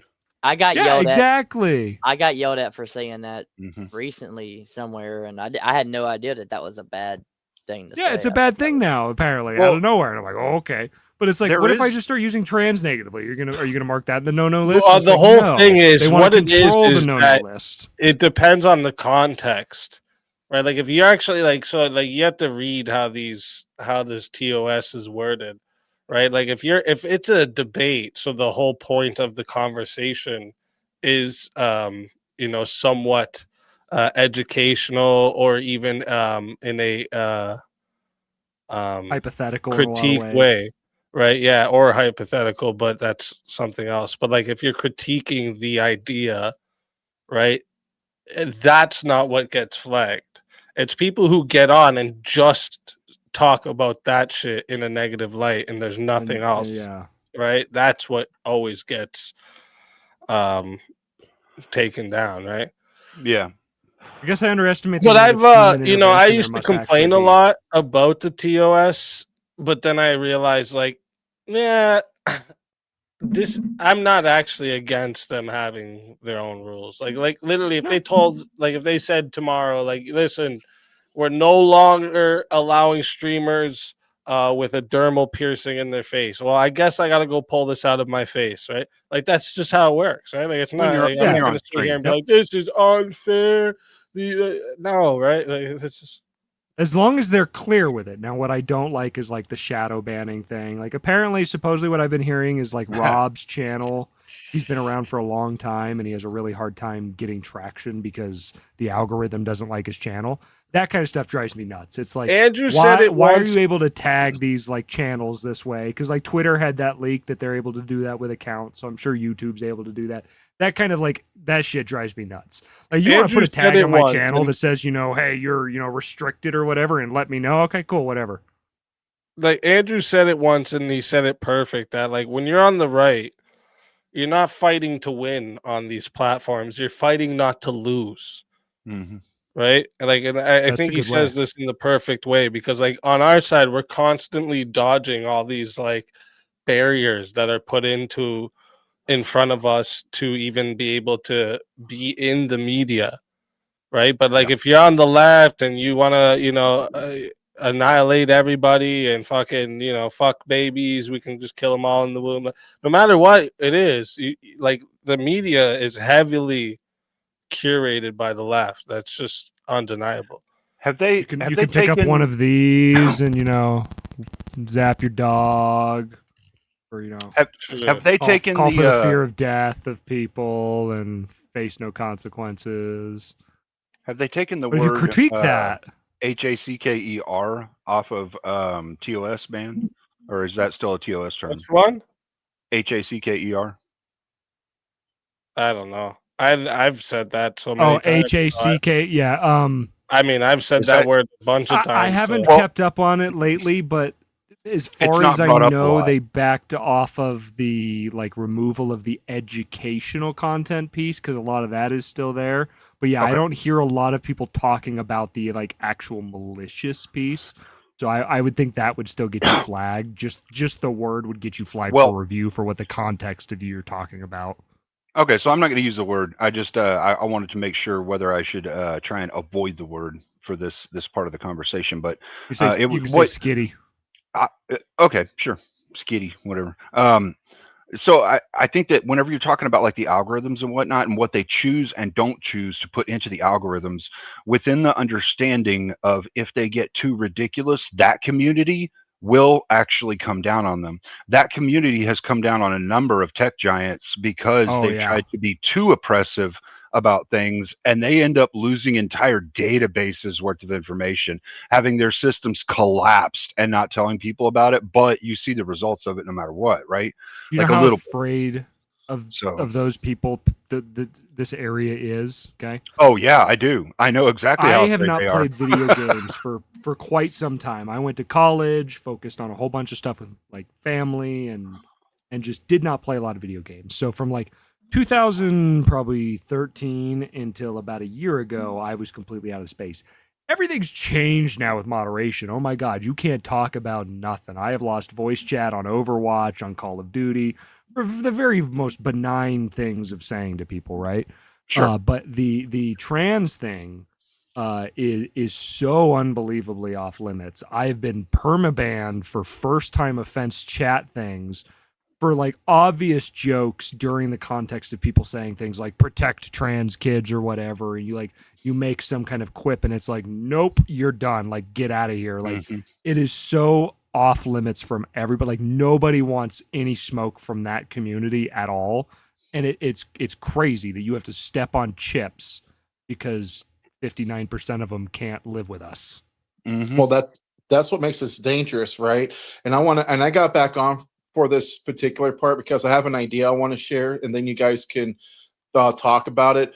But I've been thinking about this for a while, of this current situation, and hear me out on this. You know how like the government has three branches of government: the legislation, executive, and judicial. The radical left seems like to have a quasi. It's unintentional, but it kind of binds together with this ideology that they're backing up and pushing. So on the radical left, the three, quasi branch of government would be like social justice warriors, PC culture, and cancel culture. So what it is, it's like PC culture is the legislation where they determine what's good and bad. The cancel culture is like the executive branch where they enforce it, and the social justice warriors at like the judicial branch where they deem which punishment is acceptable for the crimes that you committed, that what they perceive that is wrong. They work like that, and it's pretty fucking weird when you see that in action. What are your guys' thoughts on that one? Well, I think that's a very interesting thing too.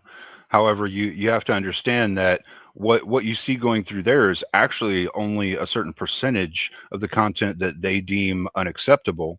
a lot of the content that they deem unacceptable, Google and YouTube will post date for 2001 or 2000 so that it won't come up in the search algorithm for people who are searching for something today.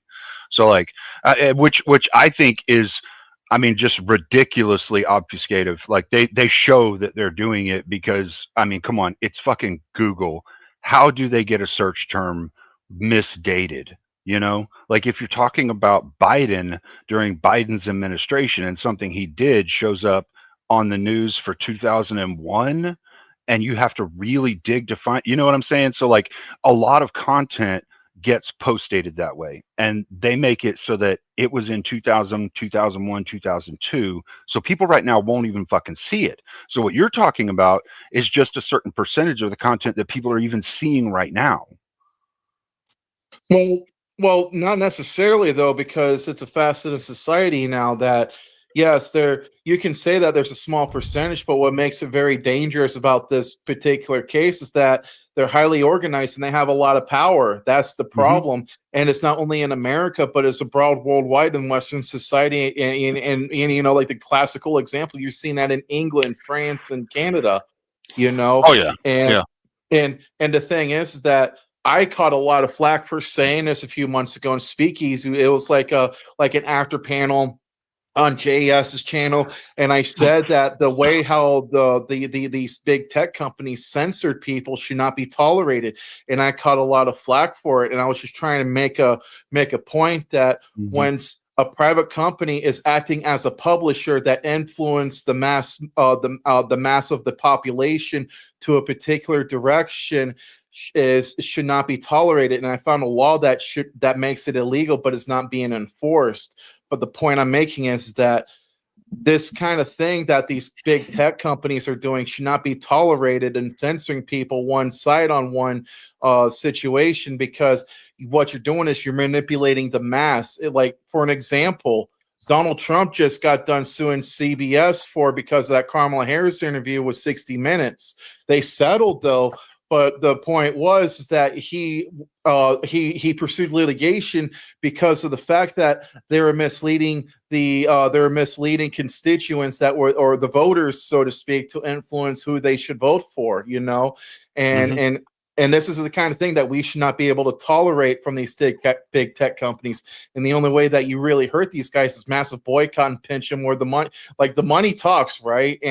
But you don't have enough people on either side, or enough people to think that way to where, hey, you know, I'm going to like 30 million people in America would cancel their subscription of YouTube, or at the time before Elon Musk bought Twitter, you know, like boycott X. You ain't never going to see that nowadays, you know. And I think that's you know, like, society doesn't want to bear the responsibility of sacrificing their conveniences because they're so complacent of the status quo at this, you know, point in time. And that's where I black pill a lot, because yes, we're talking about systematic issues, but the majority of the people don't want to step outside of their comfort of the way they're living because of the status quo. And we're heading into a dark path with that. Laziness too. I wouldn't even say it's all just comfort. I would say a large portion would be laziness too. People are too lazy to do the work. Right. Okay. I want to add on to that. I don't disagree. I actually agree with you. The laziness is because that if you acknowledge a problem, then you have a duty or responsibility to fix it. And I think that it's because people don't want the responsibility. They'll bury their heads in and this is where you see prevalent people. You got people on the right, you know, no doubt, but the left makes a bigger noise with it. And you see people like Duck or whatever the fuck his name is, or Radical Coder, and that one stupid bitch Nova that came on here. You know, like, these people don't have a severe it's a Marcusian doctrine.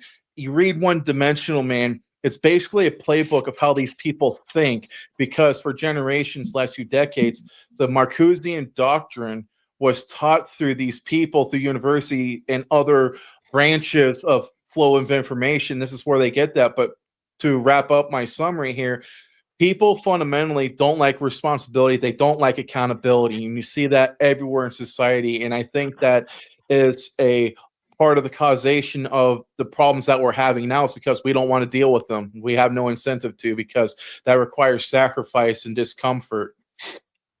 And work. I wouldn't disagree with you. I That's think exactly that. Yeah, I think there's a yeah, handful absolutely. of correlates that go into it, but yeah, And no, fortitude and accountability, dude.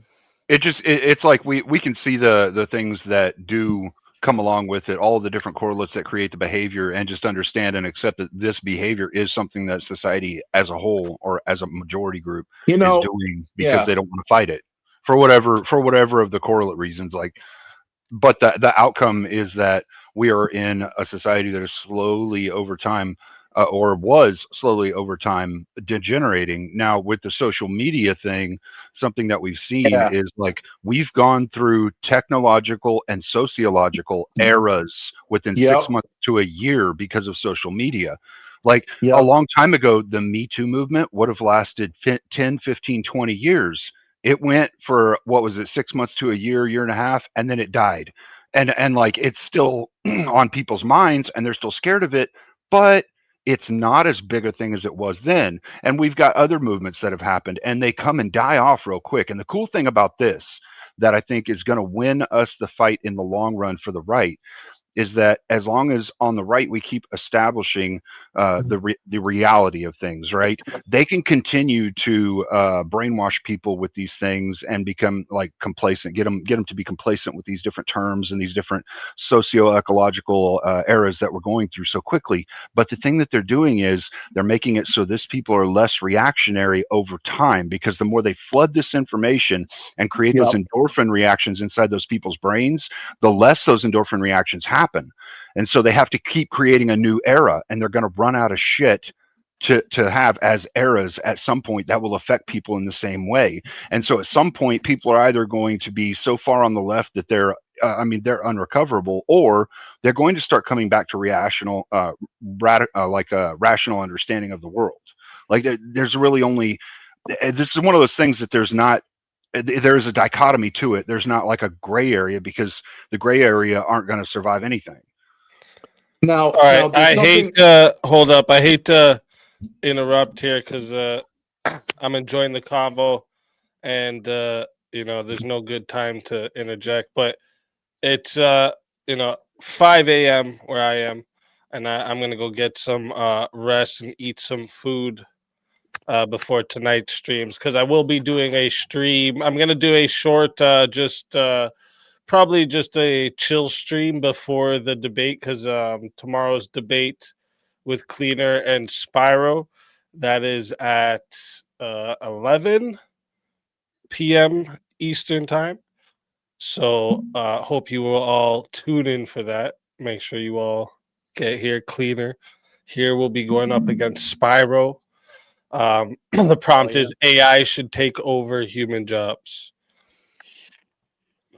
That's a good one. But also want to encourage you guys to go and continue the combo and other combos over on Teriak's, because Teriak's gonna, I think you're already live, right, Teriak? Yeah. Okay, perfect. Oh, yeah. So Teriak's gonna, I'm sure, open up the panel for everyone to go up there. How many hours from now? So I will be on at 7:30 p.m. Eastern time. So that is, let's see, time is it 5? My math's not mathing. No. Math harder. 13 hours. Yeah, 14 hours. Oh, 13. No, 14. You said 7? 7 or 7:30? 7:30. Oh, then 13 and a half hours. Because it's... Yeah. It's 4 right here, so yeah. Oh, yeah. Oh, he's talking Eastern time. Yeah, 12 and a half Yeah. hours. Sorry. Yeah. Something like that. Yeah, see, we're all stupid. I love it. But It's too late. It's too early in the morning, bro. Yeah. I just had a head injury. It's been a wild night, wicked night, by the way, though. Does anyone have maybe a last word on the whole thing that they want to say before I send you over to Teriak's? My last word, Trippy tomato. my last word, dude. I literally almost died Friday, and like I mean that I shouldn't be here. I really enjoy like all these. Yeah. By the panels way, and- I'm glad everything's okay. Yeah, me too. I'm not, I'm not looking like fishing for like compliments or anything or like well wishes, but I'm grateful and like I get to talk to a lot of people in these communities and it's been great. It's not like I hop on panels all the time or do debates, but I love all of you. I'm happy to be here. That's my final word. And wear your seatbelt because it saved me. Facts. I appreciate it, and I like having you around. So I'm glad God decided to keep you with us. Yeah, me too, dude. It's great. I'm happy. Yeah, when I saw that the picture, I was like, oh damn, dude. It's crazy, dude. It's unreal. I'm in shock, but You have a guardian angel looking over you. That's what it is. 100%. I believe that. God works in good 100%. ways. Be loyal to your brothers. That's the one thing you can take away from everything we talked about tonight. Just be loyal to your brothers, man. Everybody I know has heard I love you 1,000,000 times since Friday. So, yeah, I it's funny. That's something I used to like. I do it with my kids and like my parents, my grandparents. This was something like we like really highlighted in our family is saying I love you before you leave each other's presence because you don't know if that's the last time you're going to be able to see them, right? It's a big deal. That was always the idea behind it. Yep. And my family does too, but even then, you want them to know how much you care about them. It's important. Like always make the people you love know it and feel it. That's what big facts. Yeah.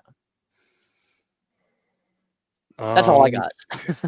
I was gonna here, let me see. I can do this one. Sorry, I'm trying to get something done before we end the stream quick because it'll be fun. Oh, Mangoes, I sent you a link to something you sound like you might enjoy pulling some data from. All right. Word.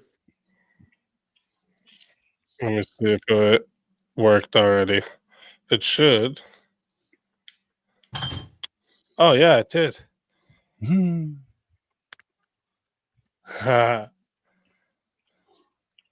hope the best for everybody. Everybody try to stay safe Hell while yeah. you're out there in the world, 100%.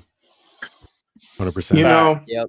I'll give one more word too. Like I really appreciate being here. Like I guess I'm the only base liberal here that's actually has some fucking common sense. And one thing I will say that the people who I enjoy being with, like for an example, Speak, like loyalty. When it comes to loyalty, it's very rare when you find that that's akin to familyistic ethos right there. And for the people that I came in contact because of Speakeasy, I know we ain't friends, like we're kind of like buddies or, but you guys act like friends to me. And I really respect that and appreciate that. You guys shown me a brighter side of civil discourse that I'm not used to seeing. So I'm going to be loyal to that. And that's, I'll go ahead and leave it with that. Hey man, we disagree for sure on some views. Well, quite a few views, but when we've had plenty of conversations, and you're a chill dude. You've never been disrespectful. You've never done no snaky shit, and you remind me like Haku's another one in the chat that I. This is why I don't like say like all people on the left. The ideologies that come from the left, definitely, it's all fucking demonized. But I see people seeing that and getting further and further away from it, right? Like it's demonic, and like Haku's a good example of this, right? Like Haku's explained. We've had like hours of conversation where like. He talks about like he values everyone because he doesn't believe in God in a sense, but he believes that we all come from the same place and we owe each other the respect of this is where his moral. I might be butchering it a little bit, but I'm paraphrasing is why it sounds a little butchered, maybe. But the whole point is, like, I've had plenty of conversations with people on the left that aren't fucking completely looped, but I find the longer people stay embedded in those places, they all end up getting completely fucking looped, right? Like you have like Destiny. There's people that like realized how fucking much of a piece of shit he actually is, and the shit he says actually is, and they like distance themselves from that type of shit. You know what I mean?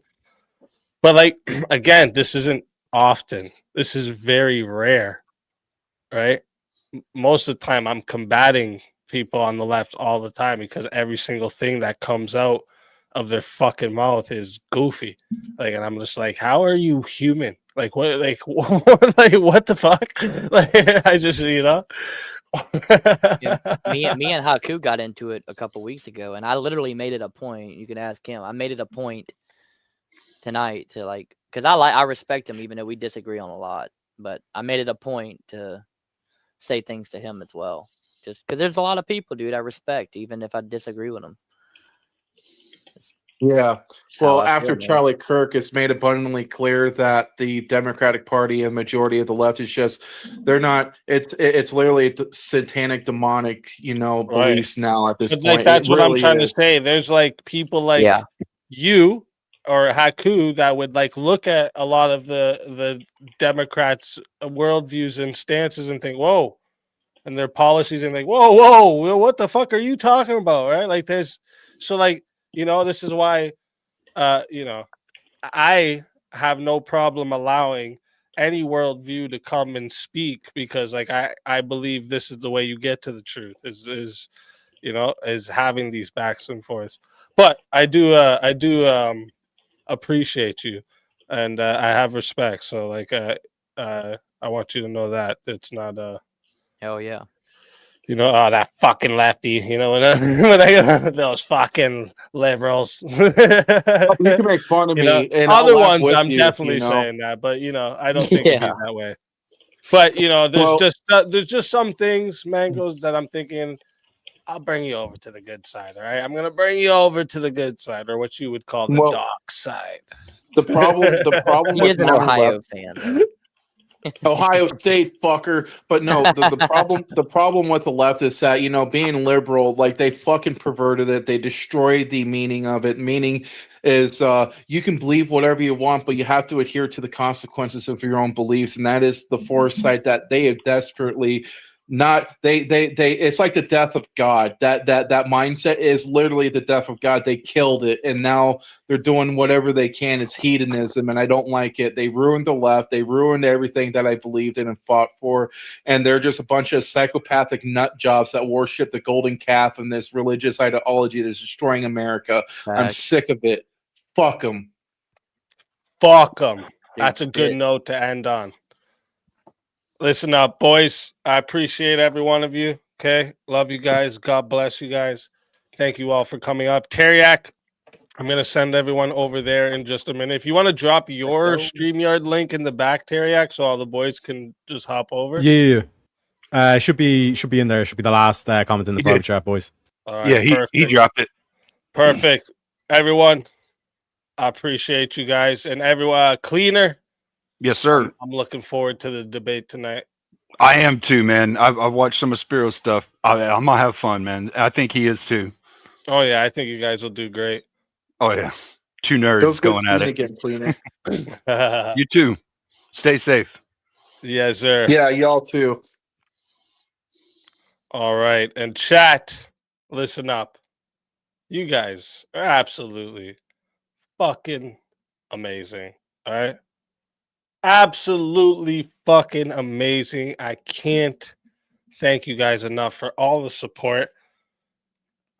Like, I don't know, like we just 341% of the goal. All right. Absolutely overwhelmed with the support. Thank you so much. I know I didn't get to read them all like out loud, but I did read them all. And I usually do always read them, but you know, there was a lot of stuff that I think needed to be addressed, and I wanted to stay focused to make sure there was no fuckery going on. You know what I mean? But I can't thank you guys enough. All right, honestly, you know, me and my family thank you greatly. Tonight we'll be doing a chill stream, and then we have the debate at 11, and then we'll be doing an after open panel after the debate too. So and then Rob Noerr's debate is on Wednesday. Okay, then we got an unfiltered verdict. This week's verbal combat theme. So listen up, guys. I'm kind of switching something up on you. Don't be too mad at me, but it'll be worth it, I promise you. So this week's verbal combat, I thought, based on everything that's been going on, I'm lying. This is totally Jeremy Ryan's idea. Okay, I'm not about to take credit for it. I just wanted to try to for a second, but I just can't. All right, I would have started laughing.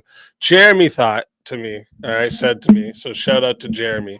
Okay, Jeremy said it's probably a good idea based on everything that's been going on. That we do a friendship theme, the what you shouldn't and should do in friendships, and like the moral of it. All right, and I think that's a great fucking idea. So whatever wins the poll that's up, I'm gonna do that theme next week, but this week I think that's just what needs to be done. All right, just needs to be. Yes, W Jeremy for the genius idea. All right, W Jeremy for the genius idea. I thought when I read that, I was like, damn, I should have thought of that. How's this motherfucker thinking better than me? Shit. Everyone, if you haven't subbed up yet, make sure you hit that sub and your like on the way out. We're sending you over to Teriak. All right, Teriak, another good friend of the stream and the channel. He does great stuff over there. All right, don't mind his leprechaun accent. Just imagine he's American and it'll help. Okay.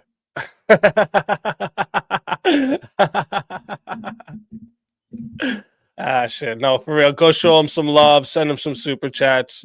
Make sure you sub up at least. Give him a like and sub up. You know, we help our people. So give him a like and sub at least. Even if you're not going to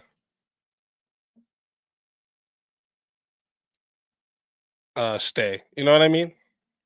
And yes, we are going to play the song on the way out. All right. So I want you all to, if you're a member, use your new oops emoji. All right, try to time it. Oh shit, we got one last let's go. Let's fucking go. And yes, the party continues at Teriak's. Shout out to the mods. Listen, like I always say to you guys, all right, it can be 30 in the chat. It can be 2,000 in the chat. Best fucking chat on YouTube's hand fucking down. Big shout out to Rob Noerr. All right, big shout out to Andrew. All right, and if y'all got it twisted and didn't get it by now, yes, I have their fucking backs 100 fucking %. If you got a fucking problem with it, you can send a letter to my PO box and I'll wipe my fucking ass with it when I get it. Yeah, it's me, Sara the Raging Tomato, back to moderate another debate show. But it's my rules, not yours. I say I'm neutral, I swear that I'm fair, but 5 seconds in, I'm already in there, interrupting midpoint, taking the mic, pretending to host, but I'm ready to strike. They think I'm sweet, wear red for the cause, talking like I'm Trent, but it's feminist laws, conservative cosplay, money in hand, I bake the bears just like I planned. Oh, Andrew built my little